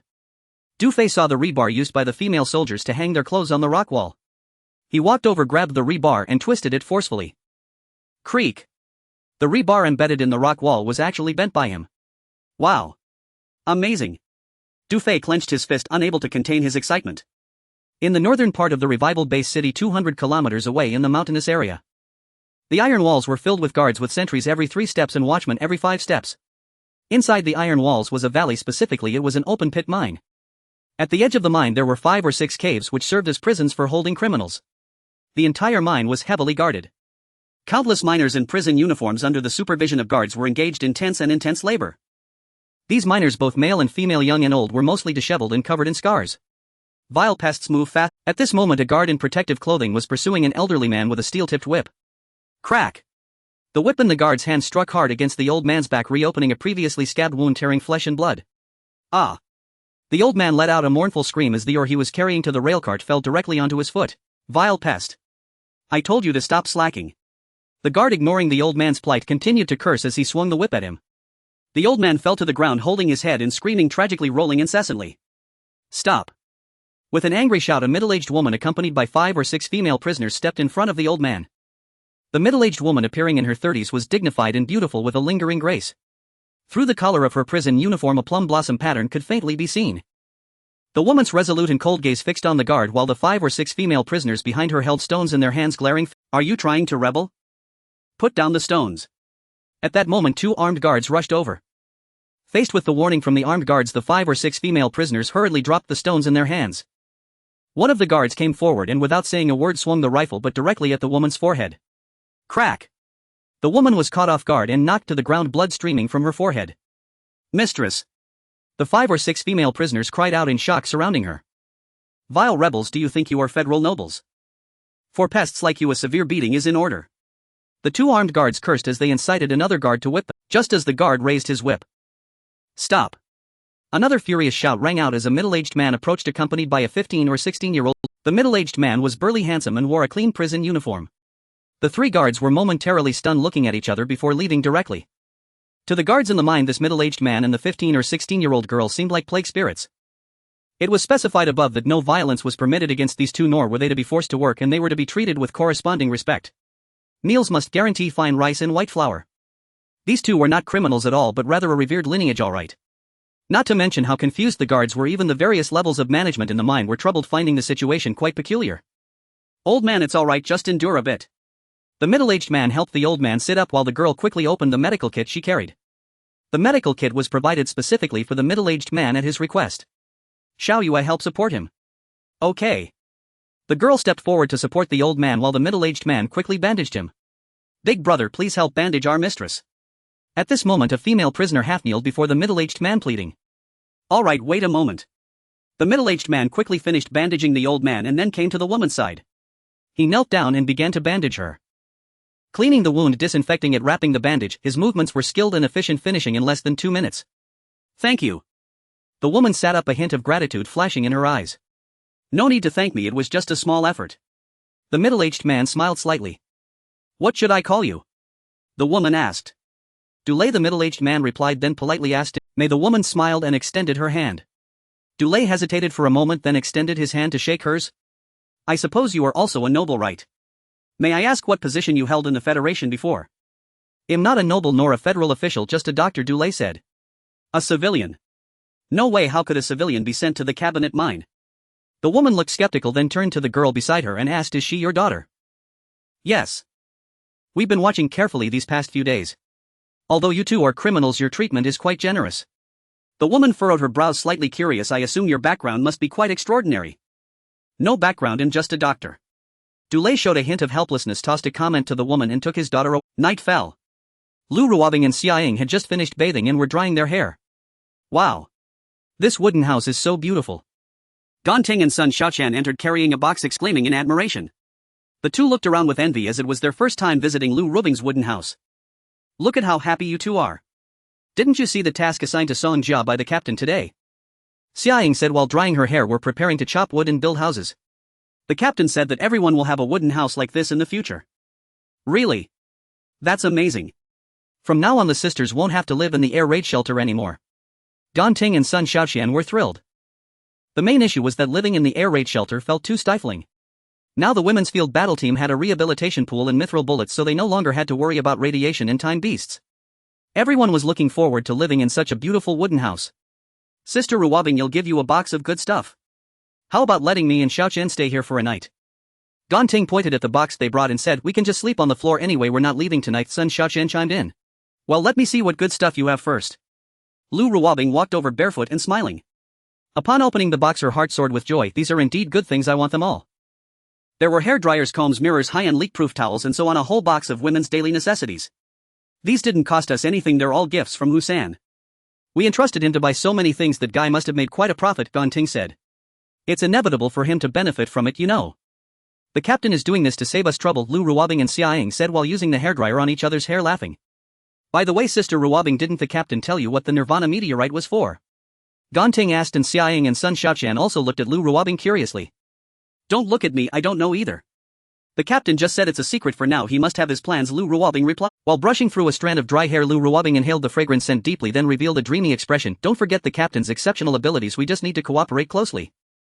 We have been cooperating, but our account is about to run out of funds again, Ganting pouted, looking worried.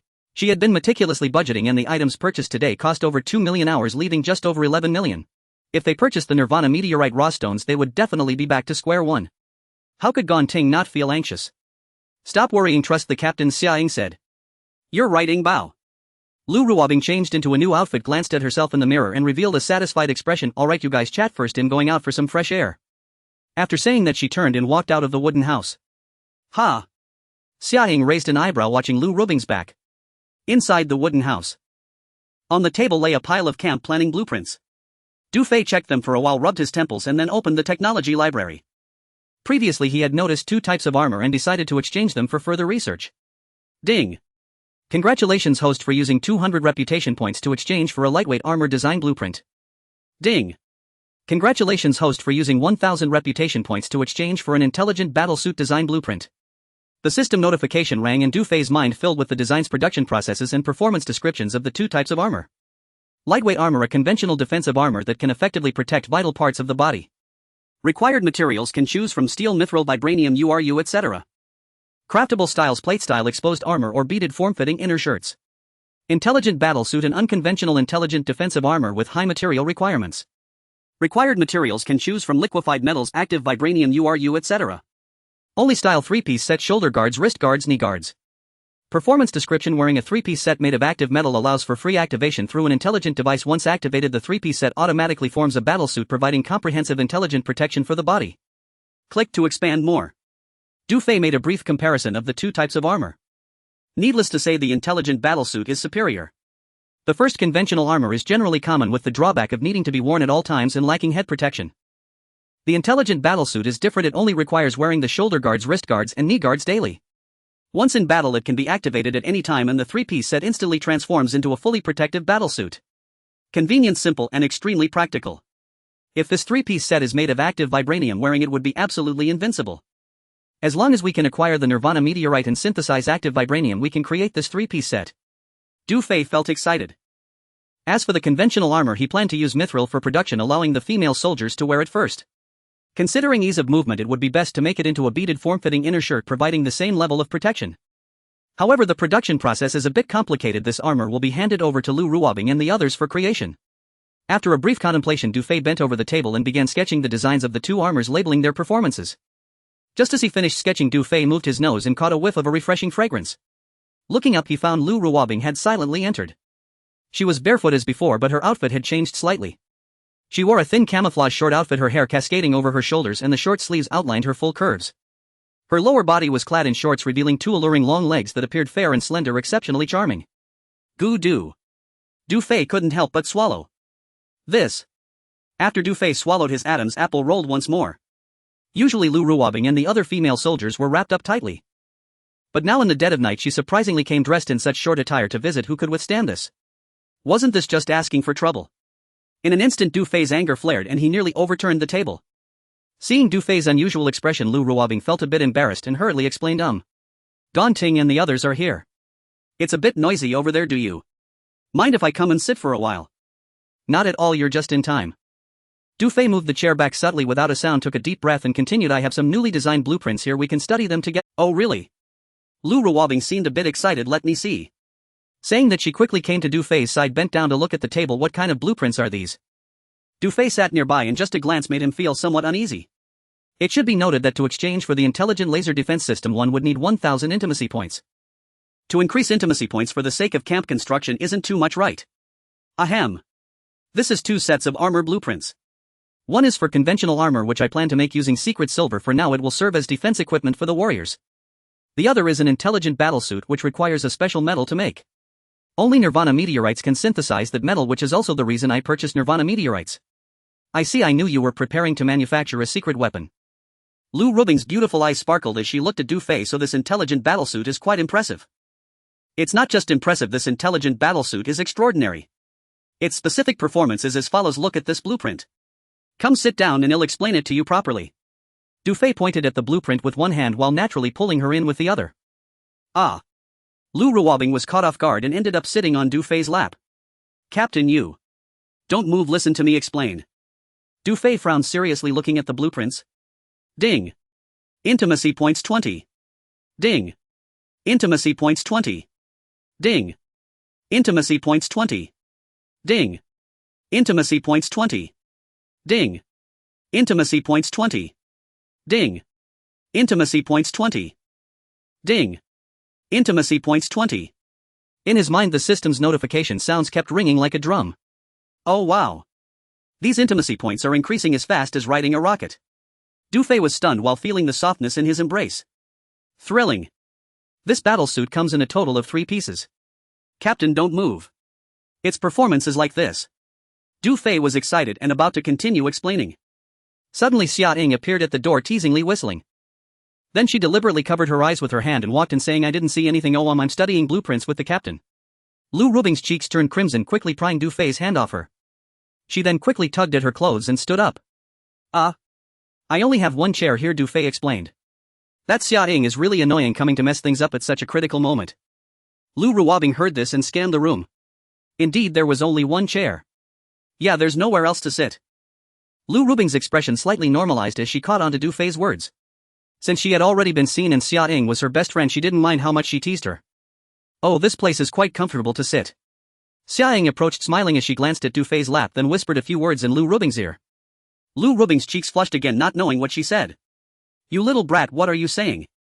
You're the one who just..." "Ha ha ha." Xia Ying laughed heartily. "Captain, don't move, help me out." In her embarrassment and anger, Lu Ruobing seized the opportunity when Xia Ying was not paying attention and suddenly lifted her, stuffing her into Du Fei's arms. Hey, what are you doing?" Du Fei smiled wryly at a loss for words. Xia Ying had no defense against Lu Ruobing's sudden action and was pushed onto Du Fei's lap. The next second. My god. Xia Ying's face turned red and she suddenly leaped up. Ding. Intimacy points 20. Du Fei. Ha ha ha, one good turn deserves another. Lu Ruobing laughed as well, whispering in Xia Ying's ear, "Now we're even." The two beauties were playfully teasing each other. At this moment. Report. A voice came from outside belonging to Ganting. Lu Ruobing hurriedly adjusted her clothes and stood beside the table. Xia Ying patted her pocket, turned around and lit a cigarette. Seeing the two of them looking guilty, Du Fei couldn't help but smile. Then he took a deep breath and looked toward the door. "Come in." As Du Fei's voice fell, Captain Ganting and Sun Shaoqian walked in. "What's the matter?" Du Fei asked. "The Nirvana meteorite raw stone has been located," Ganting said. "Okay." Du Fei's spirit lifted as he looked at Ganting. "What's the price?" "There's a middleman in the black market. The price hasn't been negotiated yet. They requested a face-to-face meeting the day after tomorrow, and once the deal is finalized, payment will be made upon delivery. Reply to them it's acceptable." "All right." Ganting nodded, her delicate face showing a hint of worry. Seeing her expression, Du Fei couldn't help but smile and waved them over. "Come over here, let me explain why I want to purchase the Nirvana meteorite." The 4 beautiful women immediately gathered around. "These are 2 sets of armor blueprints. One is for conventional armor, the other is for a smart battlesuit. Let's talk about the conventional armor first. I plan to use secret silver to make it serving as defensive equipment for the warriors. Considering ease of movement and confidentiality, I designed this conventional armor to be worn underneath clothes. Each warrior will have one of these armors, and a large quantity of secret silver is needed, so you all must work harder on refining. This armor will also be your responsibility to create.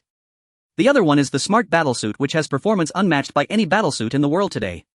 However, to manufacture this battlesuit, a special metal is required as the material. Only the Nirvana meteorite and control elements can synthesize that metal. Currently I have mastered the source of control elements, I only lack the Nirvana meteorite. Control elements. Lu Ruobing, Xia Ying, Ganting and Sun Shaoqian all looked at Du Fei simultaneously, their eyes filled with curiosity as they were unfamiliar with this element. They only knew that the Nirvana meteorite could be used to resist radiation or make jewelry. They never expected it could also synthesize special metals through an element. Look at this is the control element. Du Fei produced a container filled with a drop of crystal clear liquid. He did not plan to hide the source of the control elements from them, as the rare substance refining agent was in his hands and he was the only one capable of refining it. Therefore, regarding the synthesis of Jinjin, telling them was actually a good thing, as it could enhance their enthusiasm for searching for the sources of the Nirvana meteorite and control elements. "Isn't this the liquid extracted from the tail of the invisibility wing the other day?" Lu Ruobing's beautiful eyes widened. "Yes." Du Fei nodded at her and continued, "It can now be confirmed that any time-space beast at the Beast King level contains this control element." Once these words were spoken, the 4 beautiful women's faces showed surprise simultaneously. The captain truly was a unique genius. "Captain, does this mean that the special metal synthesized from control elements and the Nirvana meteorite is better than the performance of secret silver?" Xia Ying asked. Lu Ruobing, Ganting and Sun Shaoqian looked at Du Fei, which was also what they wanted to know.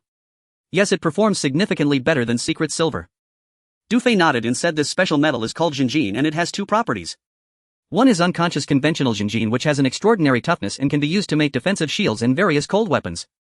The other is semi-conscious active Jinjin, which besides its toughness also possesses flexible resilience and counter-damage properties, allowing for the creation of this smart battlesuit. As Du Fei spoke, he laid out the design and performance of the smart battlesuit in front of Lu Ruobing and the others. Smart battlesuit made from active Jinjin. The style consists of 3 pieces: shoulder guards, wrist guards, and knee pads. Performance description: wearing the 3 pieces allows for free switching of states. In activated mode, the 3 pieces can automatically form a battlesuit, providing comprehensive intelligent protection for the body. This battlesuit is simple and practical. Normally you only need to wear the shoulder guards, wrist guards, and knee pads over your clothes. Look here, the wrist guard has an intelligent device that can control the free switching of the battlesuit. Once entering combat, you just need to press the activation button.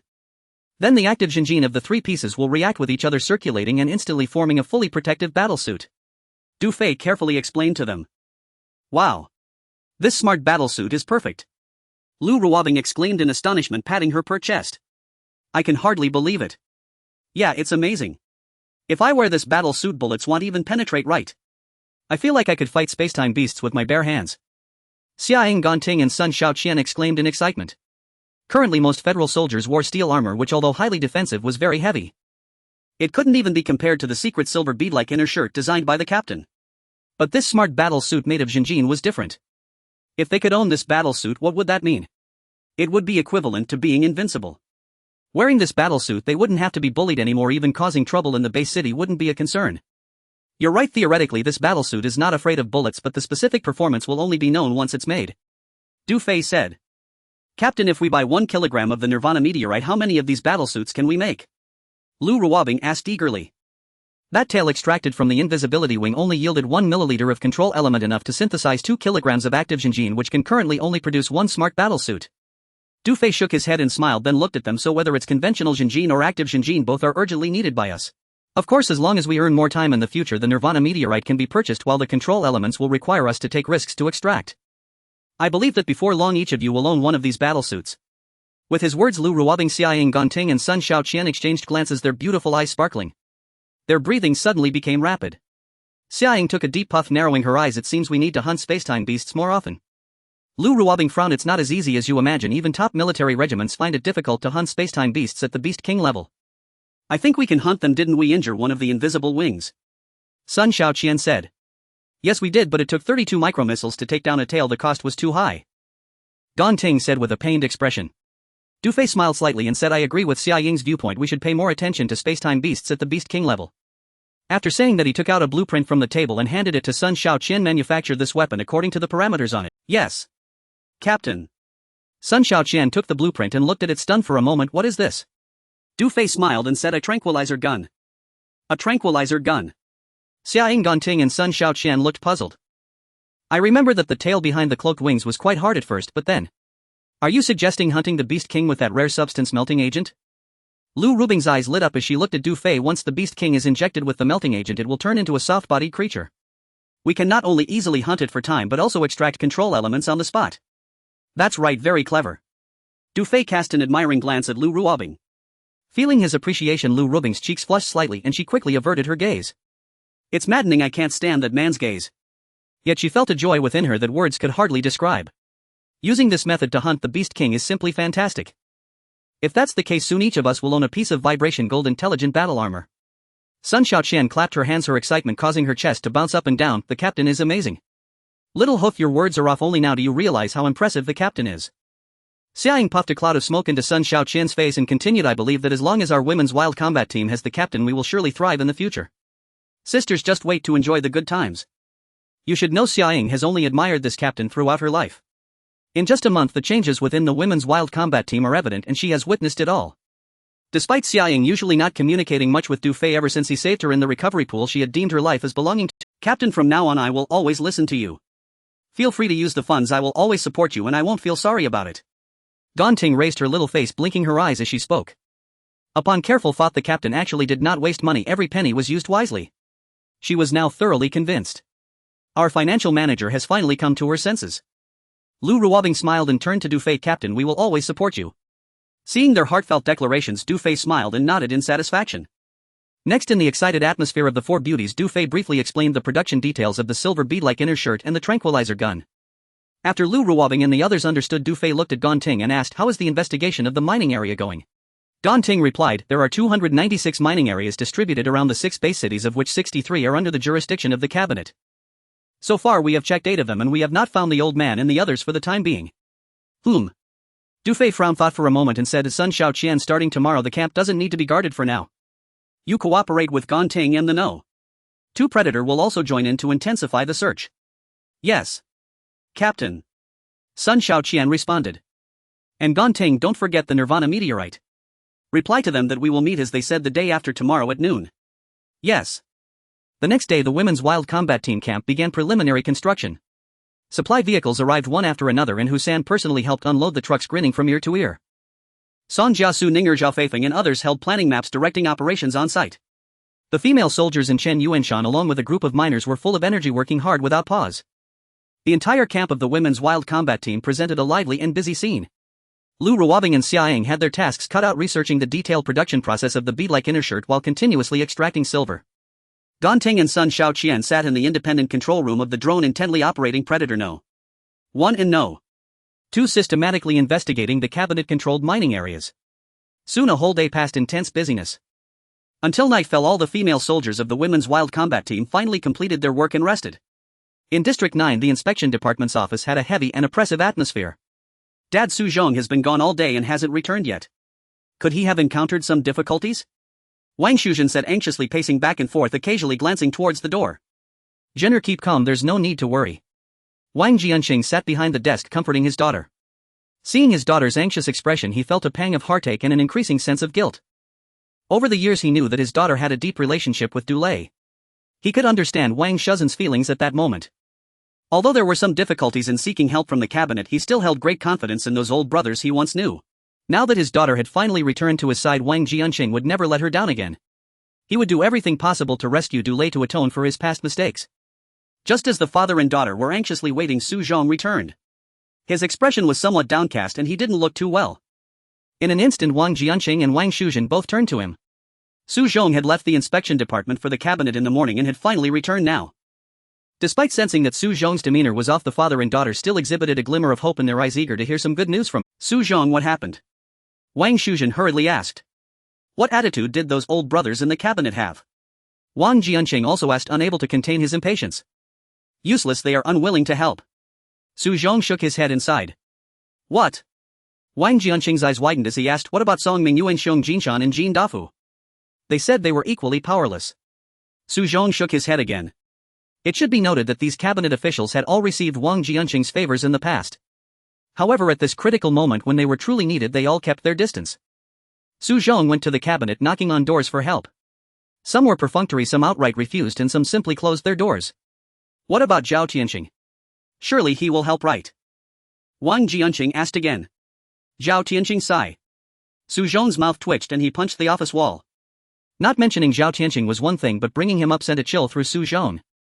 In order to rescue Du Lei, Su Zhong represented the minister in approaching the cabinet, only to encounter obstacles at every turn. However, he believed that even if no one helped, Zhao Tianqing would surely stand by the minister's side. This was because among the minister Wang Jianqing's old brothers, Wang Jianqing had once saved Zhao Tianxing's life on the battlefield, and later it was Wang Jianqing who promoted him into the cabinet. Wang Jianqing could be said to have given Zhao Tianqing a second chance at life. However, to Su Zhong's utter disbelief, when he presented the minister's handwritten letter, Zhao Tianqing didn't even glance at it and directly refused to help. Thank you for your gifts. Thank you for your support and encouragement. Currently updating. What is Zhao Tianxing's stance exactly? Wang Jianqing frowned deeply, turning to Su Zhong. It was understandable that the other elders refused to help. After all, his health had deteriorated over the years and he'd long ceased maintaining close ties with them. But Zhao Tianqing was utterly unthinkable to refuse. Director Zhao Tianqing didn't even read your personal letter, Su Zhong said. He didn't read it. No, he's grown arrogantly aloof, as if transformed entirely. He seemed to have anticipated my visit before I could even state my purpose. He evaded me at every turn. Su Zhong spoke, his face contorting with fury. Worst of all, Zhao Tianqing stated outright that he couldn't lend a hand, and added, about you, director. What did he say? He implied you are on the verge of death and declared an absolute severance of all ties from this day forward. What? A complete severance. Wang Jianqing recoiled, his face instantly draining to a livid ashen pallor. I never imagined Zhao Tianqing would prove so ungrateful. He should have perished on the battlefield long ago. Wang Shuzhen ground her teeth in rage. Had director not risked his life to save him and personally elevated him into the cabinet, how could Zhao Tianqing ever have risen to where he stands today? Su Zhong too seethed with indignation. Enough, let us speak no more. Wang Jianqing waved dismissively toward Wang Shuzhen and Su Zhong shaking his head. It seems the Wu family's backing within the cabinet runs exceptionally deep. Silence fell. Su Zhong's jaw tightened, his gaze drifted toward the window. Even Wang Shuzhen fell silent. Indeed, the Wu family's web of influence across the Federation was vast and ever-expanding. Having already entrenched themselves firmly within the 9th District Cabinet, they now extended their reach into other regions. Rescuing Du Lei was in truth a minor matter, yet people remained pragmatic. This incident laid bare a sobering reality. Wang Jianqing's longtime allies, including Zhao Tianqing, had all been assimilated by the cabinet's unspoken rules. The higher one rose, the more one feared entanglement. Moreover, Wang Jianqing's body bore irreversible radiation damage, his passing was inevitable and imminent. They were not fools. At such a critical juncture, who would dare provoke the Wu family's formidable patronage for the sake of a dying man? Father, does this mean Du Lei and his daughter are doomed to perish in the penal mining zone for the rest of their lives? Wang Shuzhen's eyes reddened, despair settled heavily upon her heart. Zhener, calm yourself, I'll find another way, Wang Jianqing replied, suppressing his sorrow. After all, the Oversight Department was merely an intelligence agency, whereas the cabinet stood above all departments. Though he offered these words of reassurance to his daughter, inwardly he felt profound helplessness and resignation. At that very moment. Report. A transmission crackled from the communications console, dispatched by the cipher office. What is it? Director, the penal mining zone, the one we've been monitoring closely, has just erupted into emergency status. The cipher officer reported urgently. What kind of emergency? Wang Jianqing demanded. The penal mining zone is under assault, intense combat is underway right now. Immediately relay the live feed. Yes, sir. The cipher officer responded without hesitation. Su Zhong swiftly activated the office's laser screen. Wang Jianqing and Wang Shuzhen turned their gazes toward it together. In moments, the laser screen flickered to life, a video feed materialized. Under a starless night sky, countless grenades streaked from surrounding forests, raining down upon the penal mining zone. As explosions rippled across the compound, shrill alarms pierced the air, flames licked hungrily along the steel perimeter walls. Soldiers screamed and cursed, nightshift convicts scattered in panic, chaos consumed the entire zone. Director, this is an attack launched by insurgents, Su Zhong observed. Wang Jianqing's expression hardened, he gave a slow grave nod. Meanwhile, Wang Shuzhen stared at the screen in mounting dread, her eyes locked unblinking upon the surging crowd. Suddenly she cried out, Father, look there. She pointed sharply at a corner of the frame. Wang Jianqing and Su Zhong followed her gesture, and both flinched instinctively. It's Du Lei. Switch to Sector 3, the lower right mine shaft. Su Zhong barked instantly into the comm unit. Yes, sir. At the cipher office's response, the laser screen shifted, zooming in on the vicinity of mine shaft 3, where a cluster of figures now appeared. Du Lei, it's Du Lei and his daughter. Wang Shuzhen choked back, tears covering her mouth with trembling hands. There on screen, Du Lei and his daughter Du Xiaoye sprinted toward the mine entrance, shielded by a group of female prisoners. Amidst the thunderous barrage, they reached the shaft entrance in moments. A striking woman, calm, composed, smiled faintly and gestured politely, inviting them inside.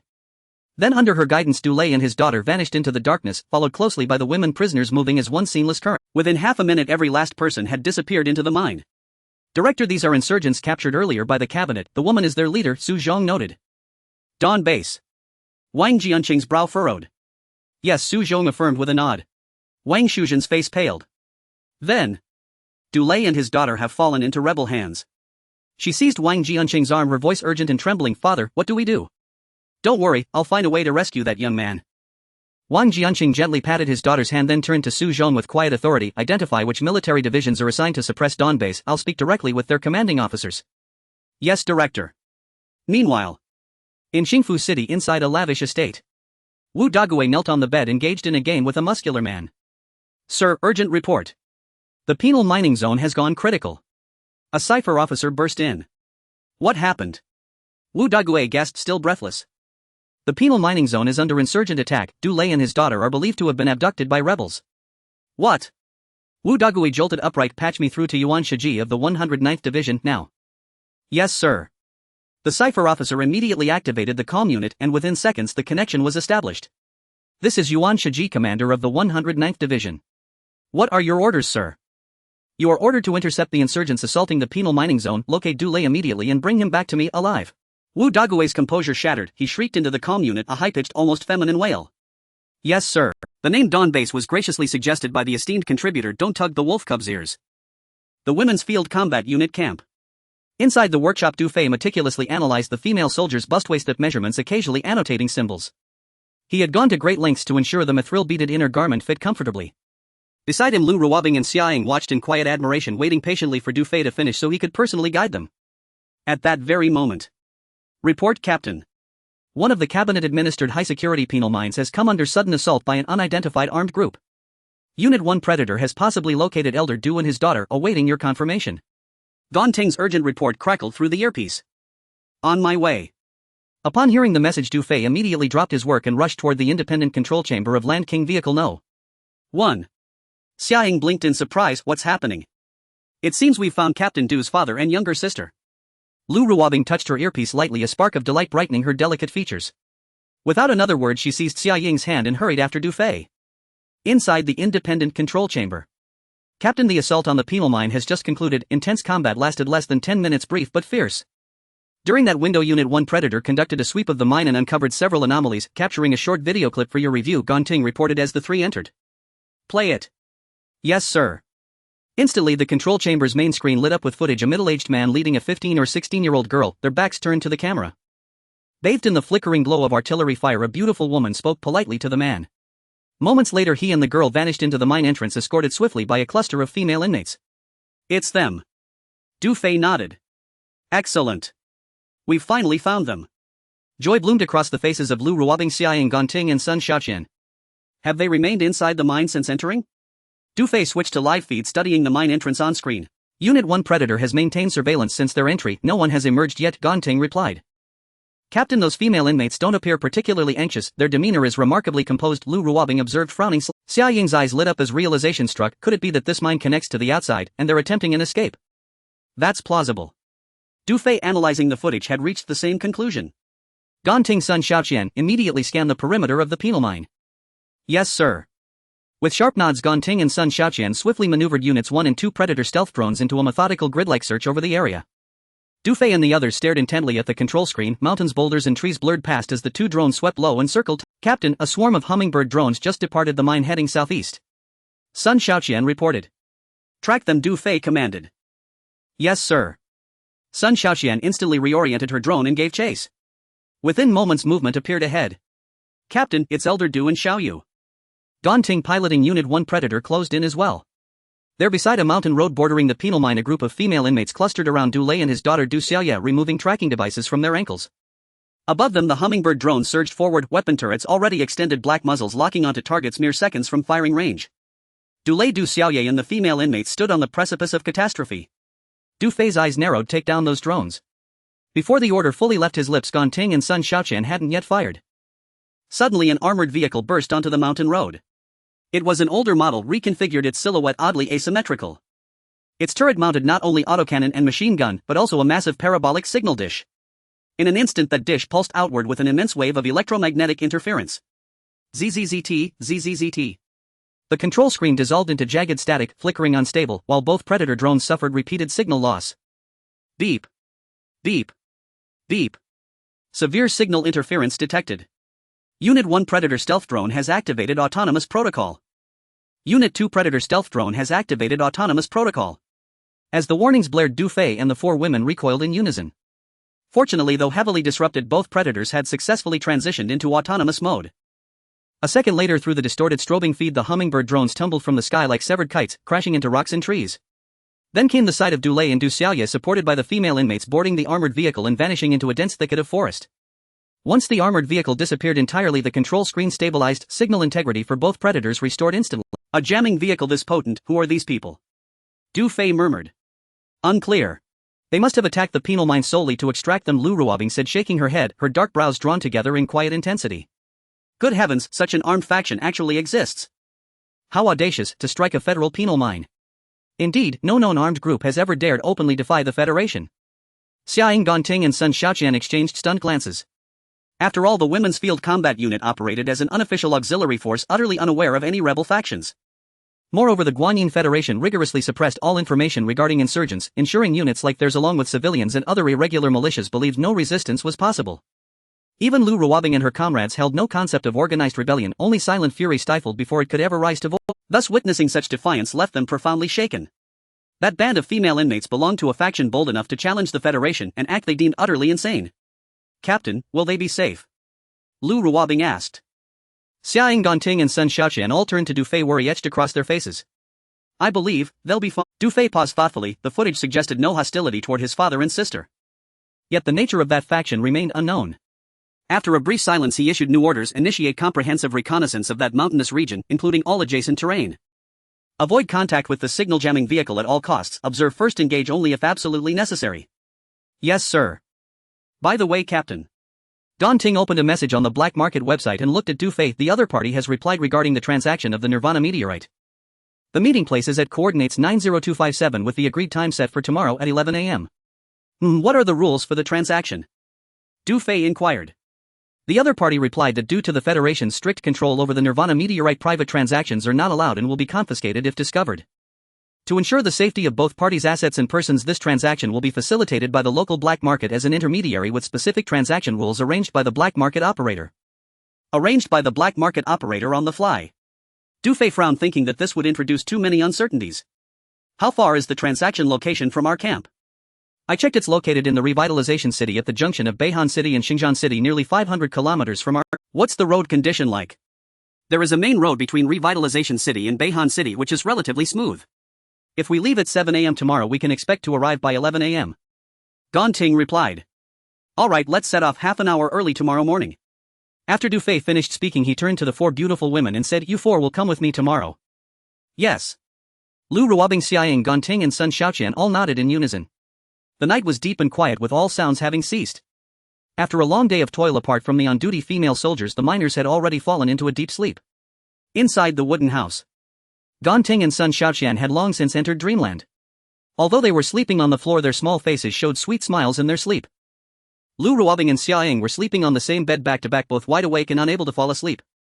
Especially Lu Ruobing, who tossed and turned, unable to find rest. What's wrong? Xiaoying turned around and asked. I can't sleep. Lu Ruobing stared at the ceiling and shook her head. I know, is it like your heart is being scratched by a cat? Xiaoying said with a mischievous smile. Lu Ruobing frowned and said, Ing Bao, I think I'm done for. Xiaoying touched Lu Ruobing's hot earlobe and teased, silly girl, you're in love. Maybe so. Lu Ruobing's voice was barely audible. Ruobing, I actually feel that Captain has some interest in you as well. There's just a thin membrane separating you two, and once it's broken everything will be fine. Although I haven't been in a relationship, I know that men just need a little teasing to become yours. You should take the initiative. I suggest you just go for it. Xiaoying instructed Lu Ruobing. Hey, do you think everyone is like you? Besides, the Captain isn't that kind of frivolous person. Lu Ruobing burst into laughter at Xiaoying's joke but quickly composed herself and shook her head slightly, saying, you know, I'm 5 years older than him, he's only 18 and still. What does being 18 have to do with it? Still what? Are you considering that aspect? Xiaoying was speechless and playfully slapped Lu Ruobing's bottom, saying with a grin, haven't you felt anything when you're in his arms? He's already a great man, alright. I'm not talking about that. Oh, can you be serious for once? Lu Ruobing shot Xiaoying a glare. Mentioning what had happened not long ago made her feel her entire body heat up. Lu Ruobing's face turned red and she continued, I'm talking about how he is currently worried about our regiment. Camp planning, construction, future developments, etc. Plus his father and sister are currently missing. Think about it, he's just a big boy and all of this is on his shoulders. Imagine the pressure he must be under. Xiaoying listened, fell silent for a while, then softly said, I hadn't thought about these things, but it's true, the Captain's pressure is indeed quite heavy. Lu Ruobing sighed softly, what do you think? So we shouldn't add to his pressure because of personal feelings. You're right, it seems we can only take it slow. Xiaoying nodded and continued, the Captain is under too much pressure right now, this kind of thing shouldn't be rushed or he won't be able to handle it. Yes, we can only go with the flow. Lu Ruobing looked at the ceiling, lightly biting her lip. It's almost dawn, let's sleep. Ding. Affection value 50. Ding. Affection value 20. Just as Du Fei had fallen asleep, two alert tones suddenly rang in his mind. He couldn't help but shudder. What was going on in the middle of the night? At 6:30 in the morning, the women's combat team camp had already begun to bustle with activity. Song Jiasu, Ninger, Zhao Feifeng and the other infantry members along with the No. 2 Land King armored vehicle remained at the camp. Lu Ruobing, Xiaoying, Gonting and Sun Xiaoqian followed Du Fei onto the No. 1 Land King armored vehicle heading to the black market for trade. Let's go. With Du Fei's command, the No. 1 Land King armored vehicle quickly sped out of the camp. Under the protection of 2 cloaked predator drones they raced toward coordinates 90257. The trading location was to the northwest at the intersection of Revival City, North Cold City and Holy War City, specifically in a lawless area. Only in such places could a black market exist where various ragtag military groups and mercenaries gathered. There were also many impoverished armed organizations, scavengers and miners from private mines. These groups generally could not afford the expensive goods from the strongholds, so they sought underground transactions there. In short, aside from regular military groups, various factions roamed freely, creating a chaotic mix. It is not an exaggeration to say it is a lawless land. The No. 1 Land King armored vehicle sped along, encountering several level 1 and level 2 time beasts, all of which were cleared out by the two predators in advance. The entire journey was smooth and uninterrupted. By nearly 11 o'clock, Du Fei and the others arrived near coordinates 90257 with a camp in sight. The camp appeared to be an abandoned city with dozens of reconnaissance drones circling overhead. The camp's walls were in tatters with armed personnel patrolling. At the gap in the lower wall, piles of rusted vehicles and discarded items were stacked. Soon the No. 1 Land King armored vehicle arrived at a city gate according to the coordinates. Stop. A few rough-looking armed personnel with unkempt beards blocked the way. We are here for trade. Du Fei stepped down from the vehicle with Gong Ting. Where is the order? One of the burly men sized up Du Fei and Gong Ting, then cautiously glanced at the cannons and gunners on the armored vehicle. The order is here. It was agreed for 11 o'clock. Gong Ting took out her smart tablet, opened the order interface from the black market and handed it to the burly man. Upon seeing it, the burly man's expression changed slightly and he immediately said respectfully, "Please wait a moment." He turned around and took out a communicator, calling the boss. What is it? A cold, indifferent female voice came from the communicator. The buyer for order No. 1 has arrived, the burly man replied into the communicator. Check the wind direction. Yes. The burly man nodded, then gestured to the wall. The dozens of reconnaissance drones hovering above the camp quickly flew out and scattered in all directions. After circling around in the distance, the drones quickly returned. Boss, just a regular armored vehicle, no problem. The burly man spoke into the communicator. Very well, bring the buyer to the VIP area. Yes. The burly man put away the communicator and said to Du Fei, "Just follow me with your armored vehicle." Afterward, the burly man rode off on a nearby dirt bike, revving the engine. Du Fei and Gong Ting nodded at him and turned back to the armored vehicle. Next, the burly man led the way with the No. 1 Land King armored vehicle following behind as they entered the camp. The interior of this camp was quite spacious, with intersecting streets bustling with people. The crowd consisted of men and women dressed in various styles. Some were ragged while others wore blankets. It was evident that these were mostly people from the lowest strata of society. Besides the original urban structures, there were hills, ravines and forests in the distance. It seemed that the area had been modified later. The burly man led the No. 1 Land King armored vehicle through the edge of a street, revealing a stretch of wasteland. Countless old dirt bikes were parked by the roadside, with many people haggling over prices, and once a deal was struck they would hop on and speed off into the distant wasteland. In the distance, the wasteland was teeming with people bustling with activity. Accompanied by the roar of motorcycles, shouts and screams echoed continuously, one wave after another. Countless riders sped between the wasteland and hills on their old dirt bikes. Du Fei frowned, looking into the distance. Is that a racetrack? Gong Ting replied, "Yes, those are daredevils risking their lives for time." Xiaoying added, "There are also bets between military groups. Some armed organizations rely on this method to gain time." Listening to this, Du Fei nodded thoughtfully. After about 10 minutes, the burly man led the No. 1 Land King armored vehicle through a city gate into the VIP area. This area was specifically designated for welcoming major clients. Compared to the chaotic places they had just passed, the VIP area was much better. The streets here were wide and the crowds were neatly dressed, with shops selling goods of a higher quality. There was only one main road that led straight into the depths of this area. Soon the burly man stopped in front of an old building. Around the house and at the entrance stood dozens of armed persons. Du Fei stepped down from the armored vehicle with Lu Ruobing and Xiaoying. Gong Ting and Sun Shaoxian stayed in the independent control room to operate the two predators, ready to react immediately if any anomalies occurred. Boss, the buyer for order No. 1 has been brought here, the burly man reported into the communicator. Understood. With the voice from the communicator falling silent. A young and beautiful woman walked out from the building, followed by 2 armed female bodyguards. The woman wore a black tight leather skirt with long beautiful legs clad in black stockings, and she appeared to be about the same age as Lu Ruobing. Her tall figure, accentuated by the tight leather skirt and black stockings, displayed alluring curves, her expression slightly cold. However, compared to Lu Ruobing and Xiaoying, there was a hint of enchanting allure in her gaze. Are you the buyers for order No. 1? The woman looked at Du Fei and the others and asked. Yes, Du Fei nodded. Let me introduce myself, I am the intermediary for the Steel Black Phoenix. The woman sized up Du Fei and the others, a slight smile curling her lips. I will set the rules for this transaction. Next, I will arrange for both parties to meet as for the price you can negotiate among yourselves. Have you brought the money? The Black Phoenix asked, looking at Du Fei and the others. Lu Ruobing and Xiaoying exchanged glances, then looked around, frowning. Seeing the wary expressions on the two women's faces, a faint smile appeared on the Black Phoenix's lips. Rest assured, our primary goal is business, and we have always valued our reputation above all. When conducting transactions here, every client's property and personal safety will be maximally guaranteed. You need not worry about this. If you do not trust us, I can represent the seller to cancel this transaction. After speaking, she no longer paid attention to Lu Ruobing and Xiaoying, turning her gaze to Du Fei. I brought it.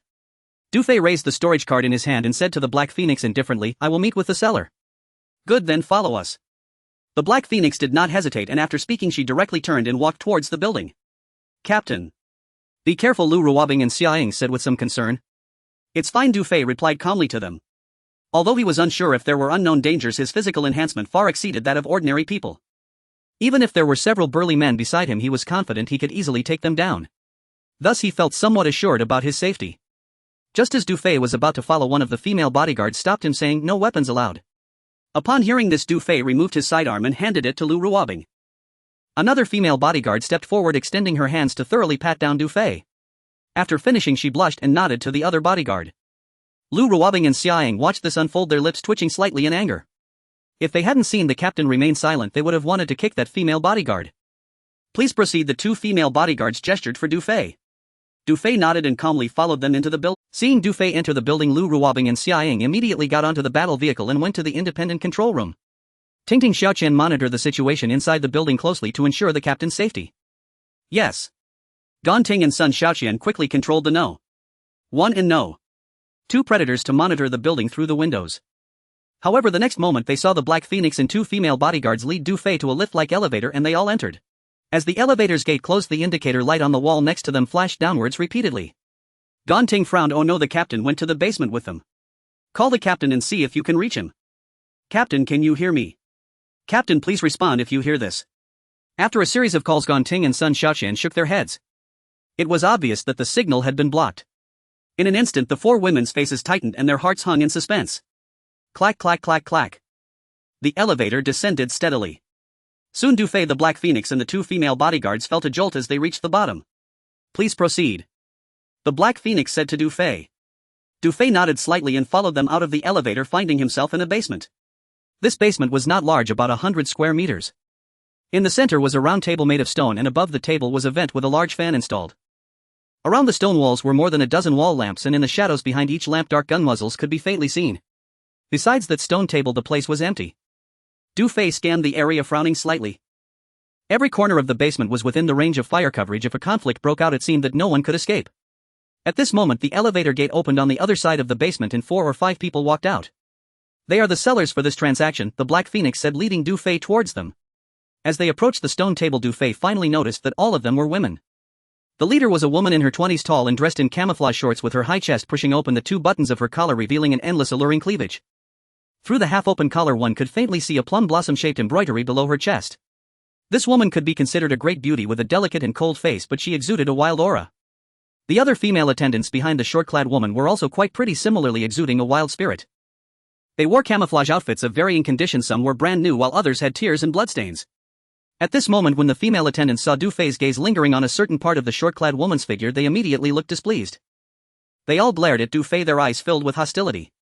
The short-clad woman also frowned slightly, casting a cold glance at Du Fei as if warning him that he was trespassing on her territory. Feeling the tension in the air, Du Fei was somewhat speechless. Wasn't he just curious about that embroidery pattern? Did he look too long? This is the buyer for this transaction, the Black Phoenix said with a smile, pointing at Du Fei to introduce him to the short-clad woman. Thank you, Phoenix. You've worked hard, the short-clad woman said, her expression softening as she nodded at the Black Phoenix, then turned to Du Fei and asked, Are you buying the Nirvana meteorite raw stone to make jewelry? As the woman spoke, Du Fei thought to himself that it seemed the black market operators and these sellers were quite familiar with each other. In an instant, Du Fei collected his thoughts and replied calmly, Yes, I hope to find some good materials to make some time. Upon hearing this, a slight change appeared on the short-clad woman's face. After a brief pause, she stated directly, Then you can examine the goods first. After saying this, she waved her hand behind her. One of the female attendants took out a wooden box, placed it on the stone table, and opened it. Instantly, 2 fist-sized stones appeared in the box. The 2 stones were glossy and black, reflecting a dazzling light under the dim illumination. They were indeed 2 pieces of Nirvana meteorite raw stones. However, the only regret was that the 2 pieces of Nirvana meteorite raw stones had some honeycomb-like holes, and a few of those holes were quite large. Du Fei felt a surge of delight, seemingly understanding why the short-clad woman had that expression earlier. In other words, these 2 pieces of Nirvana meteorite raw stones had poor quality. If used for jewelry, there wouldn't be much usable material. They could only be used for small pieces like bracelets, while larger jewelry was basically unfeasible. However, everyone present was unaware that Du Fei intended to use them for smelting and synthesis. This kind of raw stone quality did not affect him at all. Du Fei picked up the 2 pieces of Nirvana meteorite raw stones, examined them casually like an expert, then shrugged and placed them back into the wooden box. Then he looked up at the short-clad woman and asked nonchalantly, "What's the price?" The short-clad woman glanced at the black phoenix beside her, then said somewhat uneasily, "The market price is 13,000 per gram. These 2 raw stones weigh over 1,000 grams, so let's count it as 1,000 grams totaling 13 million. After speaking, the short-clad woman looked at Du Fei, waiting for his response. He. Du Fei chuckled, looking at the short-dressed woman. 13 million hours is too expensive. Can we lower the price a bit? The short-dressed woman shook her head. The public price was agreed upon in the order, it cannot be lowered. After saying this, she glanced at the black phoenix again. Are you sure it can't be lowered? No. Alright, since that's the case, then there's nothing to discuss. Du Fei also shook his head and waved his hand at the short-dressed woman. Is that so? The corner of the short-dressed woman's mouth tilted up slightly as she reminded Du Fei, "Let me inform you that this transaction is coordinated by the market operator. If you don't want it, you'll have to bear all the coordination fees." Upon hearing this, Du Fei frowned. So they intend to force the sale. Du Fei rubbed his nose and looked up at the black phoenix. Is that right? The black phoenix smiled politely and said she is right. As soon as she finished speaking, the 2 female bodyguards beside her raised their submachine guns. However, before the gun barrels could be aimed at him, Du Fei reached out and grabbed both gun barrels somewhat submissively, saying, "Let's be friendly. Friendly relations bring wealth. Since we're here, let's do it according to your rules. Let's discuss the business slowly. I never said I didn't want it, hee." Du Fei smiled and released his grip on the gun barrels. The black phoenix and the short-dressed woman exchanged glances, a hint of smugness appearing in their eyes, thinking this kid is quite perceptive. Unexpectedly, the next second, the 2 female bodyguards looked at the gun barrels in their hands, simultaneously letting out surprised screams. The black phoenix, the short-dressed woman, and the other female attendants all turned to look. They had not noticed before, but upon seeing it now, their faces changed and they were dumbfounded. They saw that the ends of the 2 gun barrels were bent like faucets. My goodness. This man is so powerful. What kind of monster is he? The 2 female bodyguards and several female attendants looked at Du Fei, their faces pale with shock, their chests rising and falling irregularly. The black phoenix and the short-dressed woman came back to their senses, shivering in fear, their bodies trembling. Playing the pig to eat the tiger. They exchanged glances, feeling their scalps tingle. This was too unbelievable. Those gun barrels were made of ultra-tough high-alloy stainless steel, and he bent them effortlessly. The entire process was smooth and easy. He didn't even seem to exert himself.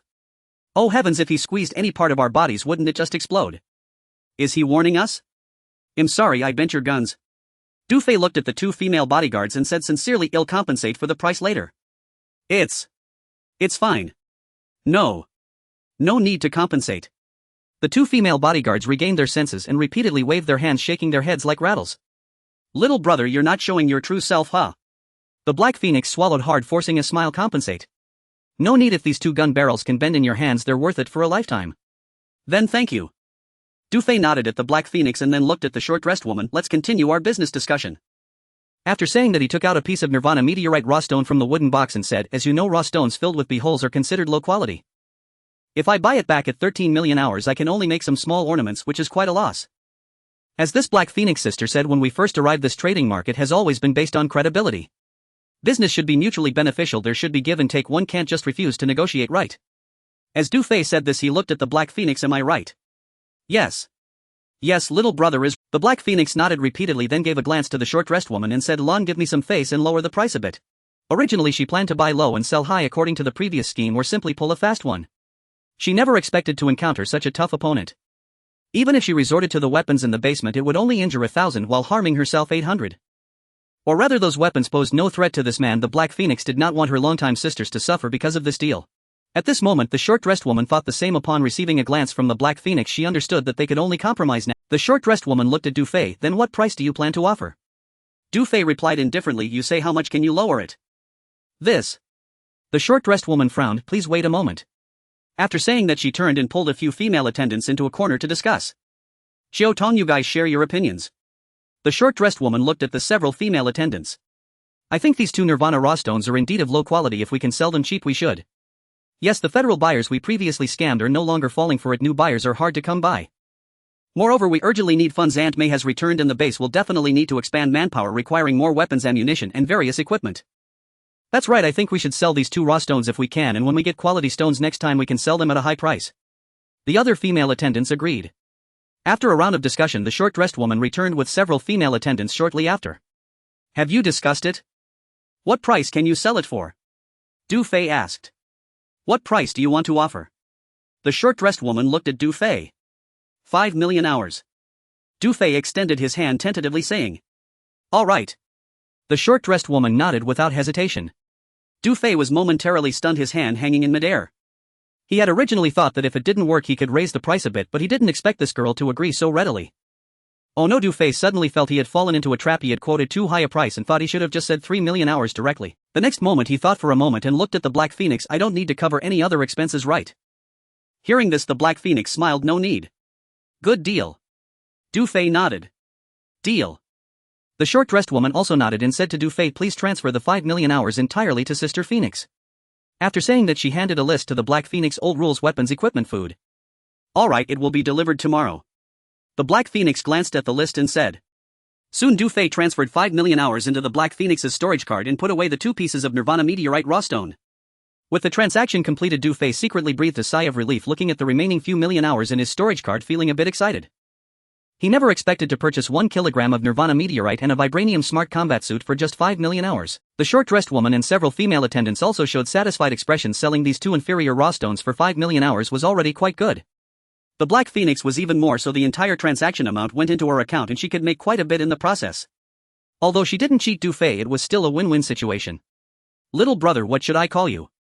The Black Phoenix raised her alluring lips, her beautiful eyes revealing a hint of charm as she looked at Du Fei. May I befriend you? As soon as she said this, the short-dressed woman and several female attendants were first taken aback, then they all turned to look at Du Fei. Little brother, what should I call you? The Black Phoenix curled her sensual lips, her beautiful eyes revealing a hint of allure as she looked at Du Fei. May I make a friend? As these words left her lips, the short-dressed woman and several female attendants were momentarily taken aback before they turned their eyes towards Du Fei. Du Fei. Du Fei did not conceal his name, stating it directly. He understood that the aggressive buying and selling earlier was a business tactic often employed by the Black Phoenix and not solely directed at him. Now that the Black Phoenix showed an interest in forming a connection, Du Fei could sense that her sincerity was genuine. Of course, this was primarily because she had been intimidated earlier. Considering the need for a large quantity of Nirvana meteorites in the future and the fact that the women's combat team needed to grow, Du Fei did not dwell too much on what had just transpired. Most importantly, the Black Phoenix operated in the black market, having dealings with various forces which granted her extensive connections and access to information. Do not underestimate such a person, they can be quite useful.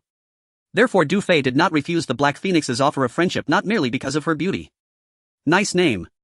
Seeing that Du Fei had not turned her down, a glint of excitement flashed in the Black Phoenix's enchanting eye. Next, she took a pen and paper from her female bodyguard, wrote a note and handed it to Du Fei. This is our communication channel, feel free to reach out if you need anything. After saying this, she glanced at Du Fei's well-built body and added with a meaningful smile, you are always welcome to come and have fun with me. Sure, I definitely will. Du Fei replied, also giving the Black Phoenix the public channel of the women's combat team. Auxiliary Women's Combat Team. You are the leader. The Black Phoenix asked as she looked at the note. Du Fei nodded with a faint smile. At this moment, the short-dressed woman and her female attendants exchanged glances, their expressions subtly shifting. Auxiliary Women's Combat Team. Du Fei. Although they did not speak, each silently noted this name in their minds. Lan, this man is quite formidable and he has an auxiliary army. Have you considered? One of the female attendants whispered to the short-dressed woman. I know. I will report to Aunt May when we get back. The short-dressed woman nodded, then cast a discreet glance at Du Fei. He can be developed for my use.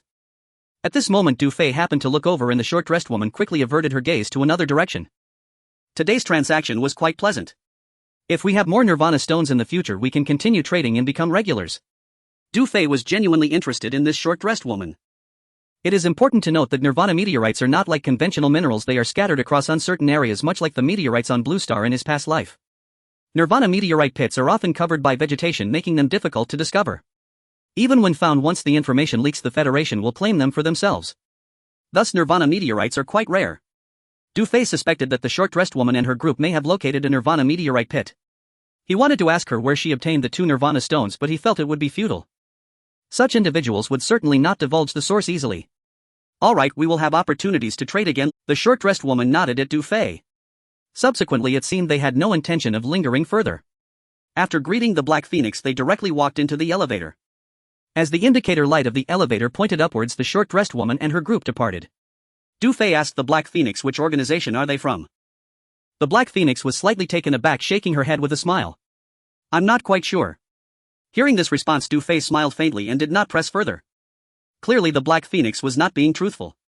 However, this was understandable as they were still not very familiar with each other. Returning to the ground. Leader Du, would you like to have a drink together? The Black Phoenix elegantly walked to a bar in the corner, sitting on a half-height red bar stool facing Du Fei. Under the soft red and green lights, her beautiful legs clad in black stockings beneath a short skirt slightly crossed, inviting Du Fei. Du Fei's throat moved slightly. Had he not had matters on his mind, he would have genuinely considered staying for a drink. Another time. After saying this, he did not linger but left directly. This man is quite intriguing. The Black Phoenix gazed at Du Fei's retreating figure, her beautiful eyes revealing a hint of bewilderment as she murmured. Look, it's the leader. The leader is back. Great. Oh my, I was so worried. Upon seeing Du Fei emerge from the building, Lu Ruobing, Xiaoying, Ganting and Sun Xiaoqian cheered while patting their chests. In that brief moment they felt as though a century had passed. At this moment the four beauties who had been anxious finally felt relieved. Lu Ruobing and Xiaoying scrambled to open the car door. As soon as Du Fei got in, the two grabbed his arms, one on each side. Leader, are you alright? Lu Ruobing and Xiaoying asked simultaneously, then scrutinized Du Fei's body from all sides, fearful of missing a part. I'm fine, everything went smoothly. Did you manage to get the Nirvana meteorites? Lu Ruobing asked excitedly. I got them. Du Fei nodded, then turned to Ganting and Sun Xiaoqian, ordering search this area for a small team of 5 women. Understood. Ganting and Sun Xiaoqian responded promptly, quickly heading towards the independent control room.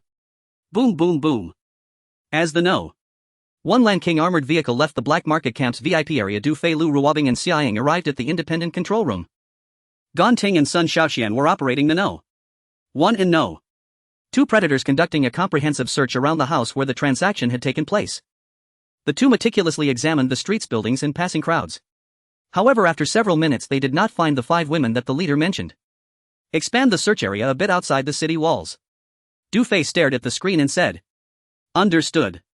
Ganting and Sun Xiaoqian responded immediately, widening the search scope to outside the Black Market Camp. 2 minutes later, movement was detected at the edge of the forest on the west side of the Black Market Camp, where there was a trench resembling a tunnel. Du Fei's eyes lit up. He saw several figures hurrying out of the trench. It was indeed the short-dressed woman and her 4 female attendants. It's them, follow them. Du Fei ordered. Ganting and Sun Xiaoqian nodded and immediately maneuvered the 2 predators above the trench.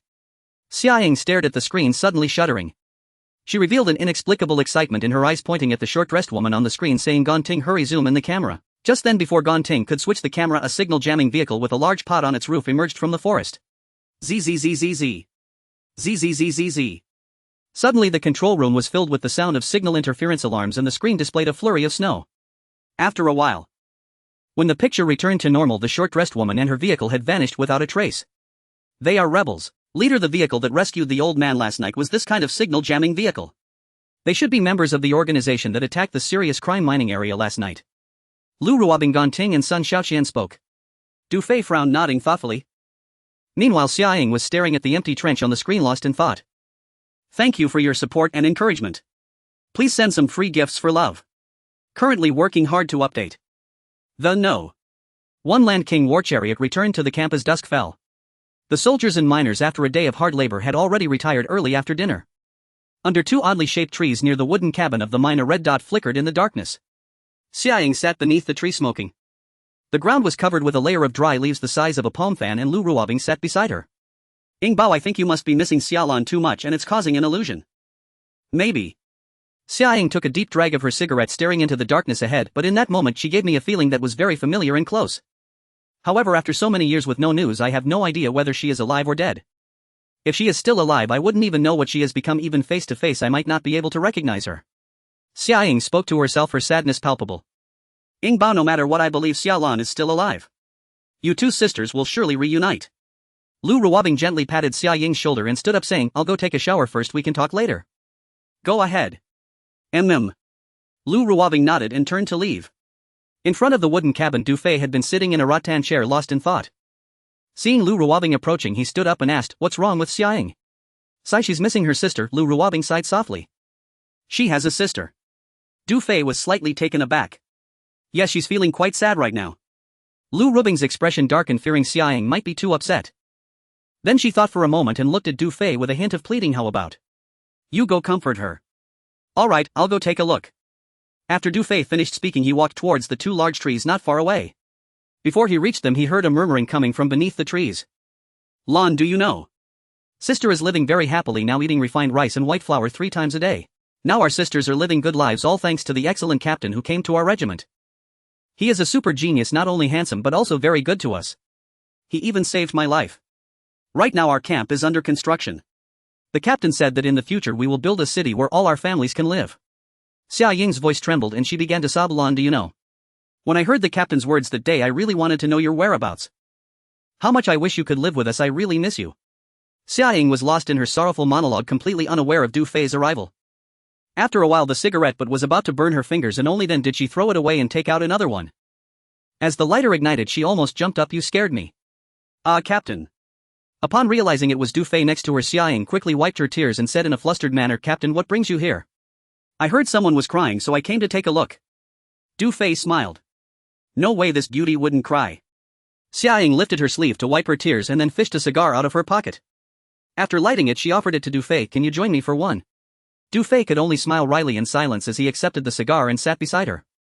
Cough cough. Cough.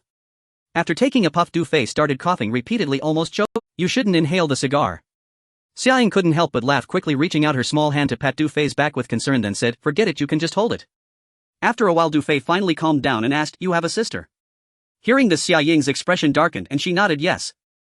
You don't know her whereabouts? No. Xia Ying took a drag from her cigarette and shook her head. I don't even know if she is still alive. Tell me what happened.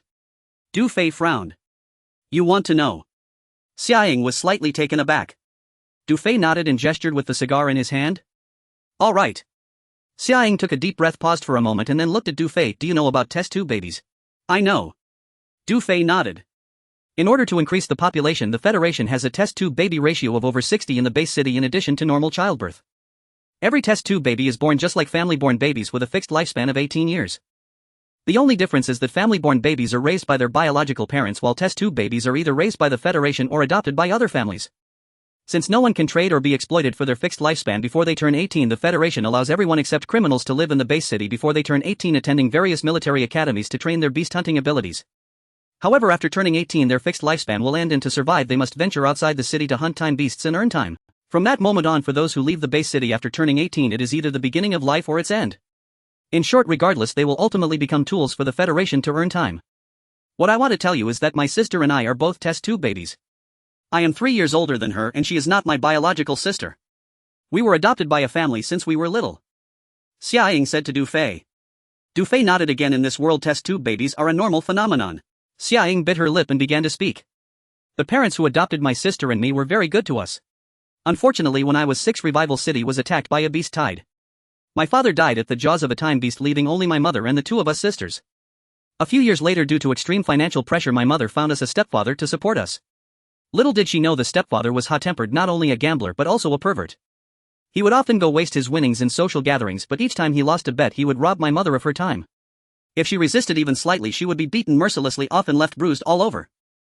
My sister and I were not spared either. If we displeased him we would either be beaten or hung up and beaten. Every time I was beaten my sister would always shield me. She was very small back then and every time she got beaten she was covered in injuries, but she would comfort me saying she wasn't hurt at all. As Xia Ying spoke, her voice choked with sobs, tears spilling down her cheeks. Captain, do you think she was foolish? Du Fei felt a pang in his heart, frowning and remaining silent. Perhaps we are test tube babies and unworthy of a beautiful childhood. We envied the children from other families. In my sister's and my eyes, the children from other families live in a honeypot while we live in a nightmare. From that time on, my sister and I awaited our adulthood, longing for the day we turn 18 to leave Revival City. But when my sister was 13 she faced a calamity. That day the stepfather lost another bet. He first beat my mother savagely and then crazily robbed her of her meager time. As a result, my mother died under his cruel gaze.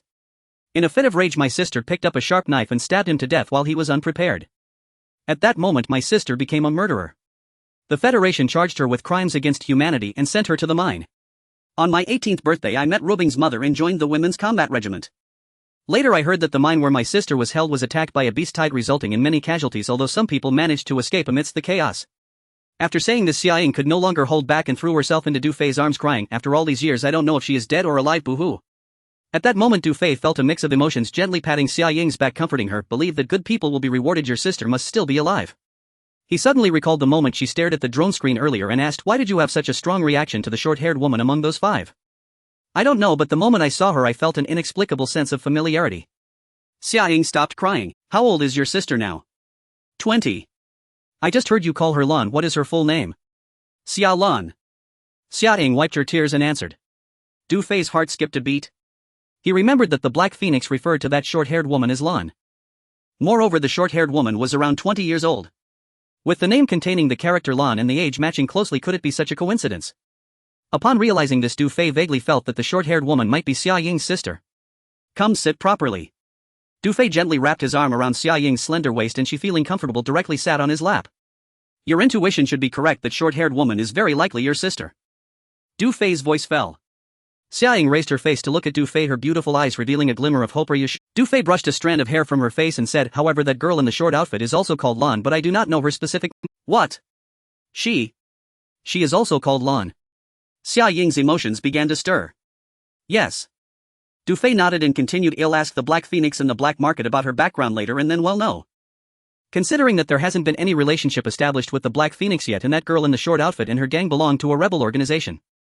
After all, the identity of a rebel is not easily disclosed. Colluding with rebels equates to opposing the Federation, which could lead to immediate extermination by the Federation. If I ask the Black Phoenix now, she definitely won't tell the truth. Unexpectedly, upon hearing this, Xia Ying was extremely excited and eagerly pleaded, Leader, can you ask right now? Pretty please. Du Fei swallowed hard, sighed lightly, and thought, being soft-hearted is indeed a disease. Alright, I'll give it a try. Great. Xia Ying's beautiful eyes sparkled with delight. Leader, you are truly wonderful. Click. She gained 100 intimacy points in a moment. Du Fei felt secretly pleased. Soon he connected to the Black Phoenix's communication channel. This is the Black Phoenix, who is it? A cold voice came from the communicator. It's Du Fei, the leader of the women's assault team. Du leader. I didn't expect it to be you. Is there something you need in the middle of the night? The voice of the Black Phoenix immediately turned soft and enchanting.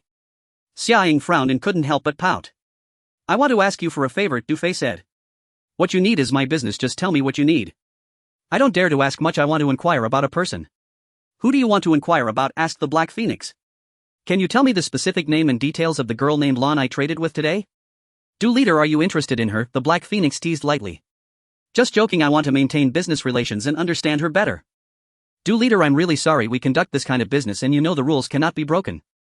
No matter what kind of clients we have, we must maintain strict confidentiality. A gentle voice from the communicator followed, and after a moment of contemplation she added, however, I can make an exception and tell you about one person. Upon hearing this, Du Fei felt a surge of joy. This woman was not bad. However, before he could say thank you, the communicator transmitted the Black Phoenix's voice again. This time it was a soft, charming and seductive laugh. Hee, if you want to know, we need to have a private conversation. I'm always waiting for you. After saying that, the communication was cut off, leaving a series of thoughts. Xia Ying was stunned and murmured silently afterward, what a shameless woman.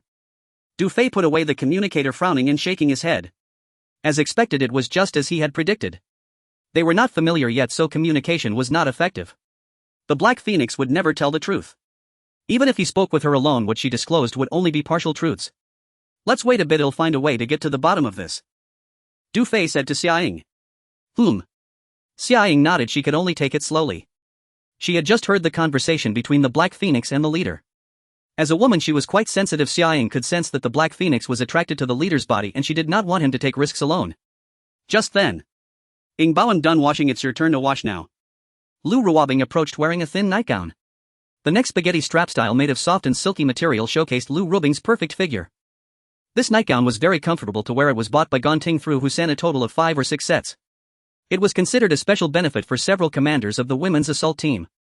Lu Ruobing came over while Xia Ying still sat in Du Fei's embrace, smiling contentedly and raising her eyebrows at Lu Ruobing. You little brat, you were just crying like a baby, and now look at you so happy. Lu Ruobing rolled her eyes at her and said, I see you are deliberately trying to get the leader to comfort you. You came at the wrong time, couldn't you have come a bit later?